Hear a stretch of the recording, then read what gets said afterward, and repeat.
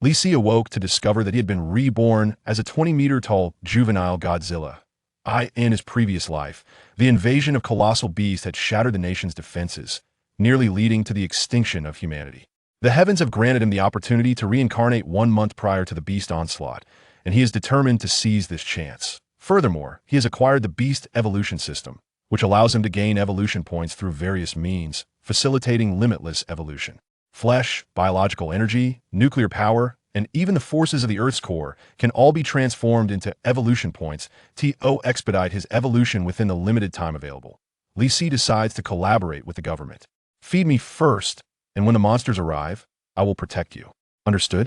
As the state realizes that Li Si is a crucial asset, they initiate a nationwide feeding campaign.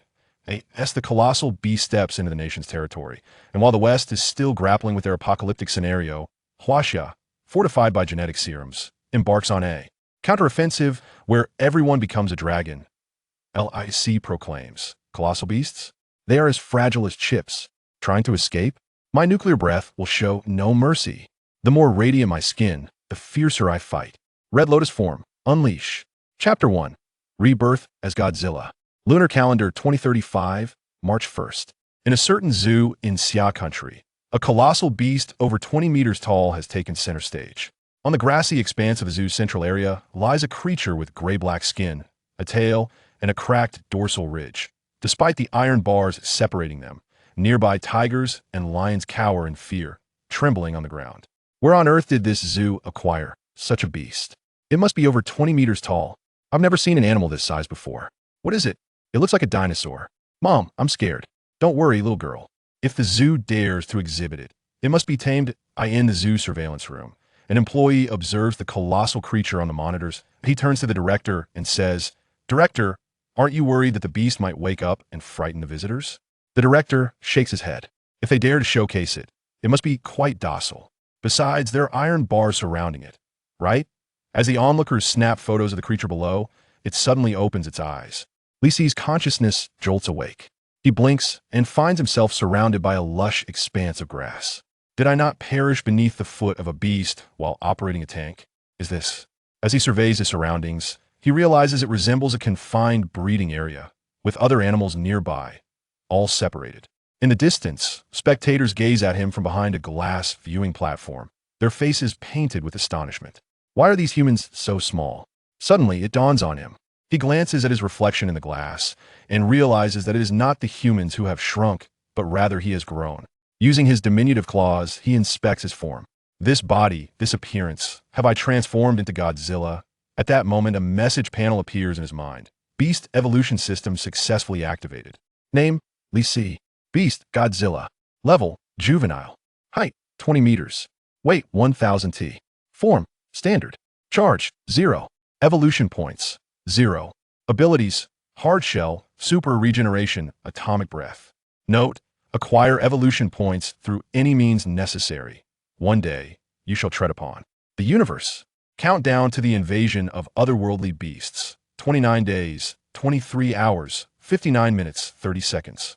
Upon reading the system prompt, Li Si immediately comprehends his situation. He is not merely traversing worlds again. He has been reborn as Godzilla, returning to a month before the beast invasion. Could it be that the system desires me to continually evolve in order to survive the impending onslaught? However, how does one acquire evolution points? He recalls that Godzilla grows stronger by absorbing nuclear energy, yet cinematic portrayals depict Godzilla as an adult. Can a juvenile even absorb nuclear energy? Moreover, with his current physique, if he were to disrupt a nuclear power plant, he would likely be exterminated as a monster. He must first convince the state of his benevolence. Just then, the zoo's feeding device drops 3 slaughtered sheep. The sight of food instantly ignites Li Si's hunger. I feel a bit peckish. Shall I eat? But this appears to be raw.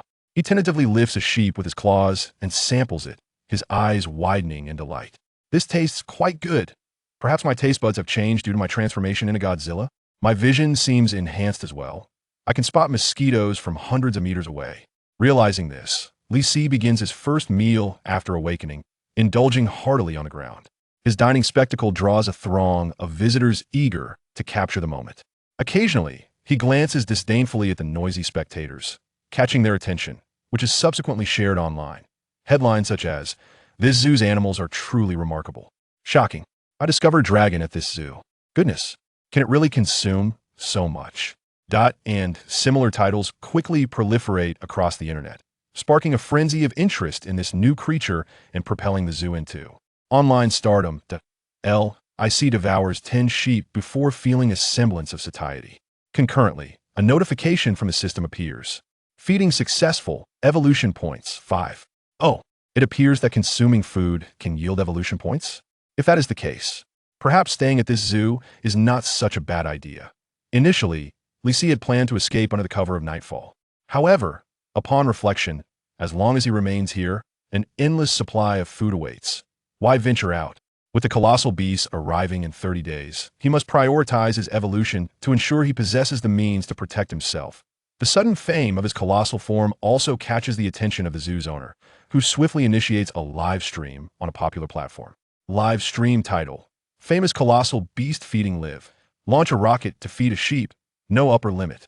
Within moments of the stream's initiation, tens of thousands of viewers flock to the broadcast. The effects of a rocket launching are ceaselessly showcased in the stream. Concurrently, the phenomenon garners the attention of a certain genetic research institute in Xia country.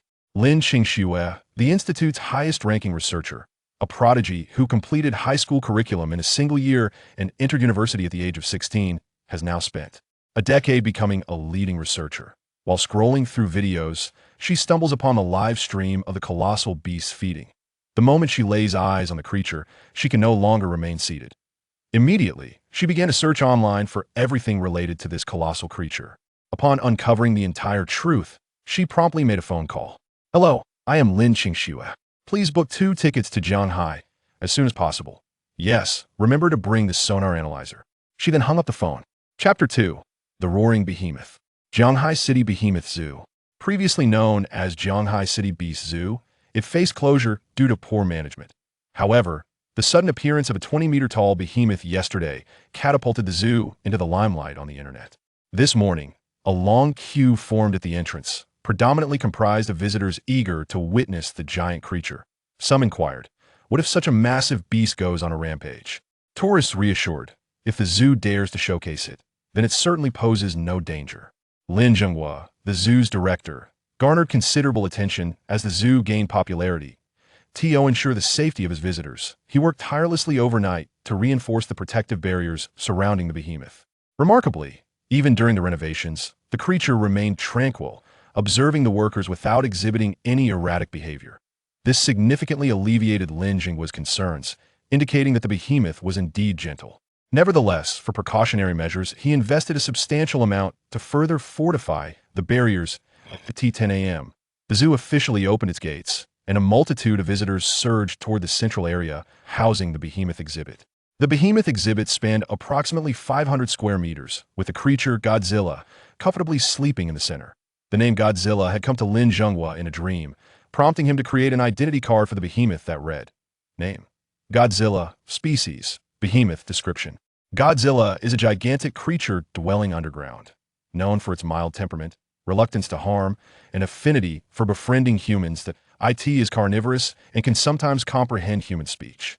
As the zoo opened, the behemoth exhibit became overwhelmingly popular, while other exhibits featuring lions, tigers, and elephants attracted minimal attention. Visitors incessantly snapped photos of the behemoth, though they could only see its back. In a moment of daze, Li Si sensed the commotion around him and opened his eyes. Groggy from slumber, he stretched his neck towards the sky and let out a tremendous roar. The powerful sound reverberated for several kilometers, leaving the visitors outside the exhibit startled, covering their mouths in fear, overwhelmed by a profound sense of dread. However, when the visitors witnessed the behemoth turn to face them, raising a claw in greeting, an exuberant cheer erupted from the crowd. "Wow, it's smiling at me. How majestic! Staff, is it male or female? Look over there, the lion just got scared and wet itself from Godzilla's roar. Wow, this is the true king of beasts. I love its appearance. Quick, take a picture."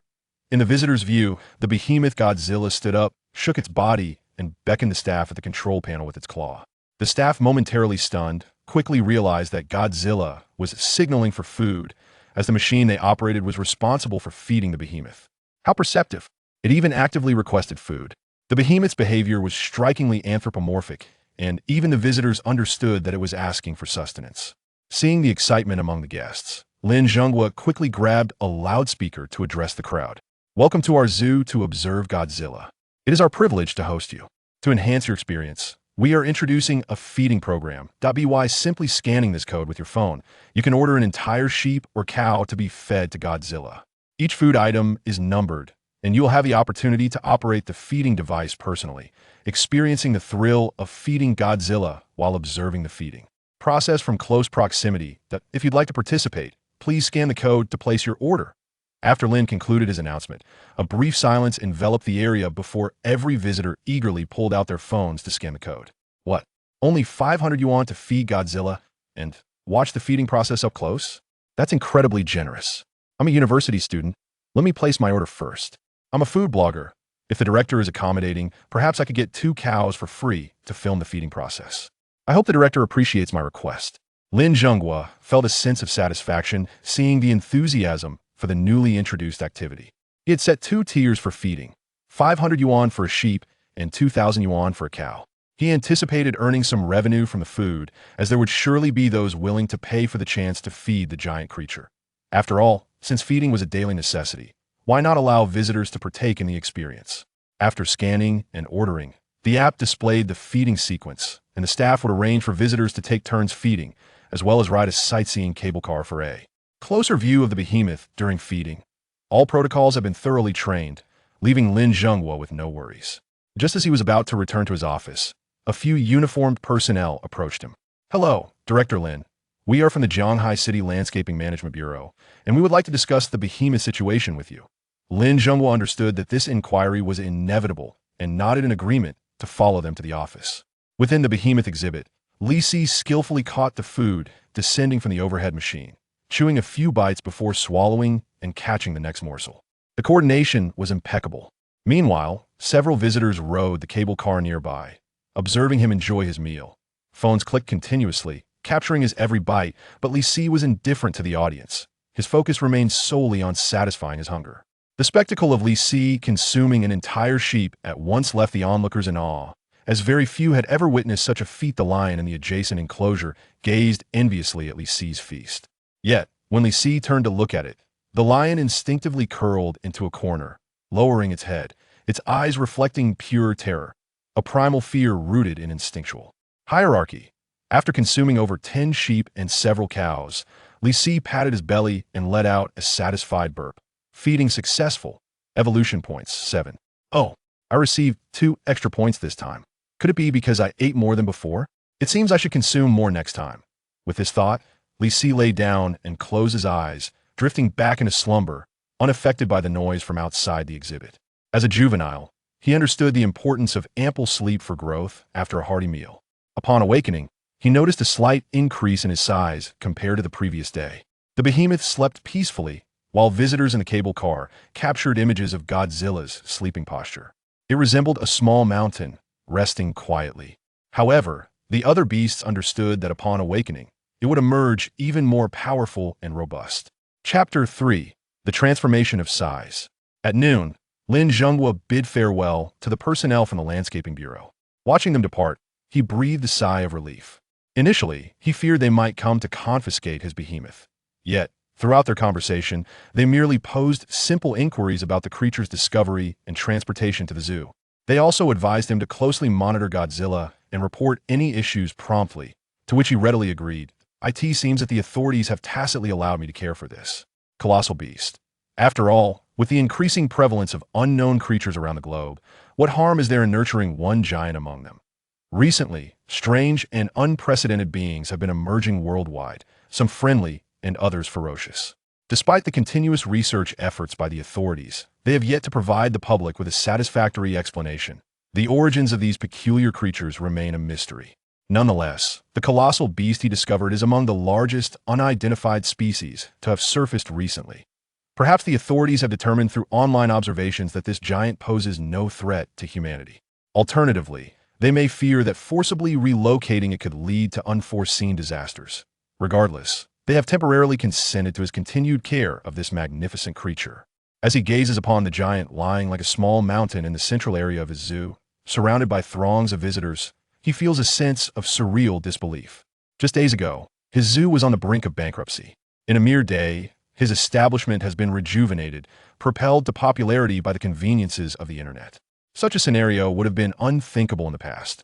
Furthermore, since the zoo's reopening, a surge of videos featuring the colossal beast has emerged online, propelling discussions about Jianghai City's colossal beast zoo to over 200 million mentions, with projections to reach 1 billion in just a few days.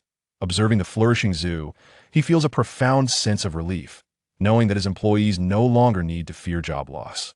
Unbeknownst to Lin Zhenghua, 2 researchers disguised as ordinary visitors have infiltrated his zoo. Sister Qingxua, is that the colossal beast? It truly is enormous. Even lying there exudes an aura of intimidation. How shall we conduct our research? Lin Qingxue surveyed the slumbering giant in the display area and glanced at the nearby visitors. She pondered briefly before turning to the director on the observation deck. Let's return for now. We can come back tonight. Tonight? But the zoo will be closed. Precisely, we plan to close it. We'll bring the sonic analysis device to see if we can discern what species this is. I have a feeling it differs significantly from the other peculiar beings that have appeared recently, like T5 p.m., after devouring 20 sheep and 10 cattle. Li Si accrued an additional 15 evolution points. Including the 7 points from the morning and the 10 from noon, he now boasts a total of 37 evolution points. Name: Li Si. Colossal Beast, Godzilla. Level: Juvenile. Height: 25 meters. Weight: 1500 T. Form: Standard. Charge: 0. Evolution points: 37. Upon inspecting his status panel, Li Si was astonished to find himself now standing at a height of 25 meters. This is splendid. It appears that remaining in this zoo was indeed the right choice, living without worry. If I continue to grow at this rate of 5 meters a day, in 29 days, I shall reach over 100 meters. By then, I must surely be considered an adult, right? He remained oblivious to the exact criteria for adulthood, especially in this parallel world, where the limits of his growth were still unknown. Nevertheless, he resolved to take things one step at a time, focusing on surviving in the zoo and making the most of his circumstances. With this thought, he lay down once more, closing his eyes as the zoo prepared to close for the night. Most of the staff were residents of Jianghai City, with only the director remaining to oversee the premises. The employees typically returned home after their shifts. The nighttime zoo was quiet. The animals had feasted during the day and were now mostly asleep. At 1 a.m., as the surrounding residents slumbered, 2 women stood outside the locked gates. What shall we do, Sister Shui? Lin Qingxue handed the sonic analysis device to her assistant, gazing at the towering gate. She stepped back a few paces, then sprinted forward, effortlessly vaulting over the gate in her assistant's astonished gaze. Throw the analysis device in. Wait for me outside, she instructed. With no other choice, her assistant complied, tossing the device over. Catching it with ease, Lin Qingxue stealthily approached the colossal beast's exhibit area.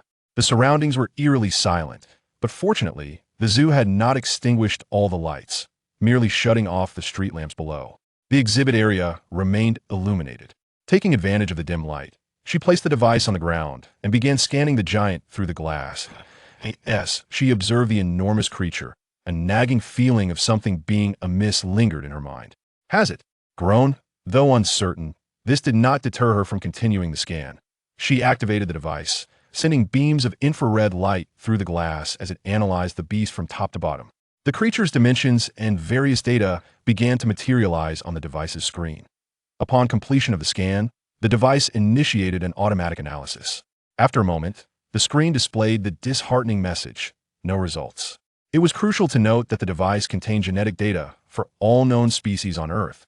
If the genes of this colossal beast bore no resemblance to any known creature, it would signify the emergence of an entirely new species. While over 20 new species had been documented domestically, they all shared some genetic connections. This beast, however, seemed utterly distinct. Where could it possibly originate? As Lin Qingxue diligently scanned the colossal beast, she remained unaware of the pair of glowing blue eyes that had fixated on her from the shadows. Unbeknownst to her, the owner of those eyes was drawing ever closer. Just as she prepared to pick up the sonic analysis device and change her scanning location, the creature's owner lunged toward her. Sensing danger, she deftly sidestepped the attack. However, the creature did not pursue. Instead, it approached her and wagged its tail, Upon recognizing the creature as a large yellow dog, Lin Qingxue quickly crouched down to pat its head. Shoo! De Huang, be quiet. The dog, obedient and seemingly familiar with her, allowed her to pet it without hesitation. At that moment, a calm voice emerged from behind her. Why didn't you say goodbye to your father before heading home? If I hadn't seen you during the day, I wouldn't have known you were back in Shanghai.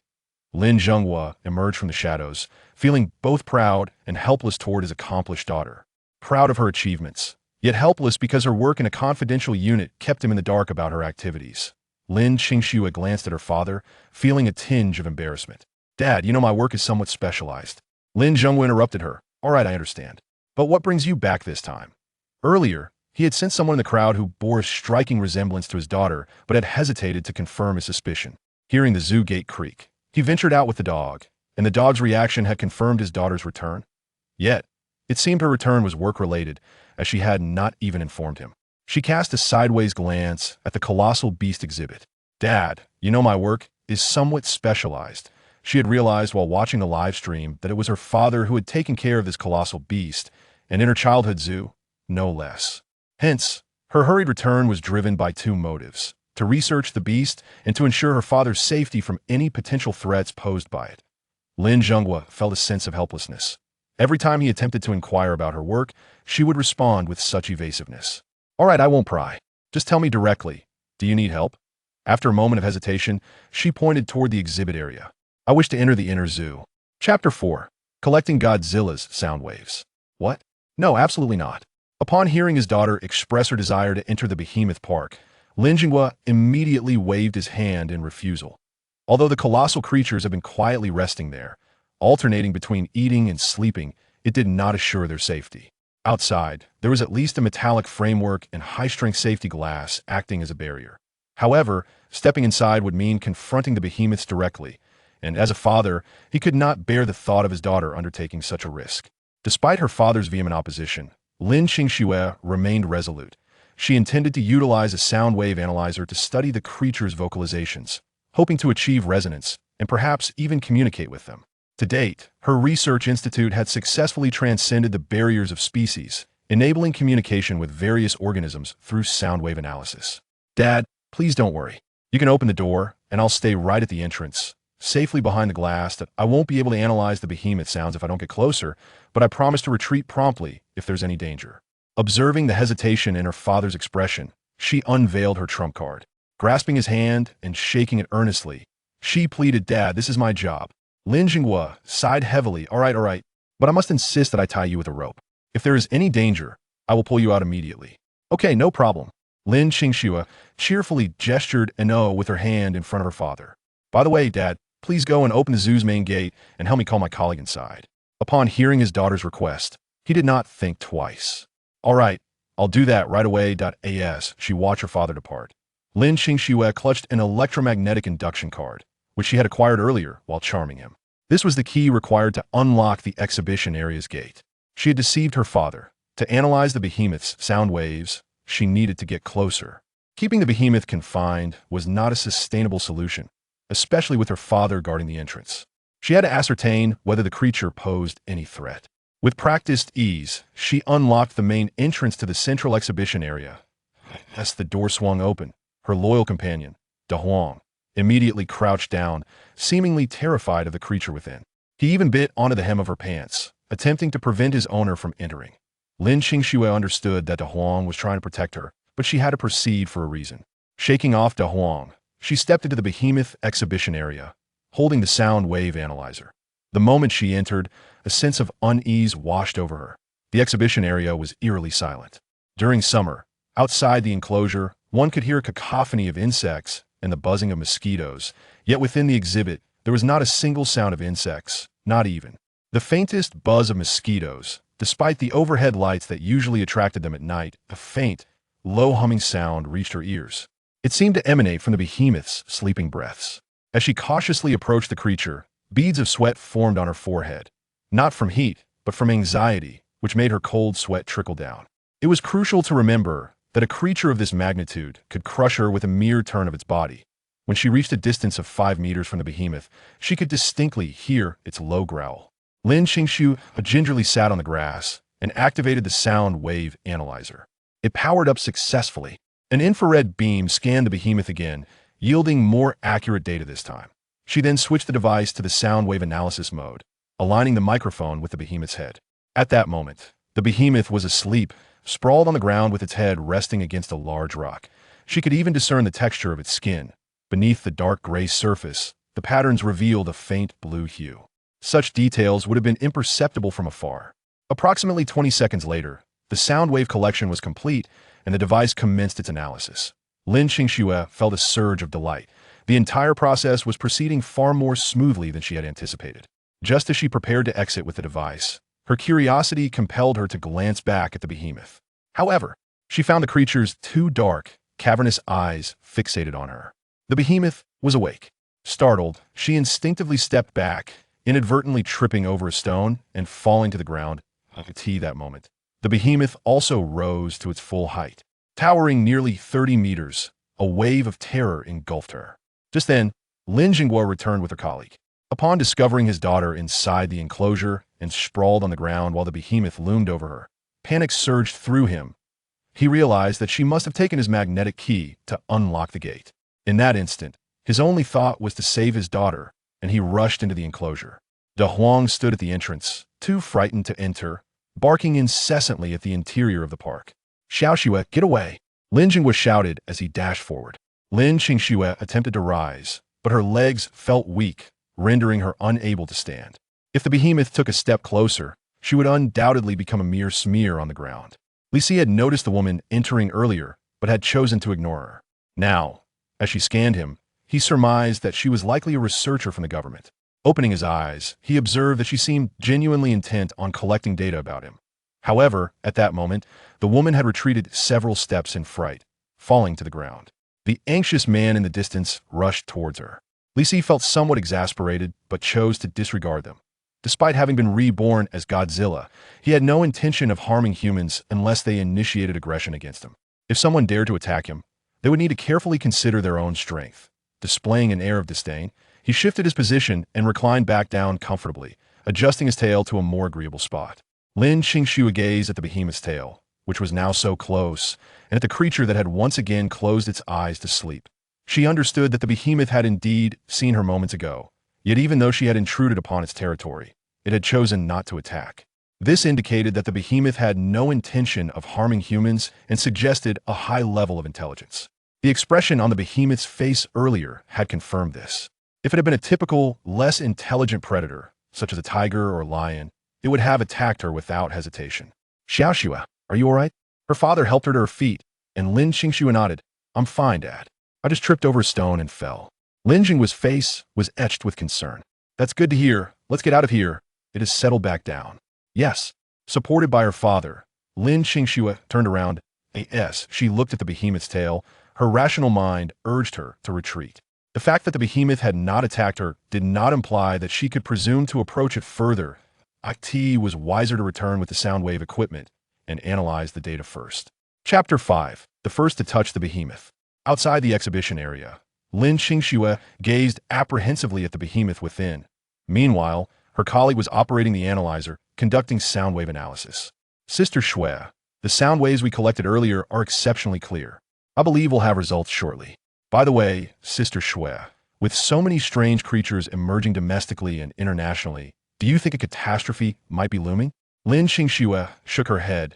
"That's not something we should concern ourselves with. We must focus on the task at hand." That a classmate of mine from the geology department mentioned that a bottomless pit has been discovered in the southern region, where our country borders Diviet. It's estimated to be several dozen meters wide. Do you think these peculiar creatures might have emerged from there? Who knows? Let's send the sound waves back to headquarters for analysis. I'll write a proposal. This behemoth is definitely worthy of further research. All right, Sister Xue. Time passed, and the following morning arrived.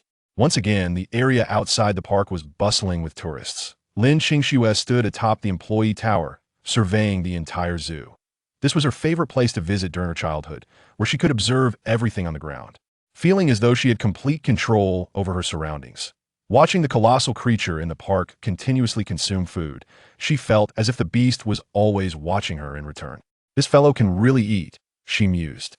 She had counted, and during this meal, The creature devoured 20 sheep and 10 cattle, all of which had been slaughtered and cleaned beforehand. This was just in the morning. How much more would it consume by noon? She felt a pang of sympathy for her father's finances, though fortunately, more than half of the food was funded by the visitors who paid for the experience of feeding the creature. However, when the visitors ceased to contribute and the beast was still hungry, the zoo would resume feeding it. She also observed that the creature possessed remarkable intelligence. When visitors requested it to strike a pose, the beast surprisingly performed a series of actions, such as pointing to the sky, placing its hands on its hips, and crossing its arms, which thrilled the onlookers. This made them more inclined to spend money on tea times. She pondered whether the creature was deliberately being so endearing to elicit people's affection and encourage them to contribute to its feeding. If that were the case, it would imply that the creature's intelligence was comparable to that of an average adult human, which was quite terrifying in a non-human entity. Should this being harbor any intentions of annihilating humanity, it would be a simple task. Nonetheless, through her observations yesterday, she had confirmed that this colossal creature did not seem to harbor any ill will towards humans. Gazing at the creature as it lay down once more, Lin Qingxue quietly remarked, "It has grown taller again today." However, she had already called for reinforcements. Her colleagues would arrive in Shanghai that evening, bringing with them professional analysis equipment for sound waves. By then, they would ascertain whether communication with the beast was possible. The reputation of the creature, Godzilla, had soared to unprecedented heights across the internet, leading to a surge in the tourism industry of Shanghai. The Shanghai Colossal Beast Zoo had also become a highly sought-after destination. Now, the creature was not only a matter of human safety, but also crucial to the economic lifeblood of Shanghai. If the beast were to attack humanity, the tourism industry of Shanghai would be in jeopardy. Conversely, if the creature remained amicable towards humans, Shanghai could become the most popular city for tourism in the nation. The Colossal Beast Zoo would likely become the most renowned zoo in the country. After all, which zoo could boast such a magnificent creature? It was a unique entity worldwide, rarer than even national treasures. Yet, as she observed the ever-growing beast, Lin Qingxue could not shake a sense of unease. At noon, a young girl visitor climbed onto the railing, extending her hand beyond it. "Lala, can I touch you?" Hearing the voice of the little girl, who appeared to be around 5 or 6 years old, the creature, Li Si, paused its eating and stood up. Its towering height of 30 meters instilled a formidable presence, causing a ripple of fear among the surrounding visitors. The girl's mother attempted to pull her away, but the creature showed no intention of approaching, so she refrained from taking her daughter away. In the astonished gaze of the crowd, the colossal beast turned and extended its tail beside the little girl's hand. The girl excitedly reached out to touch it, a scene that left the spectators in awe. This little girl actually touched Godzilla. My goodness, how many people have wanted to touch Godzilla but couldn't? Why is this little girl able to? Wow, Godzilla's gesture is so heartwarming. I swear, I will be a fan for life. The moment of the girl touching the creature's tail was captured by countless cameras and shared online, undoubtedly destined to become another viral sensation. The little girl, understanding the significance of the moment, did not linger long. She merely felt the texture before quickly retracting her hand. Godzilla resumed its seated position and continued eating. After the girl touched the beast, many people gathered around her, inquiring about her experience. Overwhelmed by the attention, the girl clung to her mother's embrace. With gentle reassurances from her mother, the girl finally turned to say, "It was a bit cool and a bit hard." Her description was also recorded, revealing to everyone that Godzilla's skin was indeed cool and firm. Lin Qingxue witnessed the entire episode firsthand. She became increasingly convinced of the creature's remarkable intelligence, perhaps even rivaling that of humans. By 5 p.m., it was time for the zoo to close. Within 30 minutes, all the visitors had departed. Lin Qingxue still stood atop the tower, awaiting the arrival of her colleagues. As for the tickets to the zoo, they had already sold out for the next month in advance, illustrating just how popular Godzilla had become, with everyone eager to experience the thrill of feeding it and witnessing its grandeur. Hoping to be fortunate enough to touch its tail, as she scrolled through videos, she found that out of every 3 clips, 2 were discussing her family's zoo. Some videos had just been released, and she could even spot her own figure in the corner of the footage. Her father's livestream had become the most watched broadcast on a popular platform, with gifts raining down.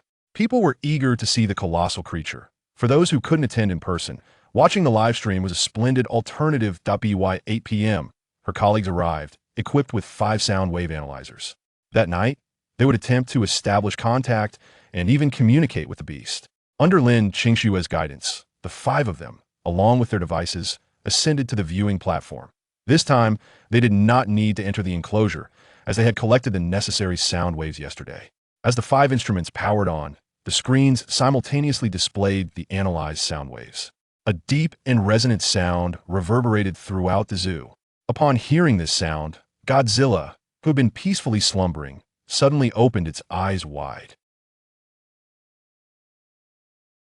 Chapter 6. Spiritual Resonance. Li Si was in slumber when a familiar sound abruptly roused him.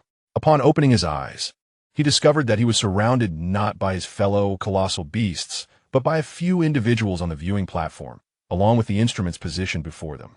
Realizing that the sound had emanated from these devices, Li Si felt a sense of familiarity, yet he could not comprehend the meaning behind it. He approached the platform and fixed his gaze upon the humans, emitting a low growl. The humans became animated, exclaiming their excitement over the apparent success of communication. Stating that he understood them, Li Si found himself at a loss. While he could indeed comprehend human language, he struggled to grasp the meaning of their convoluted expressions. However, after transforming into Godzilla, he found himself unable to articulate human words, resulting in a silent exchange of wide-eyed stares. Lin Qingxue soon recognized that something was amiss. It appeared that the colossal creature had not understood the sounds produced by the instruments. She crouched down, adjusting the settings on the device's screen as she recalled the sounds she had heard the previous night. After her adjustments, she clicked the play button once more. A sharp sound reverberated through the air. This time, Li Si understood. It was the cry of the colossal beasts in distress, signaling a plea for help from their companions.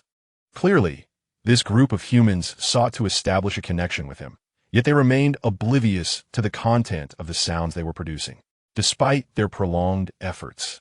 Even with Li Si's cooperation, they were unable to facilitate communication with the colossal beast, only managing to synchronize their sounds. As the clock struck 11:30 p.m., Lin Qingxue sat on the platform, observing the giant creature indulging in a late-night feast. Indeed, the beast was now partaking in a midnight snack, consuming as much as it did during the day. As she continued to watch, her eyelids grew heavy, and she leaned back against the bench, drifting off to sleep. Within the enclosure, after finishing its meal, Li Si received a notification. Feeding successful. Evolution points. 20. Current evolution points. 104. Exceeding 100 evolution points allows for evolution. Li Si was taken aback. Could he evolve? Having been reborn for 3 days, during which he had merely eaten and slept, he had grown to a height of 35 meters. Now, the moment had arrived. He could finally evolve. It seemed that accumulating a sufficient number of evolution points was a prerequisite for this transformation. Without further hesitation, Li Si commenced his evolution. Evolution in progress. Evolution in progress. Evolution in progress. The commotion within the enclosure roused the slumbering Lin Qingxue, who beheld the colossal Godzilla suddenly emanating a blue glow. Its body began to grow at a visible rate, astonishing even her, despite her familiarity with various creatures. 10 minutes later, the blue light dissipated from Godzilla's form, which had now reached an impressive height of 50 meters. In just 10 minutes, it had grown an additional 15 meters. Lin Qingxue was certain that with Godzilla's current stature, it could easily exit the enclosure. The question was whether it would choose to do so. In its present form, the fortified structures and safety glass appeared as fragile as paper before it. To her surprise, however, the giant beast opted to sit back down. Li Si examined the panel. Name: Li Si Beast, Godzilla. Level: Juvenile. Height: 50 meters. Weight: 10,000 T. Form: Standard Charge. 0 evolution points for abilities: Hardshell, Super Healing. Spiritual Resonance. Atomic Breath. Spiritual Resonance. You can bind a non-similar creature for a brief period of spiritual resonance, allowing both to gain insight into each other's mental space. Countdown to the invasion of otherworldly beasts. 26 days, 12 hours, 55 minutes, 30 seconds. Ah, what a remarkable ability. To his astonishment, this evolution had granted him a new power. Although still at the juvenile level, Li Si could already sense the immense strength coursing through his being, magnified beyond measure. He speculated that the next evolution would usher him into adulthood. Yet, he remained puzzled about the purpose of the charge value, which he had not utilized over the past few days.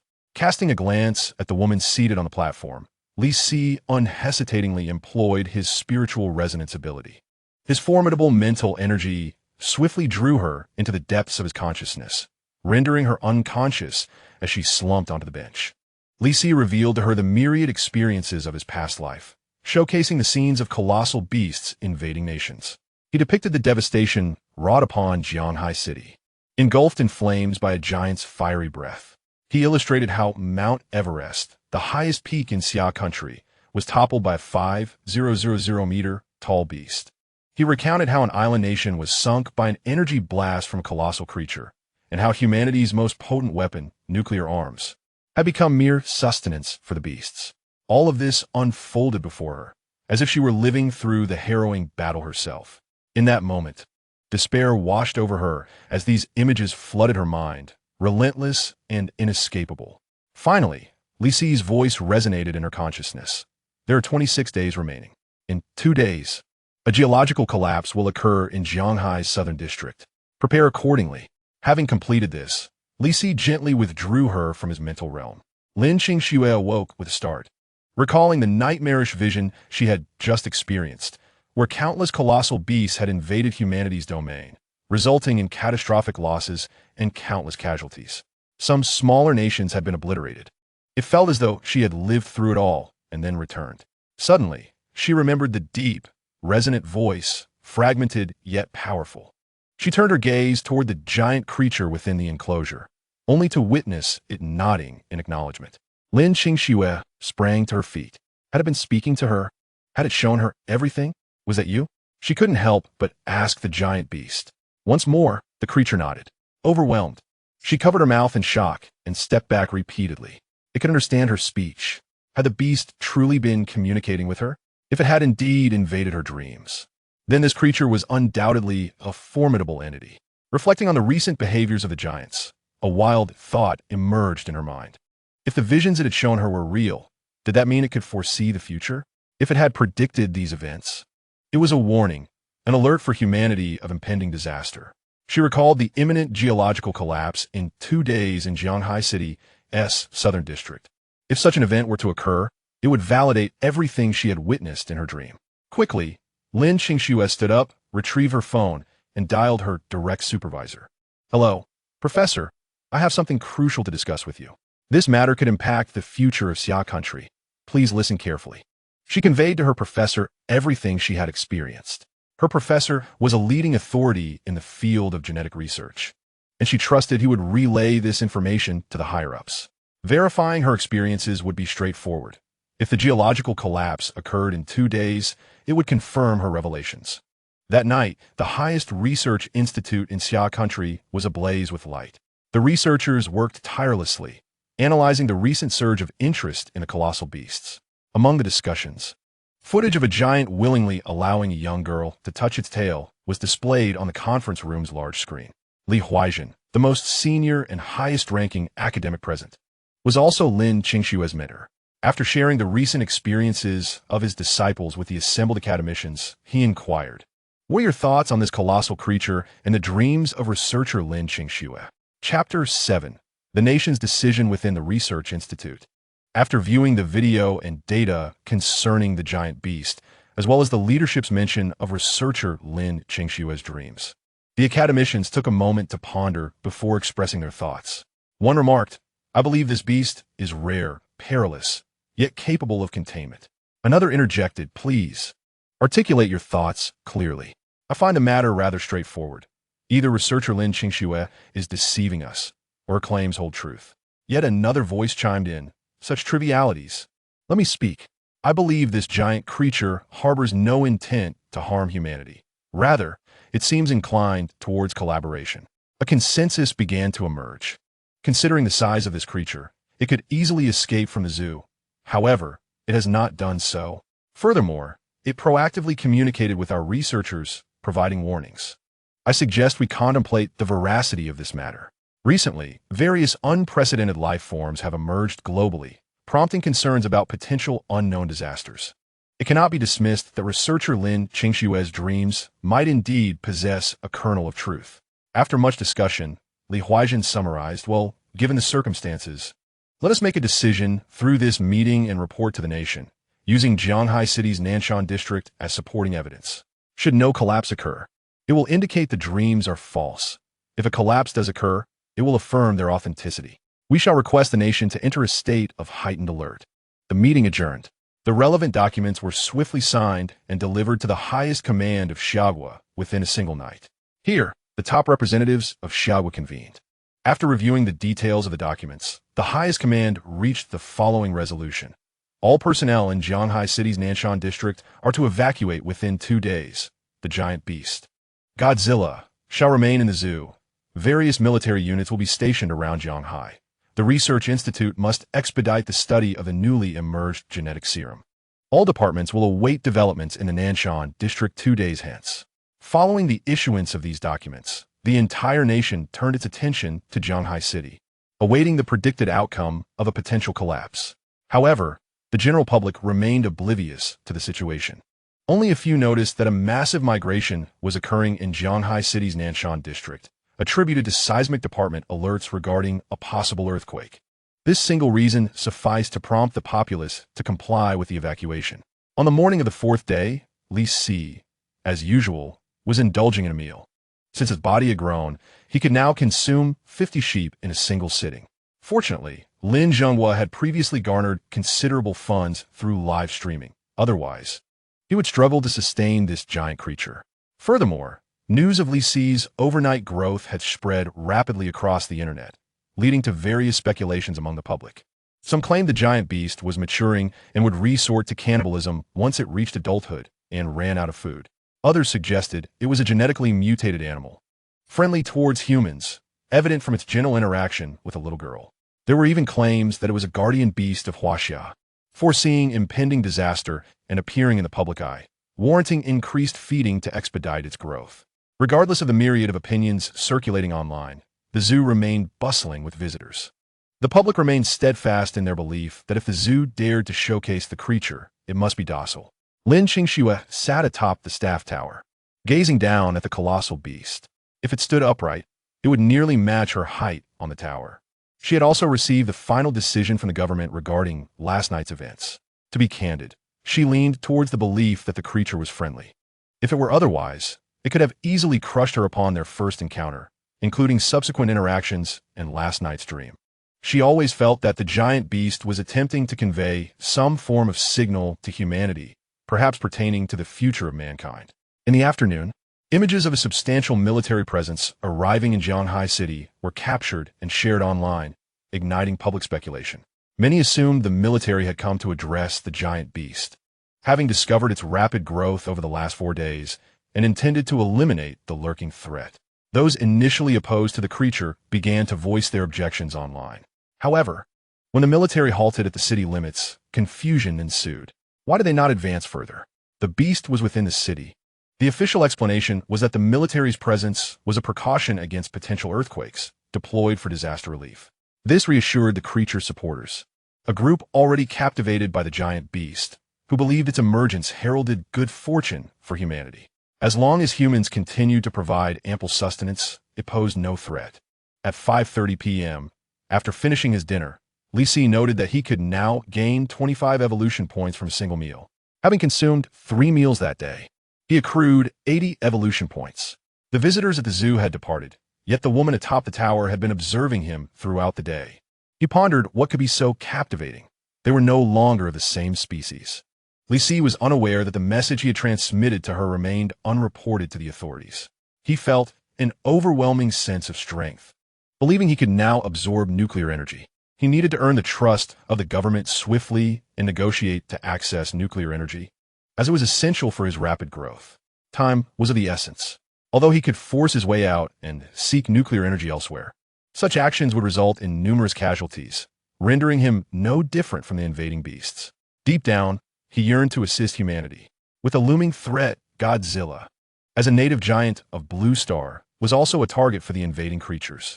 The enemy of my enemy is my friend. As long as humanity refrained from hostility, cooperation could lead to mutual benefit. Provide me with resources to grow, and once I am strong enough, I will aid you in exterminating the invading beasts. Is that not a favorable arrangement? In his previous life, Li Si had witnessed the native giants of Blue Star combating the invading beasts. According to official accounts, these native giants resided in the Earth's core, albeit in limited numbers and with scarce resources. Even in adulthood, they rarely exceeded 100 meters, rendering them no match for the invading creatures. It was noted that even the highest peak of Blue Star had been toppled by invading giants, underscoring their formidable power and size. In his past life, he had never even glimpsed a native giant, as they had all been exterminated. Had he not been reborn into the body of this young Godzilla, it was likely that this juvenile giant would soon meet the same fate at the hands of the invading beasts. Thus, upon acquiring the ability for mental resonance, Li Si promptly reached out to the woman before him, hoping she would relay the imagery he had shared to the government. If he could substantiate his claims, cooperation with the state would be possible. Li Si stood tall, his head now nearly level with Lin Qingxue atop the tower, observing the giant beast rise. Lin Qingxue felt no fear. Instead, she seemed to sense that the creature had something significant to convey. She gazed into its deep, dark eyes and inquired, "What is it?" Chapter 8. The Nantaman operation commences. Li Si pointed towards the area outside the zoo with his claw. His forelimbs had lengthened significantly after his recent evolution, becoming much stronger. With the next evolution, they should grow even longer. L'un Kangsu understood Li Si's intention. You wish to go outside? Wait a moment. I have already reported last night's events. The government has made a decision, and if what you say is true, they will seek to understand the specifics from you. Please wait for another day. By then, I will apply for your permission to go out. With your current size, living in the city is quite inconvenient. After considering the woman's words, Li Si nodded in agreement. Lin Qingsheng, upon seeing Godzilla nod, confirmed her previous speculation. This colossal creature indeed possesses an extraordinarily high intelligence and does not wish to be adversarial towards humanity, at least not toward Huaxia. With this thought in mind, she cautiously asked, may I touch you?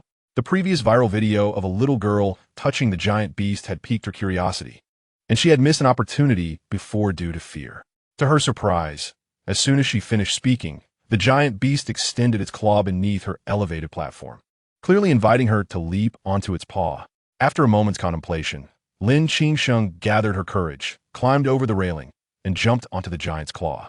A colleague who had just emerged witnessed this scene and promptly informed others. Even Lin Zhenghua saw the spectacle. However, this time he was not in a frantic panic fearing for his daughter's safety.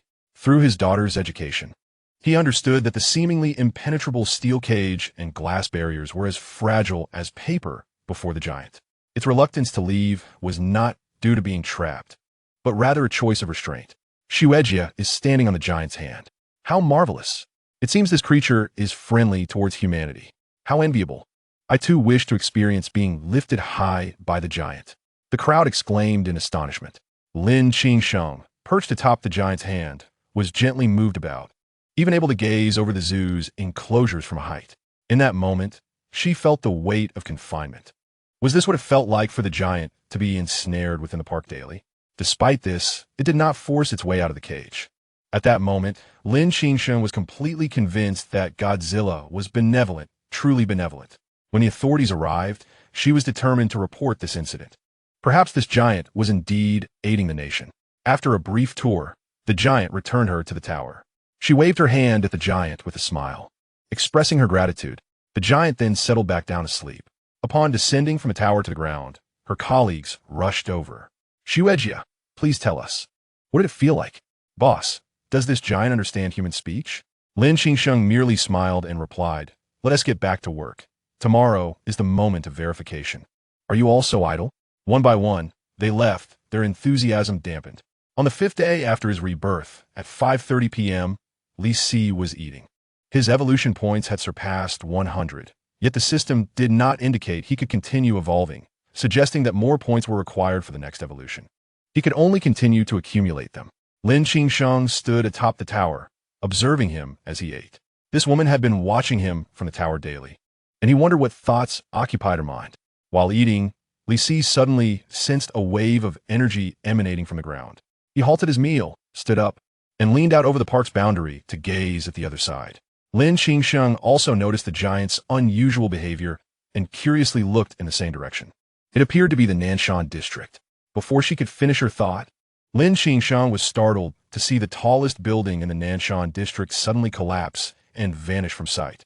Shocked, she stared in disbelief. Could it be a geological collapse?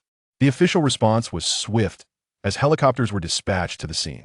Within the temporary military command center of Jianghai City, several high-ranking military officials stared at the images relayed from the helicopters, showing an unfathomably deep pit, rendered speechless by astonishment. This pit was approximately over 100 meters in diameter, larger than those discovered at the border with Daiyue. Quickly, fires several illumination flares into the pit. The helicopters promptly launched 2 flares upon receiving orders. The interior of the pit became visible. The walls were uneven, revealing what appeared to be normal soil layers. As the flares descended, a bizarre creature gradually came into view at the bottom of the pit. There was something down there. However, as the flares extinguished, only faint glimmers remained visible, and the bottom of the pit remained elusive, resembling an abyss until the light completely vanished. The interior was once again enveloped in darkness. At this point, people realized that the strange, new creatures appearing worldwide had emerged from these pits. Previously, when the pits appeared, humanity had been oblivious, only discovering the creatures once they had emerged. Fortunately, this time, Xiagua had made early preparations, swiftly evacuating the populace and promptly identifying the pit, confirming the situation. It seemed that the credit for this accomplishment rested on the shoulders of the now viral giant, Godzilla. What are your thoughts? Asked the highest-ranking military official in the command room. The officers below immediately voiced their opinions. I believe we should eliminate those creatures while they are still within the pit to prevent them from causing harm once they emerge. I think we can confirm that Godzilla is a partner to humanity. If the researcher's dream holds any truth, humanity's future could be perilous. Preparations should be made soon. It was almost certain that the authenticity of the researcher's dream could be established. Even if not definitively proven, it could be concluded that the giant was friendly towards humanity. Discussions about the creatures within the pit continued, with many agreeing on the impending danger and expressing trust in Godzilla. After concluding their discussions, the highest military leader contacted leaders from other departments, jointly deciding to implement the following measures. From now on, the nation would enter a state of high alert. The National Arm Plan would be initiated, and research on genetic agents would be accelerated. The Nanchaman operation would officially commence. Agreed. Agreed. While leaders were still engaged in a virtual meeting, an unusual sight appeared in the footage transmitted from the helicopters. The pilot exclaimed, "They are coming out. They are coming out." Chapter 9. Preparing to relocate the crowd watched the live broadcast. Within the footage, creatures the size of wolves emerged from the cave. Though small in stature, they were hairless, hunched, and eyeless, continuously spreading outward. The helicopter pilot panicked, having never witnessed such a scenario before. Moreover, the military had not established any barriers or obstacles in the Nanshan district to counter this sudden occurrence, as they had never anticipated a geological collapse or the emergence of creatures from the pit. Previous newly emerged creatures had not exhibited such aggression towards humanity. This was an anomaly. Now, as these creatures spread further, it posed a danger. If they were to escape the Nanshan district, it would spell trouble. However, it was too late to deploy forces. This chaos stemmed from the military's oversight. If these creatures harmed civilians, they would bear an enormous and inescapable burden of responsibility. The predicament arose from their lack of foresight. Despite being warned by the colossal creature about potential collapses, they naively assumed it would merely result in a fall. Their preemptive measures amounted to nothing more than evacuating the populace, without delving into deeper considerations. The highest-ranking military leader, trembling as he clutched the microphone, bellowed, "All helicopters mobilize! Intercept these monsters!" He was painfully aware that it was too late to act, yet he felt compelled to minimize losses. Leaning weakly against the conference table, he was consumed by regret at the thought of innocent lives lost due to his decisions, wishing fervently to be at the forefront of danger, to be the first to perish. However, as he hung his head in despair, a magnificent roar resonated from outside the window. Simultaneously, the live broadcast echoed the same fearsome cry. Soon after, the helicopter pilot's voice crackled through the intercom, filled with astonishment. "They've retreated. They truly have retreated." Upon hearing this, he lifted his gaze to the live feed. The creatures, once charging outward, were now hastily retreating, their bodies trembling. Some even pressed against the walls of the streets. Ultimately, all the creatures that had emerged scurried back to their original deep pits, resembling frightened rodents. This scene was not only witnessed by those in the military command center, but also by everyone participating in the online conference. As the creatures retreated, a collective sigh of relief swept through the military command room. Thankfully, there were no casualties. At that moment, recalling the earlier roar, the military leader excitedly inquired through the intercom, "Where did that roar come from?"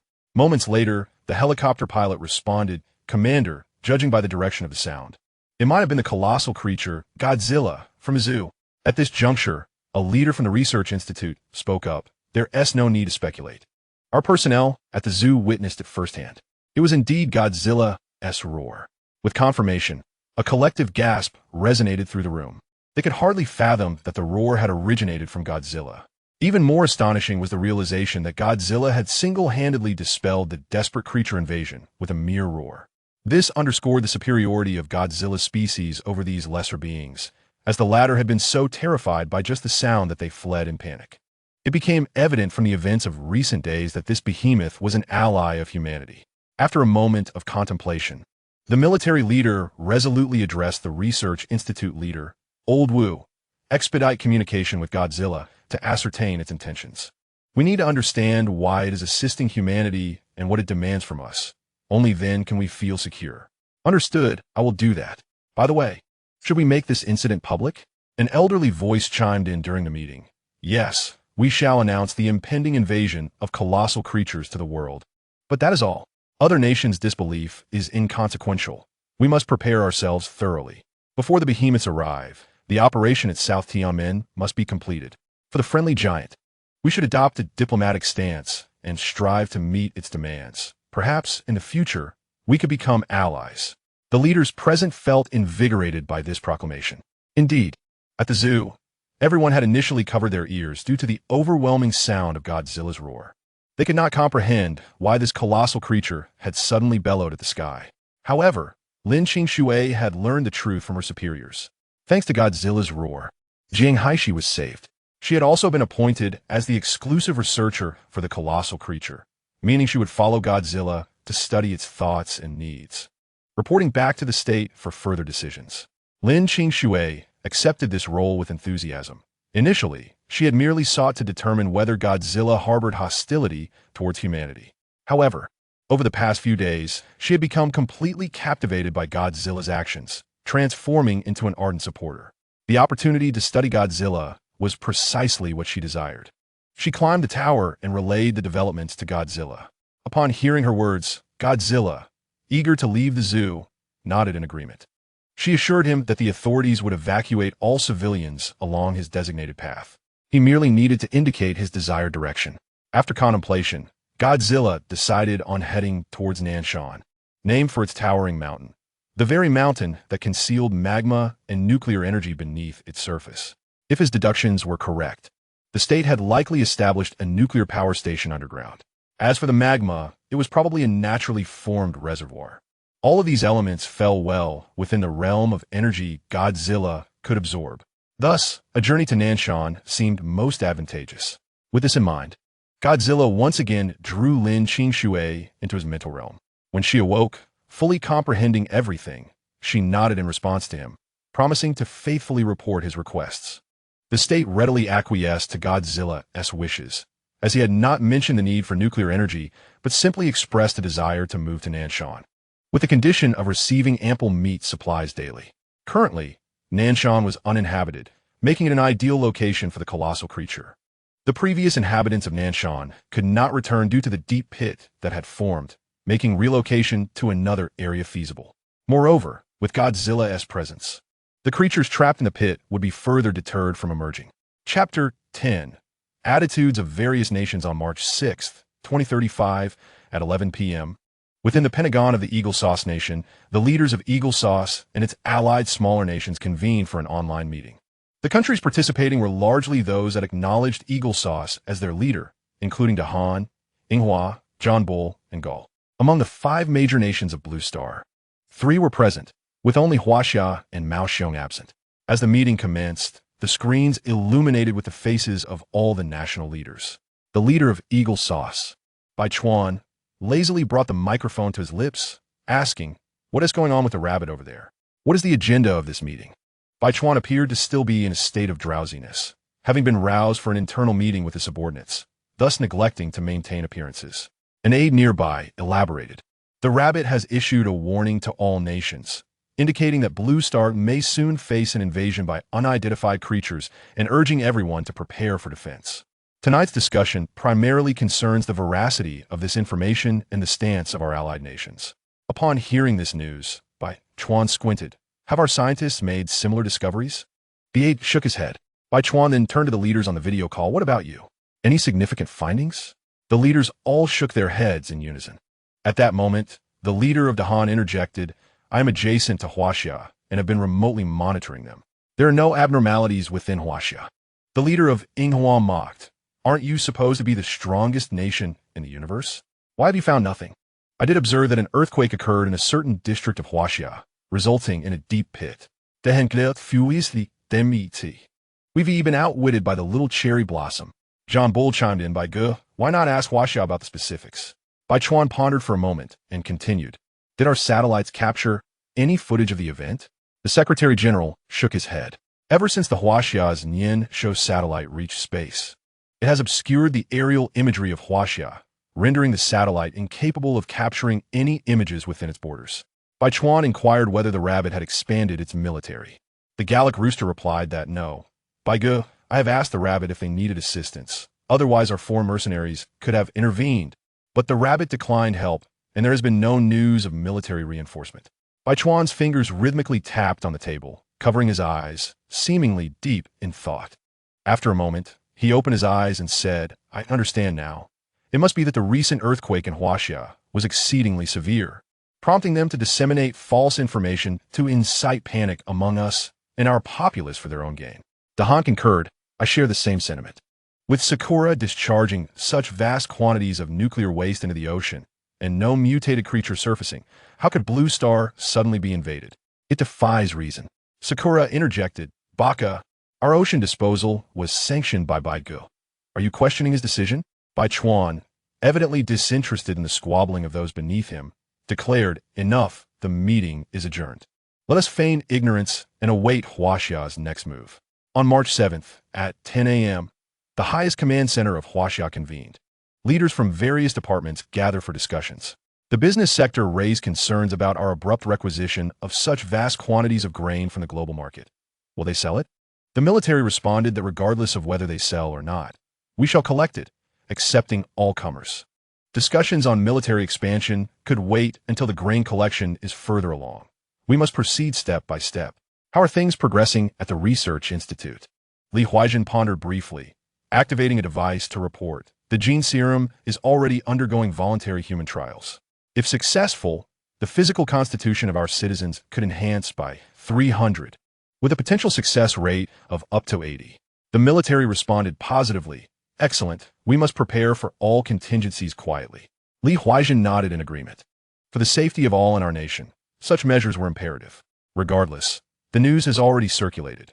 Whether believed or not, they cannot guarantee the safety of all humanity. We can only strive to ensure the safety of our own citizens. Li Huaijin requested permission for researcher Lin Qingshu to join the meeting remotely, as she possesses the most knowledge regarding Godzilla and has some updates to share. The military agreed, as did the political and business sectors. Shortly thereafter, the screen flickered, and Lin Qingshu's image appeared on the large screen, still situated in a separate room, as was necessary for attending such a high-level meeting, where confidentiality is paramount. Upon the video connection being established, Lin Qingshu commenced her report. "Esteemed leaders, I will now provide an update regarding Godzilla. It has successfully relocated to the Nanshan district, causing no casualties during the transition, and only a few buildings have collapsed, with economic losses being negligible. On the first day of Godzilla's appearance, I encountered it, granting me significant authority in assessing its safety. I personally believe it to be safe, yet I feel it should not be imprisoned. After all, even a tiger will resist confinement, let alone this 60-meter behemoth. We ought not to treat it as a ferocious beast." The political sector queried, "Then how should we regard it?" Lin Qingshu responded, as a partner, as a companion of our Xi'an nation in the fight against the impending invasion of colossal creatures. I even believe it may serve as our trump card against these giants in the future. The military intrigue asked, "Oh, what leads you to this conclusion? Do you believe these so-called giants can withstand nuclear weapons?" Upon hearing this from the military leaders, Lin Qingshu stifled a laugh, fearing her lower rank might invoke reprimand. Nuclear weapons against giants? If the giants are indeed as they appeared in her first dream, then nuclear weapons would merely constitute sustenance for them. All forms of conventional weaponry would simply serve as nourishment for these titans. In such a scenario, mechs and cold weapons would be the primary means to vanquish them. Only by cleaving and severing the giants could they be defeated. However, tanks and bombs cannot directly obliterate such creatures. Thus, it is most fitting for giants to combat giants. With this thought, Lin Qingshu replied, "Leaders, you may not be aware that in the dreams I experienced, nuclear weapons were merely sustenance for the giants, with some capable of residing for extended periods within subterranean magma, absorbing energy from it to evolve. Only giants can effectively counter giants. Perhaps we could expend vast amounts of ammunition to slay one, but when the second, third, or even 40th giant emerges, I ask, do we possess sufficient ammunition?" Chapter 11. Godzilla's companionship. Lin Qingshu's words rendered the leaders present silent. Indeed, even if your nuclear weapons could destroy a giant, they would still damage the environment. When the land is dotted with nuclear craters, where will humanity reside? Not to mention that some giants can absorb nuclear energy. The business sector asked, "What should we do then?" Lin Qingshu responded, "As I mentioned, we must treat Godzilla as a partner of Huaxia.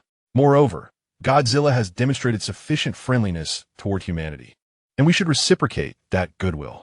Godzilla has clearly communicated to me that if we provide ample resources now, it will collaborate with us against the invading giants as it matures." The military expressed concern. "So our nation will be entrusted to a giant?" Li Weizhen interjecta.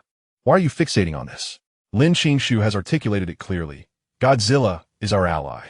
Furthermore, do you think our research institute has been developing genetic agents for no reason? If we provide Godzilla with sufficient resources now, we will have ample time to research genetic agents, an advantage no other country possesses. So why does it become a matter of complete reliance on Godzilla, in your words?" The military stated, "I simply believe we cannot place the lives of the entire populace in the hands of a single giant." The business sector concurred with the research institute's perspective, advocating for the nurturing of Godzilla as a partner. The political sector echoed the sentiment. Lin Qingshu added, "Oh, esteemed leaders, I forgot to mention the resources required by Godzilla include a nuclear reactor." The attendees exchanged glances. If it were merely flesh, they would have no objections. But the prospect of a nuclear reactor warranted contemplation. The military affirmed, agreed. Other departments looked towards the military. "Just moments ago, you were hesitant. Why the sudden agreement?" The military leaders regarded them curiously, asking, "Why are you looking at me? If it is a partner, then we should extend it the finest hospitality. When friends arrive, we offer fine wine. When wolves come, we present firearms." This has always been the military's philosophy. With the military leading the charge, other departments quickly concurred. Thus, the discussions regarding Godzilla reached a conclusion. All of Godzilla's needs would be met.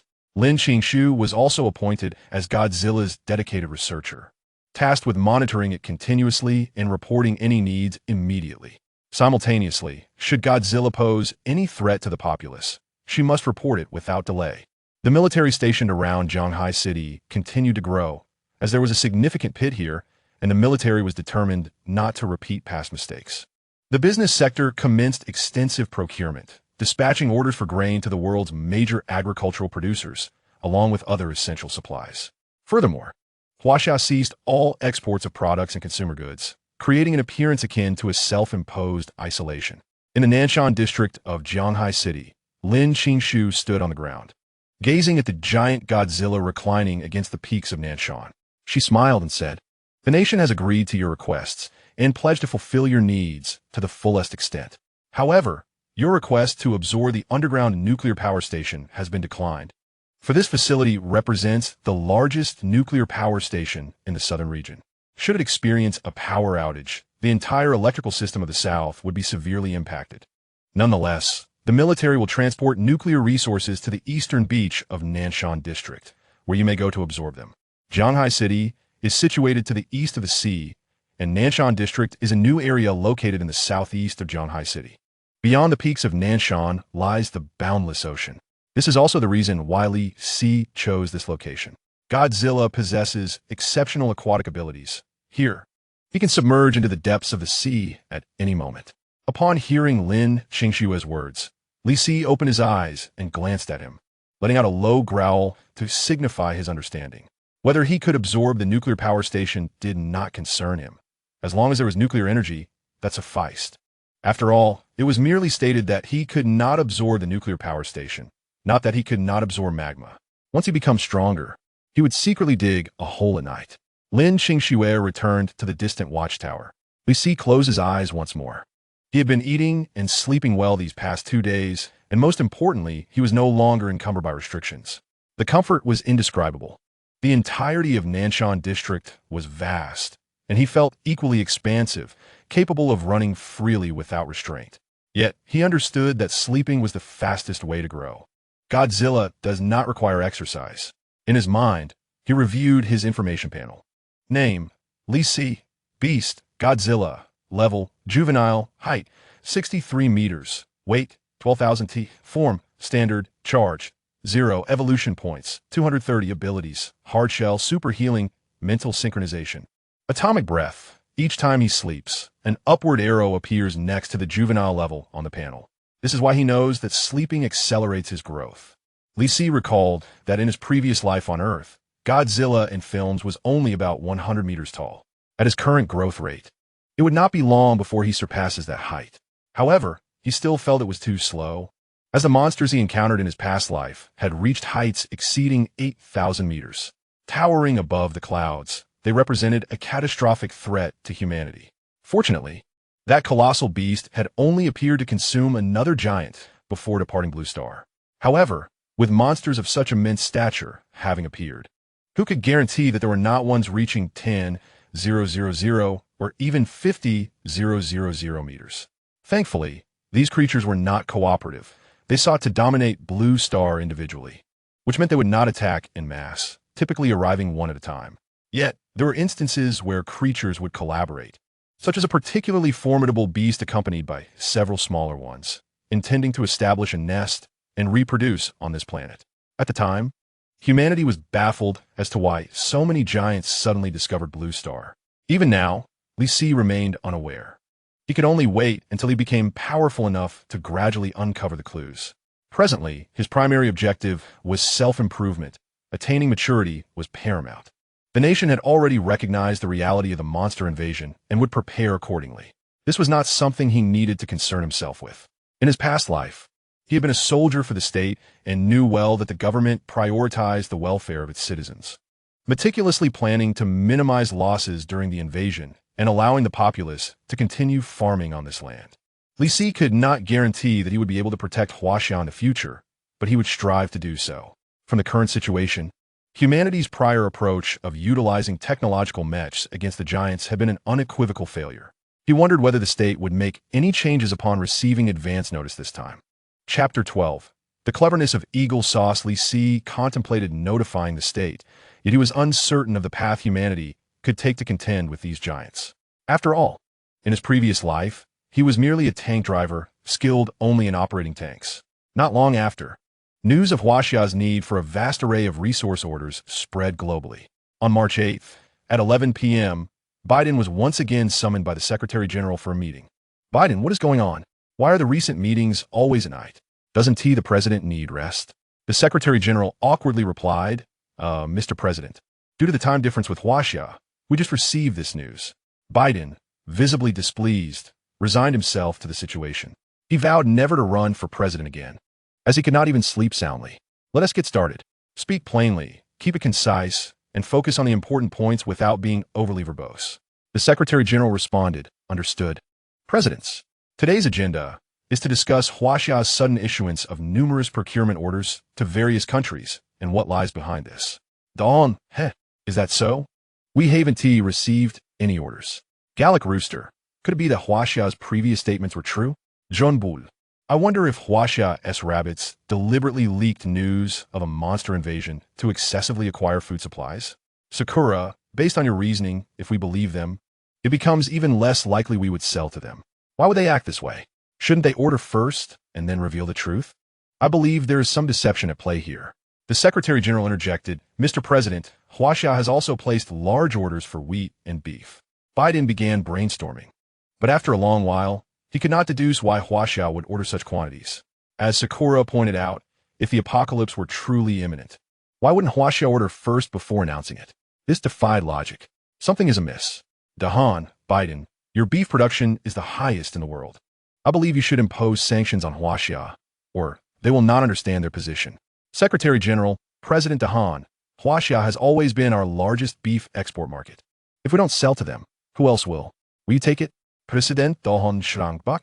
Pondering how his population of merely several million could consume such vast amounts of beef. Dahan, if we don't sell to Huaxia, we can sell to other countries.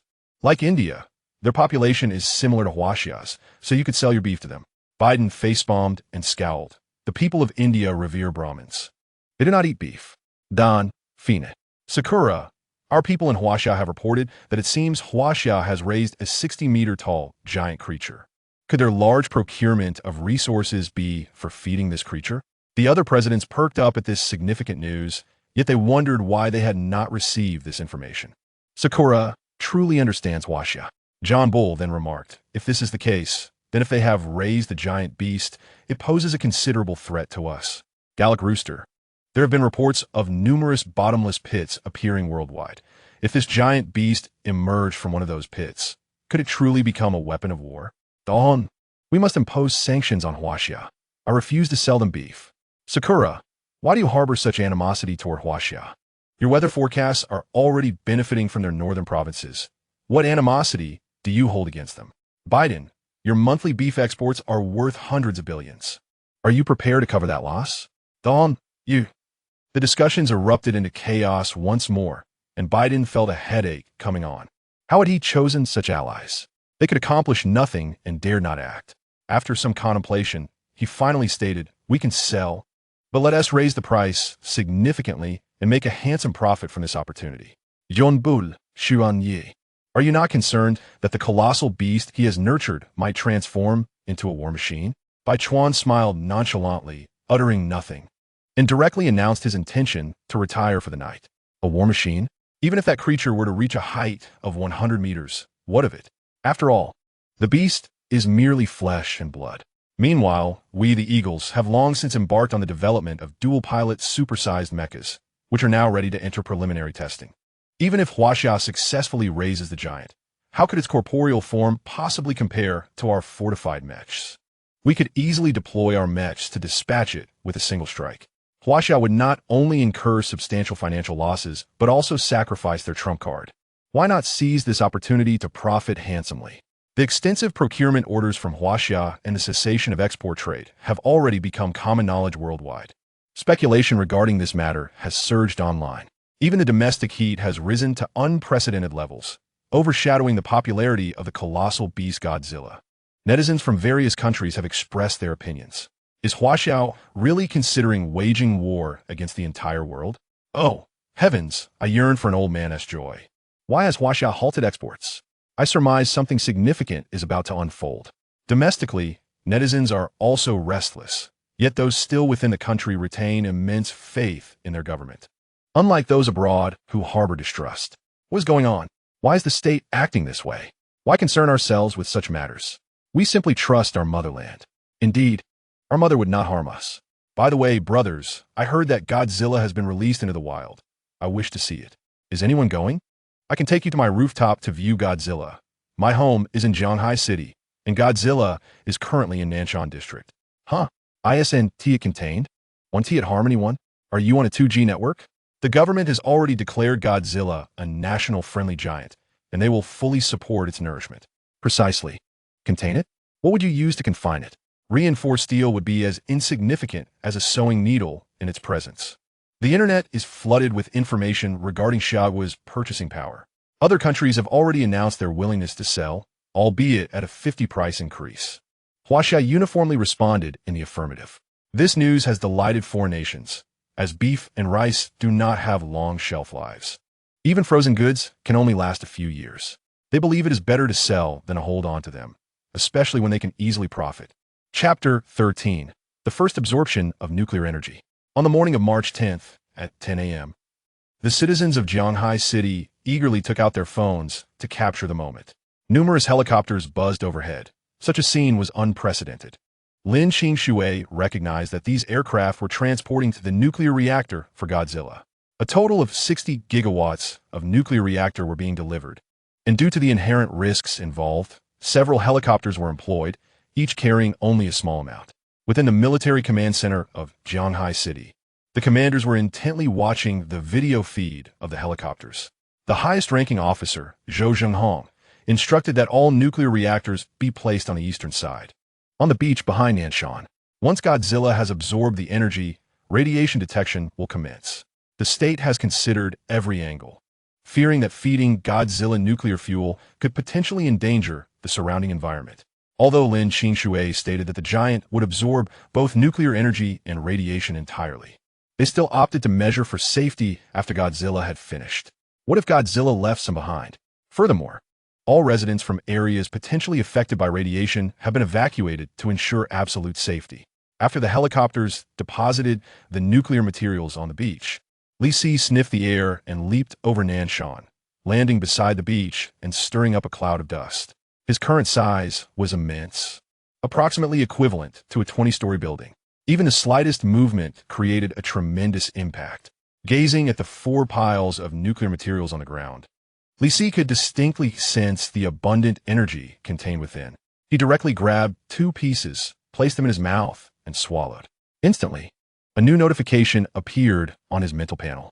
Consumption of nuclear energy, evolution points, 150. Astonishingly, the evolution points gained from nuclear energy far exceeded those from ordinary food.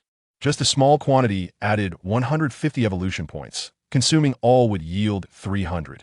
Remarkable indeed. After ingesting the nuclear materials, Li Si felt a warm sensation in his abdomen. He could clearly sense the rapid reactions occurring within him. His dorsal fins sparkled with blue light, resembling a dazzling display. It was no wonder they refer to Godzilla as possessing a stomach akin to a nuclear reactor. The name is well-deserved. After consuming another 2 pieces of nuclear material, the reactions in his belly intensified. However, Li Si still merely felt a warm sensation, which had no adverse effects on him. About 30 minutes later, he began to feel an increase in internal energy. Clearly, the nuclear energy was beginning to be absorbed, yet why did he feel somewhat drowsy? Was he meant to sleep while absorbing it? Li Si was uncertain, but he could no longer resist the fatigue. He leaned against the peak of Nanshan, facing the sea, and closed his eyes. As he drifted into slumber, the military received word that Godzilla had fallen asleep and requested the deployment of a radiation detector. Approval granted. With a loud bang, a radiation detection device tethered by a rope was launched from the helicopter and landed beside Li Si. Minutes later, the rope began to retract. The military command center awaited the results anxiously. If radiation leakage were detected, future feeding of Godzilla would require heightened caution. Conversely, if no radiation were found, future feedings would be much less worrisome regarding environmental contamination. The rope, along with the radiation detector, was reeled back in the helicopter, where military personnel began transmitting the data back to the command center. Within moments, the command center received the notification. Radiation detection value, 0 SV. Everyone was taken aback. 0? They initially anticipated some residual radiation, but that it would not impact the environment. However, a result of 0 was entirely unexpected. Simultaneously, the military personnel breathed a sigh of relief. After all, the responsibility of feeding Godzilla fell entirely upon the military, and now Godzilla's diet was becoming increasingly diverse, evolving from beef and lamb to nuclear energy. Would it eventually consume electrical energy as well? How much energy would that require? The military personnel were hesitant to speculate further. While the military monitored Godzilla, the official live stream began broadcasting footage of the creature. Since the state intended to cultivate Godzilla as a partner, it was essential for the public to develop a favorable impression of it. Historically, Godzilla had been perceived positively by the public. It was not harmful and was regarded as a kind-hearted giant. However, official recognition had been lacking until now. By broadcasting Godzilla's footage, the government indirectly acknowledged it, akin to an official announcement proclaiming Godzilla's friendliness and urging the public not to harbor misconceptions. After all, the authorities were wary. Should they provoke Godzilla, it could spell disaster for the nation and result in the loss of a powerful ally. As the live stream commenced, an overwhelming influx of viewers surged into the channel, reaching tens of millions in less than 10 minutes. This platform, developed by the authorities themselves, featured a singular host, Godzilla. Yesong, fight, is Yesong sleeping. This revelation astonished many, as a certain streamer garnered millions merely by broadcasting their slumber. Wow, Godzilla has grown even larger and more majestic. Perhaps a slight elongation of those tiny claws would be beneficial, and a trim of the nails would suffice for convenience. To the poster above, I suspect you're driving, though I lack evidence. The livestream merely provides a venue for spectators to witness Godzilla, particularly since he currently resides in Nanshan District, an area where human presence is strictly prohibited. Numerous individuals, perched atop the high-rise buildings bordering Nanshan, are scanning the area with telescopes in search of Godzilla as presence.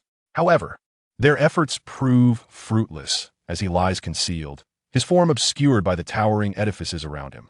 Observing the public's amicable attitude toward the colossal creature, the officials felt a sense of relief. Yet, dissenting voices emerged. Baka, as a netizen from Dahan, how can Huaxia harbor such a massive beast? This contravenes the Peace Development Treaty. Aish, as a Sakura netizen, has Huaxia's giant beast perished? I say, as an eagle sauce netizen, why does this giant appear more refined than a lizard? To the one above, kindly refrain from commenting on our Guzon. No wonder Huaxia is amassing such vast resources. It seems they are nurturing a behemoth. Is the 150 priced beef truly delectable? We intend to adjust tariffs on Huaxia to 248. The livestream was inundated with comments from both domestic and international viewers, leading to a cacophony of disputes. The barrage of comments scrolled by at a velocity rivaling that of a speeding automobile, rendering it impossible to read without pausing. Chapter 14. Huaxia's preparations, March 13th. Nanshan District. Li Si slowly opened his enormous eyelids, having slumbered for 3 full days. The sunlight was somewhat blinding, prompting him instinctively to raise his diminutive forepaw for protection. His body brimmed with an unprecedented vigor, as if every muscle fiber had been wholly rejuvenated by surging nuclear energy. With a mere thought, he summoned his attribute panel. Name, Li Si, Colossal Beast. Godzilla, Stage, Juvenile, Height, 75 meters, Weight, 18,000 T. Form, Standard, Charge, 85. Evolution Points, 530 Abilities. Hard Shell, Enhanced Regeneration, Mental Synchronization. Atomic Breath, his height had reached 75 meters, a staggering increase of 12 meters in just 3 days. The effects of nuclear energy exceeded his expectations. However, Li Si realized a drawback. Having slept for 3 days, he had not consumed any sustenance, resulting in his evolution points remaining unchanged at just over 500. Only through feeding or absorbing nuclear energy could he gain additional evolution points. Rising to his feet and stretching his limbs caused the ground to tremble beneath him. In the distance, atop a watchtower, Lin Qingshui and several officers immediately raised their binoculars in alarm. When Li Si cast his gaze beyond Nanshan, he was taken aback. The world appeared transformed into a colossal construction site. The once familiar city skyline was now dominated by towering cranes and scaffolding. Countless heavy trucks, resembling diligent worker ants, flowed along newly forged paths, transporting tons of steel and concrete to vast pits. The incessant buzzing of helicopter formations filled the air. The entire nation seemed like a finely tuned war machine, but its focus was inward, delving deep into the earth to establish an unprecedentedly robust defense line. In Kyoto, at the highest scientific command center, academician Li Huaizhen's eyes were bloodshot yet filled with fervor. Within the fortified glass laboratory, a soldier who had received an injection of wolf leopard gene serum was undergoing a strength test. Huh, the soldier bellowed, delivering a powerful punch to a force measurement plate made of special alloy. A resounding crash echoed as a clear imprint of his fist appeared on the plate, and the adjacent monitor displayed a frantic surge of numbers, ultimately stabilizing at an astonishing value. Report. Peak strength exceeds 3 times that of an ordinary person. Neural reaction speed enhanced by 280. Cellular activity increased by 215 compared to pre-injection. Li Huaizhen nodded in satisfaction, but his gaze drifted towards a nearby sample box, preserved at the highest level of confidentiality. Inside lay a fragment of skin tissue that had shed from Godzilla. Wolf leopard. Serum is merely an appetizer. He stated to the military leaders beside him. It can endow us with a legion of super soldiers surpassing any conventional force. Yet, the true future lies here. He pointed to the sample box, his voice quivering with excitement. Once we successfully decipher and replicate the energy transformation and regeneration properties of G cells, what we create will no longer be mere soldiers. They will be demigods. The military leaders inhaled deeply, their gazes igniting with fervent intensity. Whatever is needed, we shall provide, at any cost. Meanwhile, in the White Eagle Federation at the White Tower residence, Bai Chuan wore a vexed expression as he scrutinized the latest satellite intelligence presented by the Secretary General. What is this? He pointed to images depicting the excavated mountains and enormous underground entrances in Huaxia's inland regions, his brow furrowed. According to our analysis, this represents an unprecedented scale of underground fortifications. We have dubbed it the Underground Great Wall, the Secretary General explained. The engineering scale surpasses any super project of this century. They are strategically relocating heavy industry, energy centers, and research institutions to the inland mountainous areas. Bai Chuan snorted derisively. Defensive fortifications? Are they preparing to defend against us? No. Mr. President, the Secretary General shook his head. The design of these structures does not seem intended to withstand conventional weapons from the ground. Rather, they appear aimed at withstanding aerial strikes and colossal natural disasters. A representative from John Bull interjected during the online conference, Chuan Ge. We have observed that all their actions perfectly align with their previously declared theory of giant beast invasion. They are stockpiling resources, constructing fortresses, and conducting nationwide disaster preparedness drills. Bai Chuan rubbed his aching temples. He remained skeptical of any giant beasts.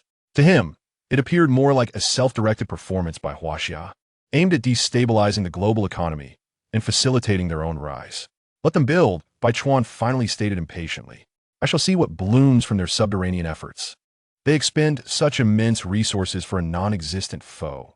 Before the giant beasts descend, they will likely collapse under the weight of their own ambitions. Continue monitoring, do not relent. In Jianghai City, Nanshan District, Lin Qingshui approached Li Si once more.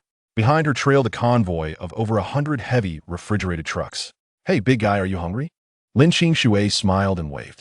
Li Si let out a low growl in response. Indeed, he was famished. While nuclear energy provided growth, he craved the biological sustenance that could be converted into evolution points. The beef procured by the state from around the globe has been transformed into high-energy nutritional blocks using cutting-edge technology. Lin Qingshui directed the convoy to unload massive, deep red meat blocks, each the size of shipping containers. These blocks piled together formed a veritable mountain of meat. The rich and potent essence of flesh and blood caused Li Si's breathing to grow heavy. This was merely the first batch, approximately 5,000 tons. Lin Qingshui looked up at him, assuring him that they would provide as much as he required. Li Si ceased to be polite. He opened his massive jaws and devoured a large block of nutritious substance whole. The messages indicating an increase of 300 evolution points echoed frantically in his mind. As he relished the meal, he gazed into the distance at a nation that wagered its fate on an ethereal future, committing itself entirely to the cause. In his previous life, he was but a humble tank soldier, powerless before colossal beasts, forced to watch his homeland be ravaged. In this life, he had become Godzilla. This nation chose to trust him unconditionally, viewing him as both a partner and a beacon of hope.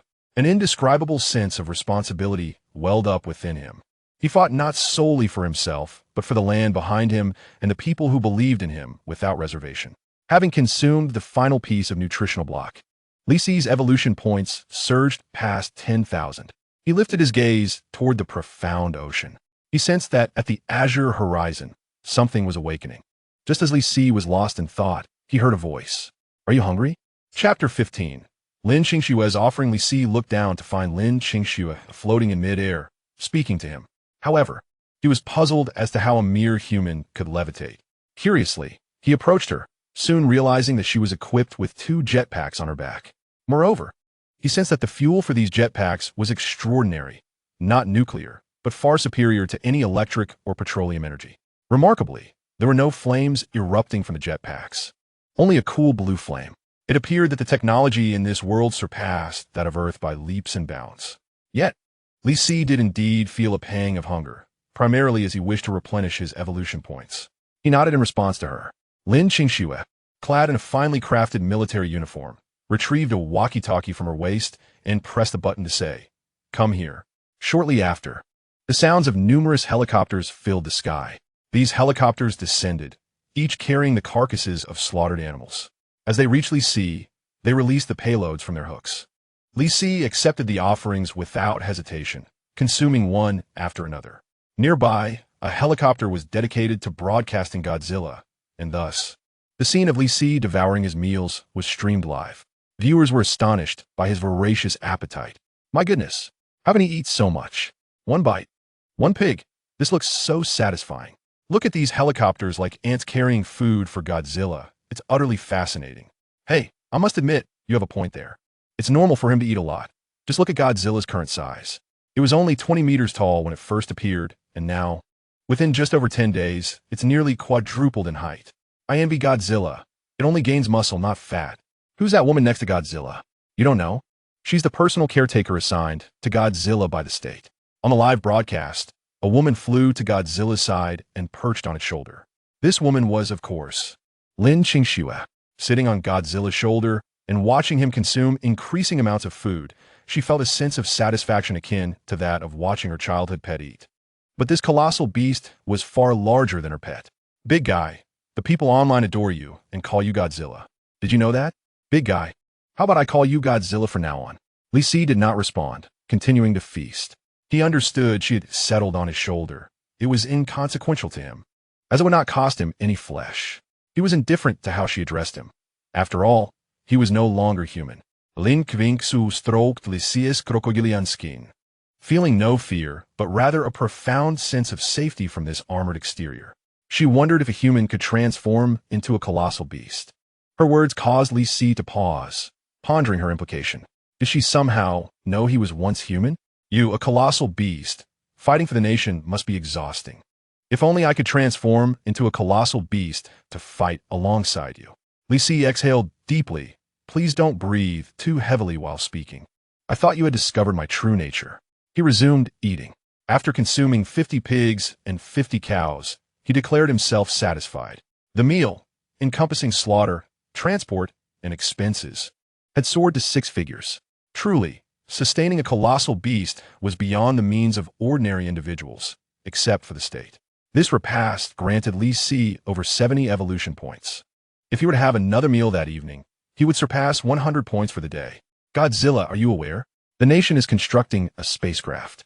When the colossal beasts invade, the military's large equipment will be transported aboard this mothership, and a 100-meter-high mech will be established in the southeast, southwest, northeast, and northwest of our homeland. You will no longer fight alone. This operation is dubbed Nanchaman Operation. Li Si was aware of this initiative. As the nation had always been executing the Nanchaman Operation, it simply coincided with the arrival of the colossal beasts. In his previous life, this was the case. The dual mech prototypes had long been under development by the Eagle Nation, while Huaxia's response was the Nanchaman Operation. However, if Li Si's memory served him right, Huaxia's mechs were destroyed shortly thereafter, while the Eagle Nation's dual mechs endured for a time. The state still pursued a technological path, it seemed. Yet with him in this life, perhaps things would unfold differently. By the way, our research institute has just successfully developed a genetic serum, which has passed clinical trials and is now ready for use. Once our soldiers receive the serum, their physical strength and power will increase by 200 to 300%, depending on individual constitution. We are also working on the next generation of genetic serum, and I must thank you for allowing me to take that piece of shed skin you dropped last time. I will also be receiving this genetic serum tomorrow. I hope I don't turn into a monstrous creature. Lin Qingxue spoke as if she had known Godzilla for years, perched on his shoulder and sharing her thoughts. However, Godzilla could not respond. Nonetheless, Li Si gleaned from her words that this nation was not merely pursuing a technological approach, but had also developed a genetic serum. If what Lin Qingxue claimed was true, significantly enhancing soldiers' physical strength would make humanity's struggle against the residual beasts much easier. The residual beasts were small aberrations that emerged alongside the colossal beasts during their invasion. For instance, the eyeless creatures that emerged from the deep pit in Nanshan district were a type of residual beast. They typically appeared alongside the colossal beasts. And while the giants wreaked havoc, the residuals did not remain idle. If the colossal beasts were akin to cattle, the residual beasts were like lice on those cattle. They thrived off the giants and aided in environmental destruction while competing for resources. If Lin Qingshua's assertions held true, then at least during the initial stages of the colossal beast invasion, the nation should be able to navigate the crisis with greater ease. Setting aside his own mutation factor, the overall military strength had increased significantly compared to his previous life. Furthermore, in this life, they had foreknowledge of the impending colossal beast invasion. Thus, the nation could prepare accordingly. Originally, the nation had secretly made extensive preparations. It is time for me to strengthen myself. With this thought, Li Si reclined on the peak of Nanshan. This place had become his exclusive lounge chair, quite comfortable indeed. Lin Qingxua sat on his shoulder, and as he leaned back, it did not disturb her continued presence.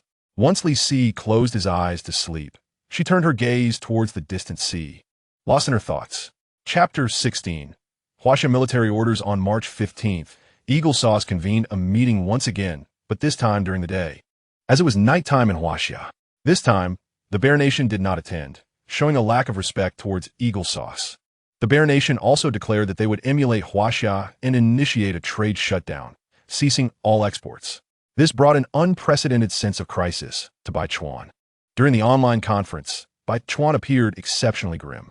Can anyone tell me why Huaxia is indeed conscripting troops? Sakura, I suspect that their previous claims of invasion may be true.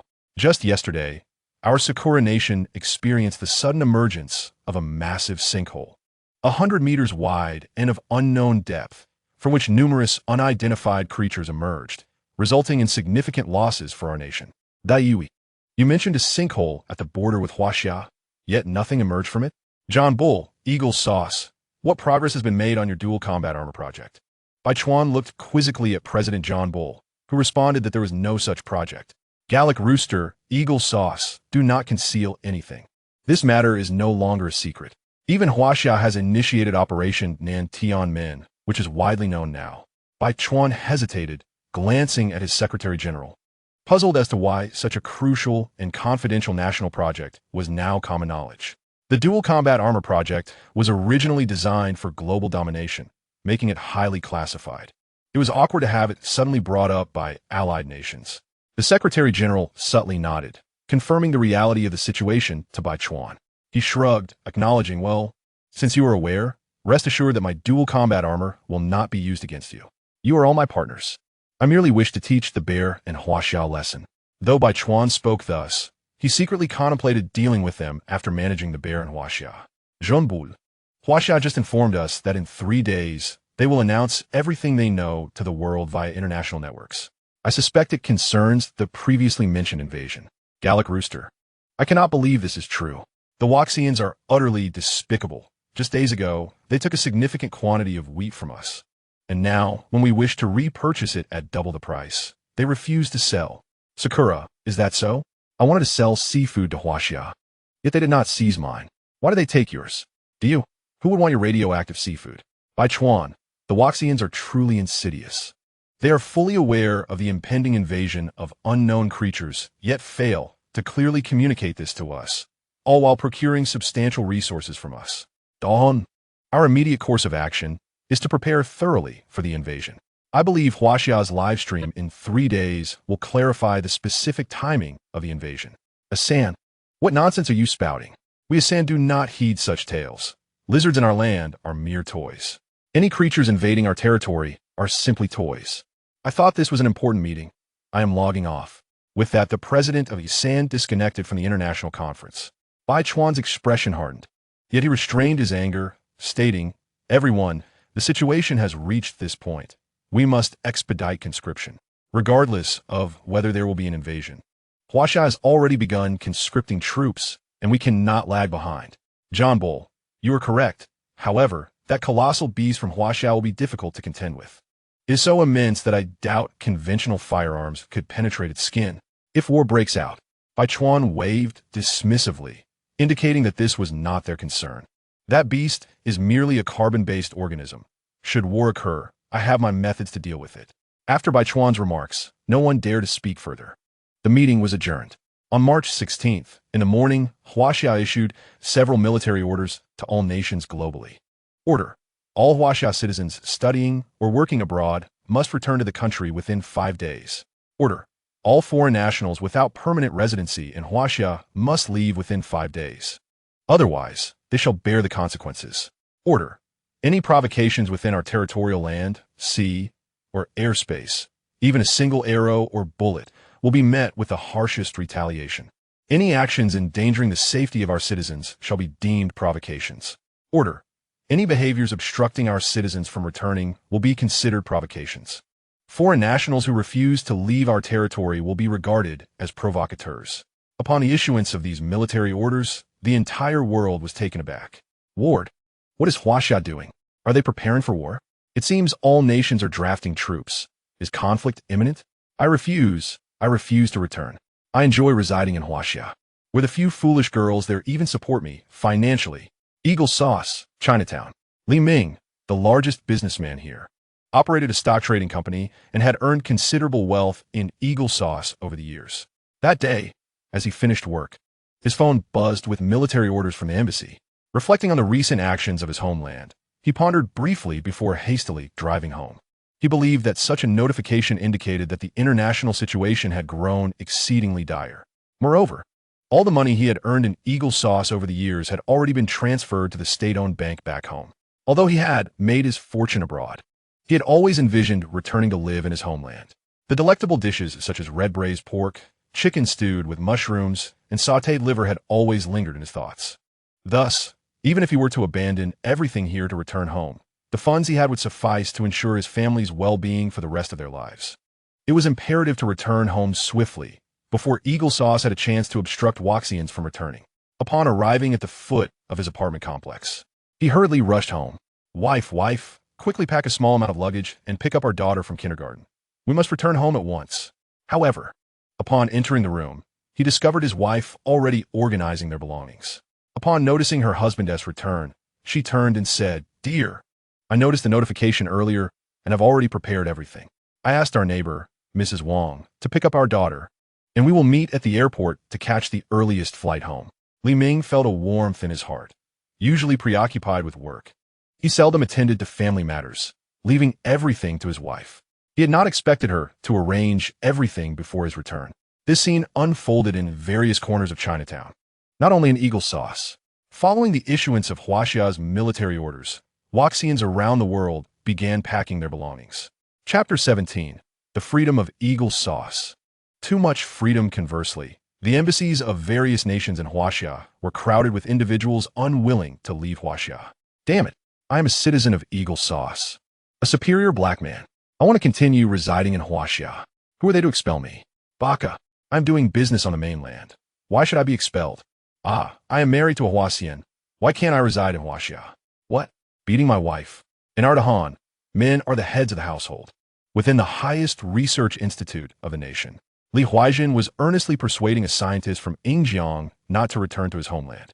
"William, you have obtained a permanent residence permit in Huaxia.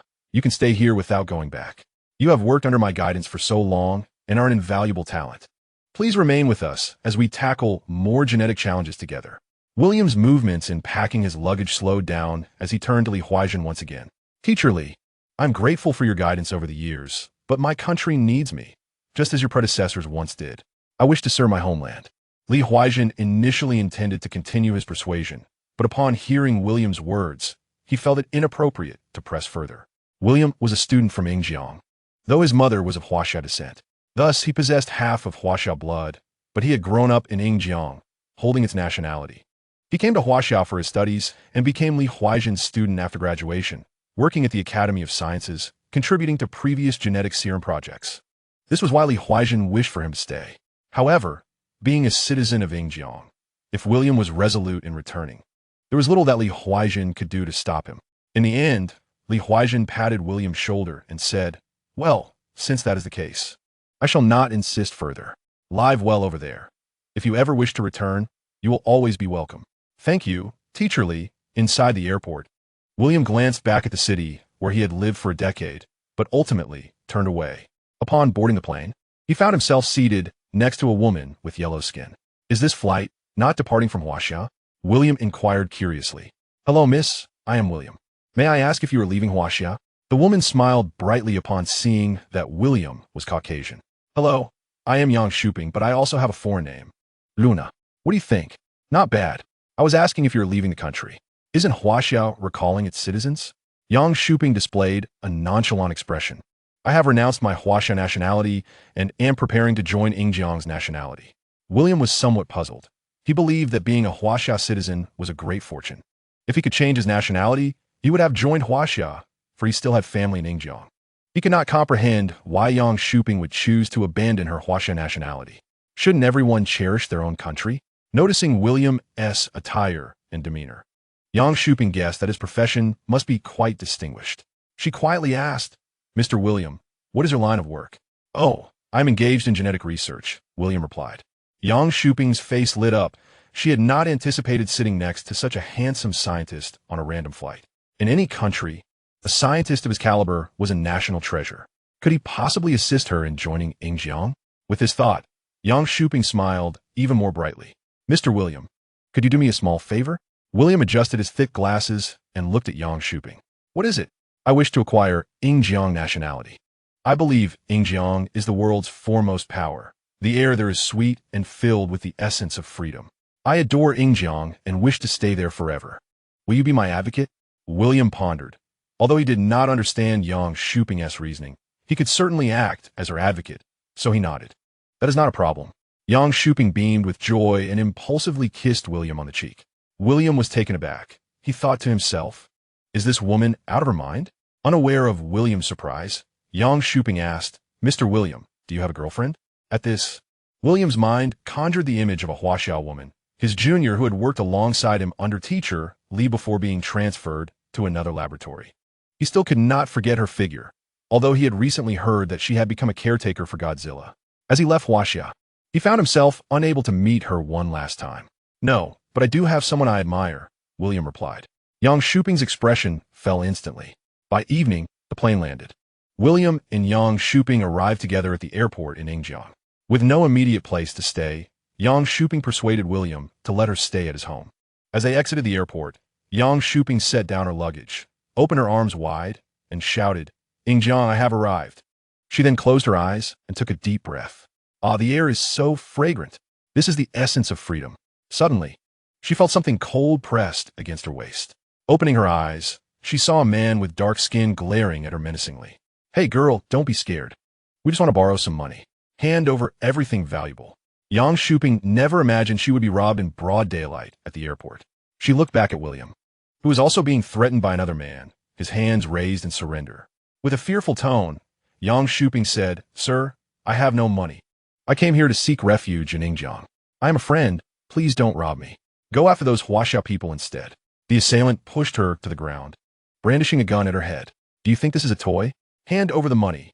Robbing Huaxia people? Do you think I'm stupid? The return flights to Huaxia are guarded by their military. Do you want me to get myself killed?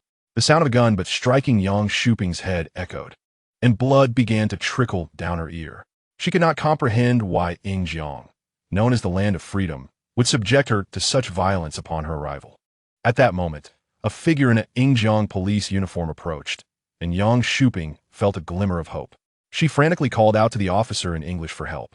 The officer halted a few paces away, preparing to draw his weapon. Yet the assailant shouted at the officer, Get lost. This is none of your business. The officer clearly did not wish to intervene, earning a mere $3,000 a month. What was his life worth? However, upon noticing William, he mustered the courage to speak. Hey, brother, I want to interfere with this yellow-skinned girl, but I need to take that white-skinned guy with me. You would want this to escalate, would you? The robber considered this and shoved William forward. Here, take him. Yang Shuping was left dumbfounded. What about me? Chapter 18 Huaxia's Supreme Meeting at 10 p.m. Yang Shuping emerged from a nearby alley, her hair disheveled. All her valuables had been taken from her, including her phone, without a means to call for help. She could not contact William. Ultimately, she found herself kneeling by the roadside, begging for alms until someone tossed her 10, which she quickly snatched up. She hurried to a phone booth and dialed the number for the Huaxia embassy. Regret washed over her. She truly regretted her decision. All she desired now was to return home, to cleanse herself of the impurities she had accumulated. Hello, Huaxia embassy. How may I assist you? Hello, I am Yang Shuping. I was robbed in Ingjiang, and I have no money. I wish to return home. All right, Ms. Yang, please hold. On the other end, silence enveloped her, and her heart began to race. She feared that the call might disconnect, leaving her stranded in this devilish place forever. A few minutes later, hello, Ms. Yang. Thank you for your patience. It's all right, it's all right. When can I return home? I deeply regret to inform you, Ms. Yang, that you voluntarily renounced your Chinese nationality a day ago. Furthermore, you have disseminated a multitude of disparaging remarks about our esteemed scientists and national heroes online. Consequently, you are barred from reapplying for citizenship for the next decade. While I empathize with your predicament, I must express my sincere apologies. At that moment, Yang Shuping was taken aback, and when she attempted to call again, the line indicated that the number was busy, rendering her unable to connect. Overwhelmed with emotion, she cried out, questioning why she was being treated in such a manner. In a fit of frustration, she hurriedly withdrew her money from the payphone, hoping to purchase a freedom burger to alleviate her hunger. However, she was unable to retrieve her funds, leading her to violently demolish the payphone. Just then, a police car passed by and promptly took her into custody. On March 18th, in Huaxia, the Supreme Command Center convened to discuss the status of the domestic migrant population. The majority of our citizens abroad have returned, yet some remain trapped in other countries, barred from returning home. It is estimated that approximately 5 million have successfully returned, while around 500,000 have opted to renounce their Chinese nationality to emigrate. Currently, our recruitment process is progressing smoothly, with the total number of soldiers reaching 70 million, 3 million of whom have received the enhanced genetic serum. Aside from mild gastrointestinal issues, there have been no fatalities resulting from the serum injections, and the physical capabilities of the soldiers have improved significantly, surpassing those of seasoned veterans who have undergone 5 years of training. The high-ranking officials, upon hearing the report, nodded in satisfaction. They expressed their belief that those who voluntarily relinquish their citizenship should be disregarded, while those wishing to obtain it must undergo stringent scrutiny. Regarding the matter of overseas Chinese citizens being prevented from returning, a simple solution was proposed. Tomorrow, we will conduct a global broadcast disclosing the invasion of Blue Star. Any nation that dares to impede our citizens will be excluded from our information network, ensuring they remain oblivious to our developments. This suggestion sparked renewed interest among the military personnel as they realized they now held the initiative, not other nations. Is there anything else to report? How is Godzilla faring? What a Nanchaman operation, inquired Liao Changhua from the military. He was informed that the Nanchaman operation was nearing completion, with the aerospace carrier successfully constructed and set to commence test flights in 2 days. The Nanchaman mecha was also ready for deployment. However, there was a significant concern. Without a reference point, they would be unable to gauge the mecha's efficacy against the colossal beasts unless they were to confront Godzilla directly. Li Huai, in immediate opposition, insisted that such an action was out of the question. Godzilla had been nurtured at great expense, and any mishap during the operation could prove disastrous. Godzilla was the nation's trump card, capable of continuous growth and a pivotal asset in genetic research. Previous studies of Godzilla's scales revealed its extraordinary regenerative abilities, and if this technology could be replicated and integrated into the serum, future soldiers might heal autonomously without medical intervention. At this juncture, the senior officials turned their attention to Lin Qing-Snow, seated at the far end of the conference room. Comrade Shaolin, what are your thoughts? Lin Qing-Snow, caught off guard, had merely attended as an observer, her presence a fortunate consequence of Godzilla's influence. As Godzilla's dedicated caretaker, she served as a liaison between the creature and the state. Such high-level meetings were typically beyond her reach. Faced with the inquiry, she hesitated before responding. I believe it is feasible. Liao Changhua, pleased, cast a triumphant glance at Li Huai, saying, "See, I told you it would work." However, Lin Qing-Snow quickly clarified, "Teacher, please do not misunderstand. My point is that since our Nanchaman mecha is ready for testing, it is imperative to conduct an experiment. Without understanding the behavior and attack patterns of the colossal beasts, our operators would face great difficulty in combat. Moreover, Godzilla is not as weak as one might presume. Observing it daily, I have come to understand its capabilities well. Consider the 60-ton nuclear material. It could devastate a city, yet Godzilla consumed it without a trace of harm.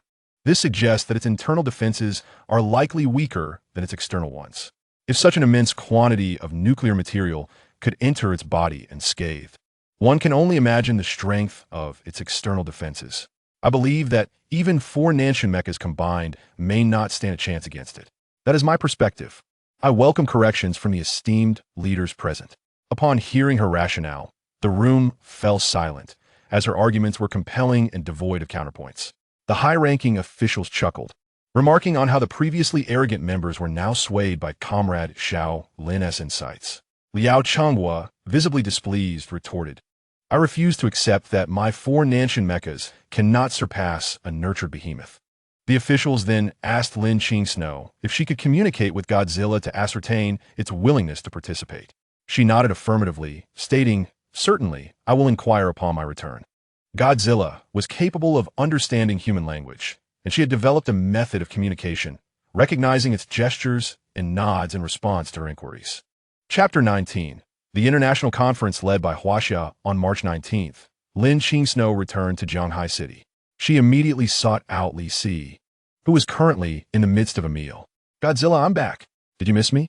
Li Si glanced at her with a sidelong gaze before continuing to devour a freshly slaughtered and cleaned yak.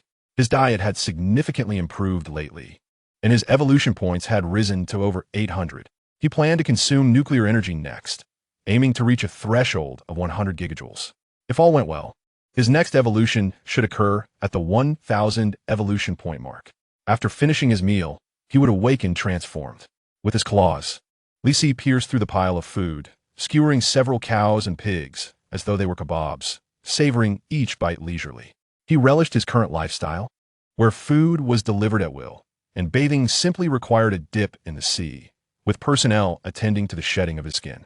After satisfying his hunger, he let out a contented burp, sending a tremor through the helicopter hovering above, nearly causing it to falter. Fortunately, the experienced pilot regained control rapidly. Lin Qingsno, witnessing the scene, felt a surge of concern, fearing that the helicopter might be toppled by Godzilla's burp. Was this the chasm between humanity and the colossal beasts? All it took was a simple burp from Godzilla to unsettle a helicopter. Approaching Li Si, she said, "Godzilla, I'd like to discuss something with you." Initially, Li Si had intended to close his eyes for a brief rest, but the sudden interruption from his caretaker prompted him to open them. The state has developed several mechas, but the pilots have never engaged in combat with the colossal beasts. We were hoping you could provide some guidance. Li Si rolled his eyes, realizing that his caretaker had returned merely to ask him to act as a training partner. "My time is indeed precious, and I still need to sleep." Lin Qingxue flew to his side and pleaded, "Please, help us, just for one day." "No, just 5 hours, only 5 hours." Li Si pondered for a moment. "All right, considering how much the nation has provided." However, he extended a single fingernail and pointed to the ground. Lin Qingxue instantly understood. "Oh, 1 hour is fine, right here. I want to let you escape. I'll have them bring the mecha here. By the way, when you strike, please be gentle. Do not damage the mecha. It's quite expensive. Each of those mechas is worth hundreds of billions, made from the finest materials, hence their exorbitant cost. In comparison, feeding Godzilla incurs far lesser expenses. However, there's only one Godzilla, and the nation must still rely on other means to confront the colossal beasts." This time, Li Si did not respond. Instead, he closed his eyes. After eating, he needed to digest. As an adult, he would no longer have to do so. Once he reaches adulthood, he can go wherever he pleases, but for now, being a minor, it is safer to remain within the nation's territory. Li Si did not answer Lin Qingxue. Understanding, she sat on his shoulder, resting her chin in her hands and gazing into the distance. At this moment, within the International Network Conference Center, a global meeting organized by Huaxia was convening as scheduled. Recently, Huaxia had been making significant moves, prompting various nations to wonder what Huaxia was up to and why these actions were being taken.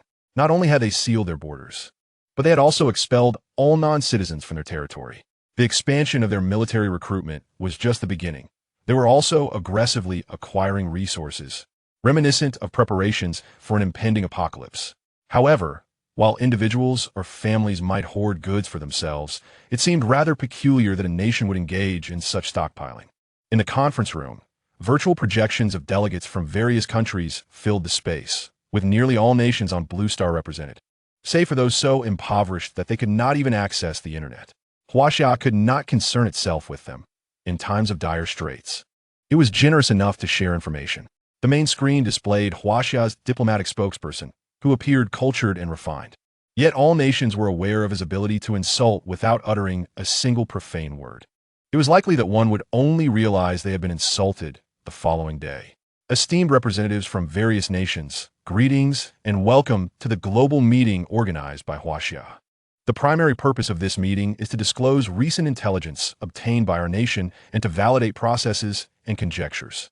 As fellow inhabitants of Blue Star, our nation, known for its commitment to peace, is willing to share this information with you. However, before we proceed, I must call out 5 nations: Eagle Sauce, Gull Rooster, Asan, Cherry Blossom, and Kangaroo. You are the only ones still holding our citizens and preventing their return home. I will grant you 3 minutes. If you release our citizens now, I will refrain from taking further action. Otherwise, you shall be excluded from this meeting. The representative of Eagle Sauce turned crimson with rage. How despicable Huaxia was, threatening them at such a moment. Yet they found themselves compelled to heed this threat. Although the contents of the meeting could be gleaned from other nations afterward, they were inherently at a disadvantage. What if other nations also made demands? Would you sell me 100,000 pounds of rice? Moreover, it was evident that Huaxia was resolutely dedicated to safeguarding its citizens. For the sake of these few individuals, being placed on Huaxia's blacklist would be extremely detrimental. Who could say whether Huaxia had other secrets it wished to reveal later? The initiative lay firmly in their hands. Frustratingly, they had no choice but to release the captives. Inciting further ire, the nations named quickly made calls, clearly unable to decide for themselves and seeking assistance from their superiors. Within a minute, all had set down their phones, agreeing to release Huaxia citizens. The Huaxia representative remained unfazed, thanking everyone for their support. Eagle Sauce representative, please proceed. Huaxia, I can't speak until I receive confirmation that our citizens have boarded the plane. That is the directive from our leadership, and I must comply. Upon hearing this, the representative of Eagle Sauce seethed with anger, but had no recourse but to urge his people to expedite the process of sending the detainees to the airport. The other nations followed suit, fearing they might genuinely offend Huaxia. Approximately 1 hour later, Huaxia received confirmation that all citizens had boarded the plane, and only then did they begin to speak. Had we done this sooner, we wouldn't have kept everyone waiting for so long. Now, I shall discuss the situation Huaxia has encountered. Before I proceed, I would like to pose a question to all representatives. Do you believe in the existence of extraterrestrial life? Chapter 20. The international conference, the delegates exchanged glances, and ultimately, it was the representative of the bear who spoke up. Huaxia representative, are you referring to the recent frequent sightings of unidentified organisms? The Huaxia representative nodded. Indeed, these beings are the extraterrestrial invaders set to assault our Blue Star. The Eagle Sauce representative interjected. Huaxia representative, please do not keep us in suspense. These creatures can be killed with firearms. Is this truly worthy of conscripting 100 million soldiers? Of course, these minor entities alone are not sufficient grounds for Huaxia to recruit such a vast number of soldiers. However, what if these beings were to multiply 100-fold, or even 200-fold? The Cherry Blossom representative inquired. Huaxia representative, are you referring to the colossal beasts, like the one you have in captivity? The Huaxia representative replied. Indeed, the impending invasion of colossal beasts poses a significant threat to Blue Star. It will be prudent for all nations to prepare accordingly. The materials I will present serve as evidence. Huaxia displayed various forms of evidence online to enhance credibility. After all, as fellow inhabitants of Blue Star, if other nations were obliterated from the outset, the pressure would fall squarely on Huaxia. This was not a scenario Huaxia wished to witness. Included in the evidence were Lin Qingshue's dreams and predictions from the deep pit in Nanshan district, all substantiating the claims. However, they had taken care to obscure the details, referring only to a citizen's dream without mentioning specific individuals or the prediction of the beast Godzilla, maintaining ambiguity since both the individual and the creature were of utmost importance to the nation. Whether they believed it or not was left to their discretion. The Eagle Sauce representative pressed, "Why are you only mentioning this now?" The Huaxia representative replied, "Eagle Sauce, you have accused us unjustly. Did we not announce 10 days ago that Blue Star would face an invasion? If you chose not to believe it, can you hold us accountable?" The Eagle Sauce representative was momentarily taken aback, but you did not provide any evidence at that time. He understood that Huaxia was being deliberately evasive, yet he found himself unable to criticize them. They had indeed issued a warning, and it was their own disbelief, along with that of many other nations present, that led them to doubt Huaxia's intentions. They perceived Huaxia's claims as an attempt to incite global turmoil for their own benefit. Now, having gained the upper hand, it seemed foolish to sell out so much beef voluntarily. What was the president of a nation doing? Surely, even a pig herder could do better than the current leadership. The Eagle Sauce representative was left speechless with indignation. With the Eagle Sauce representative silent, the other nations dared not speak either. The Bear representative inquired again, "Approximately how much time do we have left?" The Huaxia representative answered, "We are not entirely certain, but approximately 10 days. We prepared rather hastily, yet upon receiving the news, we promptly informed the world. However, it appears some nations remain skeptical, which is why we are presenting the necessary evidence today. After all, as fellow inhabitants of Blue Star, we must unite against external threats." This was indeed Huaxia's intention, to allow other nations some time to prepare. If the colossal beasts were to invade without any warning, certain nations might act rashly. Before facing death, one might contemplate launching a nuclear strike, for what does it matter when one's own demise is imminent? It is entirely conceivable to take down a city or even a province in the process. Now is the time for everyone to prepare in advance to confront the specter of war. In due course, nations may even express gratitude toward Huaxia, perhaps even choosing to spare Huaxia in their retribution and targeting others instead. The number of countries possessing nuclear arms is limited, and others lack the standing to implicate Huaxia in their downfall.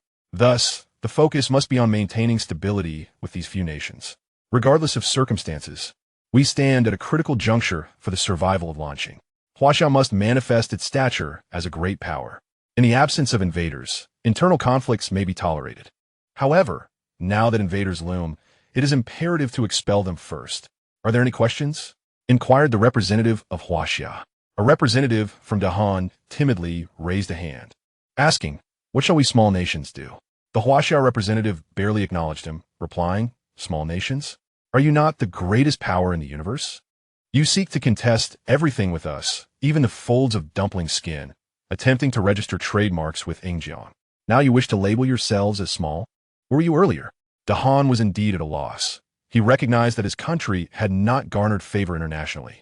However, with Ingjiang's withdrawal, their military strength had diminished significantly. Dahan wished to rely on himself, yet his nation possessed no nuclear arsenal. Should the monstrous threat, as Huaxia described, materialize, he could hardly fathom how they would respond when such a beast invaded their homeland. Many nations share this concern, as they lack even adequate weaponry, let alone the means to vanquish a monstrous entity.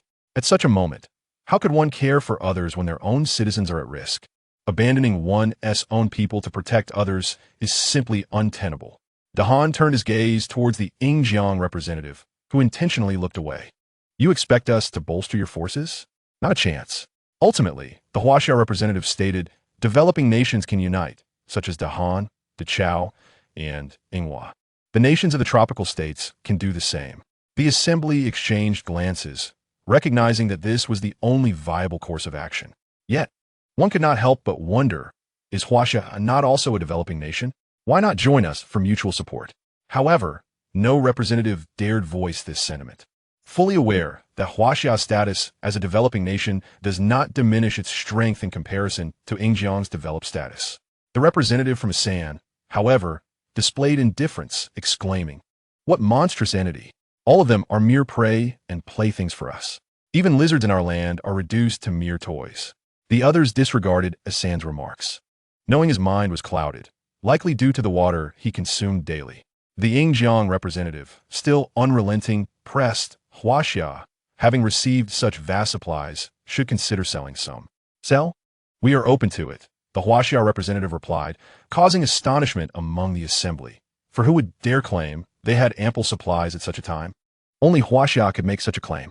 However, we will only accept barter, huaxia coins, or gold. No other forms of currency will be entertained. Furthermore, all transactions will be dictated by us.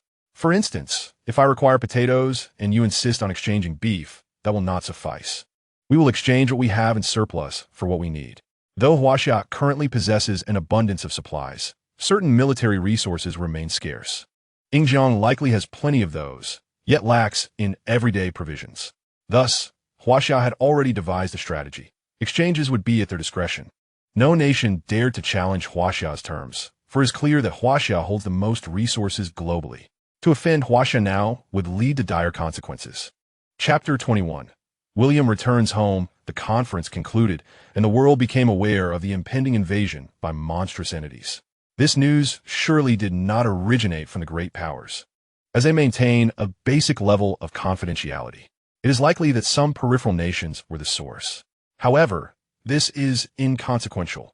The world would eventually learn of it, and it holds no bearing on Huaxia. In the Godzilla livestream, have you heard? It seems that soon, launching will face an invasion from monstrous entities, and chaos has erupted abroad. I had my suspicions. Otherwise, why would we suddenly call for conscription? Our preparations began 10 days ago, so rest assured. Moreover, we have our own Godzilla, a monstrous entity we have nurtured for quite some time. The internet is already abuzz with zero-cost acquisitions abroad, while we remain secure domestically. One wonders if those who voluntarily renounced their citizenship during our lockdown now regret their decision. Despite the global dissemination of this news, life in Huaxia remained unaffected. Some opportunists attempted to inflate prices for food and daily necessities, yet they were unaware that not only the military had expanded its ranks. Government agencies had also significantly increased personnel. Anyone found drastically raising prices would face immediate repercussions, with confiscation of their goods.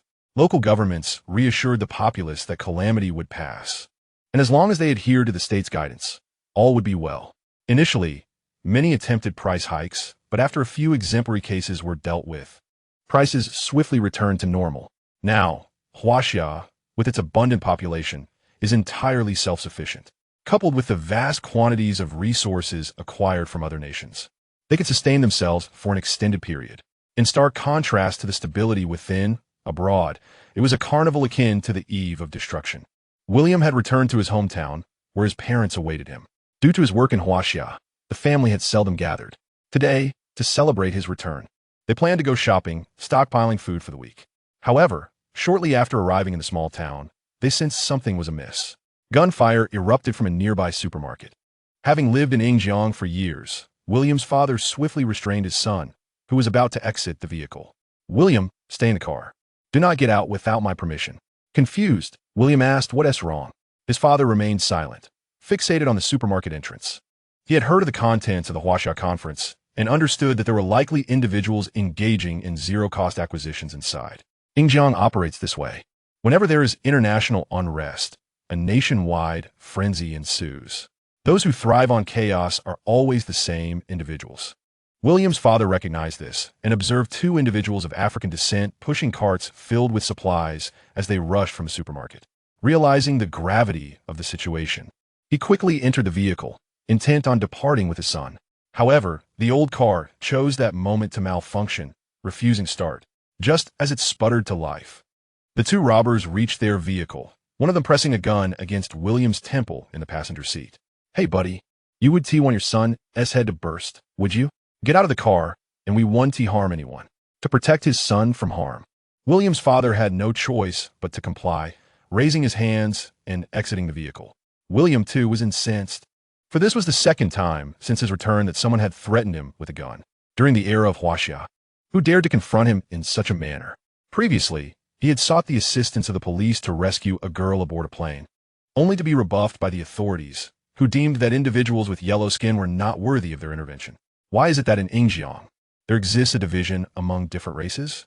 In Huaxia, over 50 ethnic groups can unite as one, yet in Yingjiang, with merely 3 races, chaos ensues. William has begun to regret his return to Yingjiang. After he and his father exited the vehicle, 2 robbers naturally commandeered their car and sped away. The father and son had initially set out to procure supplies, but now they returned empty-handed, having lost the only car their family possessed. In Yingjiang, A car is an essential mode of transportation for every household. Without it, they could only make their way home. Along the way, William witnessed numerous incidents of people engaging in zero-yuan purchases. A throng surged into luxury boutiques and supermarkets, embarking on a spree of looting. Any individual who dared to obstruct them was met with gunfire. When the police eventually arrived, they merely posed a token inquiry before departing, showing no intent to pursue the criminals. It was not that they were unwilling to act. Rather, the sheer volume of crimes occurring around them had surpassed the number of officers stationed at the precinct. With each person assigned to a case, they were woefully understaffed. Moreover, the government only focused on conscription, neglecting to expand the police force. Upon returning home, William's mother expressed her confusion at their empty-handed arrival. His father explained the situation, prompting her to hurriedly embrace both him and William.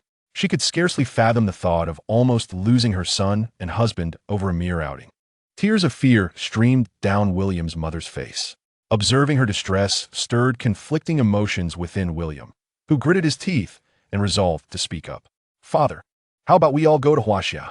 William's father regarded him with a puzzled expression. "William, why do you harbor such thoughts?" "Father, Yingjiang shows no concern for the lives of its people. The chaos outside is overwhelming, and we lack food at home. How shall we endure the days ahead? While the great beast has not yet arrived, we still have an opportunity." William's father understood the stark contrast between Huaxia and Yingjiang.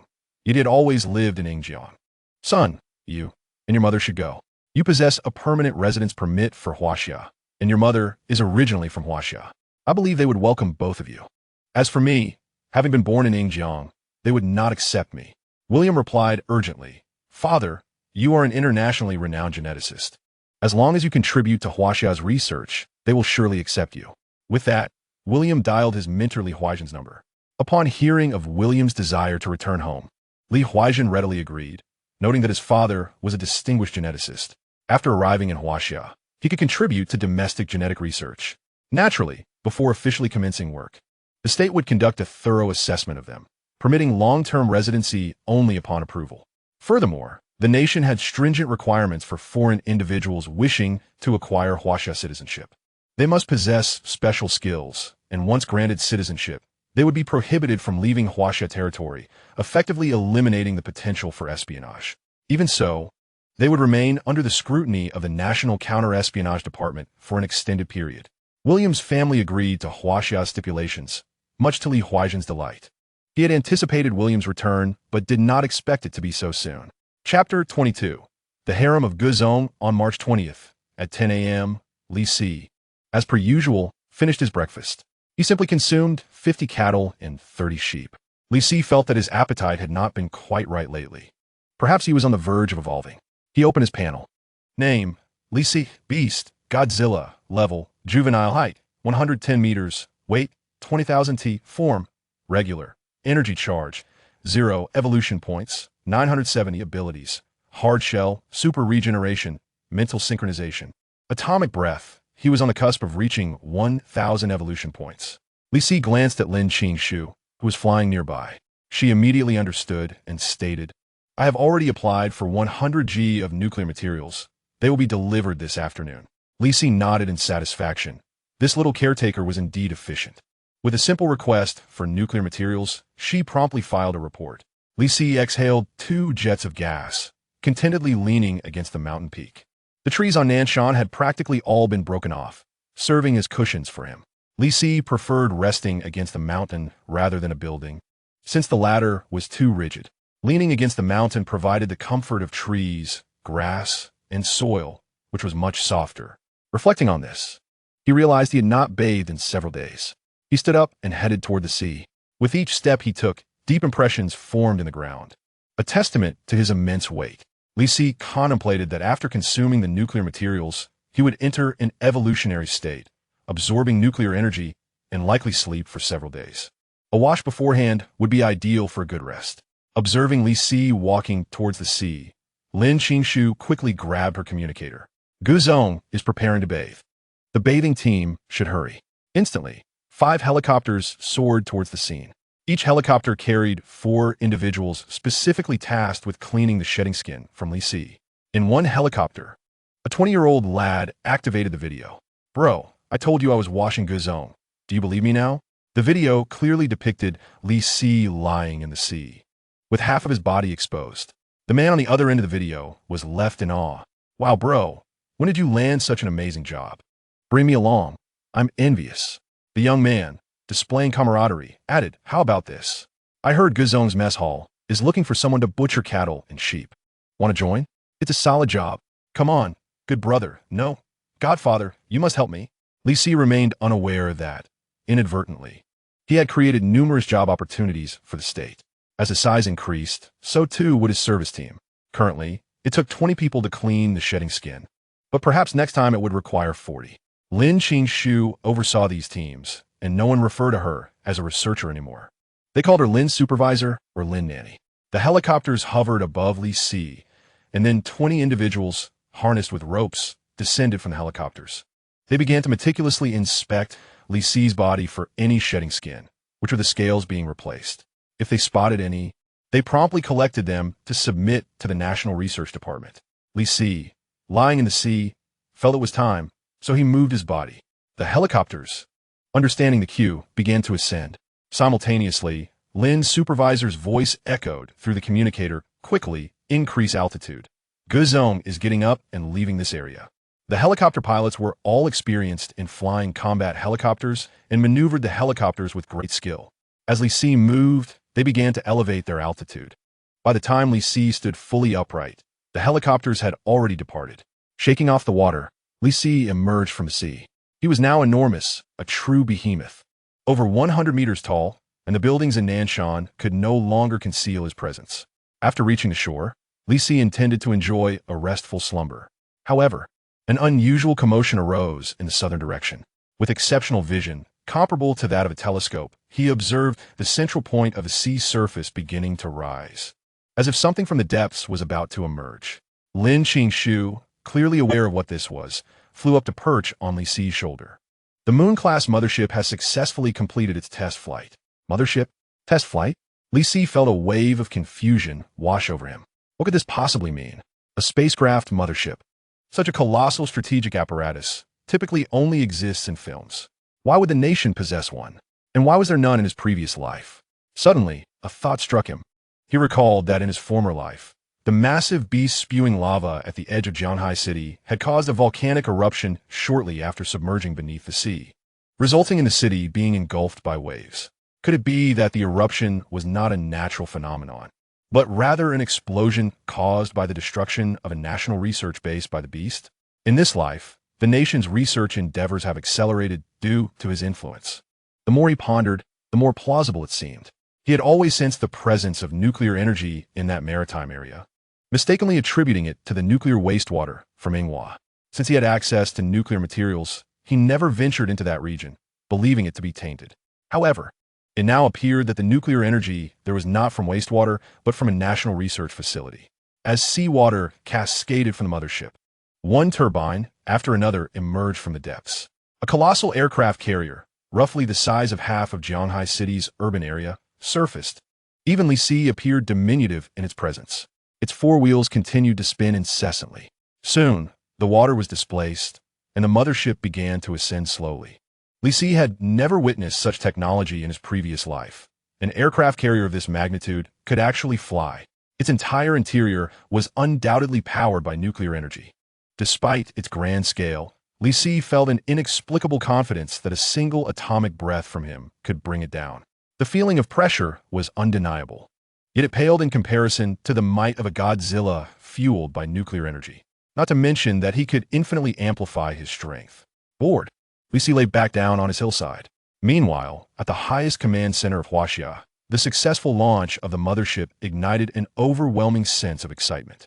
Liao Chengguo from the military exclaimed enthusiastically, "Excellent! With this vessel, Huaxia gains another powerful weapon and a trump card against the colossal beasts." Li Huaizhen, however, did not share his enthusiasm. I maintain that no matter how advanced technology becomes, it remains merely technology. It may prove somewhat useful at this stage, but we should allocate more resources to genetic research. Liao Chengguo shot him a glance, dismissing his concerns. How can technology not be effective? I refuse to believe those beasts can surpass my aircraft carrier. Li Huaizhen retorted. While your aircraft carrier may be formidable, Let us not forget that, at this moment, our strongest defensive capability is still nuclear strikes, which are not particularly effective against the colossal beasts. The two men began to bicker again. One believed the aircraft carrier could annihilate the beasts, while the other insisted that only through genetic research could they find a breakthrough. Ultimately, neither could convince the other. At that moment, Liao Chunghua shifted the topic. All right, enough about the aircraft carrier. My 4 Nankong battle armors are aboard. Please contact researcher Lin Qingshu and have her prepare. As my mechas are about to land, Li Huaijin inquired, "What do you intend to do? What do you think? Wasn't it agreed upon to conduct a combat experiment against the colossal beasts? Your disciple volunteered for it." Liao Chunghua replied, with a resigned glance at him. Li Huaijin began to reach out to Lin Qingshu. Upon receiving her teacher's message, Lin Qingshu understood that the combat trial was imminent in the Nanshan district. She flew toward Guzong. "Guzong, it's time to wake up." Li Si opened his eyes to see Lin Qingshu about 10 meters away, her gaze filled with inquiry, as if questioning why she had disturbed him. He had never been awakened by anyone before, usually waking up naturally. Lin Qingshu, known for her managerial prowess, instantly grasped his unspoken question. "Did you not agree to participate in the training against the national battle armors? They are arriving shortly." Feeling somewhat impatient, Li Si shifted and sat up. "Fine, since I agreed, I shall follow through." In truth, he was eager to test his strength. He would undoubtedly dominate these battle armors once he reached adulthood. However, he was still underage and curious to see if he could best form mechas. With a powerful roar directed at the sky, Li Si's voice resonated. Lin Qingshu covered her ears from a distance, feeling a buzzing in her head. There was no denying that Guzong's voice had an overwhelming penetrating quality. Even with her ears covered, the sound was still quite loud.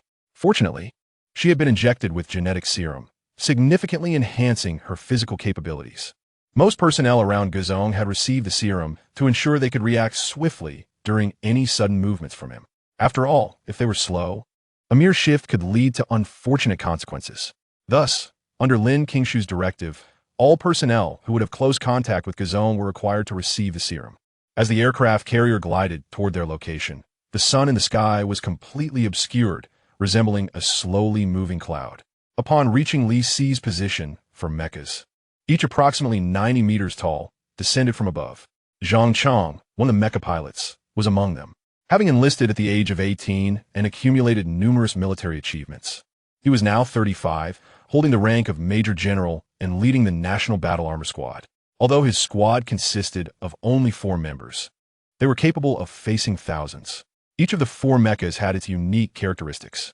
The pink mecha, named Rose, was piloted by a female officer, Chao Jingwen, and could release vast amounts of liquid nitrogen, rapidly freezing its targets. The black mecha, piloted by Lu Xiong, was a veteran tank driver known for his valor. Selected by Zhang Chong to join the squad, named Black Panther, this mecha was renowned for its swift mobility, armed with blades that could strike from anywhere. The blue mecha, dubbed Thunder, was piloted by Zhang Yi, capable of emitting high-voltage currents, enhancing its blade attacks. Zhang Chong's mecha, in striking black and white, was called Twin Demons, symbolizing the duality of life and death, tasked with reaping the souls of colossal beasts. Twin Demons possessed remarkable agility, capable of disassembling and reassembling, proving useful against certain specialized monsters.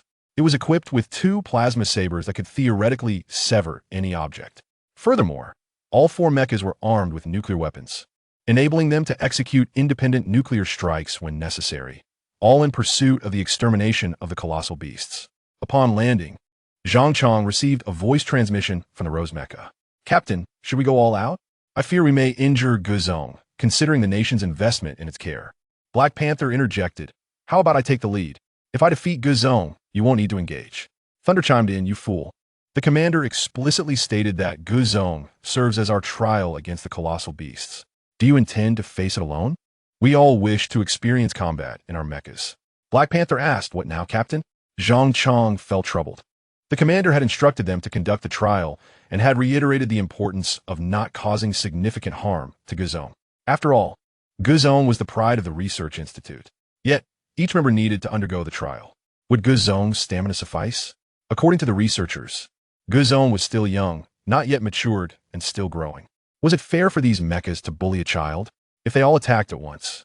What if one of them lost control and seriously injured Guzong? Zhang Chong wrestled with these dilemmas, feeling that no outcome seemed favorable. He had never considered that 4 of them could be defeated by Guzong. After all, Guzong was still just a child. As Zhang Chong hesitated, Li Si had already approached their vicinity. Li Si now stood at a height of 110 meters, towering just slightly above the 4 mechas before him. Observing the immobile machines, he let out a mighty roar. The mechas exchanged glances, perplexed. What was this about? Who could provide a translation? Fortunately, at that moment, Butler Lin arrived. She noticed the standoff and assumed it was the calm before a storm, keeping her distance to avoid any potential fallout from a confrontation. Li Si let out another roar. Yet the other party remained still. He turned to the caretaker, who promptly soared forward. What is it, Brother Zong? She inquired. Li Si gestured towards himself, and then pointed at the 4 mechas. Understanding his intent, she responded, Oh, let me ask. Lin Qingxue flew to Zhang Chong's mecha and asked, Brother Zong wants to know how you wish to fight? He only has an hour, so it must be swift. Zhang Chong, taken aback by Lin Qingxue's words, was bewildered. Wait, Brother Zong merely pointed at the next step, and you interpreted so much from that? I've heard tales of Brother Zong's beautiful Butler Lin, but I see now she is not only lovely, but also understands the language of the behemoths. Zhang Chong continued, We are open to any approach, but we wish to experience the battle with the behemoth, albeit without harming Brother Zong. All right, I will inquire with Brother Zong. Lin Qingxue relayed their sentiments to Li Si, who was astonished. Harm me? You? He flexed his claws towards the 4 mechas. Lin Qingxue quickly grasped his meaning and flew back to Zhang Chong.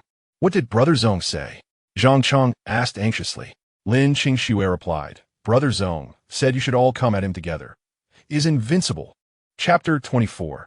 A crushing battle. Zhang Chong paused for 2 seconds before responding. Are you sure you didn't misinterpret that? Did Brother Zong truly say that? No, sister. Brother Zong just flexed his claws. How could you translate that to invincibility? Why couldn't it mean Brother Zong intends to strike? There was definitely a misunderstanding.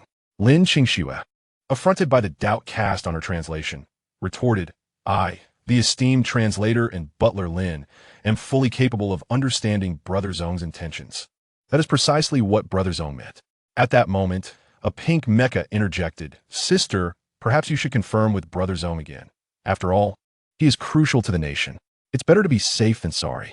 Lin Qingxue considered this and nodded, flying back to Li Si. The 4 onlookers observed as Lin Qingxue spoke to Brother Zong, and his expression shifted dramatically. Moments later, she returned. Oh, I made a mistake earlier. Brother Zong did not mean that. Zhang Chong sighed in relief, nearly causing harm to Brother Zong, thankful that she confirmed it. Then what did Brother Zong mean? Brother Zong's actual intent was that if you all come at him together, he could crush your mechas with a single hand. Who's in favor? Who's against? Wait, what? The Thunder Mecha could no longer sit idly by. Brother Zong is that arrogant? Its propulsion system erupted in flames as it surged toward Li Si. Brother Zong, I know you understand our words. I do not wish to harm you, but you underestimate us. Before the Thunder Mecha could finish, Li Si executed a swift tail sweep, sending it flying several dozen meters away. Then, Li Si roared at the sky. Lin Qingxue hastily translated, Brother Zong says you are too slow. Hurry and attack together. Witnessing a teammate sent flying by Brother Zong's tail, Zhang Chong no longer dared to underestimate him. Everyone heed my command. We will charge together against Brother Zong. Recovering, the Thunder Mecha quickly joined the squad's advance. Meanwhile, the helicopter responsible for the live broadcast received orders from higher-ups. This mecha versus behemoth battle was to be streamed live. Instantly, they activated the broadcast from a distance. As the stream commenced, millions flocked to join, and the numbers continued to rise. Wow, Brother Zong has gone live. Shocking. One particular streamer isn't broadcasting food today, but fighting instead. Who is Brother Zong battling? What is the situation with those 4 mechas? Are foreign countries invading us? The host quickly clarified, Everyone, no need to speculate. This is a national organized combat exercise. Both Brother Zong and the mechas are our own, forming the backbone of our nation's defense against behemoth invasions. Please remember, this is merely an exercise, just an exercise. Management instructed, displaying those very words prominently in the upper right corner of the stream. The audience, realizing the situation, erupted in cheers. Wow, this is far more thrilling than any Hollywood blockbuster. No special effects needed. Brother Zone, invincible, dominating all. In the live footage, the four mechas charged at Godzilla, unleashing punches upon it. Yet, Brother Zone was no easy target and would not simply absorb blows. His claws latched onto a blue mecha, flinging it away, causing it to crash into a building in a shower of sparks. He then delivered a kick to the black mecha, sending it hurtling backward, sustaining significant internal damage. Finally, with a sweeping motion of his tail, he struck the pink mecha, sending it crashing onto a 100-meter-high building, rendering it inoperable. In mere seconds, only the black and white mecha remained behind Brother Zone. Observing his companions dispatched so swiftly, the black and white mecha combined its hands into two powerful fists and aimed a strike at Brother Zone's head. The impact resonated with a deafening clang. The black and white mecha felt as if it had struck the hardest substance in existence, causing it to stagger backward from the recoil. Li Si turned around, stroking his head. "Oh, so you wish to play sneakily?" He began to run, stirring up clouds of dust across the South Mountain District and toppling numerous buildings in his path. Li Si charged directly at the black and white mecha. Unable to withstand the force, the mecha fell to the ground. Seizing the moment, Li Si stepped onto the mecha. With a crushing weight of 20,000 tons pressing down, sparks erupted from the mecha's chest, which slowly began to cave in. With just a bit more force, Li Si could have easily crushed the mecha entirely. It was a 4-against-1 situation. The outcome was already predetermined after just one encounter. The mechas were utterly no match for the behemoth. Was it that Brother Zone was too powerful, or all behemoths inherently this formidable? Li Si, showing mercy, spared the black and white mecha. Inside, Zhang Chong was utterly stunned. Is this it? Have we all lost? Just one encounter? And such a thorough defeat? Was Brother Zone truly that strong, or were they simply too weak? Zhang Yi of the Thunder Mecha shared the same disbelief. Initially, they had contemplated how to avoid injuring Brother Zone. Yet, the four mechas were rendered incapacitated in a single exchange, and Brother Zone appeared to not have exerted his full strength. Their mechas were already sputtering with sparks. Zhang Yi, observing the energy indicators in the weaponry depot, pondered. Brother Zone hasn't gone all out, but neither have they. Their weapons remain untouched, while Brother Zone's claws are natural weapons. If he were to unleash a thunder strike, could that possibly defeat Brother Zone? Thunder would likely only incapacitate him, not inflict severe harm. With this thought, Zhang irresolutely pressed the weapon launch button. A surge of blue energy began to coalesce at the chest of the blue mecha. Li Si sensed something amiss and turned to see a mecha attempting to deploy its weapon against him. Similarly, starting from the spine at the tip of its tail, blue dots of light began to flicker and shrink along its back, ascending from the tail to the crown of its head. The blue lights danced like a carousel, soaring upwards until they reached the top. It appeared as if some form of energy was charging within its being. As the thunderous assault from the blue mecha's chest was unleashed, Li Si opened his mouth and exhaled an atomic breath. A colossal beam of blue energy surged forth to collide with the blue thunderous force. In that fleeting moment of contact between the two powers, the thunderous force vanished. The might of thunder disappeared entirely, while Li Si's atomic breath remained undiminished. Just as it was about to strike the blue mecha, a shadow suddenly pounced, knocking him down. Li Si's atomic breath went astray, but grazed the back of the black mecha. The atomic breath continued its trajectory eastward until it struck a towering skyscraper. Li Si ceased the release of his atomic breath. The skyscraper, unable to withstand the energy of the atomic breath, erupted into an explosion. The reinforced concrete within was instantaneously dissolved into a crimson liquid, cascading down to the ground. This scene transpired so swiftly that none could react before it was over. In the aftermath, only the unscathed Godzilla remained, surrounded by the wreckage of the four mechas. Chapter 25. The hidden research facility. The barrage of comments in the live stream abruptly halted. It was not due to a technical glitch, but rather the audience was left in stunned silence, overwhelmed by shock. After a lengthy pause, the comments began to flood in. "Ah, Godzilla is incredible. Screaming astonishing. Truly astonishing. Is this Godzilla's attack? Not only did he devour the opponent's energy, but he also melted an entire building." Initially perceived as a case of many overpowering the few, it turned out to be a dimensional strike. If all giant beasts were as formidable as Godzilla, could we possibly win? Unable to endure the tension, Zhang Chong hastily exclaimed, Guzong, please stop, we concede. He then cast a pleading glance at Lin Qingxiu, hoping she would provide a translation. However, Li Si had already ceased his assault. He turned and walked towards Nanshan, taking a few steps before glancing back with a look of disdain at the blue mecha. White vapor billowed from his nostrils as he continued his journey towards Nanshan, this time without looking back. Lin Qingxiu quickly translated. Guzong said your actions are disgraceful. In the face of absolute power, a sneak attack cannot alter anything. Upon hearing Lin Qingxiu's words, Zhang Yi felt his face flush with shame inside the mecha. He was overwhelmed with embarrassment, questioning why he had pressed the weapon launch button. Regret washed over him. Endless regret. Had it not been for his comrade Lu Xiang controlling the Black Panther mecha to tackle him, the explosion would have claimed him instead of the building. This meant Lu Xiang had saved his life. He turned to Lu Xiang, who lay motionless in the black mecha. A severe scar marred the back of the mecha, with the surrounding metal corroded. Fortunately, the pilot was in the head of the mecha, so Lu Xiang should be unharmed. Nonetheless, the Black Panther mecha would likely require extensive repairs. No, not just the Black Panther. All four of their mechas would need significant refurbishment. Lu Xiang, are you alright? Zhang Yi kept calling out. I'm fine, but the mecha seems to have malfunctioned. I can't control it at all. Lu Chang's voice came through. It seems the energy module has been destroyed and needs major repairs. Comrade Zhang Yi, your sneak attack on Guzong has put our team in jeopardy. As the captain of the mecha squad, I hereby revoke your mecha piloting privileges. Chao Jingwen from the Rose mecha hurriedly interjected. Captain, it's not that serious, is it? Lu Xiang from the Black Panther mecha also chimed in. Captain, please reconsider. I'm fine. Zhang Chang, your pleas are futile. You should be more concerned about how to explain this to Commander Liao, the captain replied.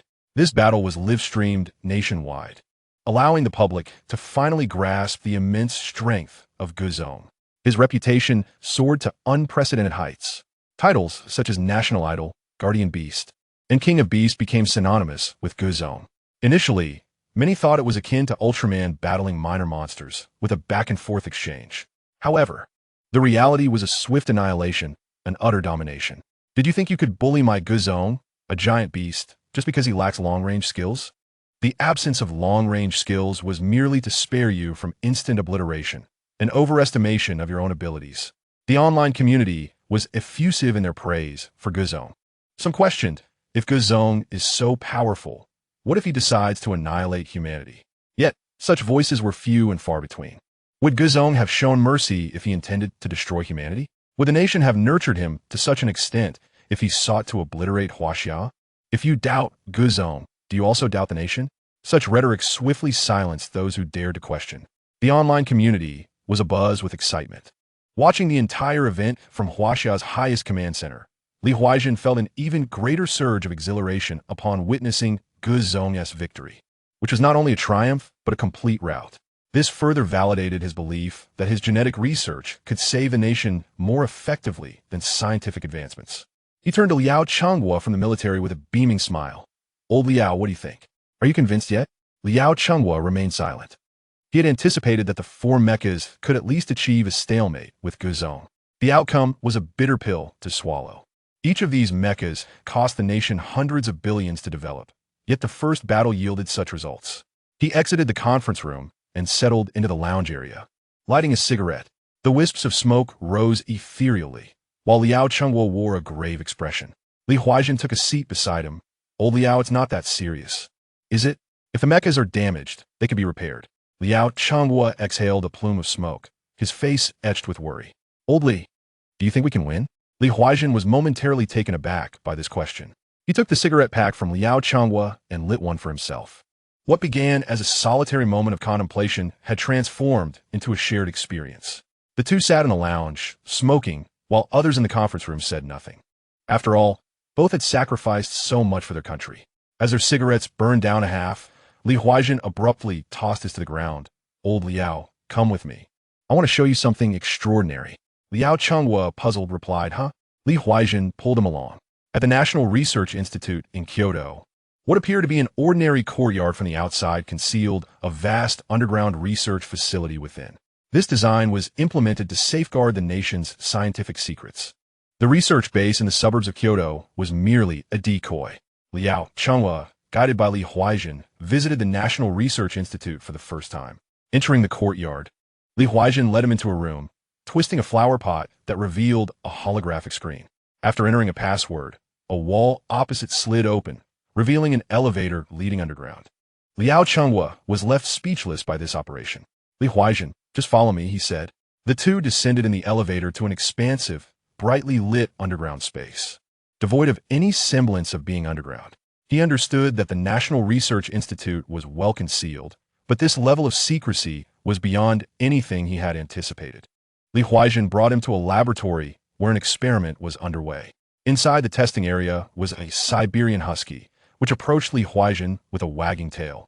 It could not get close due to a barrier. Just as Liao Chunghua pondered the significance of showcasing a husky, the dog suddenly stood on its hind legs and saluted them. Can you imagine? A husky saluting humans. The dog barked twice, and then the electronic collar around its neck emitted a voice. Commander Liao, good day. Director Li, good day. This scene left Liao Chunghua feeling as though he had witnessed something truly horrifying, for the voice was one he recognized all too well. It belonged to his former bodyguard, Xiao Pan, whose real name was Pan Hongwei. He had served at Liao's side since the age of 20, dedicating a decade to his protection. A few years prior, during an official visit abroad, he had been attacked. In a valiant effort to shield Liao from the terrorist onslaught, Pan Hongwei was left in a vegetative state. Although he ultimately survived and regained consciousness, he remained unable to speak or move. Liao Chunghua grasped Li Huaizhen's shoulder, his tone fraught with urgency. Old Li, what is going on? Please, tell me what this is about. His desire to comprehend the situation was palpable. Chapter 26. The second evolution. Li Huaizhen felt Liao's grip tighten painfully on his shoulder. The soldiers could be rather rough, he mused. All right, let me explain. After breaking free, he rubbed his shoulder and began to elucidate. This is our latest research achievement, the brain-machine interface. As the name implies, it allows a human brain to control an animal. Of course, the animal must be recently deceased yet still retain some biological activity. Through the brain-machine interface, a human's consciousness can seize control of the animal's body, enabling the individual to dictate its actions, making the creature believe its mind is still alive. However, this imposes significant demands on a person's willpower. Those lacking resolve may risk irreversible brain death. Liao Chunghua was astonished to learn of such a technology existing within the nation. Is this truly real? He glanced toward the experimental area, now occupied by the husky, which should now be referred to as Xiao Pan. Xiao Pan emitted a couple of barks, and then the brain-machine interface spoke again. Commander, Director Li is correct. When Director Li visited me, he spoke of this plan, and I saw it as my only hope to regain movement. Without hesitation, I agreed. Li Huaizhen adjusted his glasses and continued. When I first saw you, I recognized in your eyes a refusal to accept a life of helplessness. Coincidentally, our nation was seeking volunteers for this research, so I approached you. To my surprise, Xiao Pan's was remarkably resilient, and the first experiment was a success, significantly aiding our research efforts. Now that we can control animals, what about larger creatures? Perhaps even colossal beasts?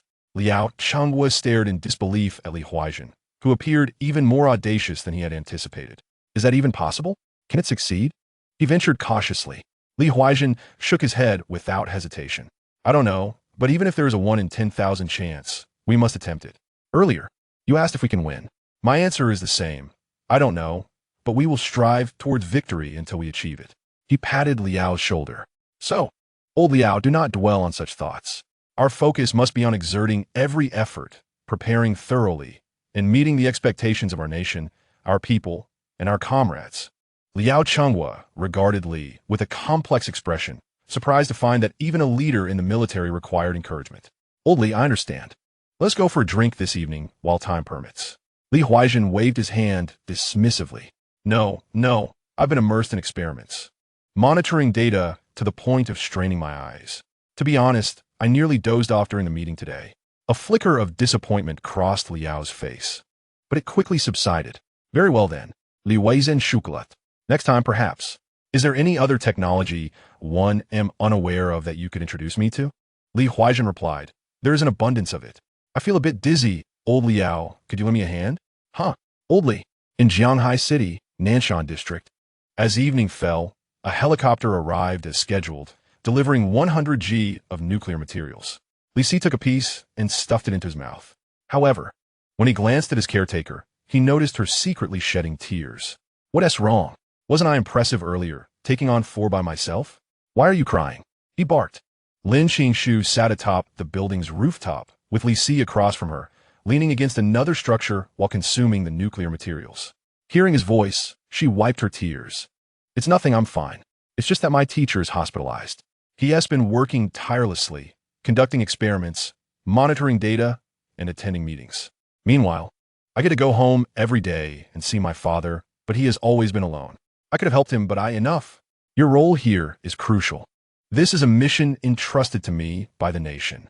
Li Si tossed another 2 pieces of nuclear material into his mouth. Lin Qingshu looked uncertainly at Li Si. Are you really going to enter a dormant state? For how long? Ugh, 3 days? Let me consider. Lin Qingshu longed to visit her teacher.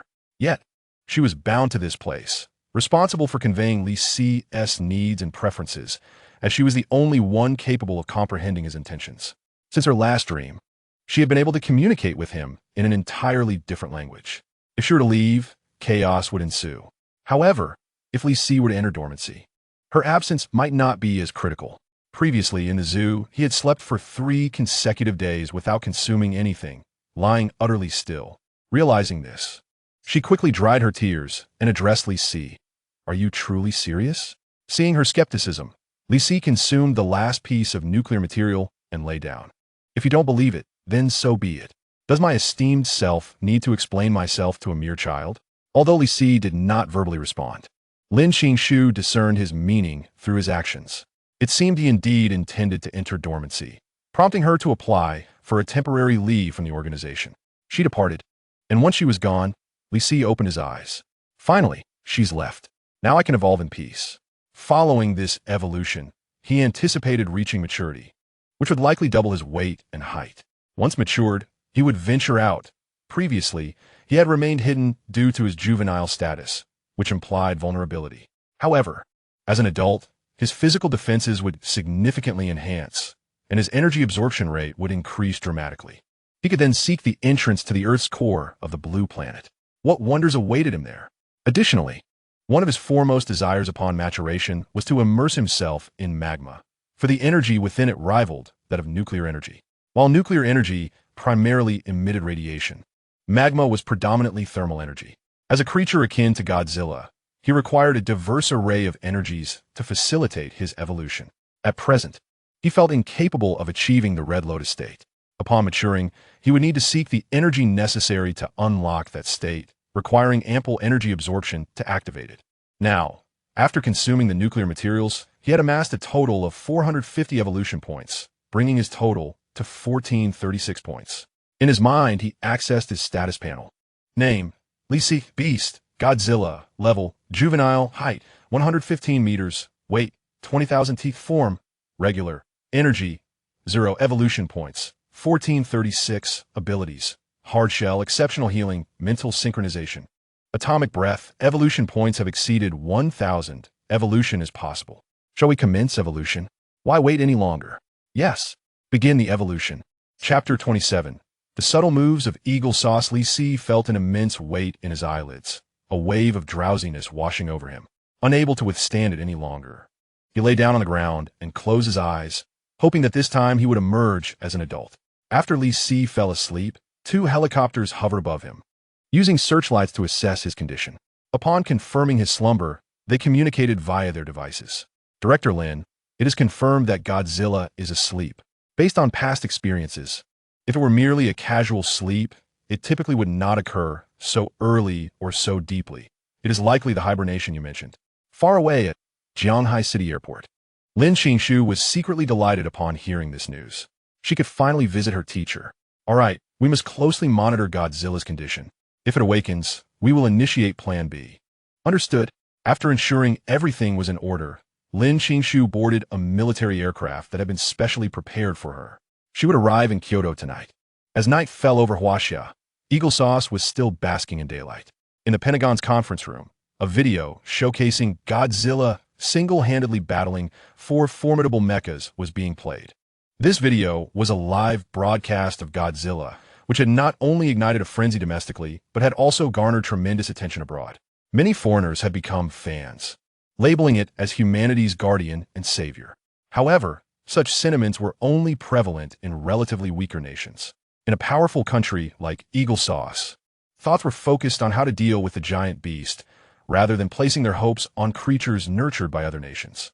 As the video concluded, Bai Chuan addressed the representatives from the Eagle Sauce Department of Defense and other agencies. What are your thoughts? Do we stand a chance against this beast from Huaxia? The Department of Defense replied, "It is difficult to ascertain. Primarily, we lack specific data on this creature and whether it has reached maturity." The research department added, "Based on our experience, this beast likely exceeds 100 meters in height, indicating it has reached maturity. For giants, 100 meters is already considerable. Our estimation is that no giant surpasses 200 meters, and given this one's height, it should be fully grown. However, I am particularly intrigued by the energy beam it emits. If we could capture it for research, it would be advantageous." Bai Chuan then turned to an elderly gentleman from Britain seated at the back of the room, the most distinguished attendee of the meeting. "Captain Karen, do you believe your dual-pilot mecha squadron can defeat this Godzilla?" The British elder smiled faintly. "Mr. President, allow me to share some figures. Our mechas stand over 120 meters tall, with the lightest weighing 3,000 t. Their power is derived from nuclear reactors located in their chests. This giant beast, Godzilla, appears to be just over 100 meters tall. Its weight remains unknown. However, biological kinetic energy originates from the strength of the creature, which cannot be compared to machinery. Thus, from any perspective, our dual-pilot mechas would be overwhelmingly superior." The Department of Defense cautioned, "Captain Karen, do not underestimate the situation. I must kindly remind you that the mechas from Huaxia fared quite poorly in video." Karen chuckled. "Our mechas are significantly different from those of Huaxia. Firstly, ours are dual-controlled, sacrificing a bit of agility but allowing for greater strength. Controlling a mecha alone versus with two individuals is entirely different, as operating a mecha requires substantial mental support. A single pilot must sacrifice some performance to manage it. In contrast, we have equipped our mechas with powerful electromagnetic cannons and sharp alloy materials, capable of easily slicing through Godzilla's shell and striking its vital organs to bring it down." Bai Chuan responded, "Captain Karen, hearing your confidence is truly reassuring. I hope you and your mechas will ensure our collective safety." Karen assured, "Mr. President, you can rest easy. I, Karen, guarantee the completion of our mission." Bai Chuan continued, "Let us proceed to the next agenda item. The Sakura Nation intends to offer 1,000 tons of nuclear material in exchange for the protection of one of our mechas. What are your thoughts?" Karen remarked, "The value of 1,000 tons of nuclear material undoubtedly exceeds that of a mecha. Moreover, would they even know how to operate it?" Laughter filled the conference room. Echoing with scorn, Bai Chuan raised his hand to silence the room. "My suggestion is that we send a mecha along with its pilot. After all, the Sakura Nation is very close to Huaxia's territory. Do you understand my intent?" The attendees began to grasp Bai Chuan's strategy. If Eagle Sauce's mecha were to arrive at the doorstep of Huaxia, it would be akin to placing a timed bomb at their gates. They could leverage this to pressure Huaxia into concessions, trading resources.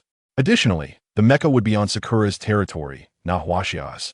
And it was the Sakura Nation that had extended the invitation. As Huaxia would say, it would be killing two birds with one stone. They could keep an eye on Huaxia while obtaining the nuclear materials from the Sakura Nation. After all, the mecha would be controlled by their own personnel, not by those of the Sakura Nation. If they wished to return, they could easily fabricate an excuse and depart. Would the Sakura Nation dare to object? With this thought, Karen immediately interjected, "Mr. President, our mecha squad possesses a unit called Demolisher, which is particularly well suited for this mission. Demolisher carries 100 nuclear warheads and is connected to satellites, enabling precise strikes, making it ideal for this operation." Upon hearing Karen's endorsement, Bai Chuan naturally concurred. "Very well, Secretary, please respond to the Sakura Nation, instructing them to transport the nuclear materials to our Pearl Harbor. Once the materials arrive, our mecha will naturally appear on their island." "Understood, Mr. President," the Secretary affirmed. March 22nd, 10 a.m. Huaxia, Kyoto City, Huaxia First People's Hospital. Li Huaizhen lay in bed with his eyes closed, the nearby heart monitor indicating he still had a heartbeat. Several individuals surrounded his bedside. In addition to Lin Qingshu, who had arrived yesterday, her senior, William, was also present. After establishing contact with their teacher, he had been sent along with his parents to Huaxia. However, his parents were still undergoing investigations and were unable to move freely. Upon hearing of his teacher's illness, he rushed to the hospital. Among the others was Liao Chunghua, sitting in a corner, gazing out at the towering buildings, lost in thought. The rest were Li Huaizhen's students. He had never married or had children in his lifetime, yet he had taught many, each of whom was a remarkable talent. Continuing to shine in the field of scientific research in Huaxia, Lin Qingshu remained closest to her teacher, having kept vigil by his side for an entire day. Her teacher had been her guiding light in academia. She had encountered him shortly after entering university. At just 16, she believed herself to be exceptional, convinced she could change the world. It was only upon meeting her teacher that she recognized the reality. She was merely slightly more intelligent than others. In the presence of her teacher, her modest cleverness paled in comparison. From that moment forth, she became her teacher's student, embarking on a journey into the realm of genetic research. Ultimately, without her teacher, she would not be the person she was today. Thus, she regarded her teacher as an immensely significant figure in her life. William patted Lin Qingshu on the shoulder. "Xiaoxue, you should take a nap. We will keep watch over the teacher here." Lin Qingshu blinked her slightly reddened eyes. She was indeed feeling somewhat fatigued. However, just as she attempted to rise, she noticed her teacher lying on the hospital bed, his fingers moving ever so slightly. Chapter 28. Some matters are more important than work. Seeing her teacher's finger twitch, Lin Qingshu hurriedly grasped his hand. "Teacher, teacher." The other students nearby also turned their anxious gazes towards the bed of Li Huaizhen. Slowly, Li Huaizhen opened his eyes. The first sight that greeted him upon waking was a familiar face, his brightest student, Lin Qingshu.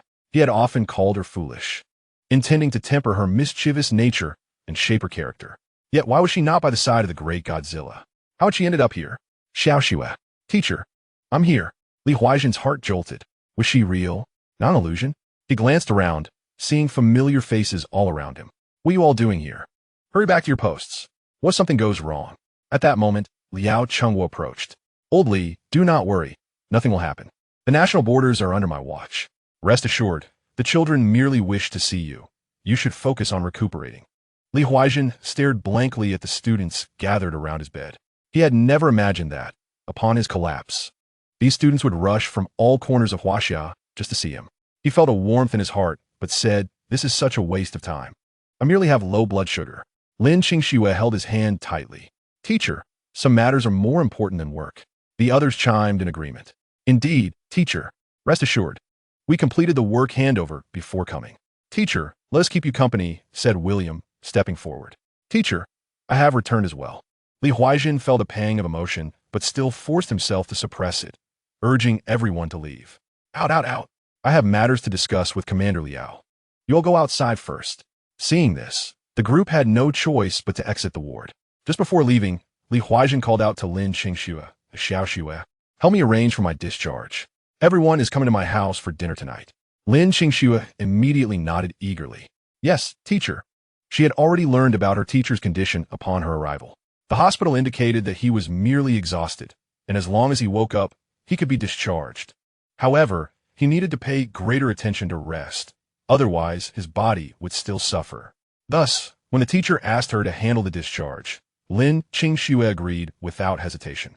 Once the young people had exited, only Liao Chunghua and Li Huaizhen remained in the ward. Liao Chunghua gazed at the door, saying, "Old Li, I truly envy you for having so many children who care for you. I only have a few.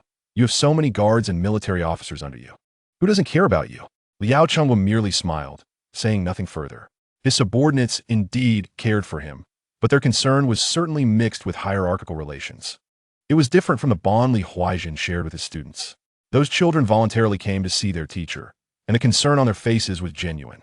Of course, he had people in the army who cared for him as well, but due to his position, he could not be as close to them as Li Huaizhen was with his students. After all, the military is a place that values discipline. Liao Chunghua smiled at Li Huaizhen and asked, "Speak. What is it you wish to discuss?" Li Huaizhen shot him a sidelong glance. "Are you truly oblivious? Or are you pretending? Can't you see? I simply do not want to lose my authority as a teacher in front of them. That is why I asked them to leave. He turned in frustration, lying down with his back to Liao Chenghua. Observing Li Huaizhen's demeanor made Liao Chenghua want to laugh. He understood his friend's thoughts, but could not resist teasing him. March 23rd, 10 a.m., Jianghai City, Nanshan District. At this moment, several helicopters hovered around a small hill.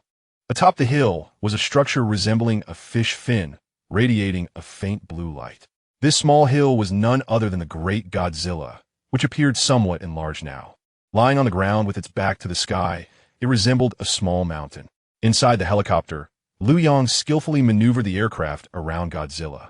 The higher-ups had issued orders to remain until Godzilla awoke before the helicopter squad could withdraw. Liu Yang had a teammate on board, provided for mutual support in case of emergencies. The two had been awake for 12 hours without rest. Flying aimlessly in the sky was rather dull, prompting his teammate to strike up a conversation with Liu Yang. "Liu Ge, when do you think Godzilla will wake up?" "It has been almost 3 days." Liu Yang, focused on piloting the helicopter, replied, "I don't know. It should be soon. With Lin Zhongwan absent, we must guard Godzilla." "Liu Ge, have you heard? Recently, the area bordering the southwest with the sand has been frequently disturbed. Our brother troops are eager to engage. If it weren't for the higher-ups not issuing orders, we can annihilate those sand troops with just our small squad." "Don't be too confident. They're also a trained military force." "Just them? Our troops have all received gene serum injections. Even the fresh recruits are as capable as seasoned veterans, not to mention the veterans. I truly wish we could have a good fight with them." "Stop dreaming. Our real enemy is the colossal beast that will invade Blue Star." "Your thoughts are valid, Liu Ge, but do you believe they will continue to harass us? If we don't show them a lesson, they will never learn. Those are matters for the leaders to consider. We are soldiers and must obey orders." They continued their conversation intermittently. Liu Yang's thoughts drifted to his wife and children back home. As a veteran, he had initially retired, but when the country called for recruits, he voluntarily enlisted to contribute to the nation. He understood he might face death in battle, but if everyone feared sacrifice, who would protect the country? He believed that even if he perished, the nation would ensure his wife and children were cared for. Before departing, he had left his first-class merit medal for his family, instructing them that if he did not return and they faced any oppression, they could present the medal to the local military to seek justice. While Liu Yang's thoughts soared through the sky, he suddenly noticed Godzilla, who had remained still for 3 days, move. Instantly, Liu Yang reacted, pulling the helicopter higher and calling over the radio. "Godzilla has awakened. Quickly, everyone, ascend to a height of 600 meters and notify the command center in Lin Zhongwan." Chapter 29. Has Godzilla departed? Report. Lin Zhongwan is still on her way back. Retreat, retreat. Do not alarm Godzilla. Move to 600 meters away. Understood. At this time, Lin Xingxue was still aboard a plane heading to Jianghai City. After seeing her teacher awaken, she felt relieved as she journeyed back. However, while on the plane, she received news from Jianghai City. Godzilla had awakened ahead of schedule. Wait, didn't Godzilla fall asleep 3 days ago in the evening? Why is it morning now? And he has awakened? Godzilla is teasing me. Due to the military aircraft, she could receive messages from Jianghai City and instructed the plane to accelerate, for Godzilla had awakened. Meanwhile, the awakened Li Si stretched lazily. It was then he realized that his arms had grown significantly longer and sturdier. Although his claws remained claws, they were much more agile than before. Previously, he struggled to grasp objects, but now he could freely and skillfully utilize 3 fingers like a human. Aside from these changes, Li Si also discovered that the energy within him had become significantly more abundant. His dorsal fin had elongated and sharpened. The atomic reactor, the source of his atomic breath, now gathered energy at an accelerated pace. The reactor serves as the primary organ for energy emission within Li Si's body, and it is the main reason for his burgeoning strength. This reactor can convert everything he consumes into atomic energy, which is stored in every cell of his body. Previously, Li Si needed to concentrate energy within the reactor before triggering a reaction to unleash it. Now, the reactor has the capability to store some energy, meaning that Li Si can gather energy more swiftly and release it faster. If he continues to evolve and strengthen the reactor, the stored energy may increase to the point where he could potentially unleash his attacks in mere seconds. However, this atomic breath would be less potent than that emitted after gathering energy within his body. Nevertheless, it would serve as a crucial means of defense in urgent situations, allowing him to unleash an initial blast before preparing for a more powerful attack. Moreover, Lizzie felt that his weight had increased remarkably. Although his height had only risen by 15 meters, his weight had astonishingly reached 90,000 tons. Before reaching maturity, he stood at 110 meters tall and weighed a mere 20,000 tons. Now, having matured, his weight had not merely doubled, but quadrupled, and then some. Upon introspection, Lizzie realized that this significant weight gain was entirely due to the effects on his cells. The cells within him had become denser and contained much more energy than before. This slight enhancement had led to a direct 45-fold increase in his weight. Despite this increase, his physique had not expanded significantly. Rather, Lizzie felt as if he had slimmed down a bit. His muscles, however, were more robust than ever. If he had once resembled an egg, now he was akin to a solid steel ball. This newfound strength was emblematic of an adult Godzilla. Lizzie activated the panel in his mind. Name, Lizzie, Behemoth, Godzilla. Level, adult, height, 130 meters, weight, 90,000 T. Form, standard, energy charge, 0, evolution points, 436 abilities, hard shell, super regeneration, mental resonance, atomic breath, radiation beam, gathers internal energy and swiftly releases a beam attack against opponents, with the capability to emit scattered light through the dorsal fin and tail. Upon observing his newly acquired abilities, Lizzie was momentarily taken aback. Did I not recall that atomic breath and radiation beam did not coexist within the same Godzilla? Suddenly, it dawned on him. If in this parallel universe, he was the sole Godzilla, could he continuously acquire all the abilities of every Godzilla? Judging by his current appearance, he seemed to embody the will of Blue Star, a legend. Yet, the number of skills at his disposal appeared rather extensive. But is that not advantageous? His evolution could persist indefinitely, leading to greater size and an ever-expanding repertoire of skills. He vaguely remembered that when the system was first activated, there had been a note stating, "Note, acquire evolution points by any means necessary. One day, you shall tread upon the cosmos." This single line indicated that he was distinct from the other Godzillas on Earth. He could evolve continuously until he dominated the universe. The thought of one day being capable of annihilating a planet with a mere movement of his foot filled Lizzie with exhilaration. If he grew to such an enormous size, might there exist other universes beyond this one? Shaking his head, Lizzie dismissed these musings, realizing that his immediate priority was to confront the invasion of behemoths on Blue Star. After all, at 130 meters, he was still far from becoming such a formidable entity. However, with this newfound ability, he indeed possessed a means for rapid attack, no longer needing to wait to gather energy. Yet, in terms of power, the atomic breath undoubtedly retained greater potency. There was no disputing that. Lizzie patted his abdomen, feeling a pang of hunger. He bellowed towards a distant helicopter, leaving the crew bewildered. "Captain, what does Godzilla mean?" I have no idea," replied Liu Yang, casting a sideways glance at his companion. "I'm not Lin Zone 1. How can I possibly know what Godzilla signifies?" Panic ensued as they realized that without Lin Zone 1 to translate, they were completely at a loss regarding Lizzie's intentions. Is he perhaps asking for a scratch? No, I believe he is calling for Lin Zone 1. Lizzie observed the helicopter, puzzled as to why they had yet to deliver food. Oh, he suddenly remembered that the caretaker had gone to see her teacher, and there was no one present who could comprehend his meaning.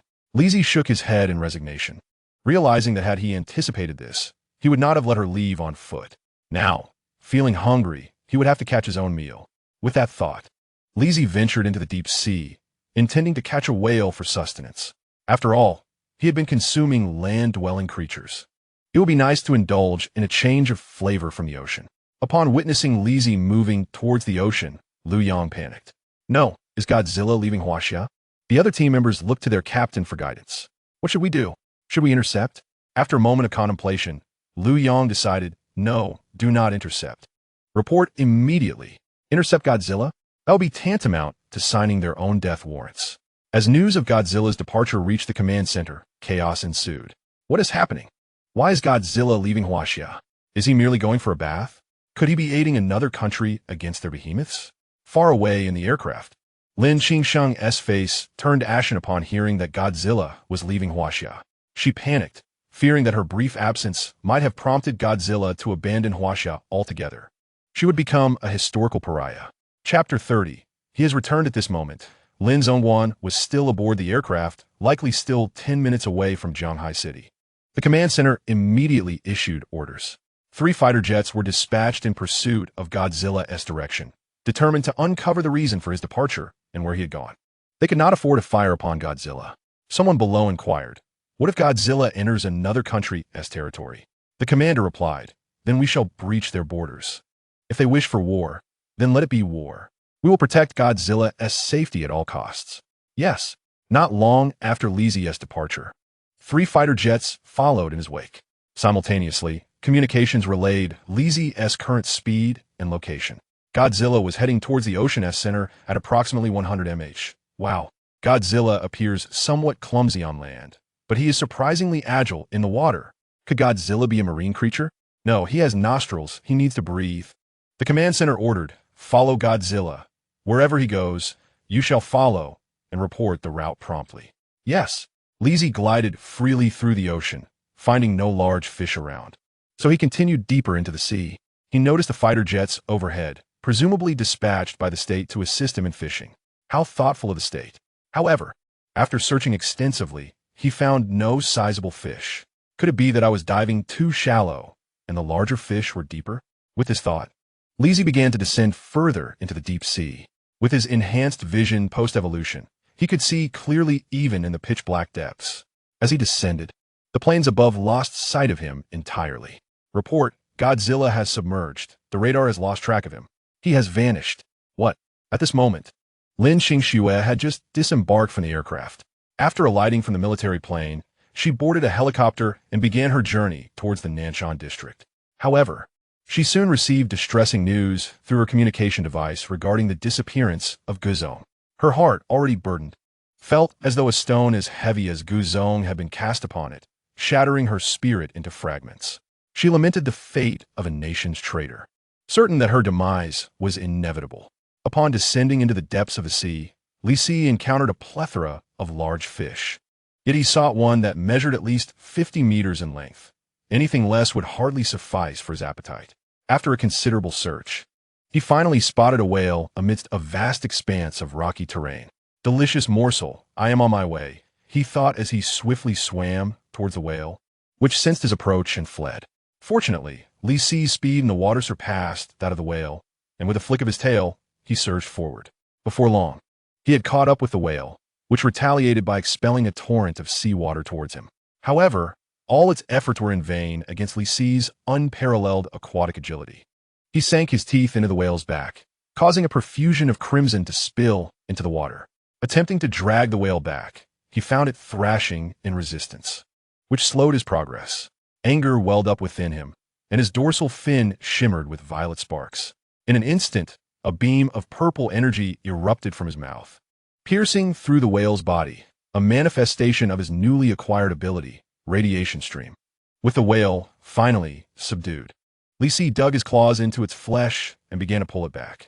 However, a horde of unruly sharks, enticed by the scent of blood, surrounded him. Over a dozen, each measuring at least 20 meters in length. He noted that the marine life in launching was considerably larger than that of Earth. While Earth's whales reached a maximum of 20 meters, the sharks here could easily exceed that. Yet, he was undeterred. Should they provoke him, their survival would be uncertain. As Li Zi's dorsal fin flickered with violet luminescence, once more, numerous rays shot forth from both his fin and mouth, like celestial flowers scattered by a divine hand. Every shark struck by the beams was cleaved in twain. Above, a circling fighter jet narrowly evaded the onslaught of rays that suddenly erupted from the ocean's surface. The pilot quickly reported the incident, stating that Guzong might be engaged in a battle with unidentified creatures and that they were under attack by an unknown ray. The command center erupted with expressions of bewilderment, pondering the timing of such an incursion. Who was Guzong fighting, and from where did the rays originate?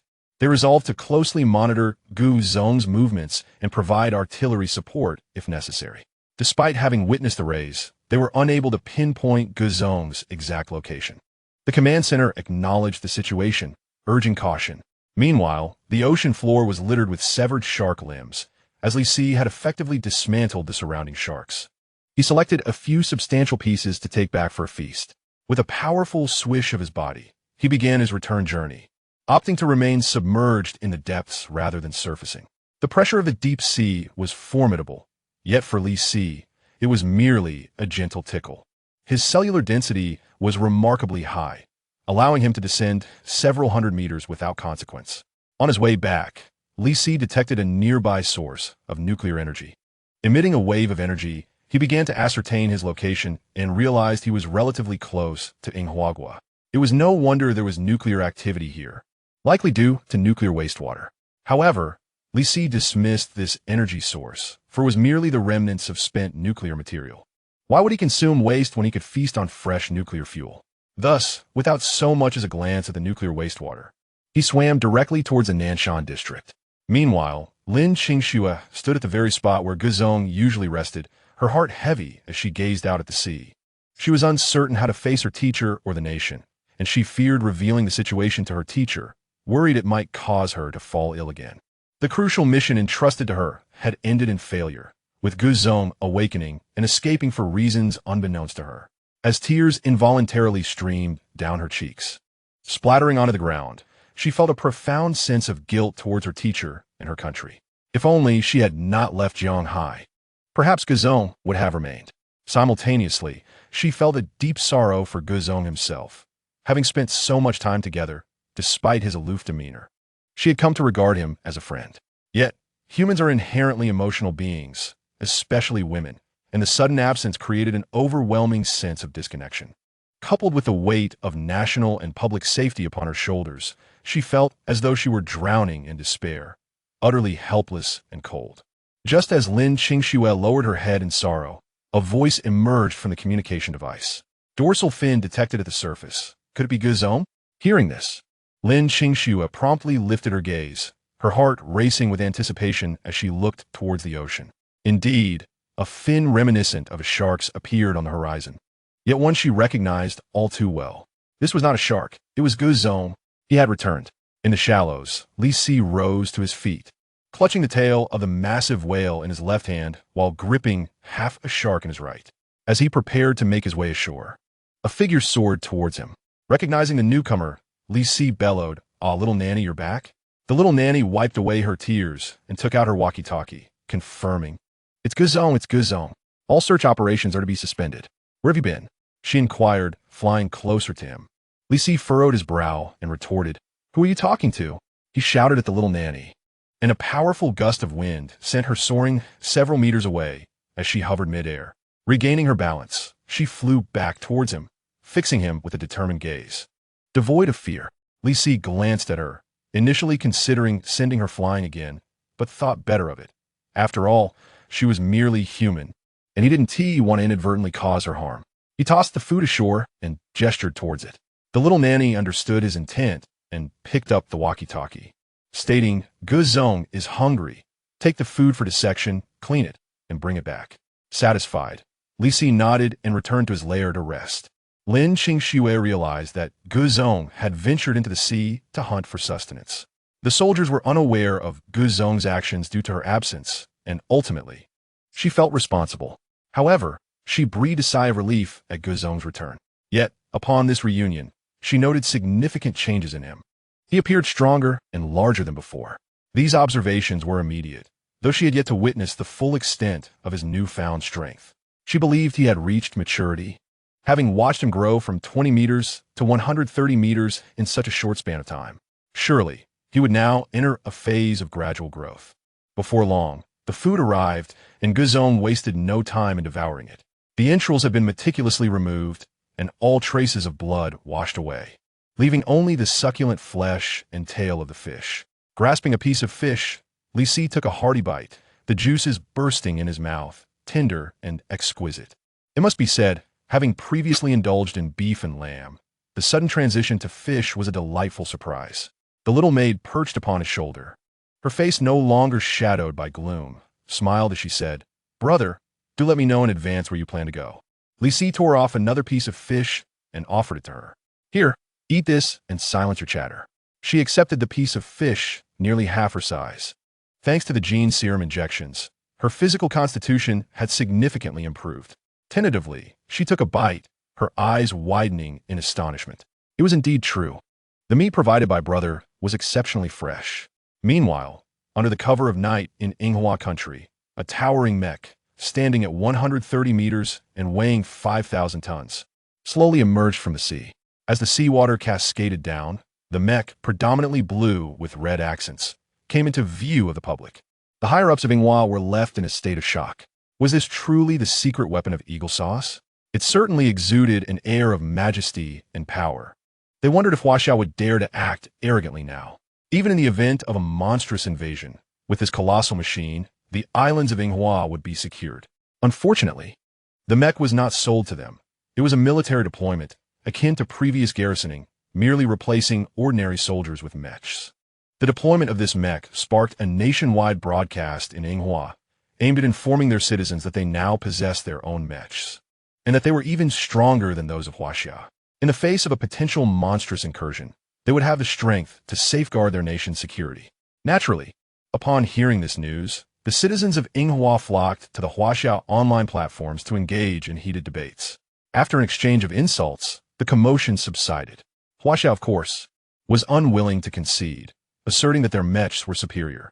However, they had a greater number of mechs, not to mention their trump card, brother. With a mere stomp, brother could obliterate their mechs. Furthermore, were those mechs truly theirs? Why were the operators of the mechs of such fair complexion? When did Inghua undergo genetic mutation? This revelation incited the ire of Inghua's netizens, who had always taken pride in their mechs. Being exposed in this manner was undoubtedly embarrassing. At this moment, Liao Chenghua also received the news. He was currently at the mech repair base. After their last exercise with brother, they had suffered significant losses and recognized the shortcomings of their mechs. They worked through the night, not only to repair the mechs, but also to implement comprehensive upgrades. Additionally, the Mech Research and Development Department discovered that Eagle Sauce required dual pilot mechs because a single pilot could not sustain the vast calculations necessary for such machines. However, this was not the case in Huaxia. Once they identified those soldiers who had received the gene serum and obtained a 300 enhancement, they realized that these soldiers not only had 3 times the physical capability, but also thrice the mental resilience. This meant that one of their soldiers was equivalent to 3 pilots from Eagle Sauce. Previously, they had refrained from constructing large mechs to ensure agility. However, the situation had changed. They were now fully capable of creating single-pilot, large mechs. This transformation aimed to build mechs exceeding 130 meters in height and to increase their number. Standing atop the base, Liao Chenghua observed the bustling activity below, hoping that the modifications could be completed before the monstrous invasion. Upon receiving news of Inghua's acquisition of mechs, Liao Chenghua grew increasingly anxious. Yet, there was little he could do. Scientific endeavors could not be rushed. At that moment, he received another piece of news. Report. Liao Chenghua turned to the guard behind him. To the southwest, at the border with the San, our men have engaged in a skirmish with theirs. Liao Chenghua was puzzled. How did this happen? Shouldn't they be preparing for the monsters? Casualties? Our soldiers only sustained minor injuries, while the San soldiers are nearly all bloodied. Bloodied? How did that occur? They were throwing stones. Our soldiers, due to the gene serum injections, have higher defense, and stones merely grazed their skin. But a San side suffered significant injuries. Throwing stones? Liao Chenghua was bewildered. What era is this? Are we still in the age of stone throwing? At the border? This is hardly amusing. Compensate the injured soldiers with some allowances, and as for the commander, a San is demanding an explanation. Liao Chenghua was immediately infuriated. An explanation? I shall explain to them with a shovel. Issue a military order. Any foreign soldiers who dare to cross our territory shall be shot on sight. Those who succeed in eliminating them shall be rewarded with second-class merit. The guard immediately stood to attention and saluted. Yes, the soldiers stationed at the border were in for a stroke of good fortune. Chapter 32. The second-generation gene serum experiment, March 24th, noon. Since Huaxia issued this military order, a peculiar scene unfolded at the border. Huaxia's soldiers, who were traditionally peace-loving and non-provocative, no longer immediately drove away foreign soldiers attempting to cross into their territory. Instead, they waited until the intruders had crossed a sufficient distance before opening fire. The opposing side had no recourse, as the bullets remained within Huaxia's borders, thus not provoking war. At the border between Huaxia and Asan, Huaxia soldiers beckoned to Asan soldiers beyond the borderline. "Come over here." Asan soldiers, though angry, were not foolish enough to approach.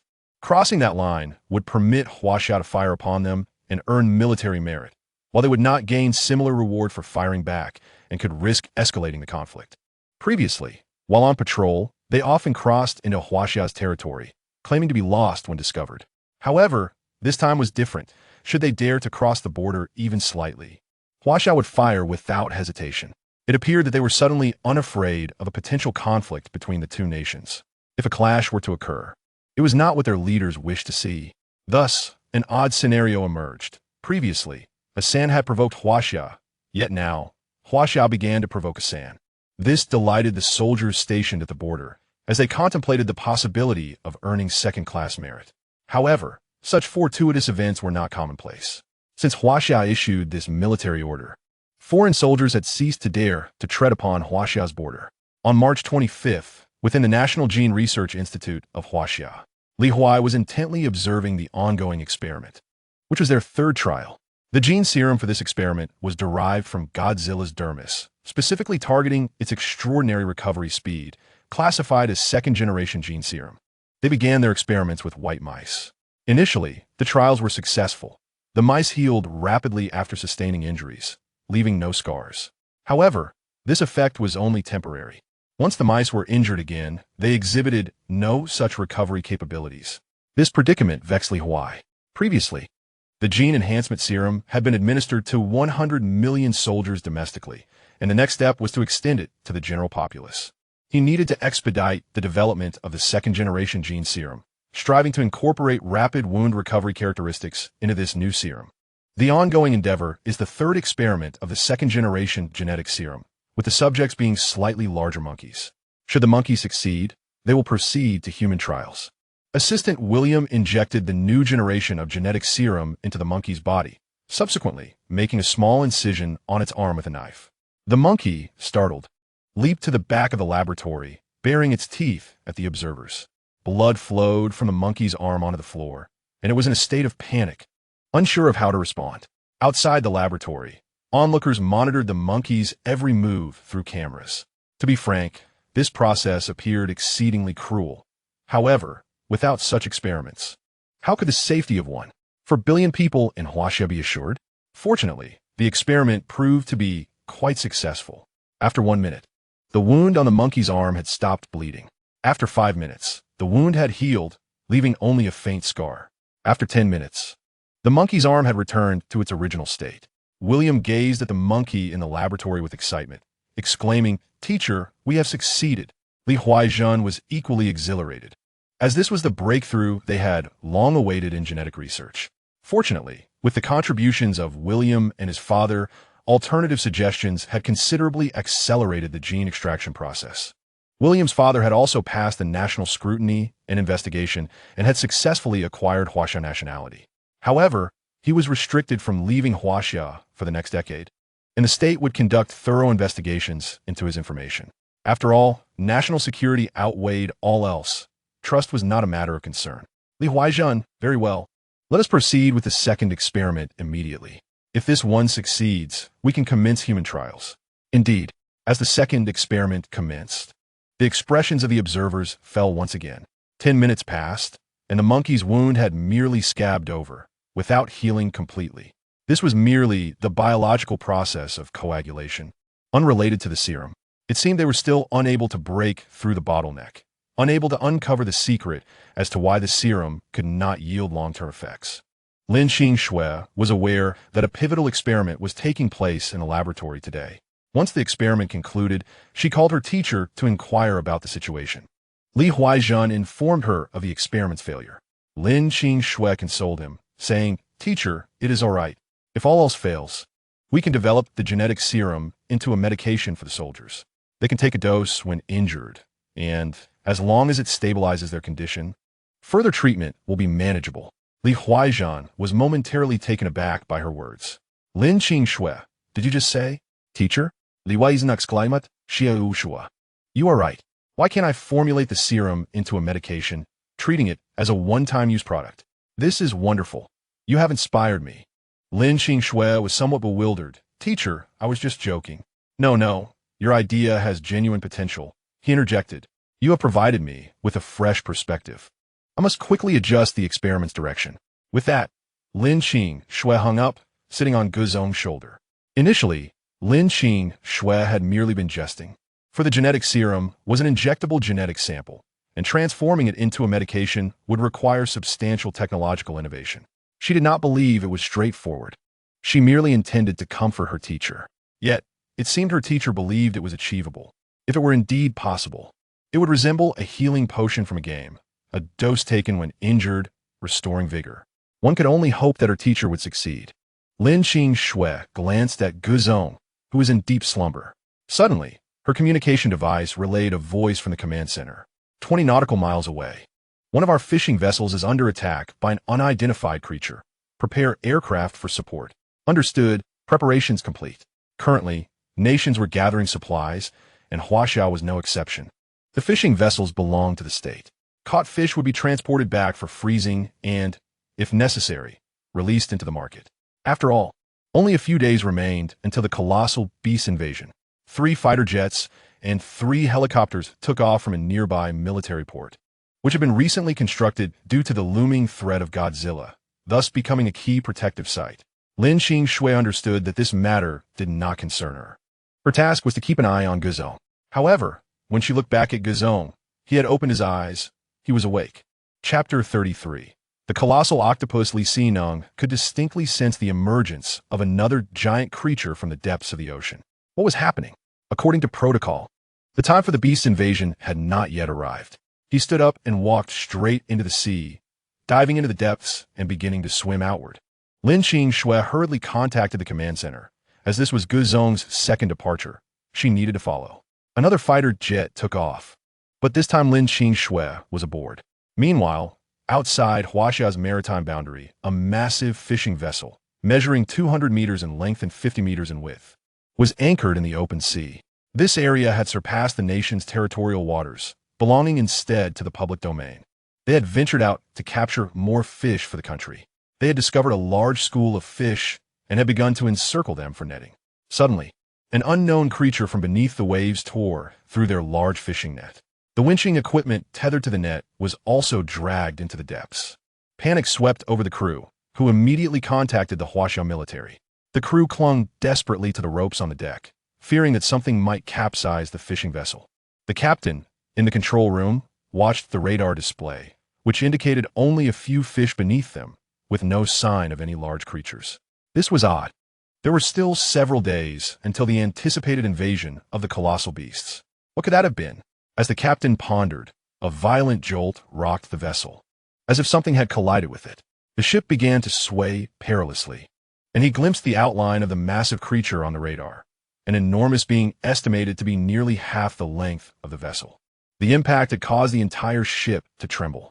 The creature appeared on the radar for only 2 seconds before vanishing again. The captain was alarmed. He picked up the ship's intercom and announced, "Everyone, put on your life jackets and move away from the deck to avoid being thrown overboard. Prepare the lifeboats." If this colossal creature was determined to sink the ship, their only option would be to escape on the lifeboats. Although small, if they boarded the lifeboats, they might still be pursued. It was better than sinking with the ship. The crew was filled with dread, despite their frequent voyages. This was the first time such a situation had arisen. Bang! Another violent impact struck, causing the ship to tilt at a 45-degree angle. One crew member, unable to maintain his grip, slid perilously close to the railing. Had he not caught hold of it, he would have plunged into the water. Yet, just as he was relieved to have held on, a pink tentacle emerged from the depths, ensnaring him and dragging him mercilessly beneath the waves. The crew members watched in horror, their faces reflecting sheer terror. No, how can such a creature exist? What on earth is this? In the control room, the captain realized that the ship had begun to take on water. It was unrealistic to send crew members to repair it now. And just then, the radar detected the creature's silhouette once more. He aimed at the approaching beast and pressed the attack button. Although the vessel was merely a fishing boat, It was equipped with torpedoes, as it was a state-of-the-art fishing craft designed to handle emergencies. As a torpedo was launched from the vessel's hull, it accurately struck a creature lurking beneath the waves. Subsequently, the entire surface of the sea erupted into violent turmoil. The captain, uncertain of the creature's fate, was acutely aware that his ship was on the verge of sinking. He swiftly commanded all crew members to head for the lifeboats. The sailors hurried towards the lifeboat compartments, while he remained at the helm, waiting. If that creature were to resurface, he still had a torpedo at his disposal. However, after a considerable wait, he saw no sign of the creature on the sonar. By this time, all crew members had boarded the lifeboats. Just as he was about to press the button to release the lifeboats, he caught sight of something through the reflective glass of the captain's quarters. Turning swiftly, he beheld an incomprehensibly immense pink octopus, half of its body already draped over his ship, its eyes fixed upon him with an intense gaze. The creature's eyes were larger than his entire captain's quarters. Without a moment's hesitation, the captain pressed the lifeboat release button. At the opposite end of the ship, 3 lifeboats were propelled into the sea. The captain had no intention of fleeing. He was determined to buy time for his crew to escape. The pink tentacles ensnared his captain's quarters, compressing the space and shattering the glass, igniting sparks within. He chose to close his eyes and awaited the arrival of death in silence. Just as he resigned himself to his fate, a sudden explosion echoed through the air. He opened his eyes to find the tentacles of the pink octopus had released their grip on his quarters. The creature's entire body had risen above the water, partially enveloping the ship. 3 fighter jets soared overhead, a sign of salvation. Help had arrived. 2 rockets struck the octopus, inciting its fury as it lashed out with a tentacle, which the agile jets deftly evaded, while the octopus was momentarily distracted by the fighters. A helicopter hovered above the captain's quarters and lowered a rescue ladder. The captain promptly emerged from his quarters and grasped the ladder. The helicopter ascended, successfully extracting him. Even after boarding the helicopter, he could hardly believe he had truly been rescued. At that moment, the octopus had submerged back into the depths. The 3 fighter jets continued their aerial patrol, intent on eliminating the octopus for research purposes, as it represented humanity's second discovery of a colossal beast beyond the legendary Godzilla. While the origins of this creature were unknown, its potential for research was undeniable.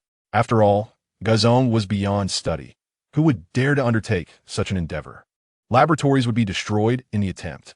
Therefore, prior to the invasion of the colossal beast, the opportunity to study another large creature was exceedingly valuable. Of course, while Huaxia held this perspective, the Sakura nation had also taken note of the situation and sought to eliminate the creature for their own research. Soon enough, in addition to Huaxia's fighter jets, 5 more from the Sakura nation appeared on the scene. The distance from Sakura nation was at least 60 nautical miles, illustrating their relentless pursuit. This is the Sakura nation's aircraft. We request Huaxia's fighter jets to withdraw. This creature is under our care.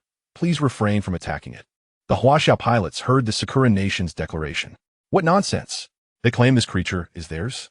If they're to fabricate a lie, they could at least craft a plausible one. What to do?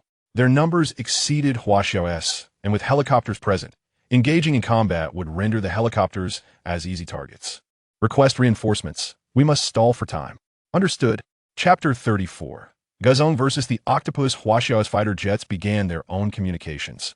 This is Huaxia's aircraft. The creature has attacked our vessel and is a target for elimination. Sakura Nation's aircraft, please vacate the area. Meanwhile, the personnel aboard the Sakura jets were weighing the consequences of this standoff. They lacked complete assurance that Huaxia would refrain from engaging in battle, given Huaxia's vast resources. If a conflict were to ensue, their forces would surely be outmatched. As the Sakura jets deliberated their next move, contemplating whether to notify headquarters for support, they recognized the immense research value of the creature, which could hold the key to a breakthrough in genetic technology. Notify the Eagle Nation. We require their mechs for assistance. If Huaxia's mechs have already arrived, we may find ourselves at a disadvantage. Meanwhile, the helicopter, having evacuated all crew members, began its return flight. Under the current circumstances, the helicopter was rendered ineffective. The conflict now lay between nations and a colossal beast, and the helicopter lacked the necessary firepower. It could only fulfill a rescue role. The Sakura forces, observing the departing helicopter, chose not to engage. They were still in the standoff phase. Any act of aggression would escalate into full-blown war, changing the nature of the confrontation entirely. The military command center in Shanghai City erupted in fury upon receiving the news. What nonsense! They claim it is their property? Why was this not mentioned earlier? Surely, they are fabricating this to justify their research on the creature's remains. Even if it were theirs, so what? It attacked our vessel, making it a target for elimination. If it truly belongs to them, we can demand compensation from Sakura. The commander pondered, then issued a directive for 5 additional fighter jets to be deployed. Should we contact Commander Liao to dispatch a mech? After all, Sakura possesses an Eagle mech. Just as the commander contemplated this decision, Lin Qingshue's voice echoed through the communication device. No need, Gazong has arrived in this area. I trust it is here for the octopus. With Gazong present, Sakura Nation cannot prevail. Her voice emanated from the communication device. Lin Qingxue was aboard a fighter jet, not in the command room. With her assurance, the commander felt relieved. Very well, we shall heed Lin's guidance. All departments, prepare yourselves. If Sakura dares to initiate conflict, we shall not cease until they surrender. Understood. Meanwhile, on the surface of the sea, the octopus, previously draped over the fishing vessel, expelled a jet of black ink towards the Huaxia jets. The Huaxia pilots swiftly evaded, avoiding the inky spray. The Sakura jets seized the opportunity to drop a large net, intending to leverage their jet's power to drag the massive octopus back to their homeland. However, they underestimated the octopus's strength the moment the robust net enveloped it. The creature tore through the fibers effortlessly. In a startling display of power, it captured one of the Sakura jets with a tentacle and hurled it into the sea, resulting in an explosion. Both sides soon realized that their jets stood no chance against the octopus. The impact of their ordnance had little effect. Deploying nuclear weapons was unthinkable, given that they were in international waters and required the creature's remains for research purposes. At this juncture, both factions found themselves at a loss, unwilling to relinquish their prize. The Sakura forces awaited the arrival of the Eagle mech, while Huaxia awaited national support. Suddenly, the Sakura jets received an update. Attention, everyone, in 10 minutes. Our mech will arrive at the battlefield. At that point, Huaxia will not dare to act. Excellent. Wait, is that another Huaxia jet approaching? Why are they reinforcing so swiftly? Of course, this was not a rapid reinforcement from Huaxia. This jet had been trailing behind the main force, piloted by Lin Qingxue. With her arrival, it signified that Gazong was also present. Indeed, the octopus, which had been entwined around the fishing vessel with its head above the surface, suddenly found itself dragged beneath the waves by an unseen force. Despite its desperate grasp on the vessel, it was inexorably pulled underwater, much like it had previously done to a crew member. The Sakura forces were left bewildered, questioning why the octopus had suddenly been submerged. Was there yet another colossal creature lurking below? The scene unfolded with astonishing rapidity, leaving everyone momentarily stunned as the octopus was dragged beneath the waves. Li Si initially intended to sever the creature's tentacles, yet its size and the resilience of its limbs exceeded his expectations. Upon entering the water, the creature released a copious amount of ink, transforming the surrounding waters into a murky abyss that obscured visibility. Li Si could only grasp one of the octopus's tentacles and pull it onto the vessel, where visibility was much clearer. As Godzilla's head emerged from the surface, the onlookers realized that it was the colossal beast raised by Huaxia. The pilots of the Sakura fighter jets turned pale, having just asserted that the octopus was their own creation. Now, they found themselves overwhelmed by a creature nurtured by Huaxia, utterly embarrassed. They contemplated launching missiles to assist the octopus against Godzilla. However, Huaxia had anticipated their intentions and promptly issued a warning that any aggressive action against its beast would be considered a military provocation. The Eagle pilots, who had intended to fire missiles, hesitated upon hearing this proclamation. Perhaps it would be wiser to wait until their mechs arrived.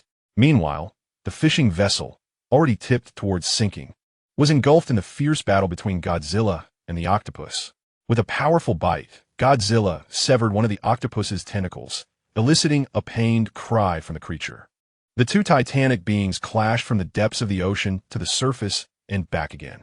Li Si discerned that this colossal beast was not an extraterrestrial invader, but rather a native creature of Blue Star, exhibiting low-level nuclear radiation.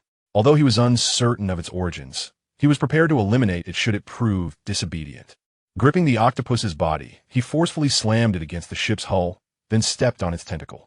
His weight of 90,000 tons crushed the limb into a mass of seafood paste.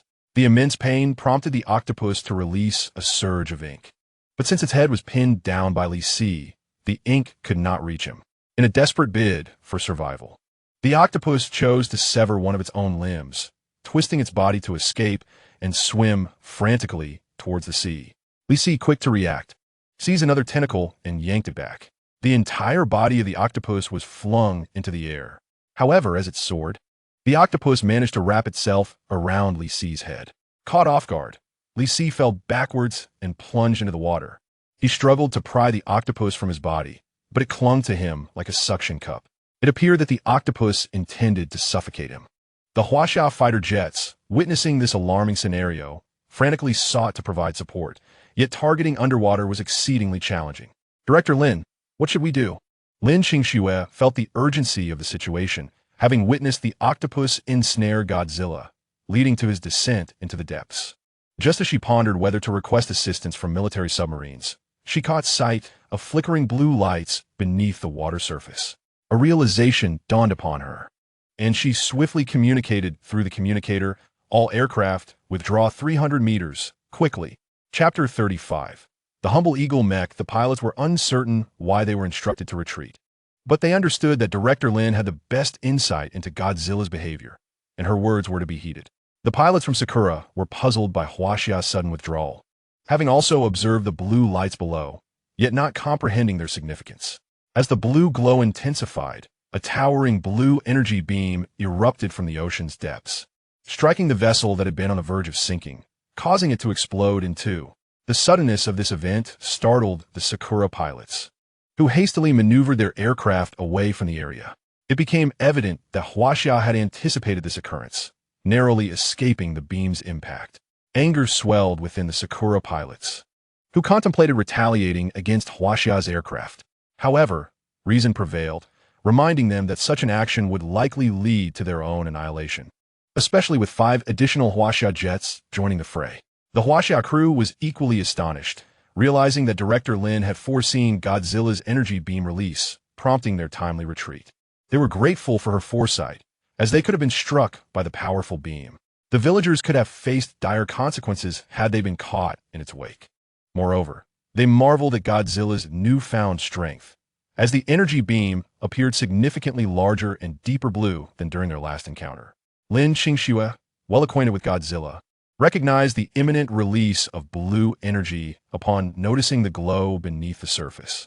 However, she did not anticipate the beam's tremendous power, which even pierced the octopus, a creature of similar size. It seemed that Godzilla held a formidable position among the beasts.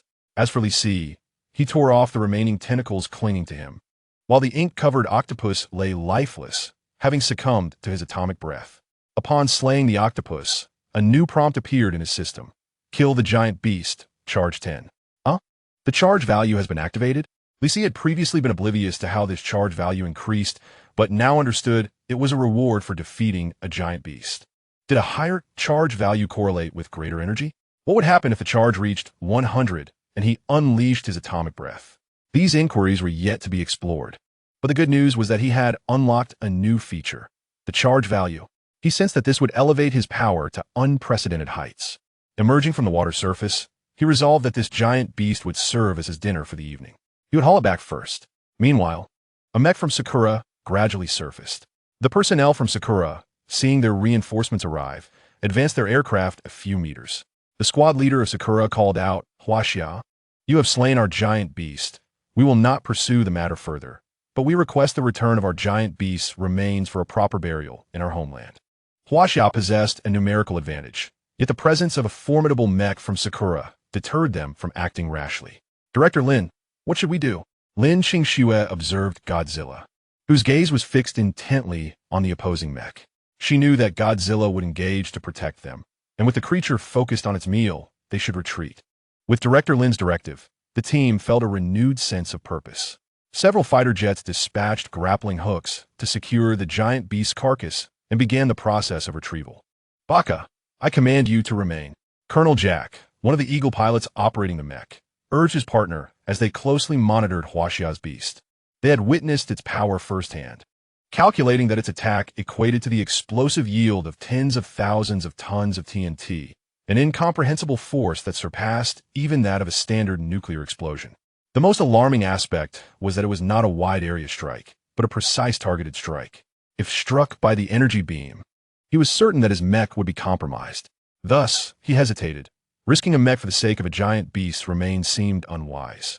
Moreover, the Eagle pilots had an inherent aversion to death. Fearing the risk of demise, they typically refrained from taking action. Colonel Jack? The people of Inghuagua once again reminded through the earpiece, "Shut up. This is our Ingjiang's Mecca. It's not your island nation to command." Jack, feeling somewhat irritated by the clamor from Inghuagua, directly cursed back into the earpiece. At the same time, he noticed the colossal beast from Huaxia slowly approaching him.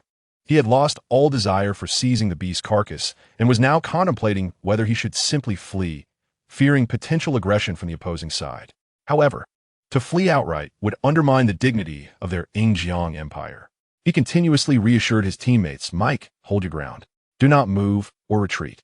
As long as we do not initiate hostilities, Huaxia has no reason to attack us." The Mecca of Ingjiang floated partially on the water surface, trailed by 4 planes from Inghua. Meanwhile, the Huaxia aircraft were slowly retreating, taking away the octopus's carcass. The colossal beast from Huaxia continued to advance, inching closer to the Mecca of Ingjiang.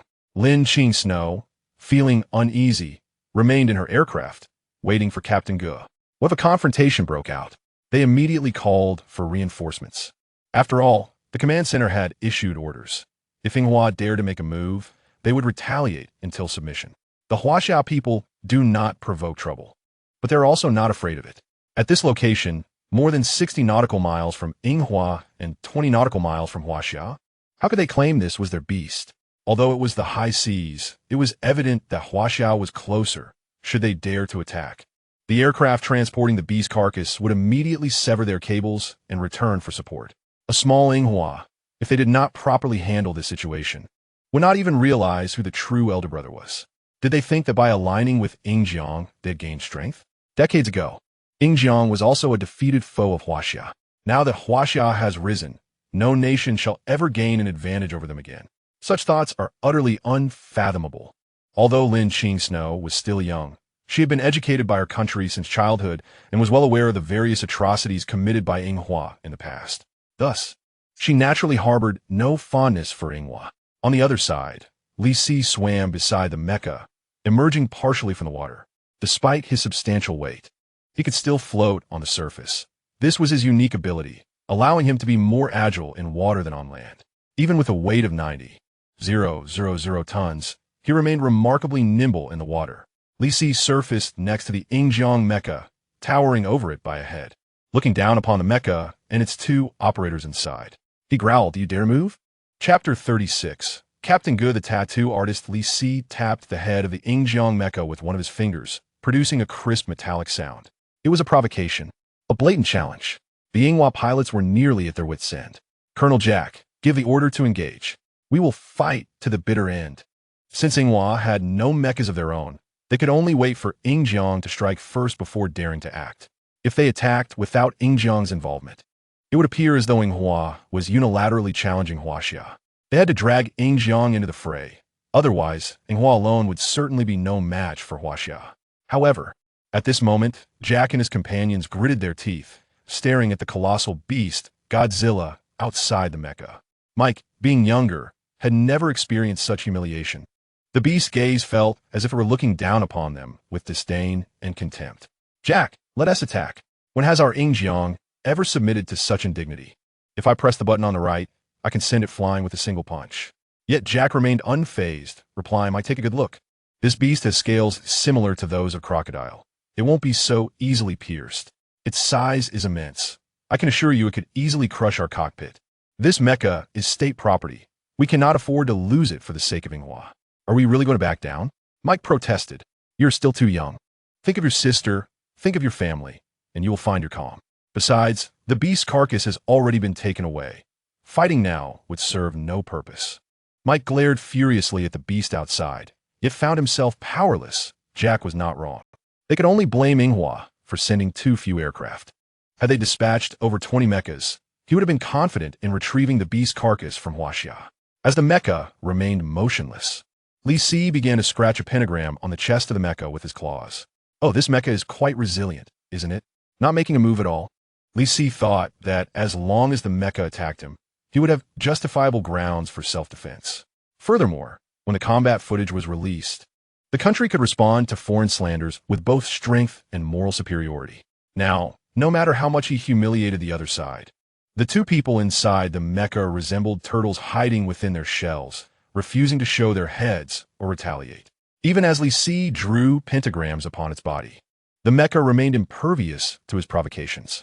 The people of Inghua, witnessing this scene, began to perceive the Ingjiang pilots as cowardly and fearful for their lives. Had they been in control of the mecha, they would have surely engaged the Huaxia beast in a fight to the death. For the soldiers of Inghua, dying in battle was an unparalleled honor. Yet, Ingjiang did not act, and they dared not move either, knowing full well Ingjiang's reputation. If Huaxia were truly to engage them in battle, Ingjiang would undoubtedly refrain from deploying troops, at most sending some outdated military supplies. But it would be their Inghua soldiers who would perish. Thus, if Ingjiang did not act, neither would Inghua. And it was clear that Ingjiang would not act, for neither of the pilots wished to meet their demise. Li Si, too, had no intention of striking first, as any aggression on his part would provide fodder for foreign media to criticize Huaxia. The current international situation was already precarious. He did not wish to complicate matters for his country. The nation awaited a reason for Inghua to act. Once they made a move, the main forces would swiftly advance, penetrating the heart of Inghua. Huaxia soldiers were all valiant and skilled in combat. Within 2 days, they would undoubtedly conquer Inghua. They merely needed a reason, a justification to obliterate Inghua. Although the end of the world was imminent, it had not yet arrived. Proactively instigating war between nations would surely attract global condemnation. Under a series of coincidences, a peculiar scene unfolded. Regardless of how the Huaxia beast pounded against the Ingjiang mecha and drew upon its surface, the mecha remained unmoved. Even Lin Qing Snow was bewildered, wondering when Ingjiang and Inghua had become so accommodating. Was it due to fear of Captain Ji's prowess? Jack and Mike felt like crying. Why did this beast keep fixating on them? Had they known, they would not have come to this place to stir up trouble. They had not anticipated that Huaxia would bring its colossal beast, believing instead that they would arrive with mechas. They were utterly unprepared for the fact that Huaxia's beast was far stronger than they had imagined. It would require at least 2 dual-pilot mechas to stand a chance against it. One mecha was entirely inadequate. Ultimately, seeing that the other side remained steadfastly unwilling to engage, Li Si, after drawing numerous pentagrams on the mecha's surface, turned and submerged back into the water, swimming toward Huaxia's territorial waters. The dorsal fin that broke the water's surface constantly showcased the majesty of the king of monsters. Once the Huaxia beast and aircraft had departed, Jack and Mike finally exhaled in relief. They gazed at the mecha's windshield, now marred by scratches from a beast, and could only glimpse the surface of the sea through the few remaining clear gaps. This incident has also been reported by Huaxia, which stated that in memory of the compatriot who perished at sea, people noticed that the video only contained the first half, which depicted the shipwreck. The latter half showcased a clash between 2 colossal beasts, along with a confrontation involving mechas and fighter jets. Ultimately, the video presented a scene where a Huaxia beast whimsically painted on the Eagle Sauce mecha, as if it were canvas, akin to a tattoo artist adorning a client's skin with various intricate designs, leaving without even collecting a fee for its artistry. This video rapidly circulated on foreign networks, rendering the Eagle Sauce mecha a global laughingstock. It amused me greatly. I could almost envision the trembling demeanor of the Eagle Sauce mecha pilot. Is this truly the Eagle Sauce? Is this the world's foremost power? How pitiful. My Huaxia is eternally revered. The Eagle Sauce has deeply disappointed me. Had I been in the place of a San, that beast would merely have been our plaything. Upon viewing this video, many from Eagle Sauce criticized the 2 pilots for their cowardice. Most notably, the emblem that should have displayed the Eagle Sauce national flag on the mecha's chest was obscured by the Huaxia beast's art, rendering their flag nearly unrecognizable. Is this not a blatant provocation? How can one tolerate this? However, The Eagle Sauce authorities claimed that the two pilots adhered to military orders and refrained from engaging, asserting that as the leading global power, it was their duty to maintain peace in the face of impending calamity. This statement not only exonerated them, but also elevated their stature. Eagle Sauce claims their restraint was for the peace of the blue planet, not due to an inability to contend with Huaxia. Yet, the discerning understand that if one genuinely valued peace, they would not hesitate to pilot their mechas 60 nautical miles to witness Huaxia's battle against the beasts. Everyone knows that Eagle Sauce is merely seeking excuses for its own timidity. On Sakura Island, Jack and Mike sat in their luxurious villa, which rivaled the opulence of the Sakura imperial family. Their mechas rested in the villa's courtyard. As they absorbed the online vitriol directed at them, their redneck traits became evident. Both felt a surge of frustration. It was one thing for foreigners to misunderstand them, but to find their own countrymen doing the same was unexpected. Unable to endure the online comments, Mike slammed his phone down, exclaiming that it was time to retaliate. Jack, closing his eyes, waited before opening them to ask Mike, "Do you desire vengeance?" Mike looked at Jack in confusion, questioning how they could exact revenge when they were outmatched.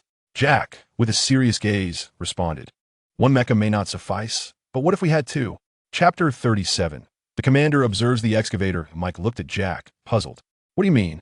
Did Dahan also rent a mecha from Eagle Sauce to protect their territory? Now we have two mechas. If we can lure Huaxia's guardian beast into international waters and attack from both sides." Mike's eyes gleamed with excitement. "Yes, we must resolve Huaxia's guardian beast while we still have a few days before the impending apocalypse. Let us see how they can remain so arrogant." On March 26th, Lin Xingxua sat atop the commander, observing the construction crew beside the deep pit in Nanshan District. With the time for the beast invasion approaching, the government decided to enclose all deep pits within the country and install automated heavy weaponry nearby. In Lin Xingxua's previous dream, the initial beasts emerged from these very pits. This was merely the first wave. Subsequent beasts could potentially create a wormhole directly on the blue planet, emerging through it, or soar through space, breaking through the atmosphere to land on the blue planet. In essence, there were numerous methods for these beasts to invade, not limited to just one. However, the initial emergence was from the deep pits. No one knew what lay deep within. Not even Li Si dared to venture inside. Huaxia had researched extensively, exploring countless methods to uncover the mysteries beneath the pits, yet none had succeeded. Any electronic device sent into the pits lost connection with the surface, rendering the interior completely invisible. Li Si, like a curious child, leaned against the mountainside, his eyes fixed intently on the construction crew and soldiers not far away. Lin Xingxua noticed that the commander had remained motionless for several hours, his gaze fixed on the excavation site, having not slept all day. It seemed that since the commander had slept for 3 consecutive days previously, his usual sleep duration had diminished. He could now watch excavators digging for hours, just like any other boy. At that moment, the construction crew encountered a dilemma. "Commander, there's a large rock here that we cannot remove. Establishing a watchtower in this location is proving difficult." The military officer frowned upon hearing the foreman's statement. The watchtower's location had been determined by domestic experts. However, shortly after digging began, they encountered a substantial rock. Initially, the construction team had presumed it to be a minor stone, intending to excavate it entirely with the machine. However, as they dug deeper, the rock only grew larger, prompting them to report the issue promptly. The problem was now in the officer's hands. The construction team clearly stated that they could not lay a foundation due to the rock. Without a foundation, the watchtower and automated turrets could not be constructed. The officer understood that failing to establish the watchtower would allow the invading beasts and their smaller kin to treat this location as a breach point. If the first line of defense fell so swiftly, the subsequent ones would be even harder to maintain. "Can we use a rock crusher to break the stone? Or perhaps explosives?" the officer inquired. The foreman pondered before replying, "It's not impossible, but the process from breaking the stone to transporting it, then filling with new soil, compacting it, and allowing the mud to dry before re-establishing the watchtower will consume significant time. Time is of the essence. We have only a few days before the beast invasion." The officer pressed, "Do you have any feasible solutions? The establishment of the watchtower is crucial for public safety." The foreman, fully aware of the project's significance, being part of the national construction team, understood the stakes. The higher-ups had issued strict orders for these defensive works to be constructed to the highest standards. Thus, the foreman was eager to assist the military in building the watchtower. Yet, despite ruminating for an extended period, he could not devise a suitable plan. The timeline was simply too tight. "Commander, I fear it is futile. I have considered many options, but time is wholly insufficient." The military officer sighed. "Still no solution? Should we report this? But what if the higher-ups insisted on completing the task?" Lin Qingxue, perched on the commander's shoulder, overheard the conversation between the two below. Yet she too could not conceive a viable solution. With the commander stationed here, the lesser beasts would surely not dare to act recklessly. But what if a colossal beast appeared? Is it still not feasible? We have exerted considerable effort. At that moment, a live broadcasting aircraft arrived. Lin Qingxue's earpiece crackled with an inquiry. "Manager Lin, the public is eager to see the commander. It has been a while since his last live broadcast."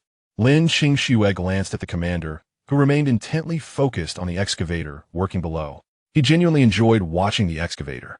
"Very well, let us broadcast. There is nothing pressing tonight." With permission granted, the helicopter immediately initiated the live stream. The host explained the current situation before the camera. "Hello, everyone. In response to your requests, we are once again live streaming Gezong's daily life. Today, Gezong is particularly serene. What you see before you is the deep pit that appeared in the Nanshan district of Jianghai City. The authorities are planning to establish numerous automated artillery platforms here, capable of precise strikes against the Yusho during an invasion without human intervention. Look, Gezong is intently observing the excavator at work. The camera focuses on Gezong, whose eyes are fixed on the excavator digging into the ground, while the machine continues its task undisturbed by Gezong's presence. The barrage of comments begins to swell with laughter. Who would have thought that Gezong shares my fascination with watching excavators? Gezong looks so adorable when he is serious. I'm here to see Lin Zhongwan, who is wearing a qipao today. How ethereal. Shockingly, a certain streamer has garnered over 100 million in daily revenue just by streaming the excavator. Streamer, why is there an excavator down there? Why has it stopped working?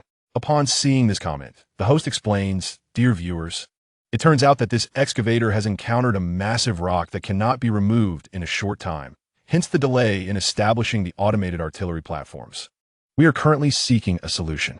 The barrage responds, "Oh, so that's the case. As an excavator operator, encountering a gigantic boulder is indeed a nightmare on the construction site. As a foundation worker, laying a road on top of a boulder is straightforward, even easy, but establishing a foundation is quite challenging, primarily because the rock is uneven. Thus, we must excavate it and refill it with slurry to secure the automated artillery platforms better. What are we to do then?" Just as everyone online is pondering how to deal with this boulder, Gezong rises. What is Gezong up to? In the footage, Gezong bends down, reaching towards the enormous rock with astonished gazes from both the construction crew and the viewers in the live stream. In Chapter 38, Gezong unexpectedly takes action, prompting nationwide astonishment. The scene reveals Gezong inserting 2 claws into the soil. He then turns to Lin Qingxue on his shoulder. Lin Qingxue immediately comprehends the situation and commands, "Everyone, evacuate the area around the boulder. Gezong is going to help us remove it." Upon hearing this, everyone quickly moves the nearby excavators and other equipment far away, fearing a collapse when Gezong extracts the boulder. The viewers in the live stream are equally taken aback. Who would have thought that Gezong, the guardian beast of the nation, would proactively assist when our construction team faced challenges? It is evident that Gezong has been observing closely. Isn't it remarkable that Gezong understands human speech? Have you not noticed that Lin Zhongguan communicates with Gezong in plain Mandarin? This suggests that Gezong possesses a high level of intelligence. I am actually quite concerned about your intelligence, if you can ask such a question. Shh, be quiet and watch closely. Once all personnel and equipment have retreated, Gezong's claws, akin to those of a catfish, grip the massive rock beneath the surface and begin to pull it out gradually. What was previously deemed an insurmountable challenge by the construction crew, and even led the military to consider relocating the artillery, is effortlessly resolved by Gezong's intervention. As more stones are extracted, Gezong employs both claws, exerting strength to pull out a colossal rock measuring over 30 meters in length, which was vertically embedded in the ground and over 10 meters wide. The significant obstacle that had troubled the construction team is swiftly eliminated by Gezong. However, this is not the end. Guzong rises again, and from the nearby Nanshan, digs up two large clumps of earth. He walks over to the pit left by the previous stone and fills it with the freshly excavated soil, firmly compacting it with his foot. After completing this task, Guzong returns to his original position to observe the excavator. Noticing that the construction team has yet to return, he looks at the small caretaker on his shoulder. Lin Xingxue, alerted by Guzong's call, picks up the communication device and exclaims, "Oh, Guzong is finished. The construction can continue." All departments spring into action immediately. Little did she anticipate that Guzong would one day assist humanity in extracting massive stones and filling pits. Is this truly the role expected of a 100-meter-tall giant? What kind of thought process drives Guzong to act in such a manner? Lin Xingxue finds herself increasingly bewildered by Guzong's behavior. She had envisioned the giant beast as one that simply rests when idle and eliminates threats when necessary. Yet, Guzong seems to enjoy watching excavators at work and actively assist the construction team when they face difficulties. What might have taken the construction crew several days, or even longer, to clear is accomplished by Guzong, excavating stones, removing earth, filling holes, and compacting soil, all within a mere 5 minutes. Not only is the efficiency remarkable, but the quality is superior to that of the construction crew, given that the weight of Guzong surpasses that of any road roller. The viewers in the live stream are left agape by this spectacle. Who employs a giant beast as a road roller on a construction site? This scene has captivated audiences nationwide, leading to a newfound appreciation for Guzong. Even those who previously held negative views have begun to change their stance. Initially, many were concerned about the potential dangers posed by such a colossal creature, fearing that nurturing Guzong could lead to unforeseen consequences for humanity. However, after witnessing Guzong's recent benevolent actions, numerous individuals have been touched by his attentiveness and kindness. He not only squats patiently beside humans watching them work, much like a child observing ants at play, but he also takes the initiative to lend a helping hand. This behavior imbues Guzong with a sense of humanity, endearing him to an even larger audience. With Guzong's assistance, the construction team has overcome their most significant hurdle, instilling confidence in their ability to complete the project on time. The live stream continues for a while longer, showcasing Guzong enjoying octopus sashimi before concluding the broadcast. Guzong has now become the most celebrated star on Blue Planet. Any video featuring him is bound to go viral. Even the most prominent celebrities must take a back seat. Lin Xingxue has also gained recognition online due to her association with Guzong. Through diligent investigation, netizens have discovered that Lin Zhongwan is the prodigy who entered university at the age of 16, 10 years ago. Meanwhile, at the highest research institute in Huaxia, Li Huai is conducting groundbreaking experiments. He has shifted the focus of his research, this time, rather than aiming to create a serum for rapid animal recovery. He intends to first inflict injuries on the animals, then administer the newly developed restorative agent to them, whether through ingestion or injection. As long as the animal's wounds heal swiftly, his experiment will be deemed a success. After several trials, he can proceed to human testing. Moreover, the process of creating the restorative agent is vastly simpler than that of the serum. If successful, he could potentially mass-produce this agent, equipping every Huaxia soldier with one on the battlefield, akin to granting them an additional life. If this agent proves effective, he cannot fathom the monumental contributions he could make to his country. Indeed, Li Huai may ascend to the ranks of the nation's greatest scientists, becoming a pillar of society, influencing not only Huaxia, but the entire world. The world will remember Li Huai. In front of the laboratory door, Li Huai observes his students, William and Li Dan. He nods, and the two of them understand, pressing the button to initiate the experiment. In the laboratory, a monkey was bound to a chair, subjected to the mechanical arm's incision with a blade, causing blood to flow profusely. Moments later, the mechanical arm began administering a newly developed restorative serum to the monkey. Despite its desperate struggles, it remained trapped in the chair. After the serum was injected into its body, the monkey's earlier agitation dissipated and it gradually closed its eyes, seemingly succumbing to a deep slumber. Li Huaijin furrowed his brow, pondering whether the serum might possess sedative side effects. However, the encouraging news was that the monkey's arm wound began to heal at a visibly rapid pace post-injection. In 10 seconds, the wound had formed a scab. In 1 minute, bleeding had ceased entirely. In 2 minutes, new flesh had begun to grow. In 3 minutes, the wound was completely healed. In 5 minutes, the injury vanished as if it had never existed. William exclaimed with excitement, "Teacher, it has succeeded." To him, even a sedative side effect was an acceptable trade-off. Li Weizhen, however, remained composed and instructed, prepare for testing on larger wounds and the repeated trials with multiple reagents. Understood, teacher. Chapter 39. The current international situation as the time of the monstrous invasion drew nearer. Significant unrest erupted across nations, with the exception of Huaxia. In recent days, nearly every city in the United States was embroiled in a frenzy of panic buying, all in a desperate attempt to stockpile supplies before the impending apocalypse. The government could only resort to forceful suppression, employing rubber bullets rather than live ammunition, due to Huaxia's refusal to allow wealthy foreigners entry. Affluent individuals from around the world flocked to the United States and Russia, as these two nations represented the best alternatives. Originally, Huaxia was the most appealing choice, boasting military prowess comparable to these two nations and its own mecha technology. Most importantly, Huaxia possessed a colossal beast, whose allegiance to Huaxia was now unequivocally confirmed. Seeking refuge in Huaxia to evade this calamity was undoubtedly the optimal decision. Yet, Huaxia chose to reject all non-national entry for the sake of its citizens. This bewildered the global elite, who, with their vast wealth, were willing to pay exorbitant sums for protection from Huaxia.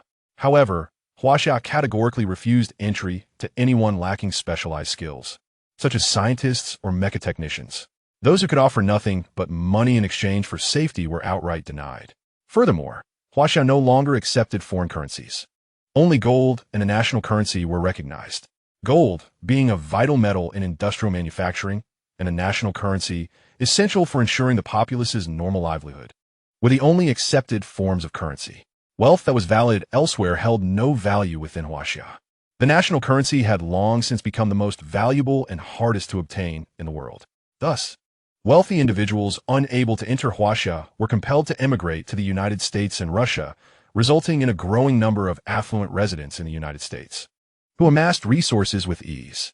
The influx of wealthy individuals led to a dramatic increase in the prices of essential goods, exacerbating the plight of the middle and lower classes, who were already disinclined to save. With the looming threat of a monstrous apocalypse, prices surged exponentially, pushing the middle class into the ranks of the lower class, rendering them unable to afford basic necessities. This predicament forced them into panic buying. Fortunately, the United States announced the cessation of immigration from other countries and imposed restrictions on the wealthy, limiting the amount of supplies they could hoard. They also released a substantial amount of essential goods for national reserves and pledged to continue distributing aid in fixed locations, alleviating some unrest. A particular American blogger's remarks during his escape from a panic-buying event quickly gained traction online, encapsulating the sentiment. Welcome to Los Angeles. Come and experience its traditional culture, freedom. Freedom, freedom, oh yeah. If we don't act crazy, Los Angeles will grow old. This commentary illuminated the paradox of the United States' self-proclaimed freedom. Meanwhile, at the southwestern border of Huaxia, throngs of foreign citizens attempted to breach the border, only to be thwarted by towering barriers. The border soldiers remained vigilant, prepared to fire upon any who dared to cross, effectively deterring most intruders. In such circumstances, soldiers faced no repercussions for their actions, nor could they expect commendations unless they eliminated foreign soldiers attempting to invade Huaxia. Aware of this policy, soldiers refrained from crossing the border. In Huaxia, all factories and schools ceased operations, and citizens were granted leave in anticipation of potential beastly incursions. The government mandated weekly distributions of essential goods, as no one could predict when a colossal beast might appear. Thus, it was deemed prudent for the populace to remain indoors. Should they withstand the initial wave of the monstrous invasion, Huaxia would undoubtedly undergo significant transformation. The world was poised for a monumental reshuffle, and in a few days, the invasion would usher in a new chapter for the entire globe. During this period, the government would oversee the distribution of supplies, with citizens required to purchase them, except in extraordinary circumstances that warranted special consideration. This represented a form of economic circulation, albeit one where the state would assume control over domestic economic activity for the foreseeable future. Soldiers remained steadfast at their posts while scientists toiled tirelessly. Citizens gathered with friends and family, and the nation prepared thoroughly, as did the populace. On March 27th, at 8 o'clock in the morning, Lin Qingshan had breakfast with her father before setting out to meet her boss. The zoo her father managed had transformed significantly compared to just a few weeks prior. With the absence of her boss, the core competitive edge had vanished. Those who had previously opted for refunds received full cooperation from the Jianghai City Giant Beast Zoo. Lin Zhenghua felt an incessant twitch in his right eye, a common superstition suggesting that the right eye's twitch heralded misfortune. He anxiously glanced at his daughter, who was preparing to leave. Xiaoxue, could you take a day off today? Lin Qingshan turned back. Dad, I can't. I have to attend an important meeting on behalf of my boss. Don't worry, I'll accompany you tonight. Lin Zhenghua understood that his daughter was devoted to her country and had no grounds to intervene. He merely nodded, saying, "All right, I'll prepare dinner and wait for you." As Lin Qingshan entered her vehicle, she replied, "No need to wait for me, Dad. You eat first. I can't predict when I'll return." With that, she accelerated towards the Nanshan district, where her work awaited. Given that her home was in Jianghai City, she was fortunate enough to return daily for rest. As long as her boss remained asleep, she could return home and rise early the next day to arrive at her workplace before he awoke. Upon reaching the outskirts of Nanshan district, she found the area sealed off by the military. Presenting her identification allowed her unhindered access. Besides the highest-ranking military official stationed in Jianghai City, she was the most powerful figure in the vicinity, commanding respect even from the military. This authority stemmed from the fact that she alone comprehended her boss's intentions. Upon her arrival in Nanshan district, she proceeded to her designated dressing area and donned a military uniform tailored for women. Given that a meeting was scheduled for the day, it was prudent to attire herself more formally. Chapter 40. The emergence of the second generation of serums having changed into her uniform. Lin Qingsno equipped herself with a military-grade flying apparatus developed by the armed forces. This device harnessed energy from a recently discovered renewable resource, capable of providing continuous power. However, its scarcity rendered large-scale deployment unfeasible. She typically flew with the apparatus, as remaining grounded hindered her communication with Guzong. As was her custom, she soared to Guzong's side, only to find him still in slumber. Seizing the opportunity, while he remained asleep, she activated the virtual conference room. At that moment, the meeting of Huaxia's highest command had commenced. Comrade Liao Chenghua, our forces have established a perimeter around the deep pits nationwide. We are confident that should any giant beasts or remnants appear, we will be notified immediately. Furthermore, our troops are currently exhibiting high morale. Even in the face of a colossal creature, we are assured in our capabilities to respond effectively. Additionally, our aerospace carrier has undergone successful upgrades, with its exterior now fully equipped with stealth materials, allowing it to remain undetectable in the skies. Our mechas have also been fully repaired and upgraded in terms of size, energy, and weaponry. Compared to the mechas of Yingjiang, ours surpass theirs significantly in performance and agility, though should the enemy possess hidden tactics that may alter the outcome. On the surface, however, our mechas are undoubtedly superior. Following Liao Chenghua's report, others nodded in agreement before turning to Li Huaixin. From the Research Institute, we have successfully developed a method to control recently deceased organisms through brain-machine interfaces. In the future, we aim to conduct experiments on larger organisms. Presently, the gene serum has been administered to the entire military and some civilians, and we anticipate completing nationwide injections by June. Lastly, our institute has achieved a breakthrough with the second generation of gene serum. However, unlike its predecessor, this version's effects are temporary. Upon hearing this, Lin Qingsno paused. "Teacher, is it truly successful?" The audience appeared bewildered, and several inquired, "Director Li, what do you mean by temporary effects?" Understanding that an explanation might be complex, Li Huaixin decided to demonstrate live. He retrieved a vial of blue liquid, resembling a drink contained within a test tube, and a small knife. Proceeding to make a swift incision on his arm, the onlookers gasped in horror. Yet, Li Huaixin remained composed, raising a hand to prevent anyone from moving. "Stay still. Just observe." He then consumed the serum in one swift motion. Remarkably, within 10 seconds, the bleeding ceased.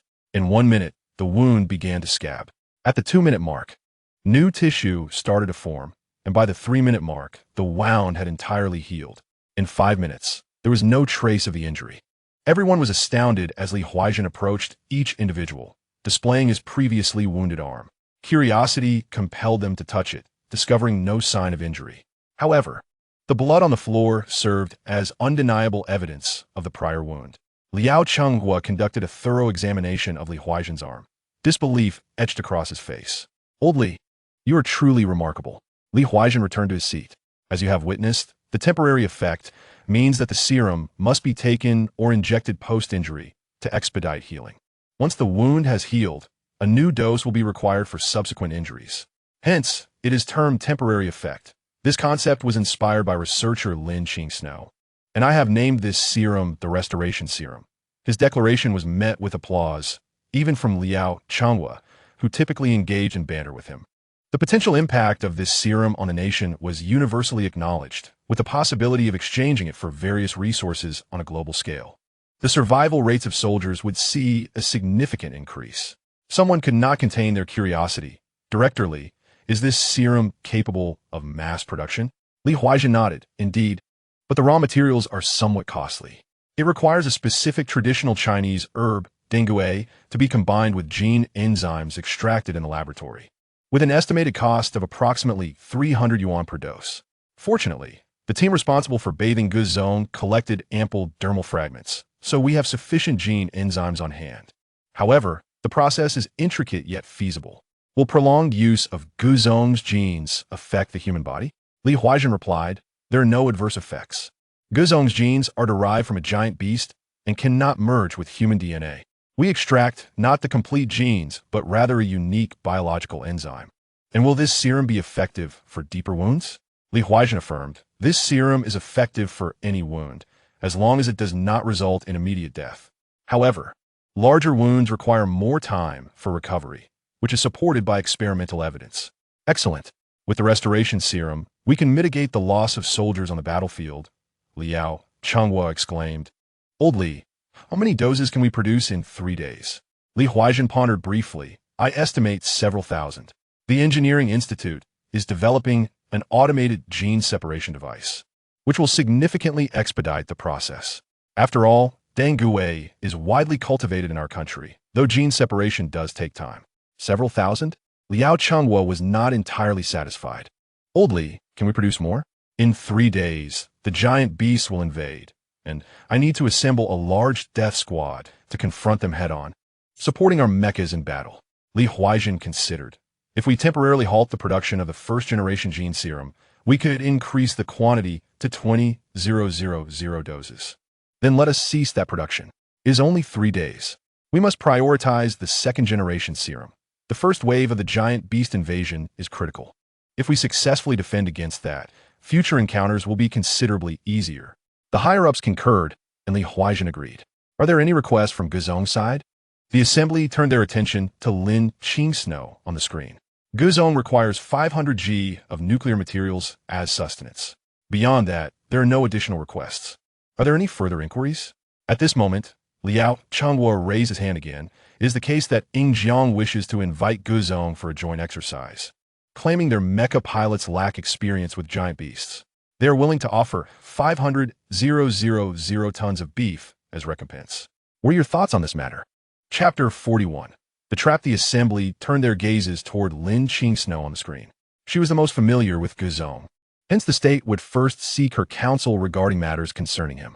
After a moment of contemplation, Lin Qingsnow stated, "Esteemed leaders, I believe we cannot acquiesce to this request. A victory would lead to accusations of bullying the weak, while a defeat would endanger Guzong. It is a lose-lose situation.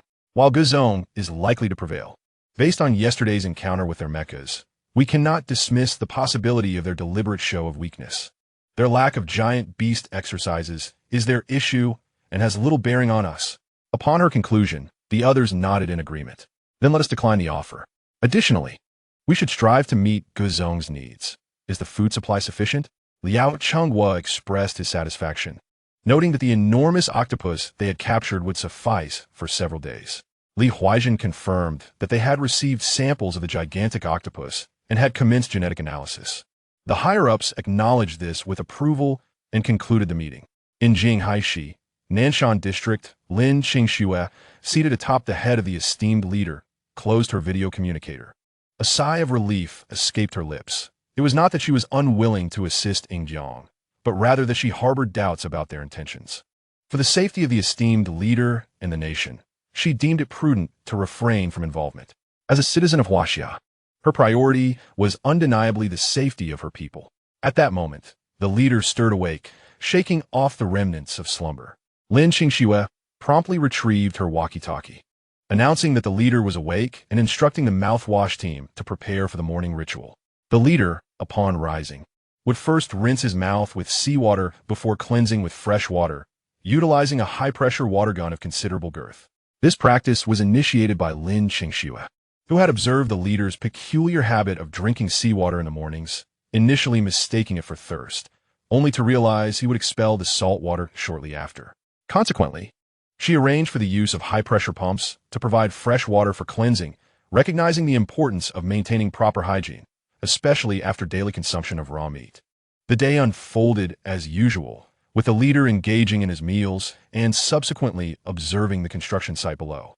Meanwhile, Ingjiang was incensed upon receiving news of Huaxia's refusal to participate in military exercises. President Biden lamented the disloyalty of the Huaxians, who, despite receiving provisions from him, would not permit their colossal beasts to engage in drills. General Mike, a 5-star general, interjected, informing the president of a 100-meter-tall gorilla discovered on a deserted northern island, now restrained by military chains. Is that so? Splendid. Let's transport it back home and raise our own giant beast, Biden exclaimed. However, Mike cautioned against it, explaining that while Huaxia's creatures were nurtured from a young age, this gorilla, being fully grown and hostile towards humans, would wreak havoc if released. Contemplating this, Biden suggested, "What if we drive it into Huaxia's territory?" Mike, visibly hesitant, replied, "Mr. President, with all due respect, we are at a critical juncture regarding giant beast invasions. Humanity must present a united front." Biden's expression darkened. "Who is the president? You or I? Huaxia has already deceived us out of millions of tons of beef. Their methods lack transparency." Yet Mike reminded him, "But they have paid for it." Biden, frustrated, pointed a finger at Mike, commanding, "Shut up. This is a military order, General Mike." Resigned, Mike nodded, "Yes, Mr. President." As night enveloped Sakura Island, amidst the waters between it and Daehan Island, two mechas converged once more. Jack, one of the mecha pilots, inquired if his comrades were ready. Hesitating, the opposing pilot questioned the wisdom of their plan. Jack responded affirmatively, asserting that Huaxia had previously targeted Ingjiang, and the affront must be avenged. He outlined today's strategy. He had captured a slightly smaller octopus, measuring over 60 meters, near Sakura Island, intending to use it to lure out Huaxia's giant beast. Their objective was to ambush and eliminate the creature in international waters, ensuring that even if discovered by Huaxia's military, they could claim to be merely conducting a routine extermination of giant beasts with the nation's support behind them. At midnight, Nanshan District was plunged into darkness, with Li Si immersed in a dream of a rendezvous with the 7 fairies. Abruptly, he awoke, sensing the presence of a giant beast. Puzzled by the frequency of these encounters, he wondered if it was a local creature. Resolute, he decided to investigate, contemplating that as the newly crowned Godzilla, he should command all giant beasts, effortlessly directing them to serve and fight on his behalf. This, he believed, was the rightful demeanor of a king among giants. The moment a giant beast appeared, he felt compelled to capture it. Those that complied would remain, while those that resisted would perish. It was that simple. When extraterrestrial giants arrived, Li Si was determined to eliminate them, recognizing that failure to do so would only invite more invaders when they departed. As Li Si rose, the military sensed the disturbance, their lights flickering to life. Ignoring their alerts, he made his way to the shore and submerged himself in the water. He possessed the ability to see in the dark, albeit not as clearly as during the day. Following the sense direction, he propelled himself at a speed of 100 kilometers per hour. About half an hour later, he found himself beyond the territorial waters of Huaxia, now in international waters. Every marine creature in his vicinity instinctively veered away, none daring to obstruct his path. The regal aura that emanated from him had intensified since his maturity. Upon reaching his destination, he found no sign of a giant beast. Perhaps it lay beneath the sea? He began to dive deeper. Eventually, he discovered a smaller octopus anchored to a rock, significantly smaller than the one from the previous day. Yet, he noted its unusual calmness, as yesterday's creature had fled upon sighting him, while today's remained still. This struck him as odd. Nevertheless, he alighted upon the rock, causing bubbles to rise in the water. Upon closer inspection, he realized the octopus had been nailed to the rock, explaining its inability to escape. A sudden foreboding sensation washed over him. Was this a trap? Chapter 42. Annihilating the Yingjiang mecha, Li Si immediately recognized the danger. As he turned, he spotted a mecha with its lights shining, approaching from his right, and another on his left. Ah, so this is where you awaited my arrival, he mused, recalling how he had been restrained from retaliating the previous day, only to discover they had summoned reinforcements. He deftly extracted 2 large steel spikes from the octopus, allowing to flee at once. Despite being fellow giants, he felt a twinge of sympathy for the creature. However, as he removed the spikes, the 2 mechas surged forward. Once he had freed the octopus, the mechas flanked him from both sides. Yet, being machines, their maneuverability underwater paled in comparison to Li Si's. With a gentle push, he propelled himself upwards, causing the 2 mechas to collide. Jack, witnessing this, quickly raised his arm, aiming a small nuclear missile at the ascendant Li Si. In the deep sea, the use of a nuclear weapon posed no risk to civilians, as only the giant beast they sought to eliminate was present. They believed that killing it would deter Huaxia from further arrogance. With that thought, Jack and his partner Mike pressed the launch button. A missile, as thick as an adult's thigh, hurtled towards Li Si. Noticing the incoming missile, Li Si scoffed at their audacity, adjusting his posture to bite down on the approaching warhead. Without hesitation, he swallowed it whole, much to Jack's astonishment, who had feared that the Huaxian giant's shell would be impervious to such a blast. Now it is fine. The external defenses of the opponent are formidable. Surely, their internal defenses cannot be equally robust, can they? Under the gaze of several onlookers, a resounding duong echoed as the nuclear bomb detonated within the belly of the Huaxia giant beast. However, to the astonishment of the observers, the creature merely trembled slightly before displaying no further reaction. In fact, it even patted its belly as if to convey satisfaction, as if to say, I am full. What in the world? What has happened? Why did the nuclear bomb have no effect on it? What kind of creature is this? Perhaps we should retreat. No, I will slay it. Jack pressed the button on his plasma cutter, and his mech swiftly extended a colossal sword from its arm. He then leaped into action, closing the distance to the giant beast with remarkable speed. Observing his allies engage, another mech promptly followed suit. Li Si witnessed 2 mechs approaching him from either side. Their intentions clear. His dorsal fins began to shimmer with a violet electric glow, and he unleashed a torrent of purple laser from his mouth, striking one of the mechs. Yet, despite enduring his assault, the mech pressed on to strike. This was unexpected for Li Si. Nevertheless, he was unperturbed. His own defense was not to be underestimated. Could they truly sever his body with their sword? Impossible. Thus, Li Si stood firm, thinking, you may strike as you wish. If I move, I concede defeat. However, Li Si remained still, while the octopus, sensing potential danger, extended a tentacle to ensnare the colossal sword of one mech. Being merely a soft-bodied creature from the ocean floor, it lacked the defenses of Li Si. The outcome was predictable. Its tentacle was severed within moments. Yet, this action inadvertently caused the mech to veer off its original trajectory. Li Si was taken aback that the octopus would assist him. After he had saved it earlier, it had not fled but remained in the vicinity. Now, witnessing his ambush, it had come to his aid. What a commendable creature. Time was of the essence, and Li Si could not afford to ponder further. Facing another mech, he lashed out with his claws. Sparks flew as he tore 3 gashes into the chest of the second mech. Li Si landed gracefully, glaring fiercely at the 2 mechs. His tail began to emit a brilliant blue light, and 2 seconds later, his dorsal spine followed suit. With another second passing before the next dorsal fin flickered with the same luminescence. The frequency of the blue light intensified rapidly. Jack, witnessing this spectacle, broke into a cold sweat. He urgently communicated via the mech's intercom. We must flee. This creature is too powerful. It cannot be slain. Furthermore, it is about to unleash a devastating attack. Do not let the energy beam strike you, or you shall surely perish. The driver of the second mech exclaimed. What? Why didn't you say so earlier? Split up and run. Split up and run. This strategy aligned perfectly with Jack's intentions, prompting him to steer his mech towards Sakura Island in haste. Yet, as he attempted to escape, a sense of danger loomed from behind. Despite pushing his mech to its limits, he still felt it was insufficiently swift. Turning to glance back, he saw a blue beam of light hurtling toward him. He could not comprehend why the giant beast had fixated on him when the other mech was also fleeing and was even closer to the creature. Was it not said that in retreat, one need only outpace their comrades? Why was this no longer valid? Before Jack could react, the beam pierced through the chest of his mech.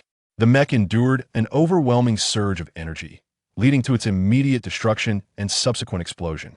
A colossal shockwave surged through the depths of the ocean, instantly clouding the seafloor in murky obscurity. Except for Li Si, who remained steadfast on the ocean floor. Unfazed even by the shockwave from the explosion, the surrounding waters turned tumultuous. However, the upheaval of silt and seaweed obstructed Li Si's vision, rendering him unable to locate the other mech. He propelled himself upward, swiftly ascending to the surface. Yet, upon reaching the surface, he scanned the surroundings and still could not spot the mech. It appeared the opponent had extinguished their lights and made their escape. To his surprise, the pilot from the Eagle Country proved to be quite clever. Nevertheless, they had lost one mech, and surely they would lament this loss. Would they dare to trouble him again in the future? Shortly after Li Si surfaced, the octopus, now missing a tentacle, also emerged. Li Si let out a roar directed at it. The octopus expelled a jet of water, producing a bubbling sound in response. Li Si roared again, gesturing for it to follow him. The octopus understood and began to swim alongside Li Si toward the waters of Huaxia. Li Si could not comprehend the octopus's vocalizations, but it was evident that the octopus too could not decipher his sounds. Although they were both colossal creatures, they belonged to different species, akin to the divergence between cats and dogs. They could discern each other's tones, but not the specific meanings behind them. Thankfully, the octopus possessed a decent level of intelligence, allowing it to grasp Li Si's intentions. Li Si resolved to return with the octopus and investigate the origins of this remarkable creature. Chapter 43, Deep Beneath the Sea, March 28, 9 a.m. Upon arriving at Nanshan District, Lin Qingxue discovered that Guzong had ventured out again the previous night. Upon reaching Guzong, she found him frolicking in the water with a 60-meter-long octopus. Guzong bellowed at it, and the octopus responded by forming a circle with its tentacles. With a different tone, Guzong commanded it again, prompting the octopus to perform another action. Guzong was evidently delighted.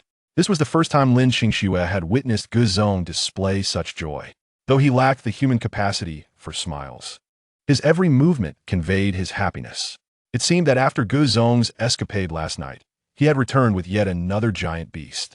Yisong, Lin Qingxue called out as she approached. Guzong glanced back at her momentarily before turning his attention back to the octopus. The military was still engaged in construction, while Guzong played with the octopus. Lin Qingxue found herself at a loss for what to do. Li Si, after a night of interaction with the octopus, had gleaned insight into its origins. According to the octopus's gestures, it seemed to have emerged from a cavern deep within the ocean floor. Its original habitat appeared to connect with this area of the seafloor, as several of its kin had migrated to this region. Li Si speculated that the octopus was likely referencing the inner world of the Blue Star, where such massive creatures could be born.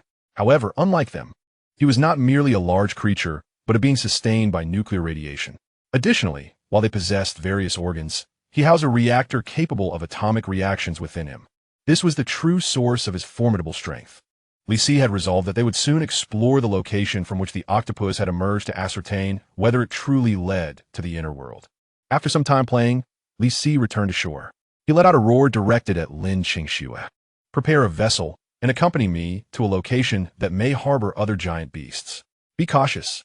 Li Si felt that after transforming into Godzilla, communication had become remarkably convenient. Even when he wished to convey a multitude of thoughts, a single roar, gesture, or glance sufficed for Lin Qingxue to comprehend his intent. Such efficiency. Lin Qingxue responded, "Oh, I will inform the military to prepare. Guzong, would you like to eat?" Li Si pondered for a moment, considering the possibility of a confrontation, and decided it would be prudent to eat well. Roar. Food. Bring 2 cattle for this little octopus as well. Lin Qingshu replied, understood. Kitchen, prepare the meals. As Lin Qingshu issued her command, a dozen helicopters in the distance began to rise, laden with various freshly slaughtered foods. Around 10 a.m., Li Si had his fill. Now, he needed to consume over 200 cattle. Each ton of evolutionary points yielded more than 150. However, he noticed that his height had gradually plateaued, likely a consequence of reaching maturity. Much like humans, once adulthood is attained, one's height generally stabilizes.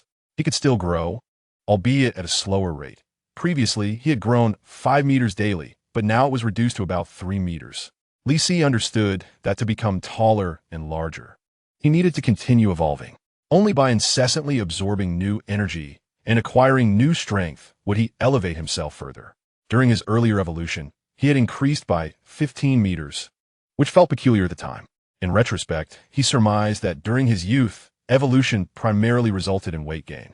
Future evolutions should be comprehensive, enhancing not only weight and height, but also physique, appearance, abilities, strength, and energy. The adult Godzilla had merely embarked on a journey.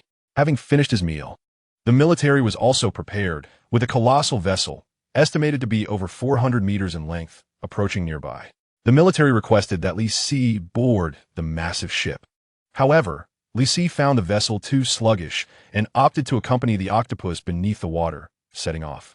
The ship trailed behind him as he swam through the sea. Head held high, Lin Qingshu perched atop his head, still equipped with her flying apparatus, ready to return to the ship if Li Si needed to dive. Watching the seabirds darting around them, Lin Qingshu felt immense joy. It was her first time at sea, and particularly for official duties alongside Godzilla, who was swimming with her on his back. How delightful! The sailors aboard the ship were quite relaxed. As the recent global anxiety regarding the impending invasion of the colossal beast had left everyone on edge, despite Huaxia's meticulous preparations, concerns remained. Thankfully, they had Godzilla. Nevertheless, some international figures were intent on tarnishing Godzilla's reputation, and surprisingly, a few domestic individuals believed them. Yet this constituted only a small minority. The majority still placed their faith in Godzilla. This mission at sea had significantly eased the tension among the sailors, as they were able to witness unique landscapes, bolstered by the presence of Godzilla, which provided them with a sense of security. Seated atop Godzilla's head, Lin Qingshu reviewed the latest news on her tablet. The Eagle Sauce had released a video overnight, claiming that Huaxia's colossal beast had attacked one of their mechs, demanding an explanation from Huaxia. Huaxia had responded with a rather curt retort. Those who bring calamity upon themselves cannot live. Lin Qingshu found this peculiar. She had not received any inquiries from her superiors. Did they choose to trust Godzilla without even asking? After all, only she could comprehend Godzilla's language.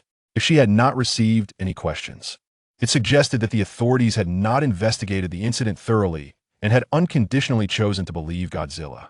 Naturally, a segment of Huaxia's populace expressed skepticism, questioning whether the official conclusion had been premature.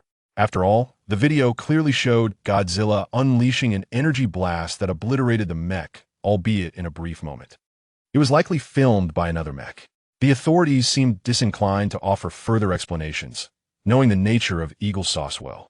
This situation left them somewhat speechless, as some citizens still believed Eagle Sauce. Lin Qingshu closed her tablet, sighing at the keyboard warriors. Although they represented only a minority, their presence was infuriating. Just then, the octopus swimming ahead came to a sudden halt. They had arrived at their destination. Li Si also halted and shouted at Lin Qingshu. Understanding his cue, she readied the submarine and prepared to dive alongside Godzilla. Acknowledged, Lin Qingshu hurried back to the ship and entered the submarine. The submarine descended in tandem with Godzilla, and beneath the spotlight, Lin Qingshu noticed numerous large octopuses beneath the surface. Had they stumbled upon the octopus's lair? Yet, these octopuses remained amicable, not attacking Godzilla or the submarine. Most were around 10 to 30 meters in size, while the 60-meter specimen Godzilla had brought back was considered large. They eventually reached the ocean's depths, revealing a wide opening, approximately 57 meters across, emanating a blue glow, with octopuses emerging from it. Indeed, they were emerging, and some were entering from the outside. Li Si immediately surmised that this might be a connection between the water inhabited by the octopuses of the inner world and this underwater realm. Otherwise, there wouldn't be so many large octopuses here. Moreover, the entrance was too small, even one of his legs could not fit through. He had initially hoped to explore the inner world. Lin Shu also recognized that the entrance was too constricted. Not only could Godzilla not enter, but their submarine could not either. Forcing it would likely only allow the head to fit, making it too tight to withdraw once entered. Li Si pointed toward the surface, and everyone began to ascend. At the surface, Li Si shouted to Lin Shu, "I cannot enter. Remember the coordinates and observe this place. Do not enter. Simply monitor the situation." Unfortunately, he could not proceed, as he was not a soft-bodied creature. His plans to access the inner world had fallen through. He could only have the military keep watch here and perhaps explore other locations for larger transport channels in the future. Li Si contemplated whether he could pierce through to the inner world with a single blast. He felt it was improbable, having just reached adulthood. He decided to wait until he had improved further. He needed to absorb more energy and raise his charging value. The military recorded the coordinates of this location, which was approximately 100 nautical miles from Huaxia's waters, quite a distance. Subsequently, they began their return swim alongside the two beasts. Along the way, Li Si instructed Lin Shu and the giant vessel to return ahead of him, as he wished to patrol the ocean further. Lin Shu, with no choice, obliged. Indeed, Godzilla had taken to exploring beyond the confines of his territory since reaching maturity. In the ocean, only Li Si remained, moving swiftly.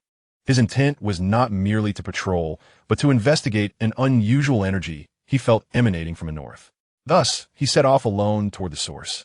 He traversed the Pacific Ocean, heading north at full speed. As he progressed northward, the temperature naturally dropped. However, for Li Si, regardless of how low the temperature fell, it made no difference. Even in sub-zero conditions, he remained unaffected. His body functioned like a colossal atomic furnace, capable of melting any ice block within moments. After several hours of swimming, he finally spotted a large vessel on the surface of the Pacific. From a distance, he observed a 100-meter-tall giant ape seated upon the ship, leisurely consuming fish from the sea. However, when Li Si gazed at it, the creature sensed his presence and ceased its feasting. Indeed, the overwhelming power he had detected earlier emanated from this giant ape. Observing the flag on the ferry, he recognized it as belonging to Eagle Sauce. What scheme were they concocting? Where were they transporting this giant ape? Noticing that the ape's hands and feet were bound by specialized chains, Li Si grew puzzled. Logically, this giant ape should also be a native beast of Blue Star. Why had Eagle Sauce captured it? The vessel was not moving swiftly. Indeed, it was rather slow, considering the burden it bore. Li Si pondered that now would be an opportune moment to eliminate the giant ape, as the water was his domain. However, he did not wish to take this creature's life. The intelligence of the giant ape was remarkably high. If he could subdue it, it could serve him well. Thus, Li Si observed the direction in which the colossal vessel was advancing and began to comprehend the situation. This frenzied giant ape would not obediently heed the commands of the Eagle Nation. It was likely that they had deemed it impossible to tame the giant ape, thus intending to transport it to Huaxia for release, thereby wreaking havoc on Huaxia's territory. Additionally, having recently destroyed one of their mechas, it was possible that they sought to eliminate him as well. This was surely the scenario the Eagle Nation longed to witness. Regrettably for them, they had underestimated his strength. Did they truly believe that a giant ape could defeat him? Such folly. Consequently, Li Si began to swim back, planning to await this creature on land until he could tame it. In the future, it would serve as a loyal subordinate, perhaps even providing him with foot massages. The Eagle Nation did wish to see the giant ape vanquish him. How would they react when they witnessed him successfully befriending the giant ape? The mere thought of the Eagle Nation's exasperated expressions made Li Si want to chuckle. In the northern province, the northernmost region of Huaxia, Li Si came ashore in a small county town named Nanbei, a likely landing point for the giant ape. Upon his arrival, he immediately attracted the attention of numerous onlookers. People began taking photographs and posting them online, with some even starting live broadcasts. Yet, Li Si recognized that these individuals were merely awaiting demise. He needed to ensure their evacuation. Unfortunately, Lin Qingshan was not present, and no one could comprehend his words. Fortunately, Lin Qingshan had also received word. Once the giant ape came ashore, the military had already detected it and promptly informed Lin Qingshan. Observing the live stream of the giant ape's actions online, she discerned that it was attempting to signal for people to retreat. Thus, she swiftly contacted the military to disperse the crowd and ensure their distance from the giant ape. The military acted quickly, utilizing loudspeakers to clear the area. Subsequently, Li Si exhibited an unusual scene, walking toward an uninhabited town.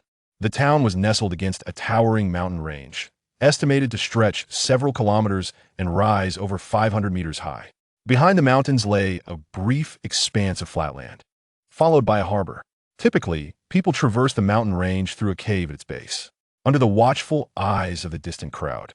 Li Si approached the mountains and unleashed a beam of purple light, cleaving through the base of the mountain. With a forceful push, the entire mountain collapsed, crashing onto the plain and sending vast clouds of dirt into the air accompanied by a thunderous sound.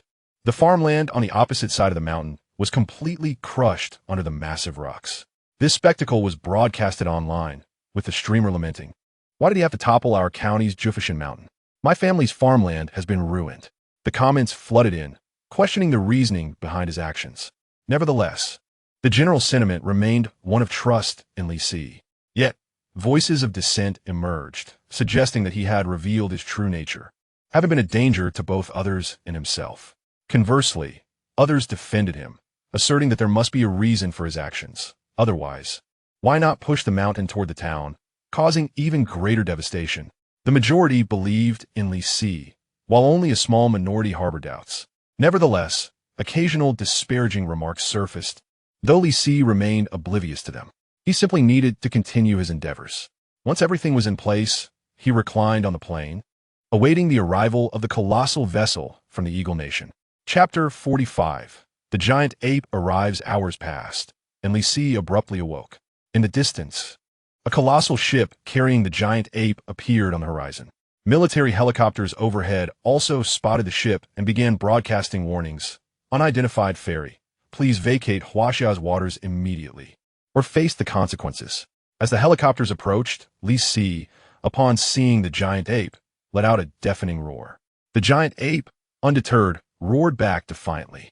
Subsequently, the ship released the chains binding the giant ape.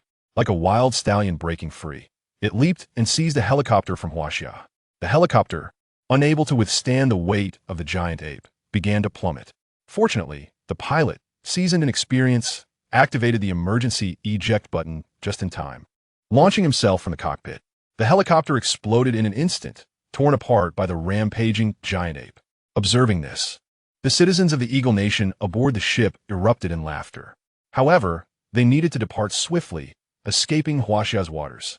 Seizing the moment while the military was preoccupied with the giant ape, they accelerated their vessel away from the harbor.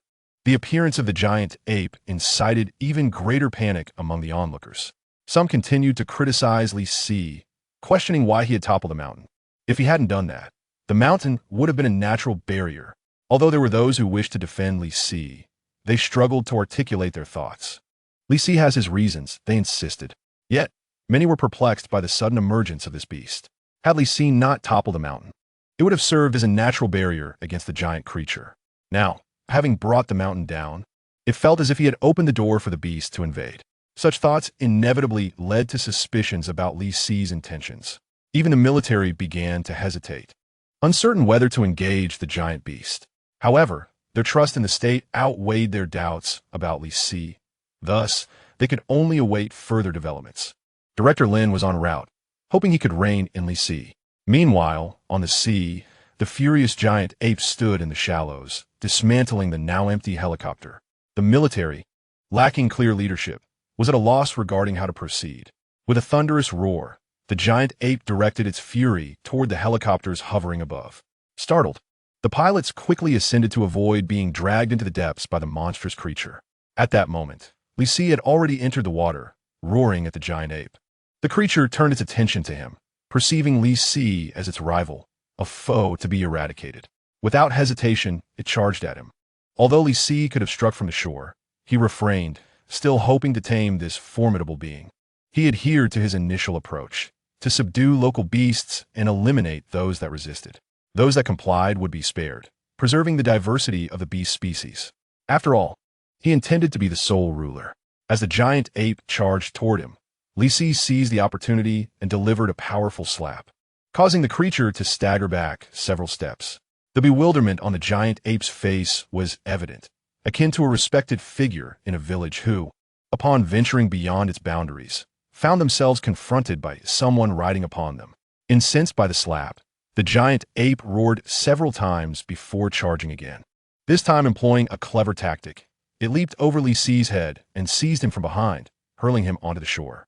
As the mighty blow struck, the colossal ape triumphantly pounded its chest. Li Si collided with the fallen rocks of the mountain, shattering a substantial chunk. Rising once more, Li Si adjusted his shoulders, astonished by the brute strength of this creature. Even his 90,000-ton frame had been hurled such a distance. The immense power of the giant ape took Li Si by surprise. This creature was no weakling. The giant ape charged again, and with a roar that echoed to the heavens, Li Si unleashed a beam of violet energy.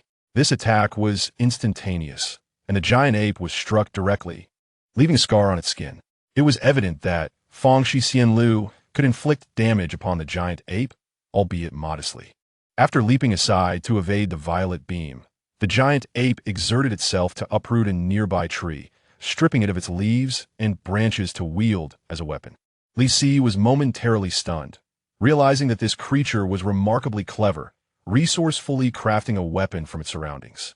The giant ape leaped high, intending to deliver a crushing blow to Li Si's head from above. However, it underestimated Li Si's reaction speed. Although Li Si's arms were not as thick, he effortlessly seized the tree.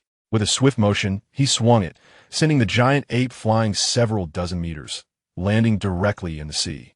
The impact of that blow was severe, prompting the giant ape to howl in distress midair.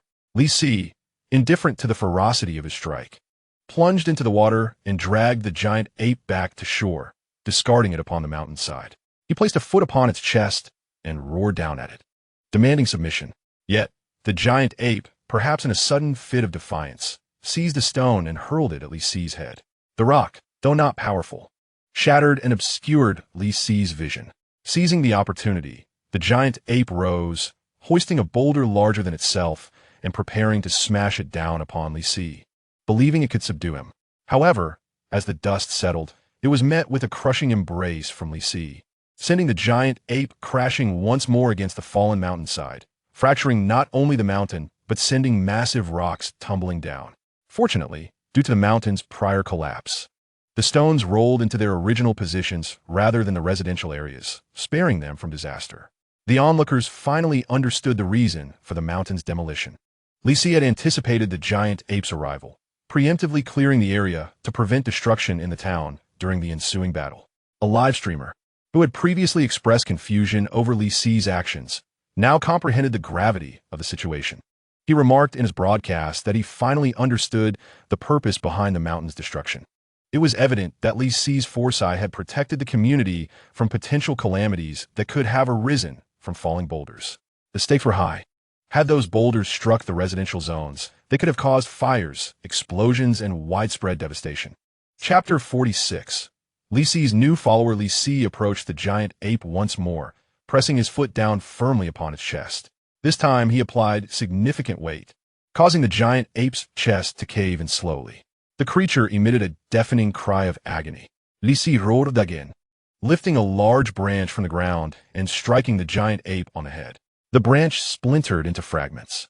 Despite its suffering, the giant ape continued to struggle, showing no signs of submission. Observing this, Li Si's back illuminated with a characteristic blue glow. He was unperturbed by the prospect of slaying the giant ape, recognizing that doing so would yield energy for himself, a means of enhancement. The giant ape, sensing its impending doom if it did not act, grappled with its instincts. It had once ruled the forest, having endured capture by lesser humans, and now faced an even larger, formidable opponent possessing extraordinary abilities, including a unique energy attack. It was a dilemma: death or submission. The giant ape realized it had to choose swiftly, lest it perish. Witnessing the blue light emanating from Li Si's head, it ultimately capitulated, raising its hands in a gesture of surrender, its face reflecting fear and submission. Upon seeing this, Li Si ceased gathering energy for his atomic breath. The dissipating energy would return to his cells rather than vanish. He bent down to pat the giant ape's shaggy face, which remained still, its expression of fear and submission unmistakable. Satisfied, Li Si lifted his foot, cautious not to crush the creature's heart. The giant ape stood, its gaze averted, displaying a demeanor of dread and deference, consciously avoiding direct eye contact with Li Si. With a casual roar, Li Si startled the giant ape, causing it to retreat. Observing its reaction, he felt a sense of satisfaction. Fear was a valuable asset. This would ensure compliance in the future. At that moment, military aircraft and helicopters arrived, with Lin Qingxue leaping from a helicopter to join Li Si, mistakenly believing the giant ape to be an invader. "Li Si, did you win? Should we bombard it?" she exclaimed. "No, this is my new subordinate. I will take it back for training." Lin Qingxue, puzzled, studied the giant ape and soon noticed the absence of ferocity in its eyes, replaced by profound fear. "Ah, I see, in just a few hours, you've acquired yet another subordinate. The octopus from yesterday is still in the sea, isn't it? However, having another giant beast as an ally is a boon for Huaxia, who claimed that nurturing giant beasts was a folly, who asserted that those not of our kin must harbor ill intentions, who said my brother Li Si displayed his fangs. All of them can take a hike." In Li Si's exclusive live stream, the host, upon learning the details of the events, stated, "I must clarify that the demolition of the mountain was to prevent boulders from falling onto residential areas. Rest assured, the state will provide appropriate compensation for the damaged farmland. Please trust in the government. As for this giant beast, it likely originated from overseas, intending to wreak havoc in our territory. However, Li Si anticipated this and intercepted it, emerging victorious. Look, he has already taken it as a subordinate. From now on, Huaxia gains an additional superpower to face the impending giant beast invasion. Victory is assured. Yet, some viewers remain skeptical. A giant beast is still a giant beast. Why must we rely on them to combat other giant beasts? What are our soldiers for? What about our taxpayer money? Is it all being squandered by the military?" The host, catching sight of this comment, calmly responded, "To those questioning the role of our military, you will soon witness their actions when the giant beasts invade. Just because they're not in the spotlight now does not mean they are inactive. Presently, the military is fortifying our defenses, safeguarding our borders. Countless individuals seek refuge in Huaxia, but we must first ensure the safety of our own citizens. These are the duties our soldiers diligently fulfill." However, Mr. Chun, hailing from Hebei Province, Jiangling City, Laoshan District, and residing in the Xing Fu Huayuan community, is hereby given 1 hour to voluntarily surrender at the nearest police station. You're already suspected of defaming our military online. With a major conflict looming, our soldiers must never be disparaged. The internet is not a lawless realm, so consider your actions wisely. Should you choose to surrender, the state will handle the matter according to the crime of defaming military personnel.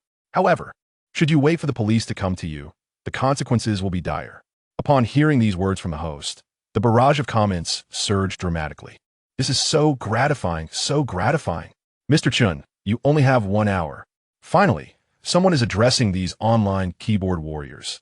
The authorities have taken precise action." The host continued, stating that Brother Zong is also a partner of our nation, urging everyone to trust the state's decisions. If you cannot trust your own country, then why remain here? Wouldn't you agree? Thus, today's broadcast concludes here. If you wish to see more of Brother Zong and his companions, you may bookmark this site. We shall meet again next time. Following the official intervention, the online slander against Li Si dissipated, and those pesky rodents and cockroaches vanished without a trace. In truth, it was Lin Qingxue who orchestrated all of this.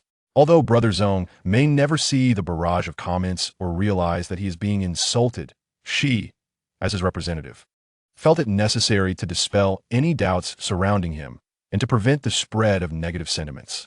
This is unfair to Brother Zong, who has aided Huaxia in so many ways. Meanwhile, on the side of Yingjiang, they were observing through Huaxia's live streaming platform how the giant ape was wreaking havoc on Huaxia's cities and defeating its colossal beasts. Within the Pentagon, the higher-ups of Yingjiang were glued to this battle orchestrated by the Baichuan organization. In moments of joy, how could one not share with those around them? The thought of Huaxia's giant beasts being slain and its cities being destroyed filled them with glee. The colossal machine that was taken down by Huaxia's giant beast had cost them hundreds of billions. This was raw, undeniable wealth. Now, they wished to witness the destruction of Huaxia's structures, the loss of wealth, and even the death of the beast. When the giant ape was flung away by Huaxia's beast, joyous laughter erupted within the Pentagon, accompanied by the popping of champagne. Yet, when Huaxia's beast struck the giant ape with its tail, a wave of tension swept through the room. This couldn't be happening. After all the effort to capture the giant ape and transport it across the Pacific Ocean to Huaxia, the resources expended were incalculable. If the opponent dispatched it easily, all of their efforts would be in vain. Stand up, giant ape. Defeat Huaxia's beast. Strike it and smash its head. Even General Mike, a 5-star general, was astonished to see the giant ape being struck down by Huaxia's beast. Their military had lost an entire company to capture this giant ape, employing massive doses of tranquilizers to subdue it and transport it to the sea. Would they really lose this battle upon arriving in Huaxia? As Huaxia's beast stepped on the giant ape's chest, the hearts of Yingjiang's leaders sank. This was disastrous. It seemed they might not win. Bai Chuan, witnessing the giant ape being trampled, felt as though it was not the chest of the giant ape being crushed, but rather his own.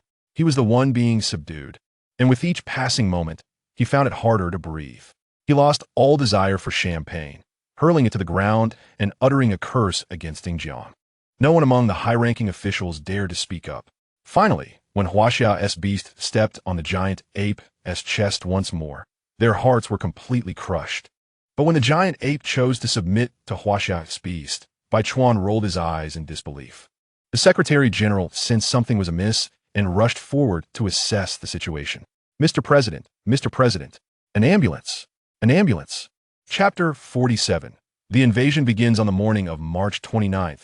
In Jianghai City's Nanshan district, Li Si reclined on the hillside. The giant ape squatted beside him. Neither dared to stand up.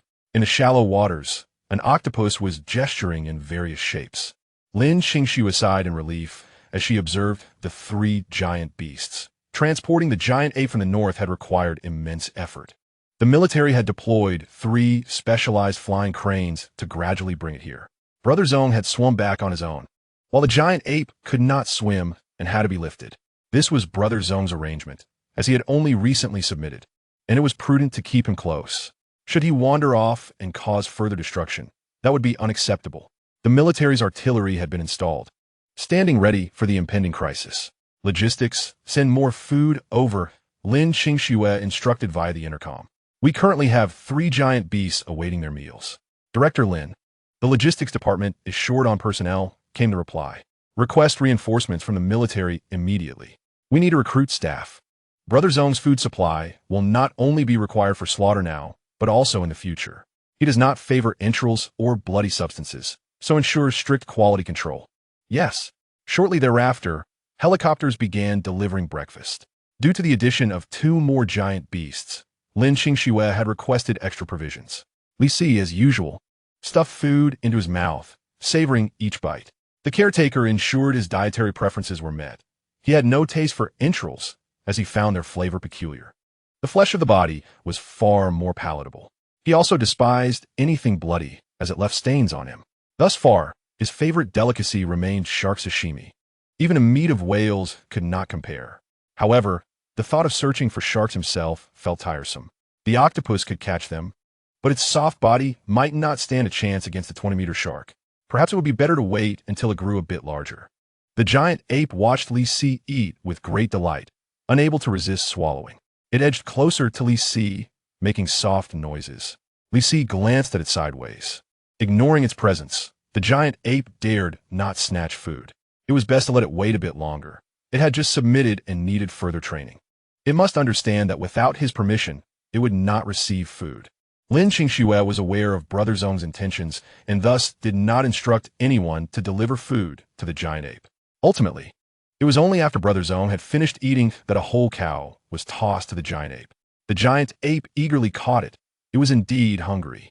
After the previous day's battle, it had not eaten anything and had been transported overnight. Finally, food had arrived. The giant ape bit down, and its pupils dilated in astonishment. The taste was exquisite. It was a far cry from the food it had previously consumed. The prior offerings had either been furry or possessed a strange flavor, often a combination of odd tastes. However, the food here was not only devoid of hair, but also entirely free of any peculiar taste. This was the most delicious thing it had ever eaten in its life. In just a few bites, it devoured the beef. Then, cautiously, it approached Li Si. It looked at Li Si and then at the human perched on his shoulder, puzzled. The giant ape could not comprehend why the leader allowed a human to sit on its shoulder, given that these humans had harmed it in the past. But now, hunger prevailed, and it had no time to ponder these matters. Eventually, with Li Si's approval, the giant ape dared to continue taking food and eating. It consumed a great deal, and after finishing its meal, the giant ape appeared to be much more obedient. Perhaps it is the deep-seated acknowledgement of Guzong as a leader that has led to the swift dissemination of news regarding the recruitment for the food department under his command by the official channels of Huaxia. The requirements for applicants are gender-inclusive, yet they must possess the skills necessary for slaughtering animals and butchering beef and mutton. A foundational understanding of blood and meat processing is also essential, with prior experience in pig slaughtering or operating a slaughterhouse being highly desirable. The remuneration is substantial, and the opportunity to observe Guzong up close, alongside the privilege of receiving an advanced physique serum injection, adds to the allure. This physique serum is a first-generation genetic serum, already known to the populace, who are aware that the state is vigorously producing it. Joining Guzong's food department affords one the priority for this injection, a stipulation set by the government for future considerations. While the current focus is on cattle and sheep, the scenario may change dramatically in the event of a behemoth invasion, where such creatures could potentially become sustenance for Guzong.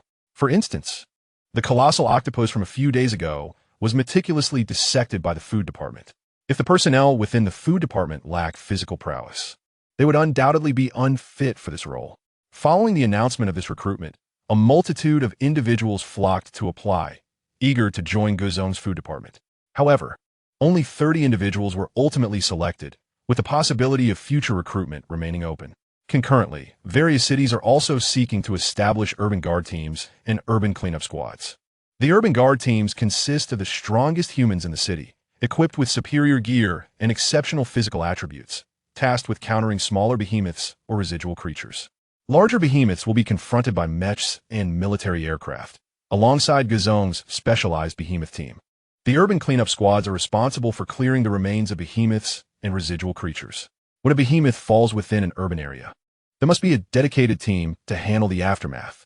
Each city is recruiting for these two types of personnel, who will also gain priority for the physique serum injections.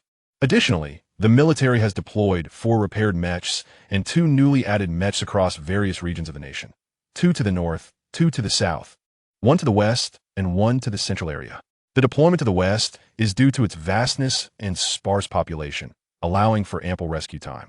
Conversely, the north and south, being densely populated, necessitate 2 mechs each. The eastern region is under the protection of Guzong's team. Currently, the area most assured to witness the emergence of behemoths is the deep pit guarded by Guzong, a sight that Lin Qingxue vividly encountered in her dreams. Leaving no room for doubt, the mech station in the central area is supported by an invisible aerospace carrier flying above, capable of engaging ground targets from a considerable height when necessary, representing a form of dimensional assault. Other nations besides Huaxia are hastily constructing defensive fortifications as the final day approaches. As previously mentioned, smaller nations have banded together, for without such solidarity, they would not withstand this impending catastrophe. The first wave may prove too overwhelming unless fortune favors them, sparing their lands from the behemoth's wrath. Time ticks inexorably onward. On March 30th, 2035, according to the lunar calendar, sunlight bathed the earth, marking the day when the behemoths would emerge, as foreseen in Lin Qingxue's dreams. The world fell into an eerie silence. As if a pin drop could be heard, Li Si had already satisfied his hunger and reclined upon Nanshan. Meanwhile, the populace sheltered within their homes, perusing the internet for updates on the international situation, questioning whether the behemoths had invaded. Despite extensive searches, they encountered only archival footage of Godzilla, with no current reports of behemoth incursions. Guzong's exclusive livestream was underway, showcasing him in a deep slumber. Speculation arose among viewers, wondering if perhaps the apocalypse was a mere fabrication. Yet, As the tension mounted and impatience grew, a sudden, powerful pulse radiated across the globe. This pulse did not emanate from the native land of Blue Star, but from the cosmos itself. The moment the pulse struck the ground, Lisi opened his eyes, understanding that the era of the behemoths had commenced. Rising to his feet, he noticed that the giant ape sensed something amiss, positioning itself behind him. In an instant, a colossal hand emerged from the depths of the southern district's pit, forcefully crashing down onto the ground, causing the earth to tremble. It was the very behemoth that had once devastated Jianghaishi and obliterated Huaxia's underwater research base. It had arrived.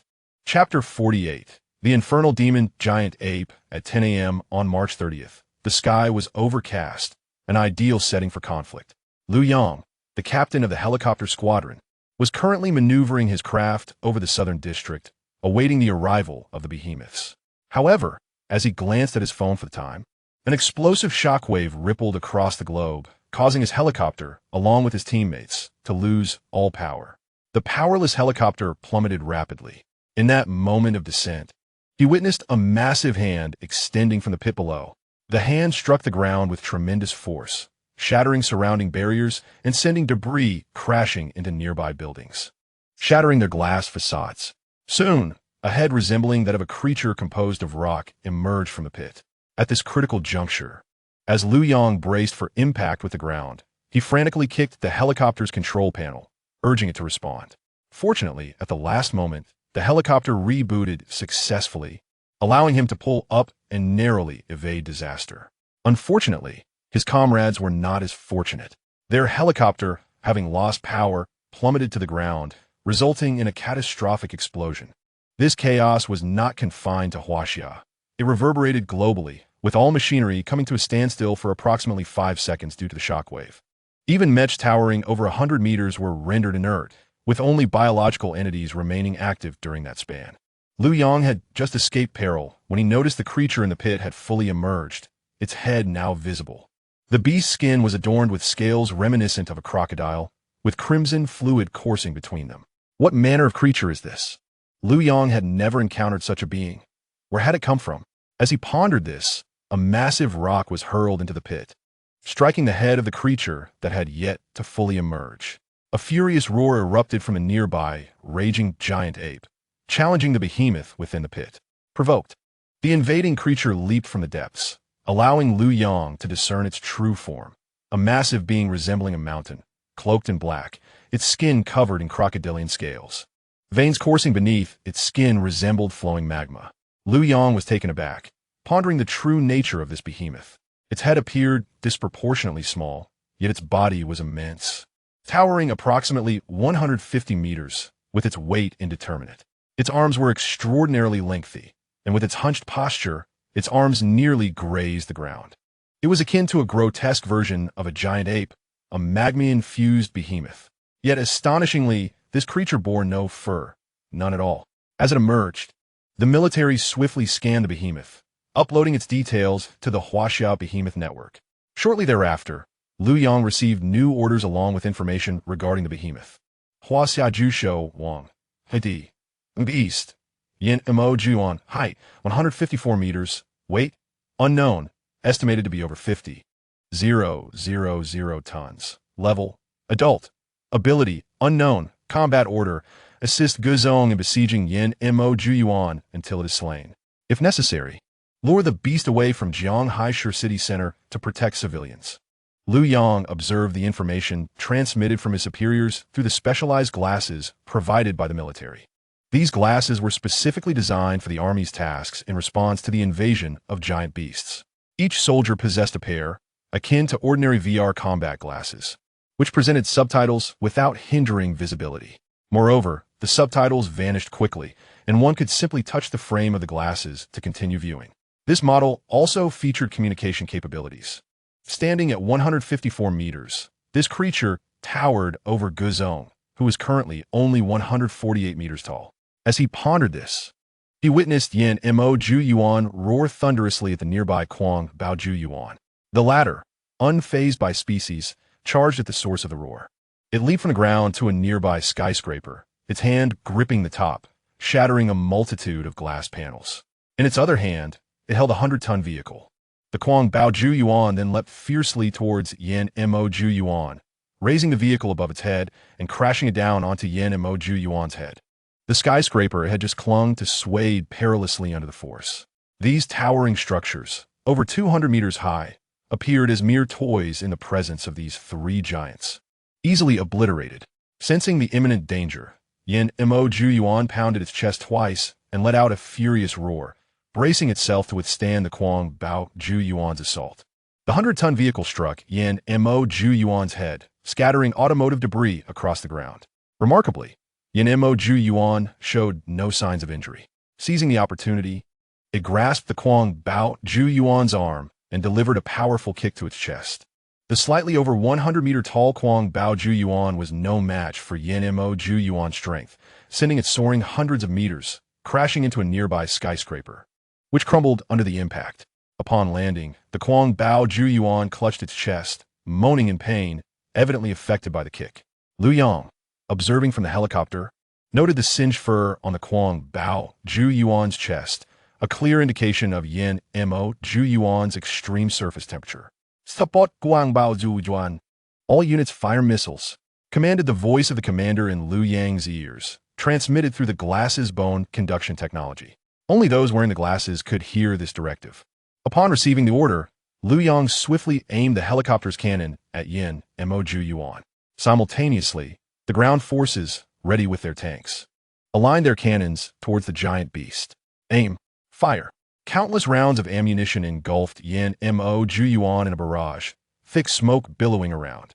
From the helicopter, Lu Yang witnessed the chaotic scene, vibrant projectiles illuminating the giant beast amidst the smoke, leading him to believe they could soon vanquish it.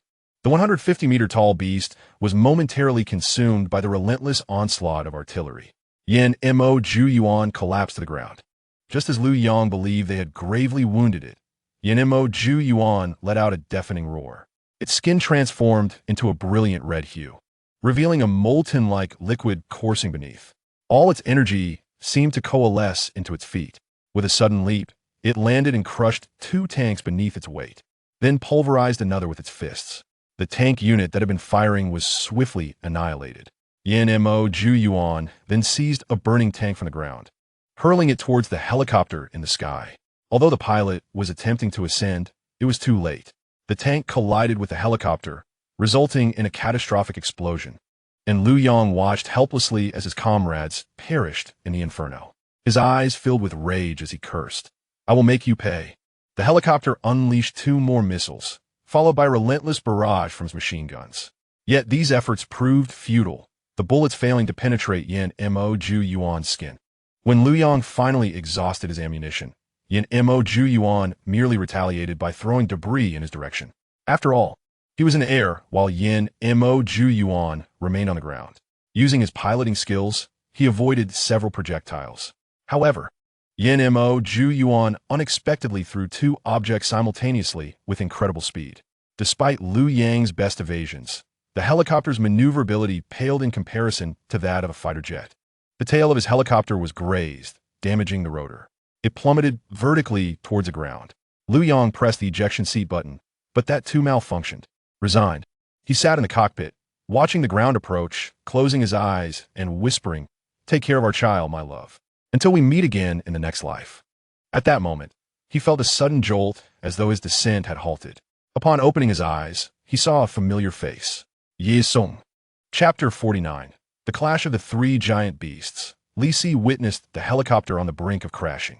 He reached out, catching it and placing it atop another skyscraper. He had observed the giant beast's attack methods and force. In comparison, he felt he was not much weaker. In his previous life, even the might of the Huaxia army could not defeat it, instead allowing it to engulf Jiang Haishur in flames. Although both were apes, it was clear that the opposing beast's strength far surpassed that of his subordinate, Kuang Bao Ju Yuan. Furthermore, its attacks bore a fiery attribute. With a roar, Yin Mo Ju Yuan expressed its displeasure at Li Si for catching the helicopter, its voice reverberating so powerfully that soldiers in the distance covered their ears. In the face of Yin Mo Ju Yuan's fury, Li Si defiantly roared back. At this moment, the two titans stood several blocks apart, yet their battle intent remained undeterred. After demolishing the military tanks, Yan Mo Ju Yuan charged directly at Li Si. It sensed that the only threat in the vicinity was this Godzilla. Thus, eliminating this adversary would allow it to trample everything beneath its feet. As it advanced, streetlights, building glass, and billboards melted in its wake due to the immense heat it generated. Li Si stood opposite it, even catching a whiff of the burnt scent wafting through the air. Truly, this was the creature that had once laid waste to the entirety of Jiang Haishu in flames. This creature is formidable, he thought. As a giant approached, Li Si's dorsal fin crackled with shimmering purple electricity. He unleashed a beam of purple light towards Yan Mo Ju Yuan. However, it merely slowed the beast down. The attack from radiation stream struck Yan Mo Ju Yuan, yet it showed no intention of retreating, charging headlong into the beam. Recognizing that his initial attack was ineffective, Li Si quickly shifted tactics, turning to strike Yan Mo Ju Yuan with his tail. Even Yan Mo Ju Yuan was sent flying several dozen meters from the force of the blow. It is evident that Li Si's strength is not inferior to that of Yan Mo Ju Yuan. He was hurled against a nearby building, which could not withstand the weight of the Yan Mo Ju Yuan and collapsed instantaneously. After the building fell, flammable materials ignited upon contact with its body, transforming it into a fiery sphere akin to a red-hot iron ball tossed into a pile of combustibles, radiating heat continuously. The Yan Mo Ju Yuan quickly regained its footing and let out a furious roar directed at Li Si. Its subcutaneous veins pulsed with a liquid as red as molten lava, indicating an escalation of its fury. It lifted a car from the ground, tearing it apart with its bare hands in a display of rage. Subsequently, it approached a building of similar height and, with both arms wrapped around it, exerted tremendous force. As the Yan Mo Ju Yuan strained, the building, along with its foundation, was uprooted. It hoisted the structure above its head and, with a bellow, hurled it towards Li Si. Li Si swiftly turned, unleashing a barrage of radiant streams from his back.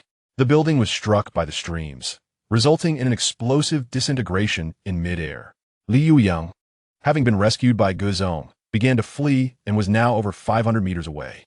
Despite this distance, he was still knocked to the ground by the shockwave from the explosion. Lying on the ground, Liu Yang glanced back at the colossal beasts engaged in battle, a flicker of terror coursing through his mind. Was this truly the nature of combat among giants? Human structures reduced to mere weapons. After the building's explosion, Li Si was caught off guard and was swiftly tackled to the ground by the Yan Mo Ju Yuan, which proved more agile on solid ground.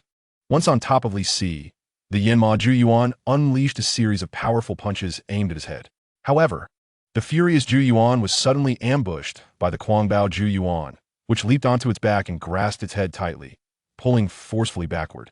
The Yan Mo Ju Yuan staggered back several paces, granting Li Si a momentary opportunity to breathe. Rising to his feet, a blue glow began to emanate from his tail.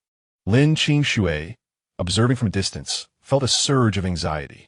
She hoped Guzong would swiftly vanquish the beast, but sensed that such an outcome would not come easily.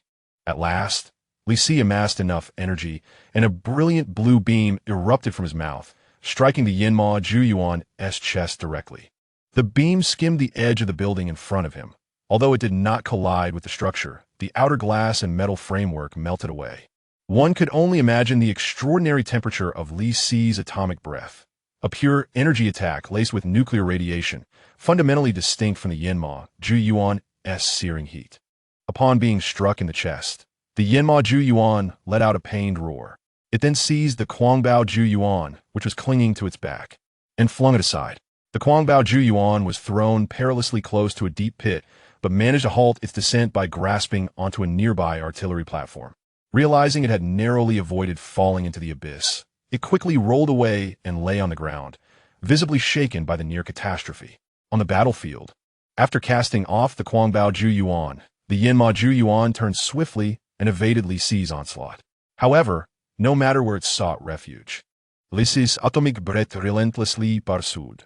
Any target struck by the atomic breath met a fate of either explosive destruction or complete annihilation. Acknowledging Li Si's formidable prowess, the Yan Mo Ju Yuan sought to engage him in close combat, lacking any ranged attacks. Though its strikes bore a fiery attribute, it could not reach its adversary. It darted between buildings, evading Li Si's atomic breath, Just as it prepared to leap and roll behind another building, Li Si's atomic breath found its mark. The beast was struck on its back and collapsed to the ground in pain, at which point Li Si ceased his assault. Taking advantage of the Yinma Zhu Yuan's isolated position, human aircraft released several bombs. Surrounding buildings were obliterated, and the Yinma Zhu Yuan roared in agony. In retaliation, it picked up a car and hurled it at the aircraft above. Yet, the speed of the planes far surpassed that of helicopters, and the attempt failed. In a fit of rage, the Yinma Zhu Yuan charged toward Li Si, using the dust and debris from the blast as cover. It aimed to tackle Li Si again, where it held an advantage in close combat due to its exceptional defense and overwhelming strength. However, Li Si, besides his capability for ranged attacks, also possessed remarkable defense and power. As the Yinma Zhu Yuan lunged once more, Li Si seized a nearby 10-story building and brought it crashing down, shattering it instantly. This forced the Yinma Zhu Yuan to halt its advance. Li Si then collided with its shoulder first, knocking it to the ground. He placed a foot firmly on its chest, exerting his immense weight of over 90,000 tons, rendering the Yinma Zhu Yuan unable to rise despite its struggles. Grasping its head, Li Si forcefully pried its jaws apart. The signature blue light from his tail surged to his head, culminating in a blast of atomic breath directed into the Yinma Zhu Yuan's mouth. Chapter 50. Victory. The Quangbao Zhu Yuan, witnessing the scene, quickly rushed over. To prevent the Yinma Zhu Yuan from retaliating, it wrapped its arms around one of its limbs. With Li Si gripping its head, the Yinma Zhu Yuan was immobilized, pinned to the ground with no means to flip over. The only limb it could still move was its free hand, but its single-handed strength was insufficient to alter the situation. Li Si forced the Yinma Zhu Yuan's mouth open, unleashing a torrent of atomic breath within. Isn't your exterior tough? Aren't you resilient? Let's see how you fare when I strike your insides. The immense blue beam surged directly into the Yinma Zhu Yuan's interior. Upon contact with the formidable energy of the atomic breath, its insides dimmed rapidly. The once vibrant red magma coursing beneath its skin began to lose its luster. The Yinma Zhu Yuan's eyes widened in horror, and its previously grasping arm faltered, falling limply to the ground. The Quangbao Zhu Yuan, holding the other arm, noticed the sudden loss of strength. Curiously, it observed the Yinma Zhu Yuan, now under the control of Godzilla, and pondered that had it received such an attack, it would likely have met its demise. Initially, it had been somewhat skeptical of Godzilla, attributing his superiority to size. However, witnessing this display, it was thoroughly convinced. While the Yinma Zhu Yuan bore a resemblance to it, they were not of the same ilk. The Quangbao Zhu Yuan discerned that this creature was not a native of Blue Star, a realization that further solidified its alliance with Godzilla, who emanated the energy signature of their world. Thus, it willingly engaged in battle alongside Godzilla against the extraterrestrial behemoth, for this was their homeland. The military observed the conflict from afar, monitoring the situation closely. They were prepared to deploy air support whenever Godzilla required assistance. When Godzilla was entangled in combat, they maintained a safe distance, cautious of collateral damage. However, upon witnessing Godzilla channeling energy for a direct attack on the Yinma Zhu Yuan, the command center was left in stunned silence. No, brother, is this for real? So incredibly intelligent. Just now, when I sprayed its body, it blocked the attack, or rather, it could withstand the atomic breath assault. Now, it even knows to pry open its mouth and attack from within. To be honest, without brother, their army would have no way to deal with this invading giant beast. Nuclear bombs cannot be deployed, as there are civilians beyond Nanshan District. Shells and bullets inflict minimal damage on the fired demon giant ape, which has exceptionally robust outer defenses. It truly relies on brother, our eternal deity. Inside brother's exclusive livestream room, the broadcast commenced at the onset of the invasion, as many were keenly watching brother's battle. Besides brother, other mechas also opened their own live streams, as the nation wished to assure the public that we can confront the invading beasts and eliminate them, thereby alleviating public panic. However, even with other mechas broadcasting, most viewers remained glued to brother's channel, especially since the videos of brother taking on 4 opponents just a few days prior still occupied the trending page. When the audience witnessed brother unleashing atomic breath, the barrage of comments exploded. Haha, poison them. Brother's energy beam can be wielded like that? It was almost upon them. The poor invading giant beast was utterly dismantled from within. Astonishingly, A certain streamer reported record-breaking earnings, exceeding 100 million in daily revenue. At this moment, the head and body of the fire demon giant ape in Li Si's grasp had completely petrified. This was not due to Li Si's atomic breath ability. It seemed this creature transitioned to such a state post-mortem. Clearly, this being was not carbon-based, which explained its molten rock-like temperature. With a sudden, forceful stomp, Li Si shattered the petrified body of the fire demon giant ape into countless fragments of stone. Nearby, the raging giant ape sighed in relief upon witnessing the demise of the fire demon giant ape and collapsed onto the ground. It was still sore from the earlier encounter, having merely assisted in a forced manner. Li Si, while sustaining minimal injuries and expending little energy, felt a pang of hunger. Although he had endured a few punches from this creature, it was of little consequence, as its hide remained quite thick. We won. We emerged victorious. With Brother's foot crushing the invading giant ape, jubilation erupted within the military command center. In Lin Qingshue's dreams, Jiang Haisher had faced annihilation. Now, with Brother here, everything has changed. Not only did they win, but they did so splendidly. Within the command center, a military commander reported to the organization that the invading beast, the fire demon giant ape, had been eliminated by Brother. Yes, sir, replied the guard promptly. Lin Qingxue, witnessing Brother crush the invading giant beast, was filled with excitement. Yet, she had not participated in the battle, merely directing military reinforcements when Brother encountered difficulties. She wished to assist Brother in combat, but as a mere human, a single encounter with a giant beast would mean her demise. If only I could transform into a giant beast, she thought. But how could a human ever become a giant beast?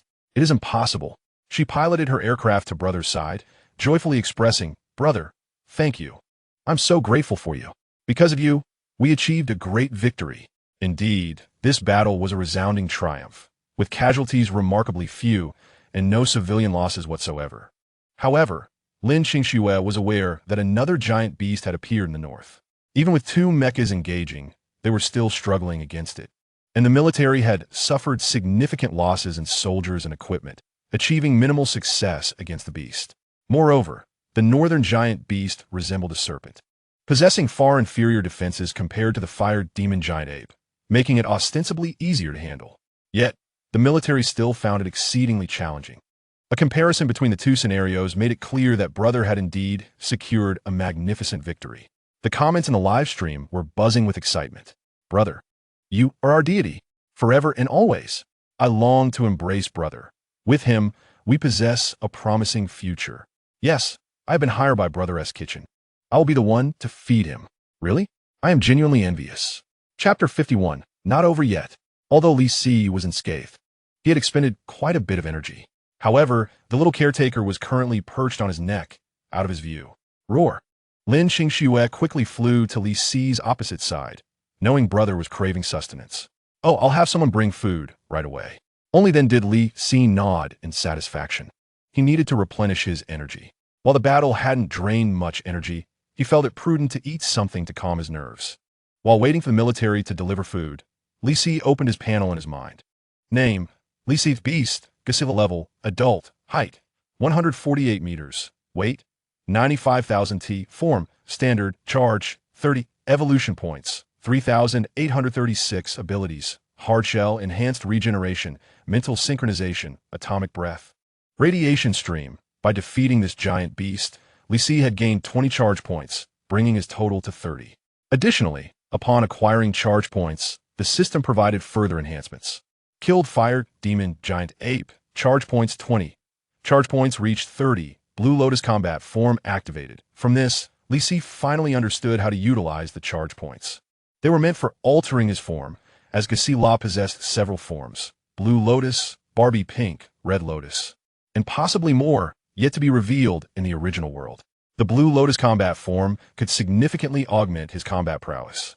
Li Si eagerly anticipated the emergence of another giant beast from the deep pit, longing to unleash his Blue Lotus state in an immediate confrontation. He was curious about the stark differences between the Blue Lotus state and the standard form. However, he knew from past experiences that when one giant beast appeared, another usually followed after a while, and not necessarily in the same location. New giant beasts might emerge from different deep pits or even descend from the cosmos. Thus, It was unlikely for another beast to surface from here. Nevertheless, Li Si had thoroughly comprehended his panel. First, consuming food or absorbing energy could increase his evolution points, which would facilitate his continual growth. Charge points were solely for switching forms. If 30 represented the Blue Lotus state, what would 100 signify? It was a challenging puzzle to decipher. So far, the only method to acquire charge points was through slaying giant beasts, which felt somewhat monotonous. Perhaps other methods existed, but Li Si had yet to uncover them. Since completing his last evolution, he had consumed copious amounts of food and nuclear materials, and his evolution points had already reached 3,000. Predicting the next evolution, he boldly estimated it would require 10,000 points, based on prior experiences, from 100 to 1,000. So the next must be 10,000. Now that he was in the adult phase, what level would he ascend to next? He felt a sense of anticipation. Just as Li Si sat on the ground, examining his panel, Lin Qingxue soared over and settled on his shoulder, pulling out a tablet to watch the live stream of the northern mechas battling the giant beast. Hearing the noise, Li Si turned to look at the figure on his shoulder. She knowingly flew in front of him, asking, "Do you want to watch? Can you see it?" Li Si could indeed see it. His vision could zoom in on specific areas, akin to a telescope, allowing him to perceive objects hundreds of meters away with clarity. On the screen, two mechas were engaged in battle with a giant serpent. One mecha was pink, named Rose, while the other was blue, named Thunder. Before them, the Rose obstructed the path of the colossal serpent, releasing a deluge of liquid nitrogen. A layer of frost enveloped the serpent's surface. Simultaneously, the Thunder mecha seized the serpent's back, unleashing torrents of electrical energy that coursed through its entire body. Its head, already incapacitated by the frost, became increasingly immobile, while the tail faced the onslaught of electric shocks that rendered it numb.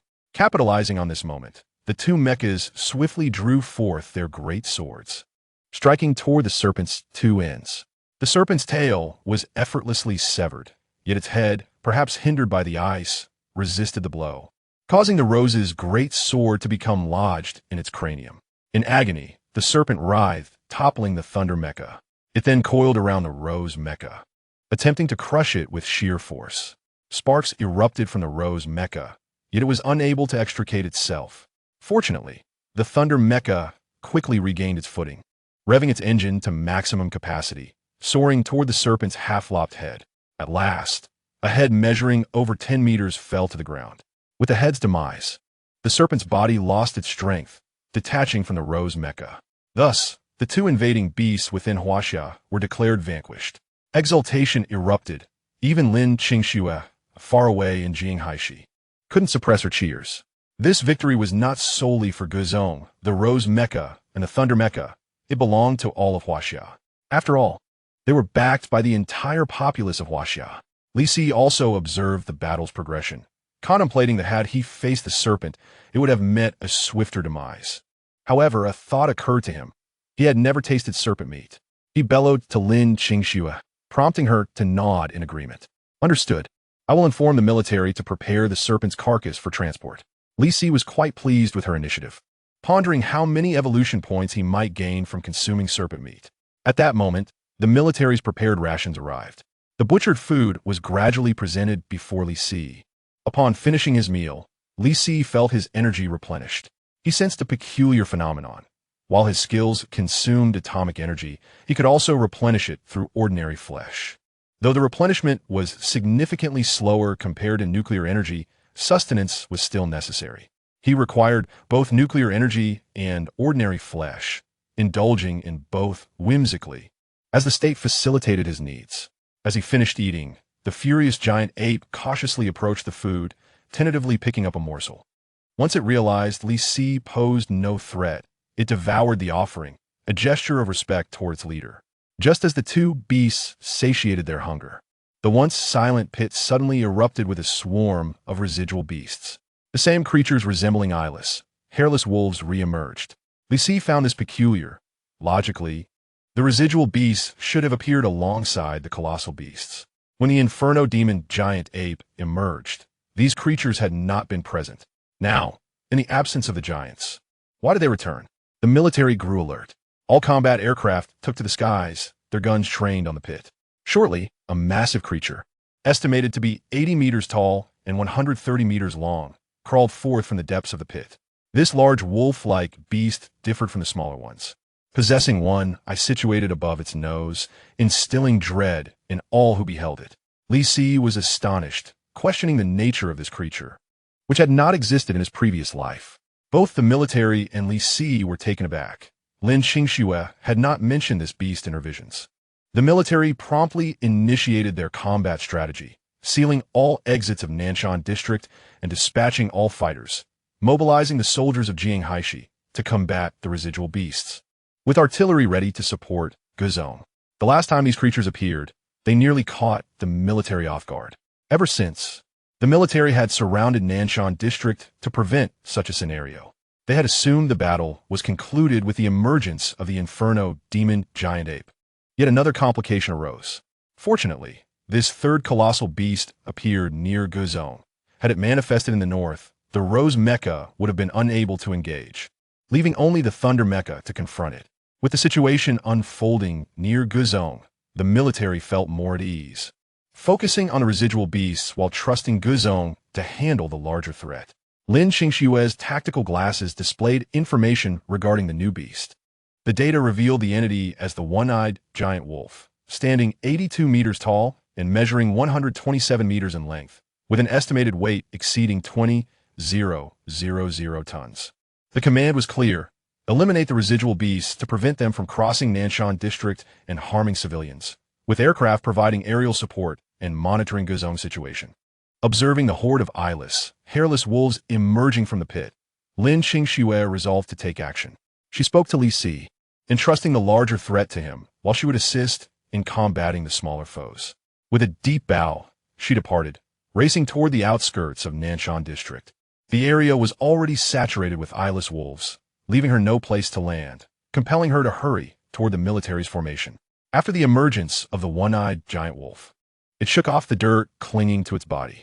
The furious giant ape roared at it, causing the surrounding eyeless wolves to freeze in fear. Yet, with a mighty howl from the one-eyed giant wolf, the eyeless wolves surged forward, emboldened by their leader, no longer retreating to the pit. Once Lin Qingxue joined the military, she swiftly armed herself with a fully automatic MA-4 rifle. The residual beasts were vulnerable to gunfire, making firearms effective weapons.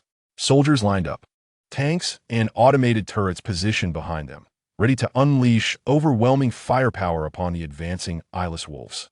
The sergeant stood at the forefront, peering through binoculars at the approaching horde. Sure enough, as he spoke, a multitude of black dots appeared on the horizon. As the dots drew nearer, the soldiers discerned the eyeless wolves sprinting toward them. Aircraft, prepare to deploy bombs. Release. Upon the sergeant's command, the aircraft overhead dropped a massive payload of explosives over the advancing swarm. Tanks, prepare to fire. Aim. Fire. With a resounding boom, the tanks unleashed their barrage, artillery shells arcing gracefully to land amidst the clustered eyeless wolves. The once vibrant city streets were engulfed in the chaos of artillery fire, countless structures collapsing under the onslaught, while the eyeless wolves were torn asunder. Yet, many still surged forth. Witnessing this, the sergeant barked orders for everyone to engage. Free fire, block these abhorrent creatures for me. The sound of gunfire erupted around as Lin Qingxue, wielding an automatic rifle, joined the fray. Although she was a researcher, her role as the caretaker of Guzong had compelled her to learn shooting skills alongside the troops on site. In the face of impending disaster, she had to be prepared. With each pull of the trigger, an eyeless wolf would fall at a distance. Hitting the vital areas was preferable, but a miss would merely allow it to continue its pursuit. The vital area was the head of the eyeless wolf. Despite her training in firearms, she was no match for professional soldiers. She could only strive to aim for the head, relying on luck for accuracy. The eyeless wolves had already been thinned out by bombings from fighter jets and artillery fire from tanks, yet many still advanced towards the soldiers. At this moment, the soldiers would draw their daggers, leaping forward to deliver a fatal blow to the creatures' heads. The soldiers worked in perfect synchrony, clearly having undergone extensive training together. Nevertheless, several were bitten by the eyeless wolves. They were uncertain whether these creatures were venomous or if their wounds could lead to infection. But there was no choice but to continue fighting, for behind them were the civilians of Jianghai City. After emptying a magazine, Lin Qingsu was in the process of reloading when an eyeless wolf lunged at her. A nearby soldier swiftly pushed her aside, shouting, "Lin Zhongguan, watch out." With a swift motion, his dagger plunged into the creature's skull. However, in the process, a significant chunk of his arm was torn away by the wolf. Seeing the blood gushing from his arm, he quickly tore a strip of cloth to bind it tightly. Witnessing the injury of the soldier who had saved her, Lin Qingsu retrieved a vial of blue serum from her pocket. "Drink this quickly." The soldier shook his head. "Lin Zhongguan, keep it for yourself. My body has been enhanced with serum. This injury is not severe. I command you to drink it." Lin Qingsu insisted. The soldier hesitated for a moment, but then, without further ado, accepted the serum and consumed it. At the instant he ingested the serum, he felt a tingling sensation in his wounded arm, which intensified rapidly. Before long, the bleeding ceased. 5 minutes later, his arm had scabbed over. 7 minutes later, the itching grew more pronounced. 10 minutes later, new flesh began to form over the wound. 15 minutes later, the scab fell away, revealing his arm as good as new, albeit with a scar remaining. The injury had been too deep to heal completely in such a short time. The soldier looked at Lin Qingsu with astonishment. He had heard of such serums, but they were scarce, and he had not received any. It truly existed, a potion capable of healing wounds in such a short time. He glanced at Lin Qingsu, who was still engaged in firing at the approaching eyeless wolves, defending him while he recovered. "Thank you, Lin Zhongguan." Lin Qingsu then produced 3 additional vials of the same serum from her waist and handed them to the soldier. The soldier, feeling a mix of panic and gratitude, refused. "No, Lin Zhongguan, these are for you from the organization. I am not qualified to use them." Lin Qingsu insisted, pressing the vials into his hands. "These are the last 3. Use them on any injured comrades nearby. Remember, your lives are no less valuable than anyone else's." Chapter 53, Blue Lotus Form, Unleash. Under the relentless barrage of artillery, the remaining creatures could not break through the South Mountain area. Within the South Mountain, a specialized squad was executing a precise hunt of the remaining beasts. They were the city guard of Jianghai, consisting of 8 well-equipped members, each adorned with custom tactical uniforms. Each member was not only exceptionally capable, but also possessed remarkable agility. They were the elite among the elite, selected from the military's special forces, with each having a genetic serum enhancement of at least 300 and equipped with recovery serums. Despite their small numbers, they were as formidable against the creatures as tanks. Wei Guoming, the squad leader, delivered a powerful blow, smashing an eyeless wolf's head into a crumbling concrete wall. The creature was undeniably dead. Just then, a teammate reported through the earpiece, "Captain, we found an unconscious soldier in the nearby mall. He has a leg injury. I have administered a recovery serum. What should we do?" Wei Guoming frowned, puzzled by the presence of a soldier here. As more creatures charged towards them, he swiftly kicked one away, sending it flying several meters before accurately shooting it in the head. "Bring him with us. Regroup in the mall atrium and prepare to break out. We need to rescue our comrade first." Understood. Liu Yang had initially been fleeing outside, but dense hordes of creatures forced him to take refuge in an abandoned mall. Upon entering, he was spotted by 2 eyeless wolves. He fought valiantly, killing both, but ultimately succumbed to blood loss and fainted. Fortunately, fate smiled upon him, as his comrades found him amidst the beast's encirclement. The 7 members of the guard team shielded Liu Yang as they swiftly moved outwards, repelling the creatures attempting to break through. At that moment, a teammate noticed someone flying overhead. "Look, isn't that Lin Zhongguan?" The group looked up, realizing that Guzong was likely engaged in combat with a one-eyed giant wolf, while Lin Qingsu, as his aide, was there to assess if support was needed. "If only we had flying vehicles as well," Wei Guoming remarked. "Our equipment is already superior to that of regular soldiers. Don't take our fortune for granted. Let us move." "Yes." Lin Qingsu returned to Guzong's position, having witnessed the fierce battle between him and the one-eyed giant wolf. Upon her arrival, she observed Guzong land a punch that misaligned the giant wolf's jaw. The creature shook its head, disregarding its injuries, and began to sprint wildly through the city. Its speed surpassed that of the previous infernal giant ape, catching Li Si off guard. It circled behind Li Si, leaping directly at his back. However, it overlooked one critical detail. Li Si's tail was more agile than his hands. The airborne one-eyed wolf was sent crashing into a building by a swift swing of Li Si's tail. The raging giant ape seized a vehicle and hurled it at the one-eyed beast. Yet at that moment, numerous eyeless wolves leaped onto the furious giant, clawing at its flesh. Although the creatures could not breach its defenses, their onslaught was still painful. With a furious roar, the giant ape caught an eyeless wolf from its back, lifted it overhead, and tore it apart. It then let out a fearsome howl at the surrounding wolves that were attempting to close in. This tactic proved effective. The eyeless wolves, sensing the blood of their comrade and the giant's wrath, hesitated, encircling the giant but daring not to attack. The situation was similar for Li Si, who found himself surrounded by a multitude of creatures. However, sensing the kingly aura emanating from Li Si, they refrained from advancing. Meanwhile, the one-eyed wolf took the opportunity to recover from its wounds. Li Si stepped forward, intent on dealing with the one-eyed wolf. As his foot crushed countless eyeless wolves beneath him, the creatures, sensing Li Si's lethal intent, began to charge at him in a desperate attempt to protect their master. As he gazed upon the eager Yusho, Li Si's dorsal fin and mouth emitted a multitude of violet radiation streams in an instant. These streams could alter their trajectory according to his thoughts, against such a vast number of Yusho, albeit with low defenses. The radiation stream proved to be the most effective extermination skill. Any Yusho struck by the radiation stream was cleaved in two, after all, being carbon-based life forms. Even firearms could not withstand them, let alone Li Si's radiation stream. Indeed, after clearing the surrounding Yusho, they dared not advance further. Li Si unleashed another radiation stream from his mouth, this time aiming at the one-eyed giant wolf. The creature's agility was exceedingly high, making it nearly impossible to hit with atomic breath. Only the instantaneous nature of the radiation stream stood a chance of striking it. The one-eyed giant wolf, hit by the radiation stream, howled in pain, a charred scar appearing on its body. In terms of defense, the one-eyed giant wolf was no match for even a single hair of the flame demon giant ape. Its only advantage lay in its swiftness, aided by other Yusho, and it quickly took cover behind a building. However, it overlooked the fact that the berserk giant ape was still behind it.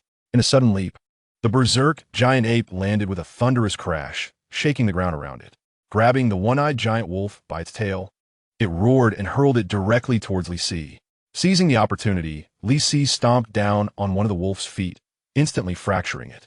The injured one-eyed giant wolf let out a long howl, causing the surrounding Yusho to gather towards Li Si. Even the Yusho on the berserk giant ape abandoned their assault and approached Li Si instead.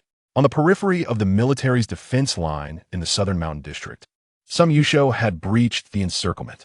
Yet, upon hearing the howl, all Yusho turned tail and fled.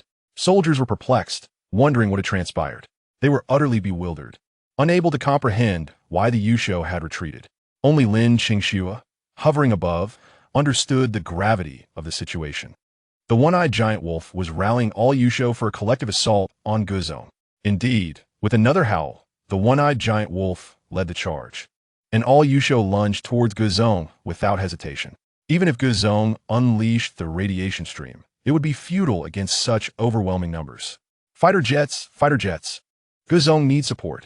Lin Qingxue repeatedly called for air support. Fighter jets received. At that moment, Li Si was engulfed by the Yusho, his body enveloped in layer upon layer of the creatures. While they could not breach his defenses immediately, he could feel his scales being gnawed away. Despite this, he refused to release his grip on the one-eyed giant wolf, knowing that it would be far more challenging to capture it again if he let go now. Yet, the onslaught of Yusho prevented him from opening his eyes, and soon he was entirely ensconced by them, akin to being entombed by ants. In response, he called forth his blue lotus form, consuming 30 energy, activating blue lotus form. Activating unique ability of blue lotus form, blue lotus pulse.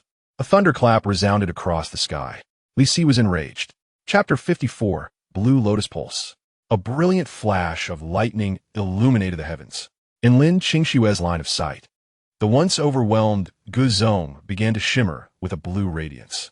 Even as his body was obscured by Yusho, she could still catch glimpses of Guzong's brilliance through the tiny gaps. Was Guzong about to unleash atomic breath once more? She recalled the name she had learned from Guzong, who always employed this powerful technique to obliterate foes in times of crisis. She was intrigued, noting that every time this ability was used, Guzong's dorsal fin would illuminate with a blue glow. Thus, upon witnessing Guzong emanating blue light while entangled with Yusho, she immediately thought he was about to unleash his most formidable attack. However, this technique was a linear assault, and with Yusho crawling all over him, its effectiveness seemed questionable. After all, Guzong's head could not rotate 360 degrees. It was not mechanical. Lin Qingxue resolved to command the fighter jets to drop incendiary bombs on Guzong's location.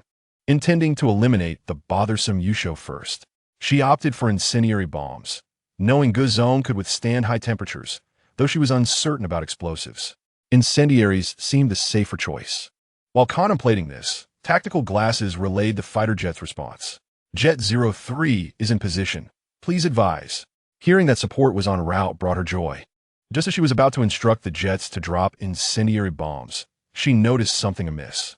Guzong, previously shrouded by Yusho, was emitting an increasingly bright blue light. Eventually, a deep blue beam shot skyward, far more intense than the blue of his atomic breath, surrounded by arcs of electricity. As Lin Qingxue watched, the blue arcs began to spread from the Yusho that had enveloped Guzong, like waves radiating outward from center. What ability was this? She had never witnessed Guzong use such a power before. Just as she pondered whether to drop incendiary bombs, Guzong's energy pillar thickened further. Even from a distance, l'incanxu censed a menacignora.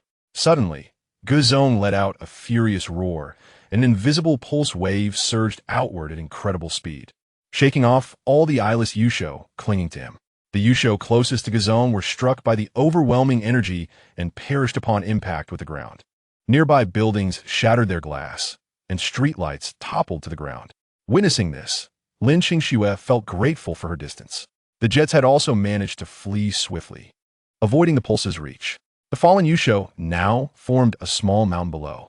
Lin Qingxue observed that Guzong's body was now adorned with deep blue stripes. Previously, only his dorsal fin glowed blue, indicating energy accumulation. But now, what was this new form covered in deep blue stripes? She realized that despite having raised Guzong since childhood, she was still unaware of the extent of his combat abilities. The pilots of the high-altitude jets were equally astonished. Wait, didn't Lin say Guzong needed reinforcements? This hardly seems like reinforcement. I nearly had to remain here. Moreover, Guzong's new appearance was undeniably imposing, emanating strength. After unleashing a single electromagnetic pulse, Li Si eradicated all surrounding Yusho.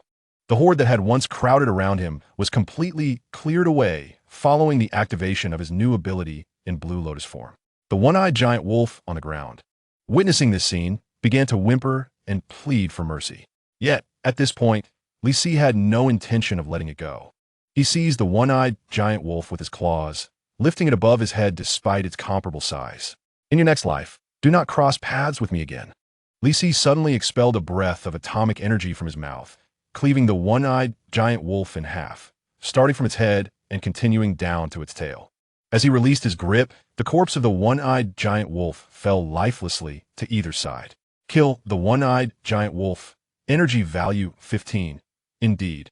This creature was inferior to the flame demon giant ape.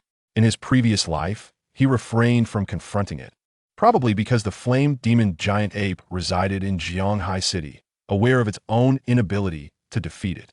Li Si also discovered that after entering the Lan Lian battle form, the emission of his atomic breath had accelerated significantly, likely due to the overwhelming energy within him. Observing the lifeless beasts surrounding him, he felt his own energy still brimming. He suddenly let out a roar, shooting a deep blue beam of light towards the heavens. Li Si needed to release the excess energy, or else his body would remain in a state of excess, which any normal person would find quite uncomfortable. A return to normalcy was far more pleasant. This time, the beam was thicker and more expansive, enveloping the surrounding buildings and streets in a layer of blue radiance. As he finished releasing the energy, the blue stripes on his body gradually faded, ultimately returning him to his original form. He made his way back to Nanshan, lying down to rest after the battles with the two colossal beasts. It was not a lack of energy, but sheer exhaustion that weighed him down. As news of Guzong's consecutive battles against the two giant beasts spread throughout Huaxia, his fans erupted in fervor. The fans, affectionately calling themselves Gufun, marveled at his might. Incredible. Is this truly the strength of Godzilla? Oh, how I long to join his dining group and offer my homemade dumplings dipped in sugar. Get lost upstairs. If you dare feed Godzilla such things, I will expel you from the province. Regrettably, they missed witnessing Godzilla's magnificent confrontation with the second giant beast. Looking at the now tranquil streets and the resting Godzilla, Lin Qingxue realized he was genuinely fatigued. Even with the assistance of the berserk giant ape, battling two colossal beasts was immensely exhausting. All the giant beasts in Huaxia had been eradicated, with only a few cities experiencing remnants, yet they had not been entirely vanquished. However, every city had its urban defense teams, so it was merely a matter of time. The initial wave of giant beasts had seen 3 emerge in Huaxia, making it the country with the highest number of giant beasts to appear globally. Meanwhile, in Eagle Sauce Nation, Baichuan watched in fury as yet another mech from his country was crushed by an invading beast. He felt a murderous rage welling up within him. Baichuan glared angrily at Captain Karen at the back of the conference room. Captain Karen, did you not say that our mechs could easily handle this beast? To all the strong men and women, still 3 chapters, thank you for your support. By the way, I didn't expect there would be female readers. I only thought about the strong men, but I now acknowledge the beautiful women as well. So I'll make it up today. Chapter 55. The Situation in Eagle Sauce Nation. Cold sweat dripped from Karen as he faced Baichuan's inquiry. Mr. President, our third mech is already en route to the battlefield. This time, we will surely slay the beast. Of course, it would be helpful if General Mike could send us some reinforcements. General Mike, a 5-star general, cast a sidelong glance at Karen. From the beginning, I expressed my willingness to assist your mech team, but you, Captain Karen, insisted it was unnecessary. Karen chuckled nervously. General Mike, I was overconfident at the time. It's all because Huaxia did not send any beasts for us to practice against, which left our pilots unfamiliar with the combat style of these creatures. But fear not. Our third mech will undoubtedly slay the beast. You can all rest assured. No waities? Money ISNT yours, of course, UNT care. If you can't handle it, step aside and let someone else take over. However, seeing Karen's insistence, Baichuan had no choice but to suppress his anger and continue watching the live stream in the conference room. It was impractical to actually send a pig to lead the mech team, and at present, there was no more suitable candidate than Karen. After all, he had been involved in the design of these mechs from the outset, making him the most knowledgeable person present. Under pressure, General Mike also mobilized 10 fighter jets to accompany Karen's mech to the battlefield. This time, only one giant beast appeared in Eagle Sauce's territory, resembling a lobster.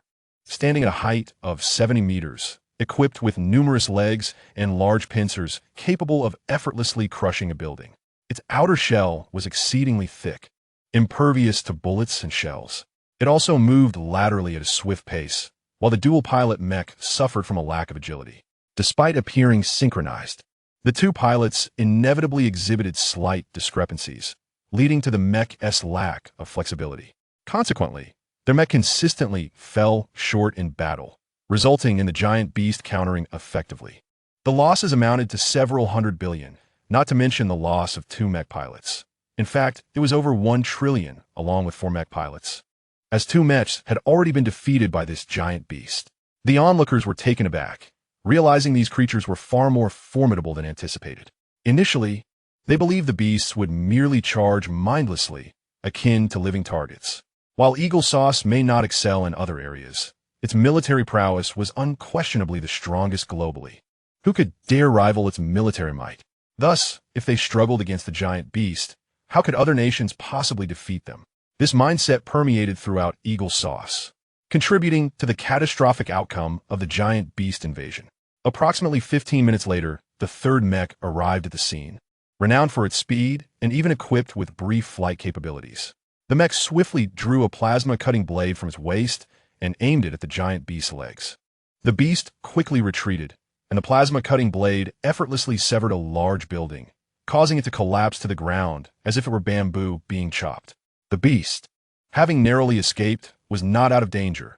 10 fighter jets unleashed missiles upon it, blowing off one of its legs.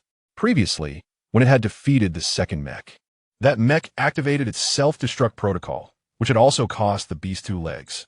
With only 4 legs remaining, it now had but 3. Its speed diminished significantly, and its balance became precarious. After taking a few steps, it nearly toppled over. Seizing the opportunity, the mech took flight and landed atop the giant beast, plunging the plasma-cutting blade directly into its back. The lobster-like beast expelled a corrosive liquid that quickly eroded a building across the street. This demonstrated the formidable corrosive strength of the liquid it spewed, which had previously defeated the first mech. Fortunately, the third mech exercised caution, having learned from the previous two mechs' experiences, striking from behind the beast to avoid its corrosive attack. Withdrawing the plasma-cutting blade, the mech severed the two lobster-like antennae atop the beast's head. In pain, the beast charged through the city, colliding with numerous buildings, endangering many civilians inside. Witnessing this, the mech swiftly thrust its blade into the beast's neck and forcefully twisted it aside. Ultimately, the giant beast was decapitated, its head severed in half as it fell lifelessly within the city. However, as the mech stood to celebrate its victory, it found itself unable to do so. As he beheld the devastation wrought upon the city, he realized that half of its architectural marvels had been laid to waste by the monstrous beast, resulting in countless casualties. The number of collapsed buildings was beyond reckoning, and the cacophony of ambulances and fire engines filled the air. However, he took solace in the fact that the beast had been vanquished. Had it not been for this victory, the toll on human life would have been even graver. In the conference room of the Ingjiang Hexagon building, the assembly erupted in applause as they witnessed the triumphant mecha defeating the beast. The loss of life was of no concern to them. Their sole focus was on the successful slaying of the creature. Had they lingered a moment longer, a third mecha would have met its demise, and the financial implications of such a loss were not insignificant. At this juncture, President Baichuan addressed the crowd, emphasizing the hard-won nature of this victory. He urged Captain Kalin to enhance the training of mecha pilots, expressing his desire to avoid a recurrence of a scenario where 3 mechas were required to combat a single beast. Captain Kalin, drenched in cold sweat, responded affirmatively, "Yes, Mr. President, I assure you I will intensify training." Baichuan then turned to the Secretary General, inquiring whether the battle damage assessments had been completed and seeking updates on the situation in other nations. The Secretary General promptly exited, presumably to gather information from the front lines regarding the aftermath of the beast's incursion. After a brief interval, the Secretary General returned with a report. "Mr. President, during the recent incursion, half of Niodao City was annihilated, with fatalities exceeding 200,000 and direct financial losses estimated at 500 billion, not including the initial losses of the 2 mechas." The assembly gasped in disbelief at the staggering figures. Kalin's expression darkened. The numbers pierced his consciousness like daggers. He had initially boasted that the conflict would be resolved in 10 minutes, yet it dragged on for 3 hours, allowing the beast to wreak havoc. In hindsight, he regretted his earlier bravado. Suddenly, Kalin recalled the situation in Huaxia and inquired, "What are their losses? Were they not said to have encountered 2 beasts? Surely their losses eclipsed those of his own nation." Chapter 56. Kalin's dismissal. The Secretary General regarded Kalin gravely. "Captain Kalin, according to reliable sources, Huaxia faced not 2, but 3 beasts." "3? Splendid," Kalin exclaimed, unable to contain his enthusiasm. His animosity towards Huaxia had long been fueled by their prior ambush that resulted in the loss of one of their mechas. He had always perceived the beasts of Huaxia as inferior, and their mechas as even less formidable. Thus, he believed that Huaxia's mechas could not possibly rival those of his own squadron. Furthermore, the losses reported earlier had been so overwhelming that he struggled to digest them. Now, learning of Huaxia's confrontation with 3 beasts, he wondered how many cities had been ravaged and how much wealth had been lost. If they suffered such extensive losses, they would surely require assistance, and perhaps they might even become a colony of Ingjiang. Kalin continued, "Esteemed Secretary General, how many cities did Huaxia lose?" He awaited the Secretary General's response with a smile. Yet, the Secretary General's gaze suggested a dissonance with Kalin's expectations. "Ah, Mr. Kalin, the situation may not align with your assumptions." The Secretary General replied. "Oh, pray tell," Kalin urged. Although Huaxia was besieged by 3 beasts, their city sustained no damage. Kalin sprang to his feet, slamming the table in disbelief. "What? Impossible. That cannot be true. Secretary General, you must reassess." He could not fathom a scenario in which Huaxia's cities remained unscathed, even if the beasts originated in the wilderness. they would inevitably advance toward urban areas. The beast they faced had emerged from the sea, making its way into the city. Mr. Kalin, it is indeed factual. The first beast, known as Yinma Gun, appeared in Jianghai City.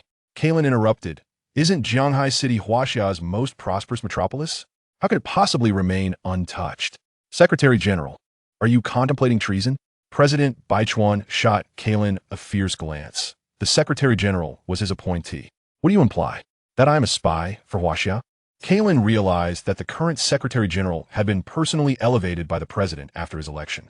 A wave of indignation enveloped him as he wiped the sweat from his brow. Forcing a smile, I merely intended to lighten the atmosphere. Secretary General, please continue. I was jesting. Baichuan, with a serious demeanor, interjected, if you jest like that again, you may find yourself back home, tending to cotton. Kalin could only nod apologetically. The Secretary General resumed. The first beast, Yinma Gun, emerged in the southern district of Jianghai City, an area long secured by Huaxia's military. When the beast appeared, their mecha, Godzilla, was already in the vicinity. Furthermore, the rampaging beast we had sent previously assisted in subduing Yinma Gun, resulting in minimal casualties during its defeat. The second beast, dubbed Qingpi Gun, appeared on the outskirts of a northern city. The military promptly dispatched 2 mechas to eliminate it, incurring only the costs of repairing 1 mecha. The third beast, also in Jianghai City's southern district, was accompanied by numerous lesser beasts. However, Huaxia's Godzilla swiftly eradicated the third beast and all accompanying creatures, leading to negligible losses overall.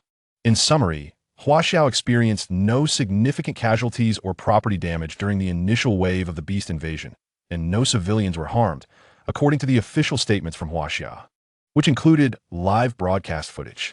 After concluding his report, the Secretary General stepped back to stand beside President Baichuan. The attendees were left in a state of shock upon hearing the Secretary General's remarks. Huaxia had triumphed over 3 beasts without a single civilian injury? According to the Secretary General, the Godzilla raised by Huaxia played a pivotal role in this conflict, as did the ape-like beast they had previously dispatched. The disparity was staggering. While Yingjiang suffered 200,000 casualties and financial losses nearing 500 billion, Huaxia faced 3 beasts and emerged unscathed. The assembly turned their gaze toward Kalin, who, despite his extensive knowledge of mechas, was at a loss. The data suggested a profound failure on Yingjiang's part. How could such a chasm in outcomes exist? Was Yingjiang's military truly inferior to Huaxia's? That could not be the case. In many respects, they surpassed Huaxia's military capabilities. Yet, the question lingered, why was there such a glaring discrepancy? Captain Kalin, please provide us with a reasonable explanation. The other members at the meeting remarked. Kalin found himself at a loss for words. He had initially envisioned that the catastrophic invasion of monstrous beasts in Huaxia would serve to accentuate the magnitude of their own victories, a triumph that he believed was unparalleled, attributable solely to their mecha squad. However, upon the release of Huaxia's data, his fantasies were swiftly shattered. Regardless of his reluctance to accept the authenticity of the figures, he understood that the Secretary General would not utter falsehoods, as the nation's survival hung in the balance. At this moment, not only was his credit for the achievements in jeopardy, but even his position as the captain of the mecha squad was precarious. He struggled to articulate a single coherent thought, fumbling for words without success. What could he possibly say? What was there to say? He was utterly bewildered by the circumstances. Meanwhile, Baichuan discerned Kalin's incompetence. He addressed General Make. Mr. President, please proceed. Henceforth, you will assume command of the mecha squad, and your authority within the military remains unchanged. Do exert yourself a little, as for Kalin. He may return home to cultivate cotton. Make nodded resolutely, having long regarded Kalin as ineffectual, and promptly accepted the command. Yes, Mr. President. Kalin felt as though all his strength had been sapped, slumping into his chair. Just moments ago, he had envisioned that once their nation colonized Huaxia, he would ascend to the status of the world's most illustrious mecha squad captain. Now, he found himself stripped of that very title. It was as if he had plummeted from the apex of a roller coaster, spiraling down to the abyss, even derailing into the depths below. Yet, he recognized that this was an irrevocable decision, one he could not contest, and so he silently acquiesced. Yes, Mr. President. Chapter 57. The future decisions of the Mao Xiong, the initial wave of monstrous beast invasions had concluded. Apart from Huaxia, the nations of Yingjiang, Mao Xiong, Asin, the 80s generation, and Zheluji encountered these beasts. Other countries did not experience such invasions, particularly Huaxia, which had 3 beasts emerge simultaneously. Mao Xiong witnessed 2, while the remaining territories saw only 1. Nevertheless, various countries faced varying degrees of residual beast attacks. Fortunately, these residual beasts could be vanquished by firearms. And even when injuries occurred, they were not widespread. The nations of the tropics even regarded residual beasts with gleaming eyes, as they represented a source of sustenance. Thus, even in the absence of government intervention, the populace spontaneously eradicated these creatures. Although the tropical nations are impoverished and lack advanced weaponry, their casualty rates are notoriously low, thanks to their population's culinary prowess. In stark contrast, more developed nations like Yinghuaguo and Zhujiang witnessed their citizens flee at the sight of residual beasts, and the military's response was sluggish, resulting in significant civilian casualties. The uncertainty surrounding the locations of the residual beasts posed further challenges. As they could emerge from caves, or even from the sea, this rendered military encirclement exceedingly difficult. In the highest assembly of Mao Xiong, the emperor was attentively listening to reports from subordinates. Mr. President, after adopting Huaxia's recommendations for mecha modifications, our engineers worked tirelessly overnight, successfully retrofitting 5 mechas in a mere 10 days. Originally intended to counter Yingjiang's dual-pilot mechas, this plan has seamlessly transitioned into a strategy for combating the monstrous beasts. We encountered 2 beasts within our borders, one in the east and one in the west. Fortunately, our mecha operators were injected with the gene serum produced by Huaxia, enabling them to pilot the mechas solo. As the beasts were over 80 meters in height, they posed little threat and were swiftly neutralized. This invasion was made manageable thanks to the support of Huaxia's technical advisors. Without their assistance, overcoming the monstrous beasts would not have been so straightforward. Our casualties amounted to approximately 20,000, with economic losses reaching around 300 million. That concludes my report. Upon hearing this, the emperor nodded, signaling the report's conclusion. Clearing his throat, he stated, "The number of casualties is still too high. Our population cannot compare to Huaxia's, which suffered 0 civilian casualties this time. We must learn more from Huaxia."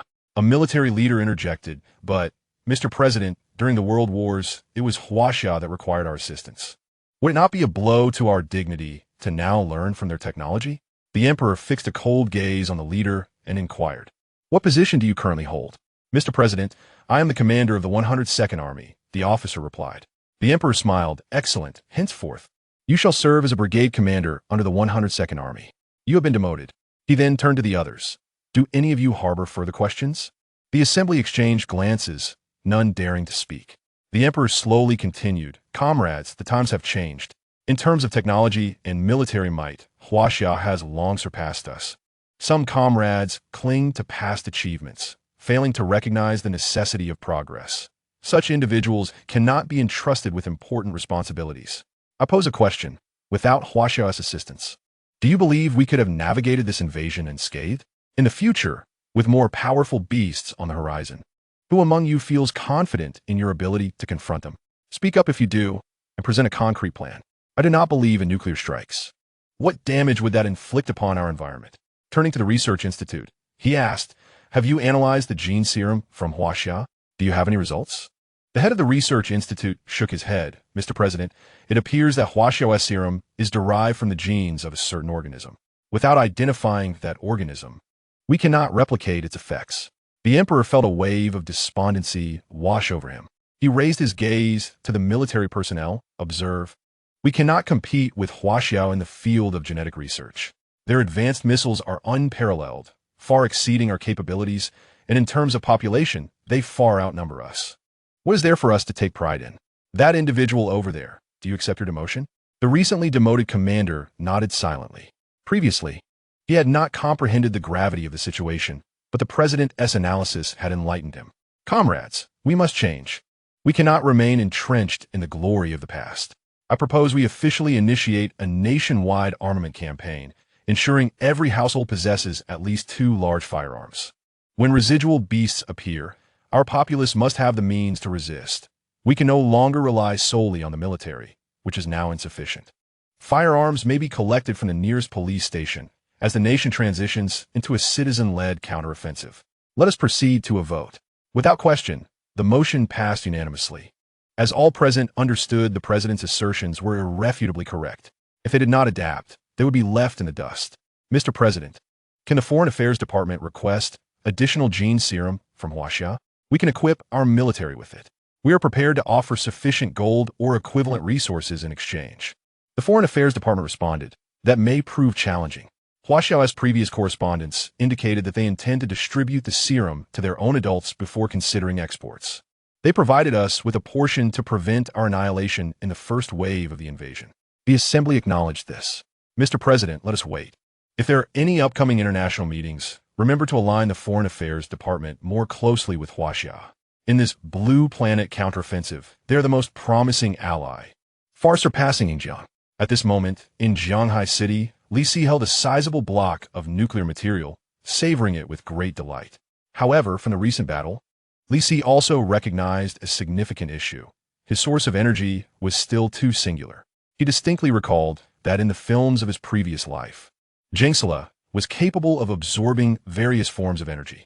In addition to nuclear energy, there exists electromagnetic energy, geothermal power, and even bioenergy. Thus, Li Si felt that this situation could not continue indefinitely. The nation could only provide him with nuclear energy, and he must seek alternative sources of energy on launching to facilitate his evolution. Consequently, Li Si resolved that once the invasion of the colossal beast subsided, he would depart from Huaxia, leaving behind the well-trained Jin Gang to assist his homeland. Jin Gang was the name Li Si had bestowed upon the ferocious giant ape, for its appearance resembled that of the great gorilla from Earth's cinematic realm. As long as Huaxia had Jin Gang to replace him, he could venture forth. Moreover, with the vastness of launching and the oceans connecting every continent, he could return at any time. Chapter 58. Secrets of the Food Department. The little caretaker returned from a meeting atop the mountain, bringing with her news that could be deemed favorable for Li Si. Guzong, good news. Li Si lifted his gaze toward her.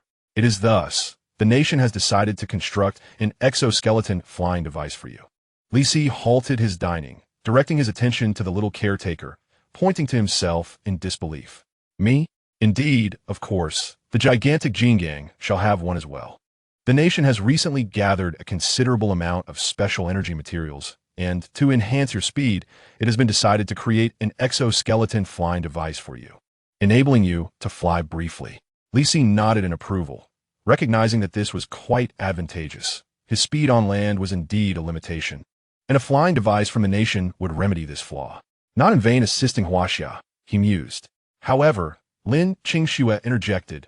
Nevertheless, as this is an unprecedented large-scale project, it is still in the research phase. Soon, someone will come to measure your waist, and by the time the prototype is ready for testing, it may take some time. Li Si nodded in understanding. The delay did not concern him. He was primarily eager to experience the sensation of flight, having dominated the land and the waters. The skies remained unexplored. He pondered, if Mosuro were present, could it not carry him aloft? Yet, he wondered if this world of launching harbored the colossal beast Mosura, as it seemed to share a symbiotic relationship with Godzilla in the films. Perhaps he might encounter Mosura in the geothermal realm? Shaking off these thoughts, Li Si bellowed at the little caretaker, "With my weight, are you certain your flying device will suffice?"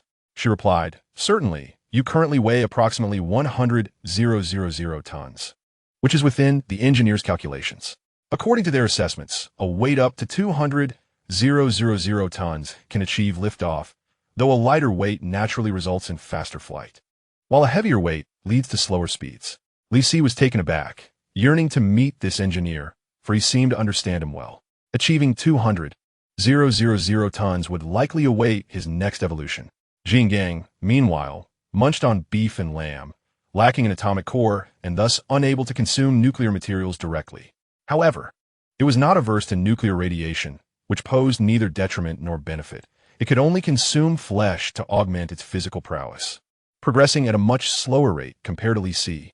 Recently, since indulging in the meals prepared by Li Si's food department, Gang had taken to patiently waiting in the food dispensing area well before mealtime, clearly enchanted by the offerings.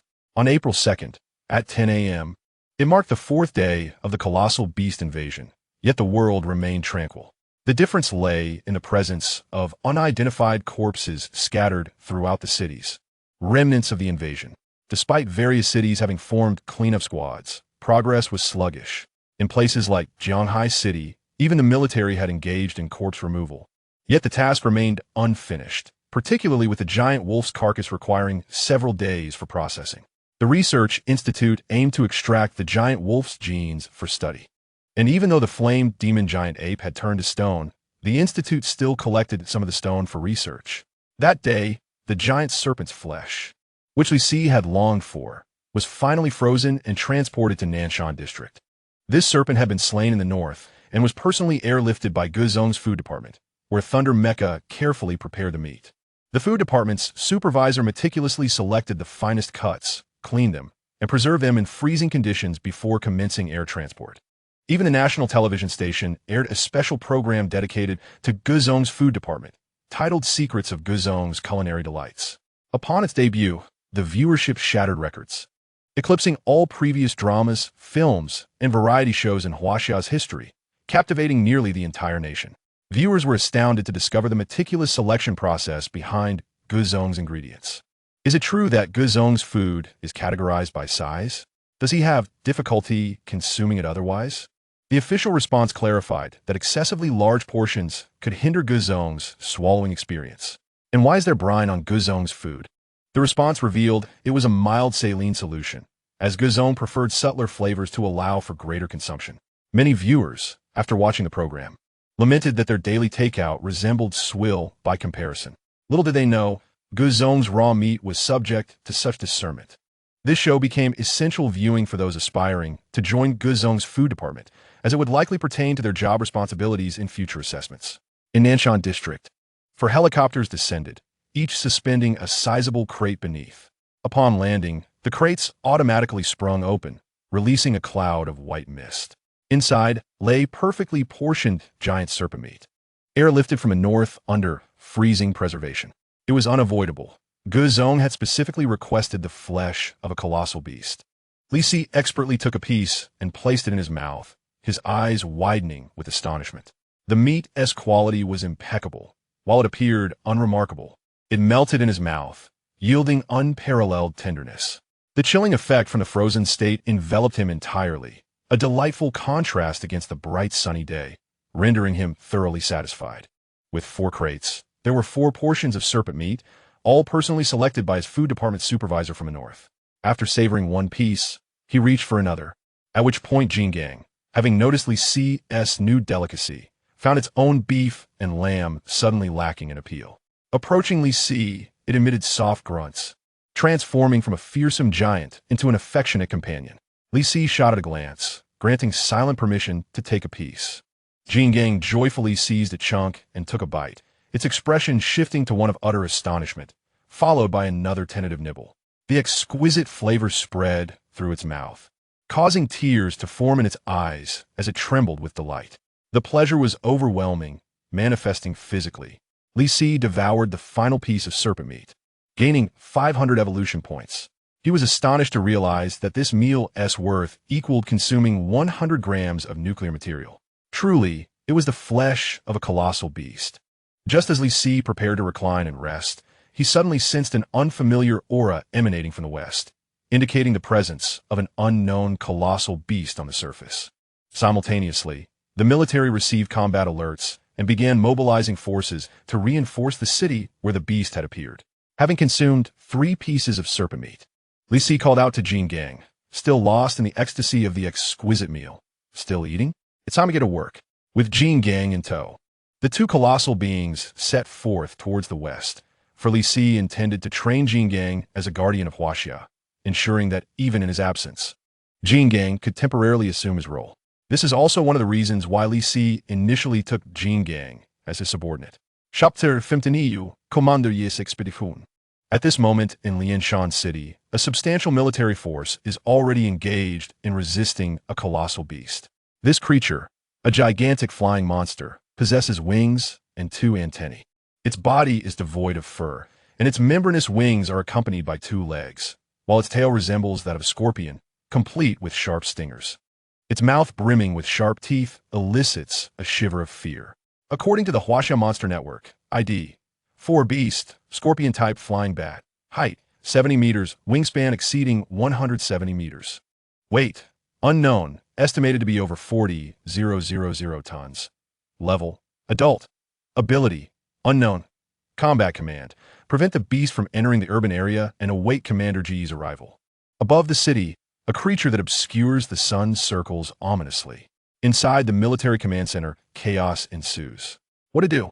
This is the first encounter with a flying behemoth, and we lack experience. If it attacks the citizens from above, the consequences will be dire. Indeed, the previous monsters were terrestrial. We could confront them directly, but how do we defend against this aerial threat? Is it possible to bring it down? Within the command center, discussions abound on how to confront this beast while minimizing casualties until Commander Gu arrives. The 2 cities are still some distance apart, separated by land rather than waterways, making Commander G's progress slower on land than on water. Other mechs are even further away, plunging the civilians into panic. At this moment, Li Si and Jin Gang are still racing across the land, their destination being a large transport plane located west of Jianghai City, which will carry them to safety. It would take too long for them to run there on foot. Surprisingly, Li Si feels no fatigue from running.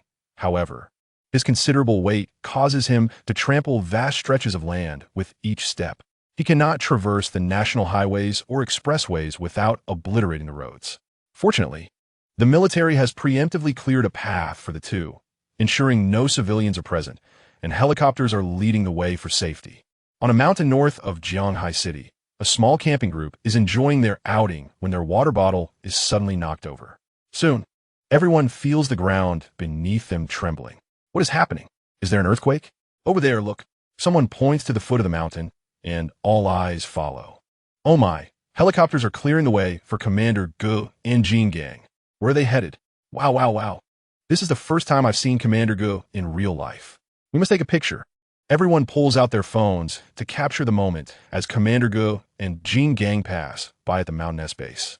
No one knows their destination, but everyone understands that Commander Gu and Jin Gang would not be wandering aimlessly in the country. There must be a significant reason for their presence. As Commander Gu crosses a high bridge, Li Ming is driving with his wife and child towards Jianghai City, as they have a relative residing there.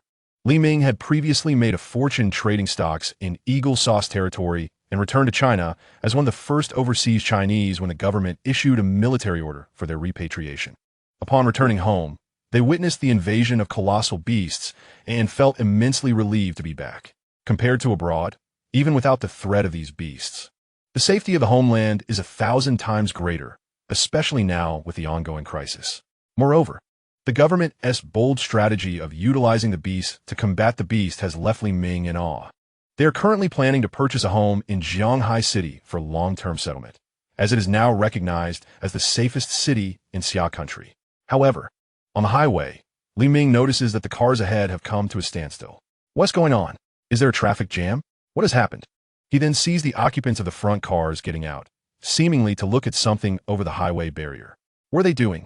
Don't they know they can't just exit their vehicles on a blocked highway? Just as Li Ming is complaining, his 4-year-old son suddenly exclaims with excitement, "Commander Gu! Mom, it's Commander Gu!" Li Ming turns to follow his son's pointing finger and sees an enormous beast sprinting towards them not far from the highway bridge. He opens the car door and steps out in a daze. With each step of the colossal beast, the bridge they are on trembles. In fact, the height of their bridge barely reaches the creature's legs.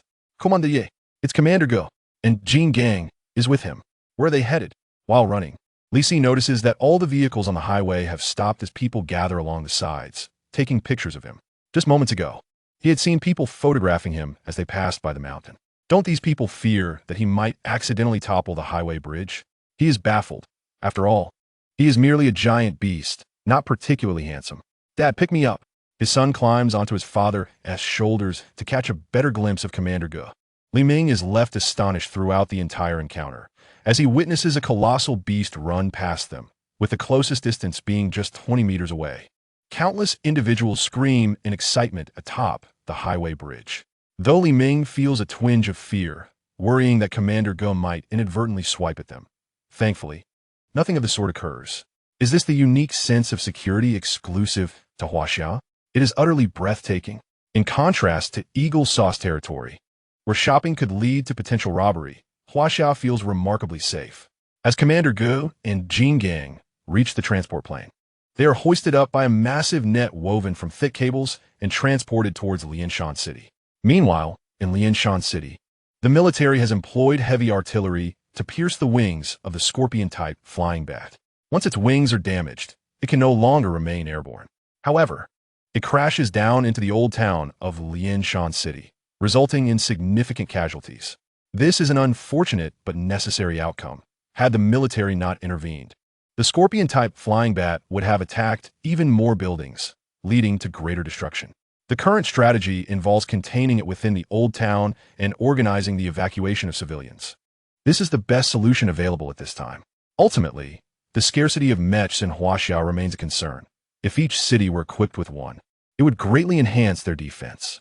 The Scorpion-type flying bat is being relentlessly pushed back by the military's cannon fire.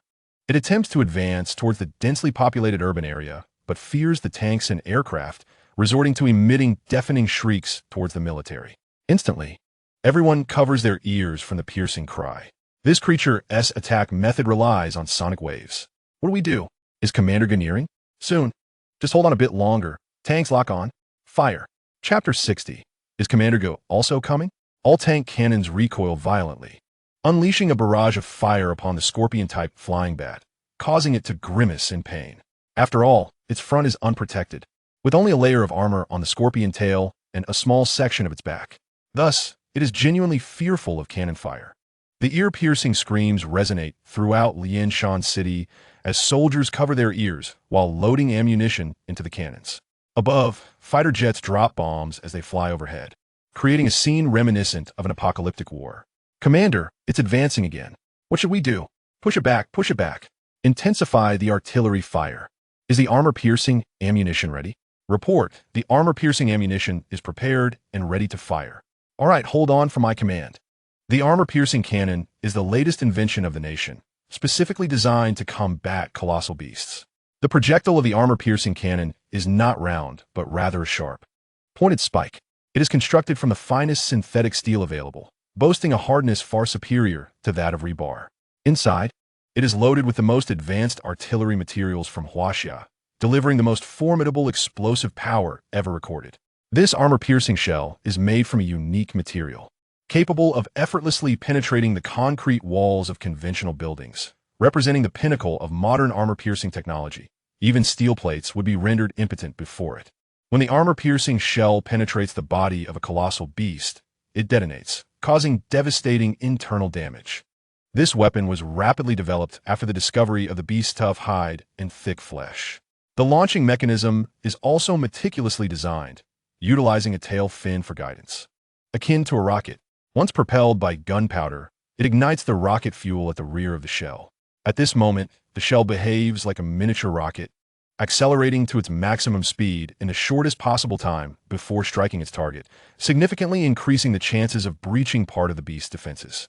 As the officer observed the scorpion-like flying beast poised to escape the military barrage, he promptly issued the command. Armor-piercing cannon, fire, with a resounding boom. A fixed artillery system on the rooftop of a 50-story building shook violently as it discharged the most advanced armor-piercing shell. Approximately a dozen soldiers attended to this artillery piece, underscoring its critical importance. The launch reverberated through the building, and the soldiers watched as the shell struck the colossal beast's abdomen at a staggering speed of 52 Mach, equivalent to 2,000 meters per second. The beast, which had intended to break free from the old city, was violently propelled backward upon impact.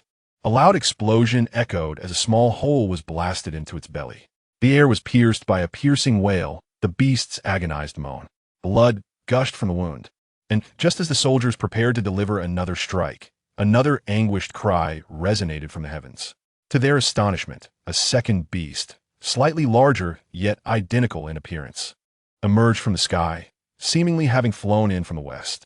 Upon arrival, it dove toward the ground, sweeping its wings and unleashing a powerful gust that toppled buildings and sent people scattering.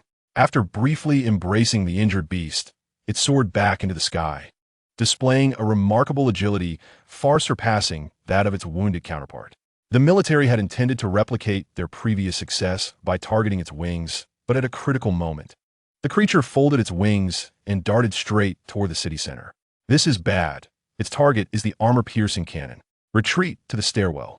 The officer had already given the order, but the soldiers on the rooftop were slow to comply, as the artillery system required assembly and disassembly.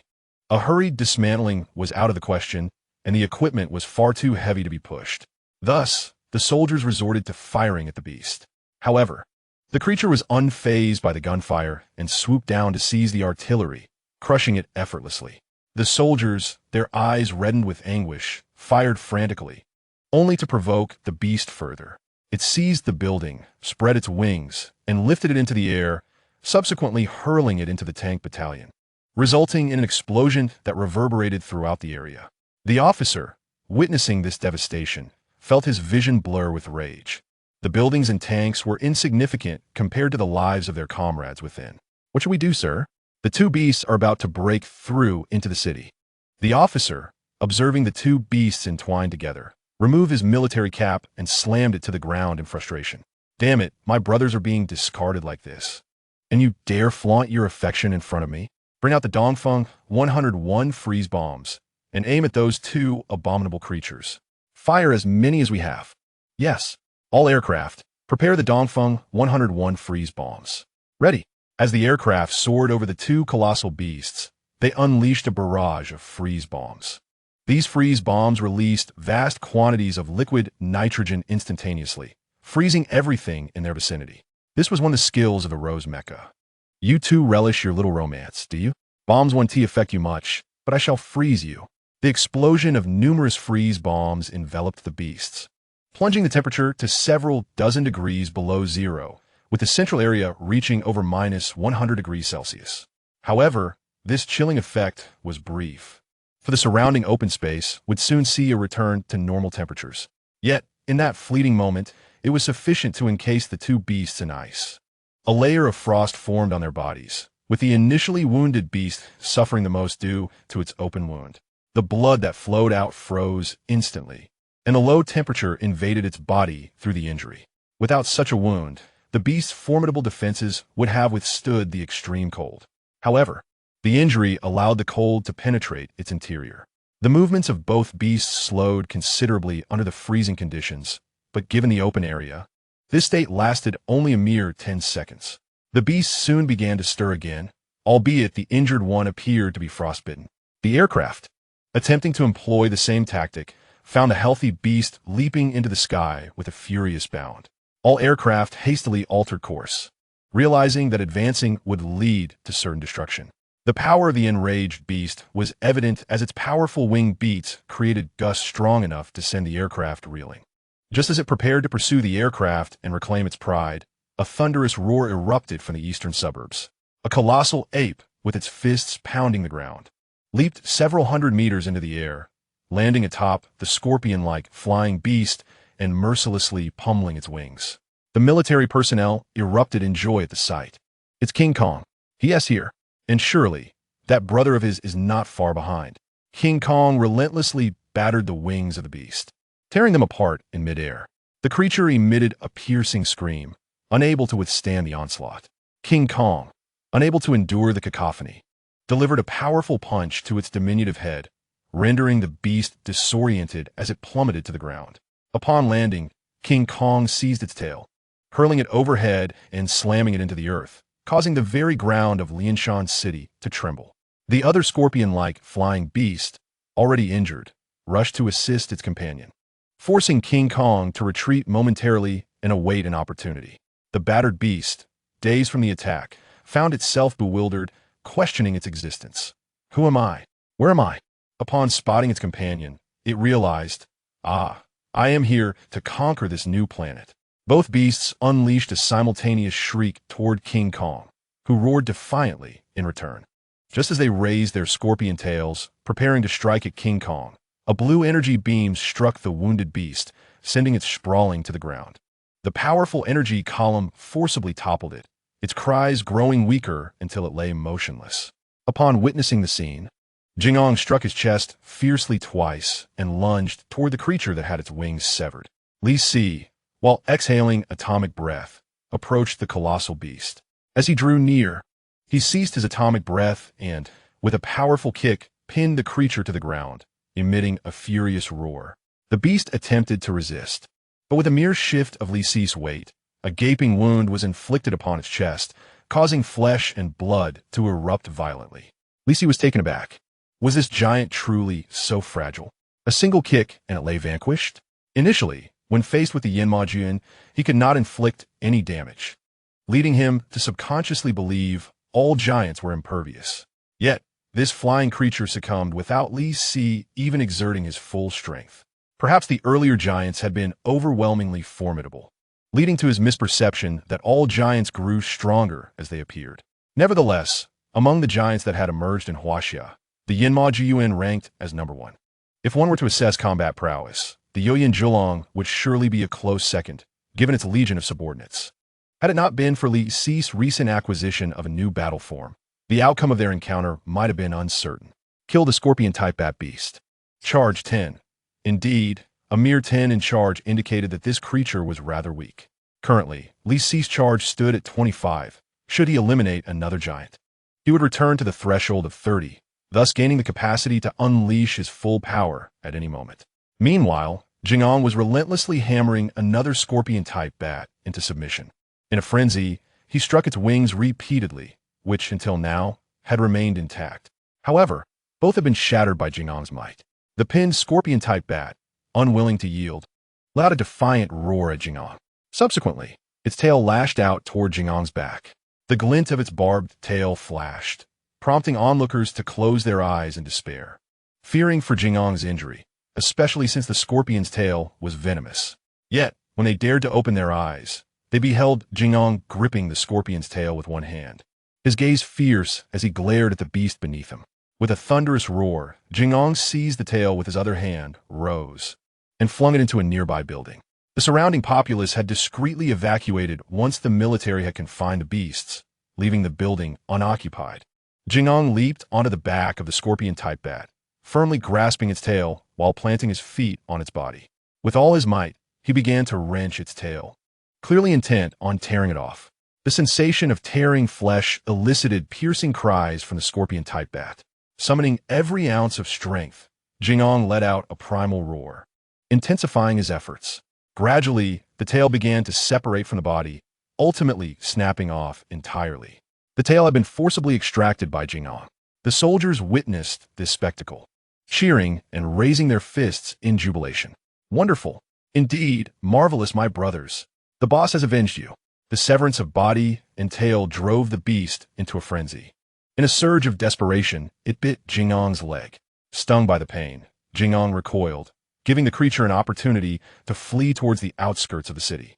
It was genuinely terrified, fearing for its life. What comrades? What conquering planets? Survival was paramount. Why was there such a formidable entity on this planet? Li Si, observing the retreating scorpion-type bat from several hundred meters away, unleashed an atomic breath toward it. The atomic breath pierced through several buildings, striking the beast squarely in the head. Its already dazed state worsened as the atomic breath obliterated a significant portion of its brain. It collapsed to the ground. Shortly thereafter, Li Si received a notification. Kill the scorpion-type bat beast. Charge 10 dead. How could it perish from a single shot? Was it because Jing'ong had already battered it into near death, and his strike merely delivered the final blow? Only such a scenario could clarify this. Fortunately, he had completed the finishing blow, gaining an additional 10 in charge, bringing his total to 35. Excellent. Jing'ong approached Li Si, maintaining a respectful distance, thereby acknowledging him as the leader. In the animal kingdom, the leader always stands at the forefront. These instinctive actions revealed that Jing'ong had wholly submitted to Li Si's authority. With the giant slain, Lianshan City was saved. The people emerged from their homes, gazing at the devastation of the old town, many unable to contain their tears. For within those ruins lay their homes, their memories. Yet, It was fortunate that only memories lay shattered, not lives. However, beneath the rubble, many soldiers had found their eternal rest. The sergeant major removed his hat and saluted Li Si and Jing'an. Without them, these two behemoths would have wrought even greater havoc. Li Si, understanding the sentiment, nodded appreciatively. These soldiers had been his comrades in a past life. Li Si led Jing'an out of the old town, departing from Lianshan City. Disaster shall eventually pass. Hope shall arrive. Under the care of the elders, the children stepped onto the streets, destined to grow. What will the world become when they mature? Handsome men and beautiful women. Tonight's update comes in threes. I apologize for any typos due to the rush. Please bear with me as I seek your favorable reviews. Chapter 62. Lanyua International Organization, the post-disaster reconstruction efforts are to be managed by the relevant departments, with funding directly allocated by the state. The situation in Lianshan City has been reported to the nation. In the recent assault by two giant beasts, our soldiers once again demonstrated their resilience and indomitable spirit, valiantly containing the giants within the old town until the timely arrival of the boss and Jing'an resolved the crisis. In this disaster, our military lost 307 personnel, with 107 civilian casualties and 1,075 individuals injured to varying degrees, who are currently receiving treatment. For the fallen military personnel, their families will receive full compensation, and all will be awarded first-class honors. Without their sacrifice, Lianshan City would not exist today. We also extend our gratitude to the boss and Jing'an for their collaborative efforts in aiding Huaxia to vanquish the two giants. On behalf of all the people of Huaxia, we express our deepest appreciation. With the national announcement concluded, the public began to grasp the events that transpired. Within Huaxia, videos and photographs depicting the boss traversing mountains and highways began to circulate wildly online. Everyone lamented not being present at the scene, yearning to witness the boss's heroic demeanor. I was supposed to go to Jianghai City that day, but my company unexpectedly required me to work overtime, and I couldn't go. I wanted to see the boss. Those fortunate enough to have witnessed the boss and Jing'an in action were met with envy. The boss's tail is so majestic, swaying gracefully. Curiosity surrounded the boss's intentions. Initially, people were eager to know what the boss was up to until the conclusion of the Lianshan events, when the official announcement revealed the emergence of a new giant beast. The boss was en route to provide support. Tears welled at the thought of his steadfast march forward. As for the state designating the boss as a national guardian beast, there was unanimous approval. Previously, some negative rhetoric against the boss had circulated online, but they vanished under the government's precise actions. The nation does not prohibit you from expressing dissenting opinions. However, fabricating facts and being sarcastic is unacceptable. The elder brother has been tirelessly striving for the country, and while you enjoy its protection, you continue to speak disparagingly. If not you, then whom should be dealt with? Unless you renounce your Huaxia citizenship and reside in another country, refrain from seeking protection from the elder brother or the Huaxia military. Should you choose to voice your grievances online, Huaxia would be indifferent to your plight. Yet, nobody is foolish enough to make such a choice, as it is widely recognized that Huaxia is currently the safest nation on Blue Star. Those who previously voluntarily relinquished their Huaxia citizenship now regret their decision and desire to return. However, Huaxia citizenship is not easily forfeited or reacquired at will. Even if you are a native Huaxia citizen, once you voluntarily abandon your citizenship, reapplication necessitates going through the entire process again. It is well known that acquiring Huaxia citizenship is exceedingly difficult. Thus, should one wish to return, it would take a minimum of several years, coupled with a background check assessing one's conduct during that time. Any slight disparagement of Huaxia would result in application denial. Consequently, those who departed voluntarily are now filled with regret. On April 5th, 3 days later, the Eagle Nation convened a global international conference. Recently, apart from Huaxia, other countries have also faced assaults from colossal beasts. These beasts do not merely appear once and vanish. They emerge randomly from underground or the sky to attack human cities. Fortunately, most of the time, they are vanquished by humanity. However, there was a notable exception. A gigantic western dragon-like beast appeared in the territory of Gaul, which they named Ghidorah. The Gauls' mecha units were hastily assembled and woefully inadequate, leading to widespread destruction in their capital at the hands of this dragon-like beast. The Gaul urgently sought assistance from the Eagle Nation, but they evaded responsibility with various excuses. Ultimately, the Gaul turned to Huaxia and the Bear Nation for help. Naturally, the Bear Nation could not assist, as they were struggling to safeguard themselves. Huaxia could only send a few fighter jets, as their mecha units were barely sufficient for their own needs. Should a colossal beast appear at home right after deployment, it would leave them vulnerable. By the time Huaxia's fighter jets arrived, Gaul's capital lay in ruins. After investigation, it was revealed that this beast had caused extensive destruction and claimed numerous human lives before departing. This was the first beast to wreak havoc in the human world and then leave. Its whereabouts remain unknown, perhaps hiding in some obscure corner of Blue Star to digest its food, only to emerge again when hungry to attack humanity. Thus, the Eagle Nation convened this international conference. As the meeting commenced, the representative from the Eagle Nation took the podium to deliver a speech. It is widely acknowledged that our world is slowly being consumed by colossal beasts, with Gaul serving as a prime example. We currently do not know where this beast is hiding. It could potentially appear within the borders of any nation tomorrow. Should such beasts proliferate on Blue Star's territory, when their numbers become sufficient, they will devastate our homeland. Therefore, I propose that all nations on Blue Star form an alliance, wherein powerful nations assist the smaller ones in times of need, while smaller nations heed the guidance of the larger ones to collectively resist the beasts. One day, we shall drive all the beasts from our homeland. Following the Eagle representative's speech, applause erupted from the audience. This proposal is undoubtedly advantageous for many smaller nations, as it grants them the support of larger powers. The Huaxia representative also applauded, acknowledging the merit in the Eagle Nation's suggestion. However, it is well understood that the Eagle Nation perpetually seeks to exploit others for its own benefit. Thus, an immediate inquiry arose. What will this alliance be called? Which nations will lead it?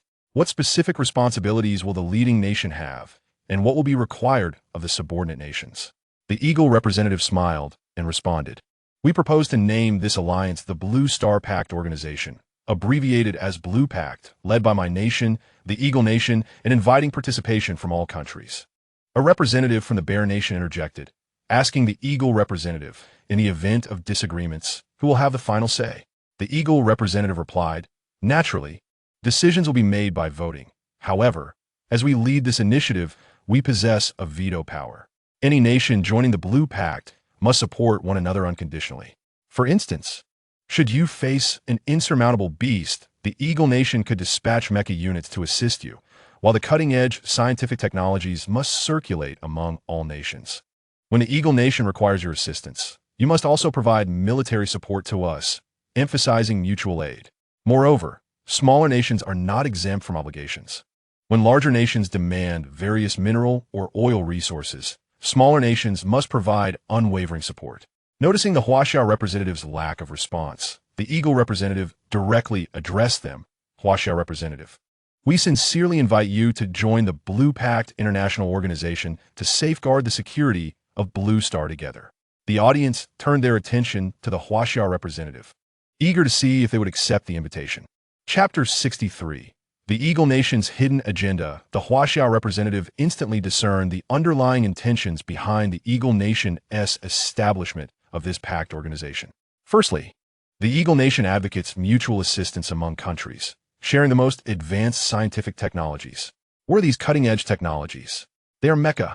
Of course, Huaxia also possesses unique genetic technology. This technology is highly coveted, and many nations are already aware of it. Numerous countries have applied to Huaxia to purchase enhancement serums. However, Huaxia has chosen to prioritize the needs of its citizens before considering sales.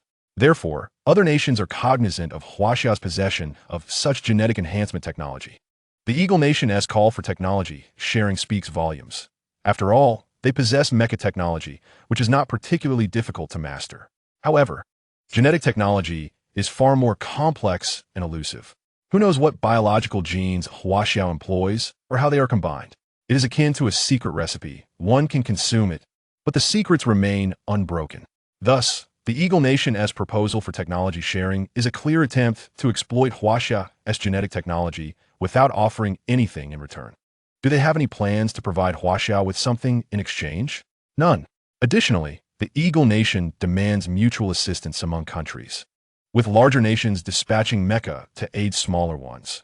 while smaller nations unconditionally comply with the directives of larger ones. On the surface, this arrangement appears normal, with smaller nations receiving protection and thus expected to contribute. However, upon closer examination, one must consider what constitutes necessity. This is entirely at their discretion. When a colossal beast appears in your territory and you seek their aid, they may claim their Mecca must defend their own land and cannot assist. The Gaul serves as a quintessential example of this.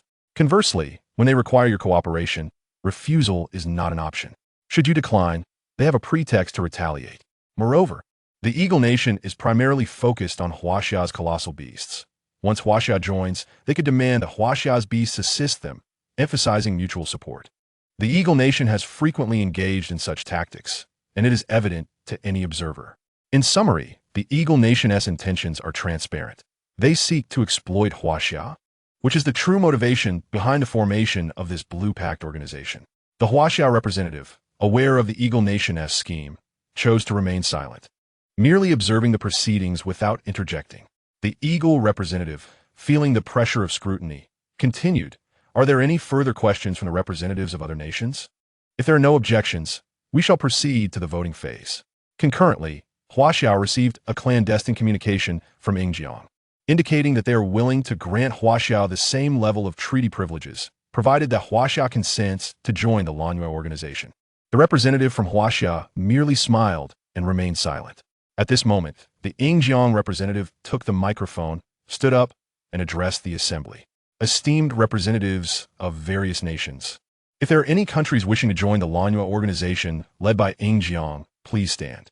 Instantly, nearly half of the national representatives in the hall rose to their feet, including representatives from Dahan, Yinghua, and Zhanbul, all staunch allies of Yingjiang. Observing Huaxia's unwavering composure, the representative from Maxiangwo understood that Huaxia had no intention of standing, and thus, he too remained seated.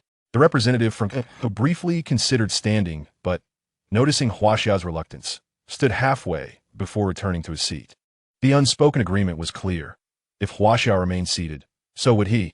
Surprisingly, the representative from Jiluji also did not rise, instead fixating on the Huaxia representative. Convinced that if the Huaxia representative stood, the rest of the nations would follow suit.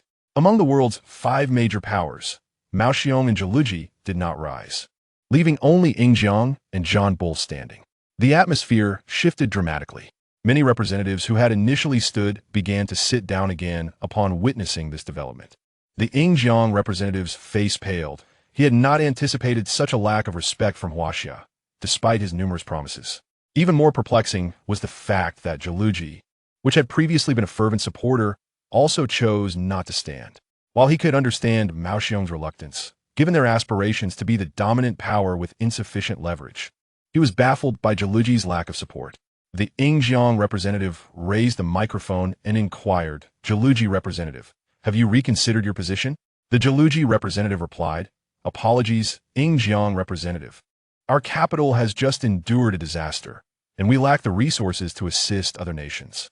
The implication was clear. When their capital was under attack and they sought assistance from Yingjiang, he had not come to their aid. Yet now he expected their support? How naive. In fact, Yinghua also preferred not to stand, but felt compelled to do so, as they could not afford to support Huaxia, having previously clashed with them. Even after Yingjiang provided them with 1,000 tons of nuclear materials, they had not received any mechas in return. Thus, they reluctantly continued to align with Yingjiang. The Yingjiang representative then turned to Maoxiong. "Maoxiangwo representative, this organization would be advantageous for you. I, Yingjiang, sincerely invite you to join." The Maoxiangwo representative responded, "Very well. Yingjiang representative, after this meeting, I will inform our president, and we will consider your proposal." The Yingjiang representative's expression darkened as he immediately declared, "In that case, this meeting is concluded. Nations wishing to join our Lanyo organization should convene 2 days from now for an online meeting to sign the agreement. Thank you to all representatives for your participation." The Huaxia representative was the first to rise and exit the meeting venue. Upon returning, the Huaxia leadership began to deliberate the pros and cons of the situation. "How many countries do you think will join Yingjiang's Lanyo organization?" asked Liao Chenghua. "There should be quite a few, as this arrangement indeed favors smaller nations. If all the smaller countries join, it would not bode well for us, as we might find ourselves isolated, responded Zhang. Indeed, but we cannot join the Lanyu organization. After all, Yingjiang seeks to gain our technology without offering anything in return. Is that feasible? Remarked Shang. Currently, half of the nations are reluctant to join, particularly those rich in resources but lacking in technology. They fear that Yingjiang will demand resources without providing any support. The nations that have explicitly expressed willingness to join are mostly impoverished countries with little to offer, like gold or oil, stated Li Huaizhen. Regardless of their intentions, as long as we possess technology, we need not fear them. We have already begun researching the third generation of genetic serums, striving to enhance our soldiers' physical capabilities even further. The leadership acknowledged. Our nation has always been renowned for its commitment to peace, yet if we do not devise targeted policies, an increasing number of nations may join the Lanyu organization. In that scenario, Yingjiang could rally others to isolate Huaxia, which would be quite challenging. One suggestion was to establish an alliance to collectively counter the looming threat. Chapter 64. Brother, are you not eating? Everyone exchanged glances. Ultimately, it was Liao Changhua who spoke up. I believe this could work. It would prevent other nations from isolating us and also provide assistance to allied countries. Li Huaizhen replied, this matter requires careful deliberation. The leadership agreed, yes. Discuss further and draft a proposal by tomorrow. We will reconvene, as Yingjiang intends to sign the Lanyu agreement the day after tomorrow. We should ideally announce our organizational plans on the same day. After the meeting concluded, Liao Changhua and Li Huaizhen walked together. Li Huaizhen asked, Old Liao, do you think this is feasible? We have only just achieved stability ourselves. Liao Changhua responded, Old Li, forming an organization does not mean abandoning our people to assist others. It merely entails offering technical support in certain areas. For instance, if Geluji had access to our mecha technology, the devastation in their capital could have been significantly mitigated. In truth, mecha technology is not overly complex. As long as we provide core technical support, many nations could produce them. Of course, we must retain control of the most critical components to prevent any potential betrayal. Li Huaizhen inquired, and what of our genetic technology? Liao Changhua replied, we can sell it. I propose selling the enhanced serum, prioritizing allied nations for purchase. Even if they manage to decipher it, it does not diminish our advantage. Haven't you already begun researching the third generation of serums? The first generation being decoded is merely a matter of time. So we might as well sell some to acquire military materials that can bolster our strength. This way, we enhance ourselves while gaining favor with our allies. When the apocalypse transitions to the next phase, we will have a definitive advantage. After hearing Liao Qinghua's reasoning, Li Huaizhen found it quite compelling. According to Lin Qingshu's descriptions, the next phase of the apocalypse would entail natural disasters. Currently, the emergence of colossal beasts was sporadic, making them relatively manageable for humanity. However, in the subsequent phase, several colossal beasts would appear daily, a situation that no single nation could contain. Global cooperation would be imperative. Yet Yingjiang seemed intent on exploiting others to bolster their own position. If the entire world were led by Yingjiang, other nations would suffer greatly. Li Huaizhen remarca. Are you suggesting that we? Liao Changhua nodded. We must assume the mantle of leadership on Blue Star. Yingjiang enjoys its current dominance and even opposes us. But in due course, our two nations will inevitably cooperate. When the apocalypse reaches that juncture, we must secure our dominant position to maximize benefits for our nation. Old Li, remember, wielding power is entirely different from having it, yet choosing not to use it. We may lack power, but Yingjiang must not possess it. Given their nature, once they assume leadership, chaos will ensue worldwide. Thus, we must strive for that position. Li Huaizhen Silanli Nudda. Understanding the gravity of their preparations for the impending colossal beast apocalypse. Meanwhile, on Brother Zong's side, the assistant had applied for an additional 500 G of nuclear materials for him. After consuming the nuclear materials, Brother Zong sat on the ground, appearing unperturbed. In the past, he would have already fallen asleep after such a meal. It seemed Brother Zong had matured considerably. Li Si had consumed the nuclear material, and his evolution points had reached 7420. He had made considerable progress in recent days. If his estimations were correct, he anticipated that within 79 days, he would reach 10,000 points, at which point he would be able to initiate his next evolution. In his previous life, Li Si was aware that colossal beasts were categorized into different tiers. The 100-meter giants and the 10,000-meter giants were certainly not of the same class. However, their role was merely to provide cover for the mechas, and thus he was not privy to much internal information. Furthermore, tactical glasses did not exist in his past life. Nonetheless, through his caretaker, he learned about the classification of giant beasts as outlined by the Huaxia Giant Beast Network in this life. Generally speaking, beasts like him and the recently emerged giants were merely categorized as adult giants, creatures that had reached maturity but had not yet undergone the next phase of evolution. Naturally, adult giants varied in strength. For instance, the King Kong was also an adult giant, yet could not match him in power. Upon reaching adulthood, the next evolution would categorize them as alpha-level giants, and upon further evolution, they would ascend to Titan-level giants. Currently, Huaxia had only provided this information, as they had yet to encounter alpha-level giants and were therefore unable to further classify them. Each time a giant appeared, the military would promptly conduct a basic scan. The data would be uploaded to the Huaxia Giant Beast Network, which would assess the giant's cellular activity, height, and internal energy levels to determine its classification. The analyzed information would then be relayed back to the military. Li Si was also registered on the Huaxia Giant Beast Network, holding the identification number 0, categorizing him as a friendly giant. King Kong, at present, had the number 4, also classified as a friendly giant. In reality, Li Si could sense the strength of the emerging giants. After all, his ability to resonate mentally, combined with the bond he shared with his caretaker, had significantly enhanced his psychic power.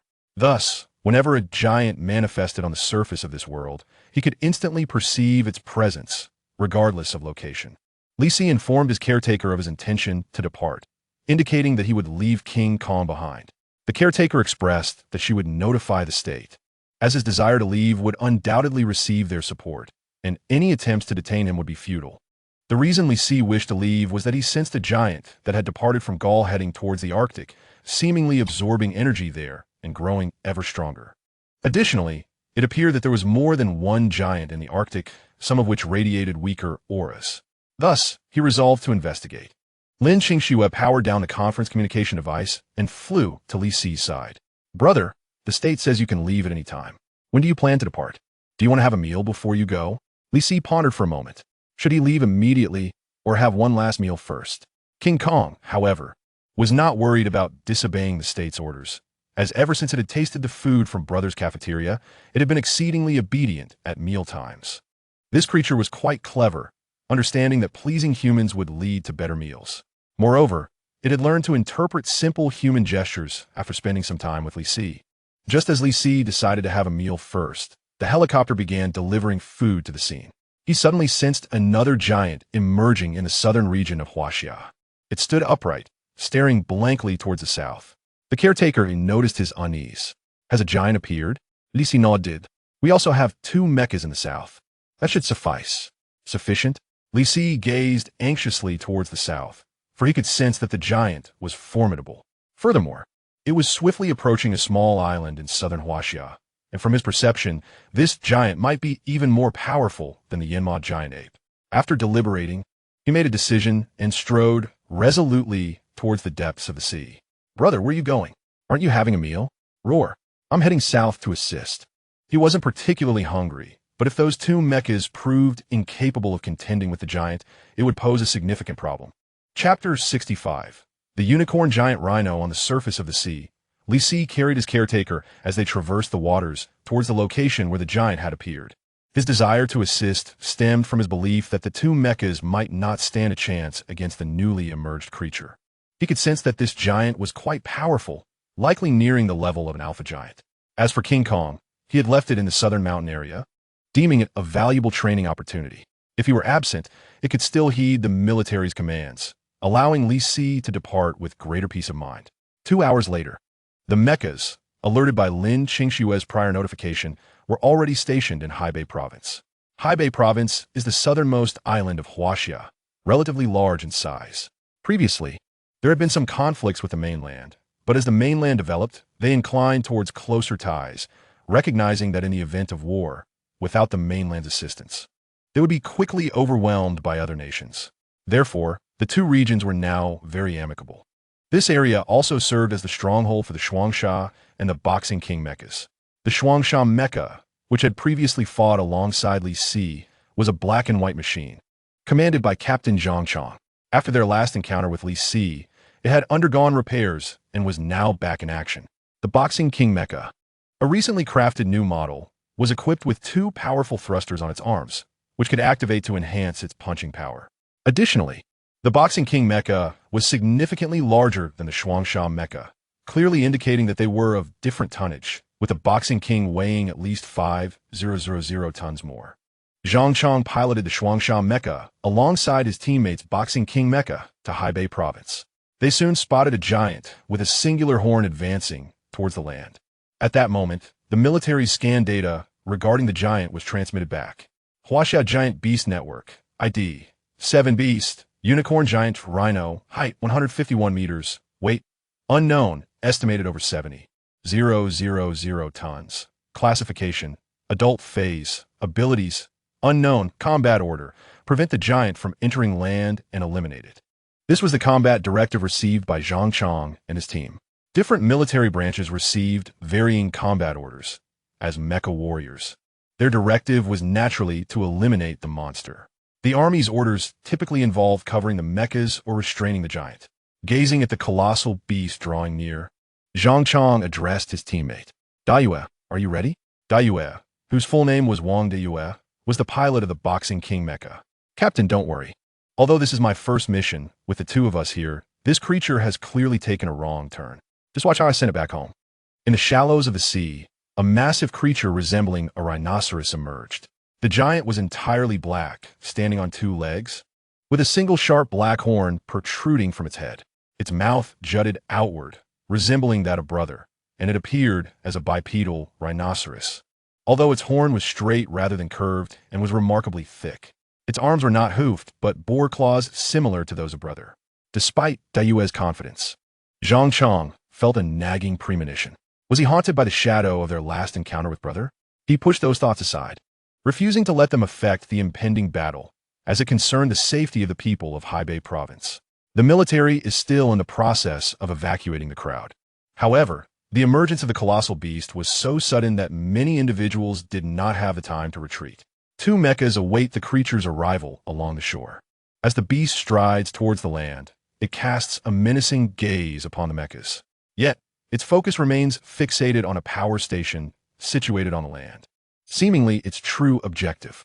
Dayue, Captain, it appears this creature has no intention of engaging us in combat, Zhang Chong remarked as he followed the beast's line of sight, quickly grasping its intention. Dayue, we must prevent it. Its target is the nuclear power plant over there. Dayue looked perplexed. What could it possibly want with the power plant? Surely, it cannot be attempting to absorb electrical energy? Zhang Chong, it is after nuclear energy.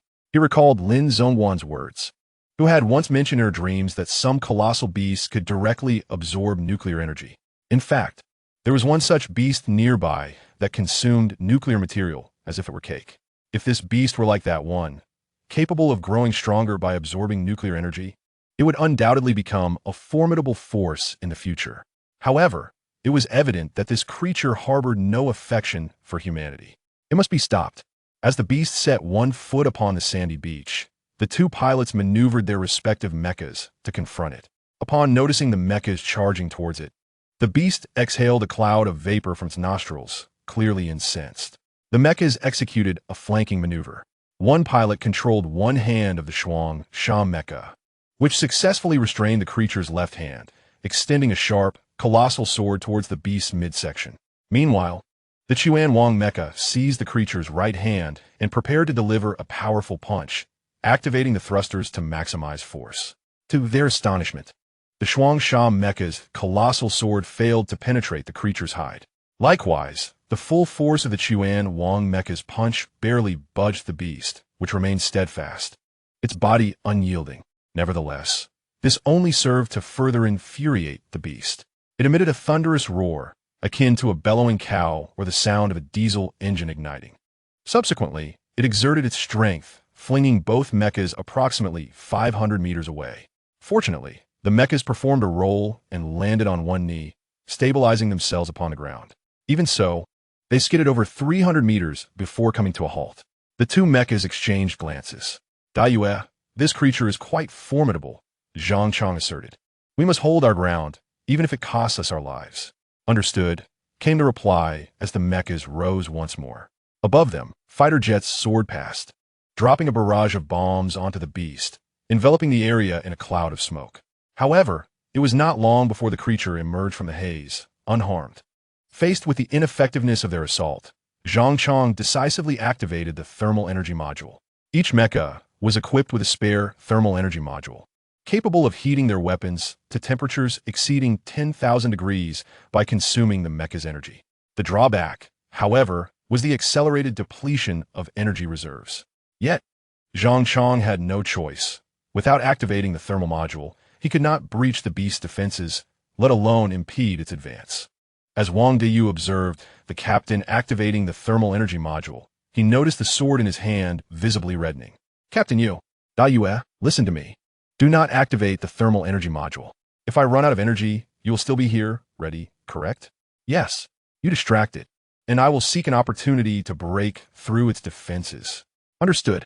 The Chuan Wang mecha boasted a much higher tonnage than the Shuang Sha, reaching 130,000 tons. Although it could not compete with the beast, it was indeed the appropriate choice for containment. Daiyue maneuvered the Chuan Wang mecha, clashing its fists together in preparation. As the colossal beast approached, he shook his head defiantly. You wish to pass? You shall have to step over my corpse. With a sudden burst of speed, the Chuan Wang mecha charged forward like a football player, believing it could delay the creature's advance despite its inferior strength. However, upon collision, he felt as though he had struck an impenetrable wall. The beast seized him with one hand and slammed him into the ground. Fortunately, the sandy terrain cushioned the impact, and the Chuan Wang mecha sustained minimal damage. Yet the beast placed one foot upon the back of the Chuan Wang mecha and another upon its chest, using it as leverage to depart the beach. Wang Deyu, captain, it is stepping on me. Unwilling to accept defeat, Daiyue sprang up and grabbed the beast's tail, preventing its forward movement. The two engaged in a stalemate upon the shore for some time. Zhang Chang observed the display monitor, noting the rising temperature of the colossal sword. 8888, 9002, 9030. The sword could reach a maximum temperature of 10,000 degrees Celsius. Had it not been crafted from special alloy, his mecha would have melted. However, time was of the essence. Wang Daiyu's Chuan Wang mecha had already fallen. Should the beast continue its advance inland, countless lives would be at risk. Zhang Chang sprinted to position himself before the creature, yet it seemed oblivious to his presence. Fixated solely on a nuclear power station along the shore, he could not allow it to absorb the nuclear energy, otherwise they would undoubtedly face defeat. Zhang Chang felt the overwhelming pressure reminiscent of the encounter with the previous beast. For mechas had been effortlessly dispatched by that creature. Now a similar fate loomed. The colossal beast ignored him, yet he could not afford to do the same.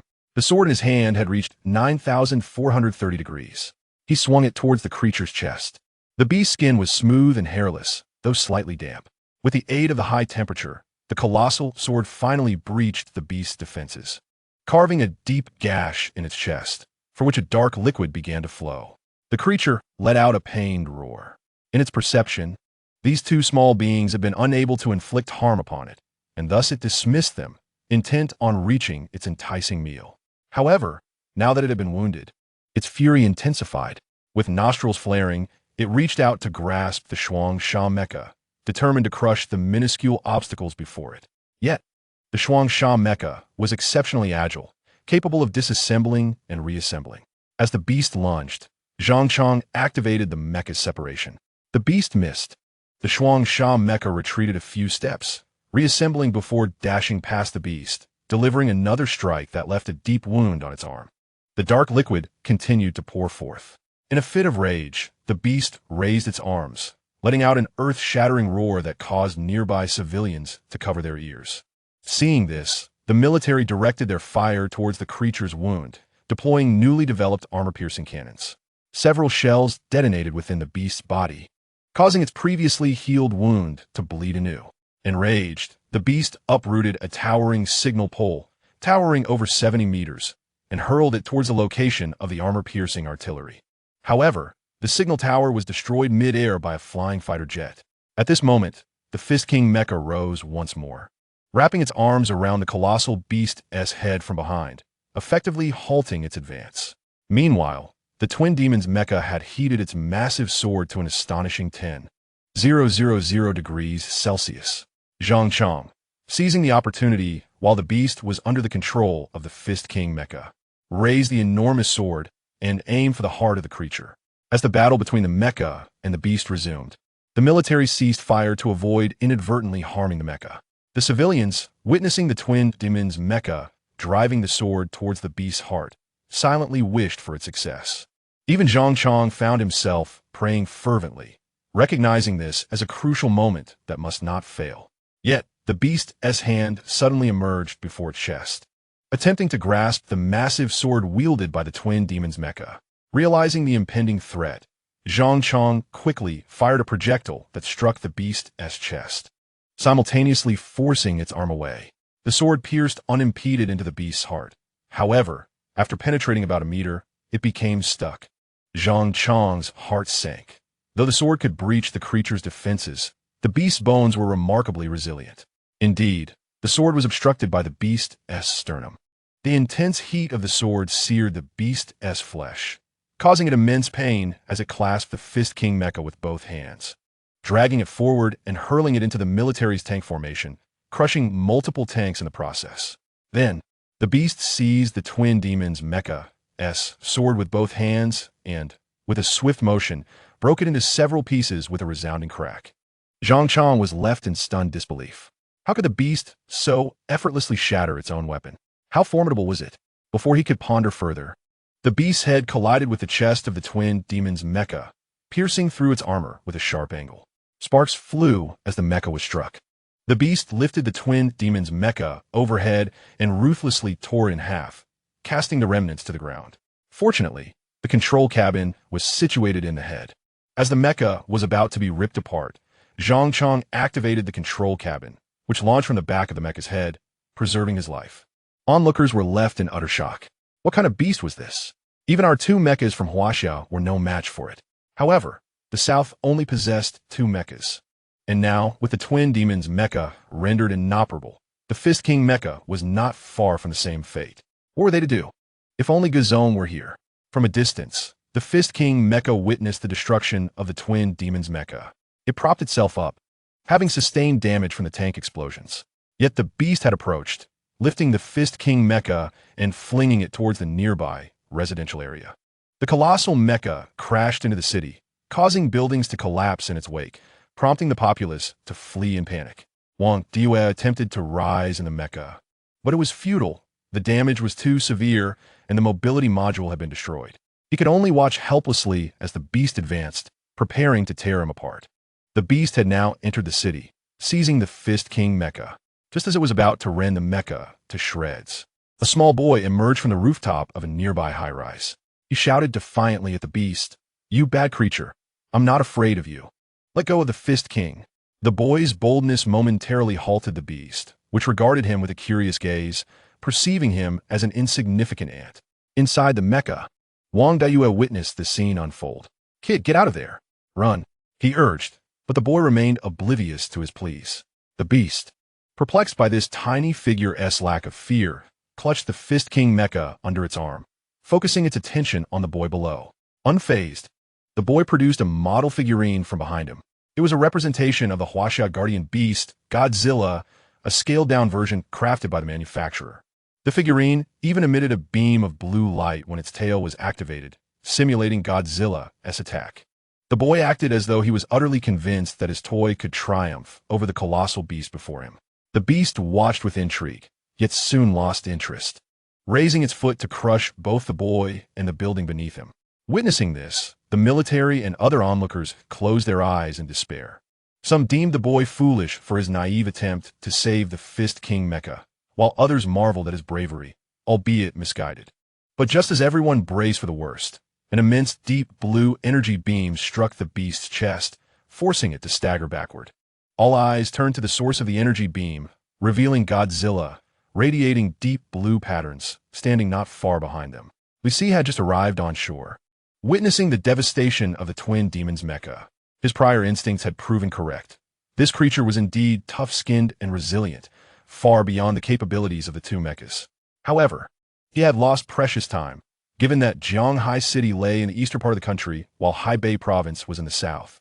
Although Li Si's swimming speed had increased significantly, he still wasted several hours en route. Thankfully, he had anticipated the beast's trajectory and departed in advance.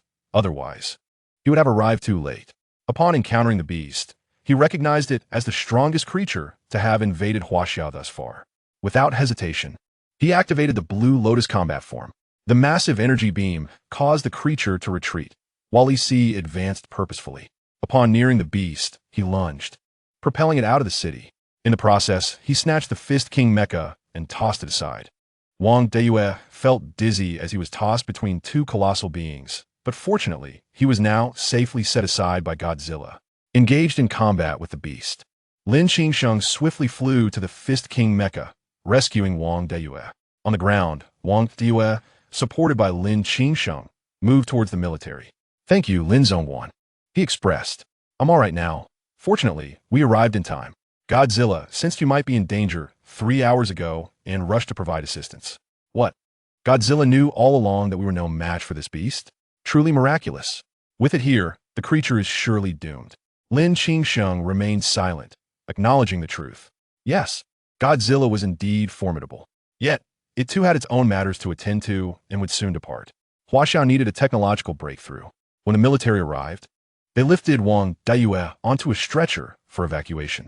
After Li Si had propelled the beast, the unicorn rhinoceros was brought down with 2 powerful punches. In terms of weight, it was no match for Li Si. Regarding agility, Li Si's flexibility had greatly increased in the Blue Lotus form, even on land. In terms of defense, his scaled exterior surpassed the beast's mere skin. As for strength, who among its peers matched Li Si? Even a mighty King Kong had fallen before him. Particularly after entering the Blue Lotus form, Li Si's strength ascended to a new echelon. He grasped the leg of the colossal beast and dragged it towards the seaside step by step. The beast retaliated with a powerful kick that sent Li Si staggering back 2 steps, nearly losing his balance and thus releasing its foot. Rising to its feet, the beast charged at Li Si in fury. However, steadying himself, Li Si seized one of its arms and executed a suplex, slamming the beast forcefully to the ground. Now, with elongated arms, Li Si had also become significantly more agile. The scene of the beast being thrown down mirrored the moment it had previously smashed the boxing champion's mech to the ground. Seizing the opportunity, Li Si stepped onto its hand, crushing it under his weight of 100,000 tons. The excruciating pain elicited a cry from the beast. Li Si lifted it once more and slammed it down again, repeating the process several times until the creature was left gasping for breath.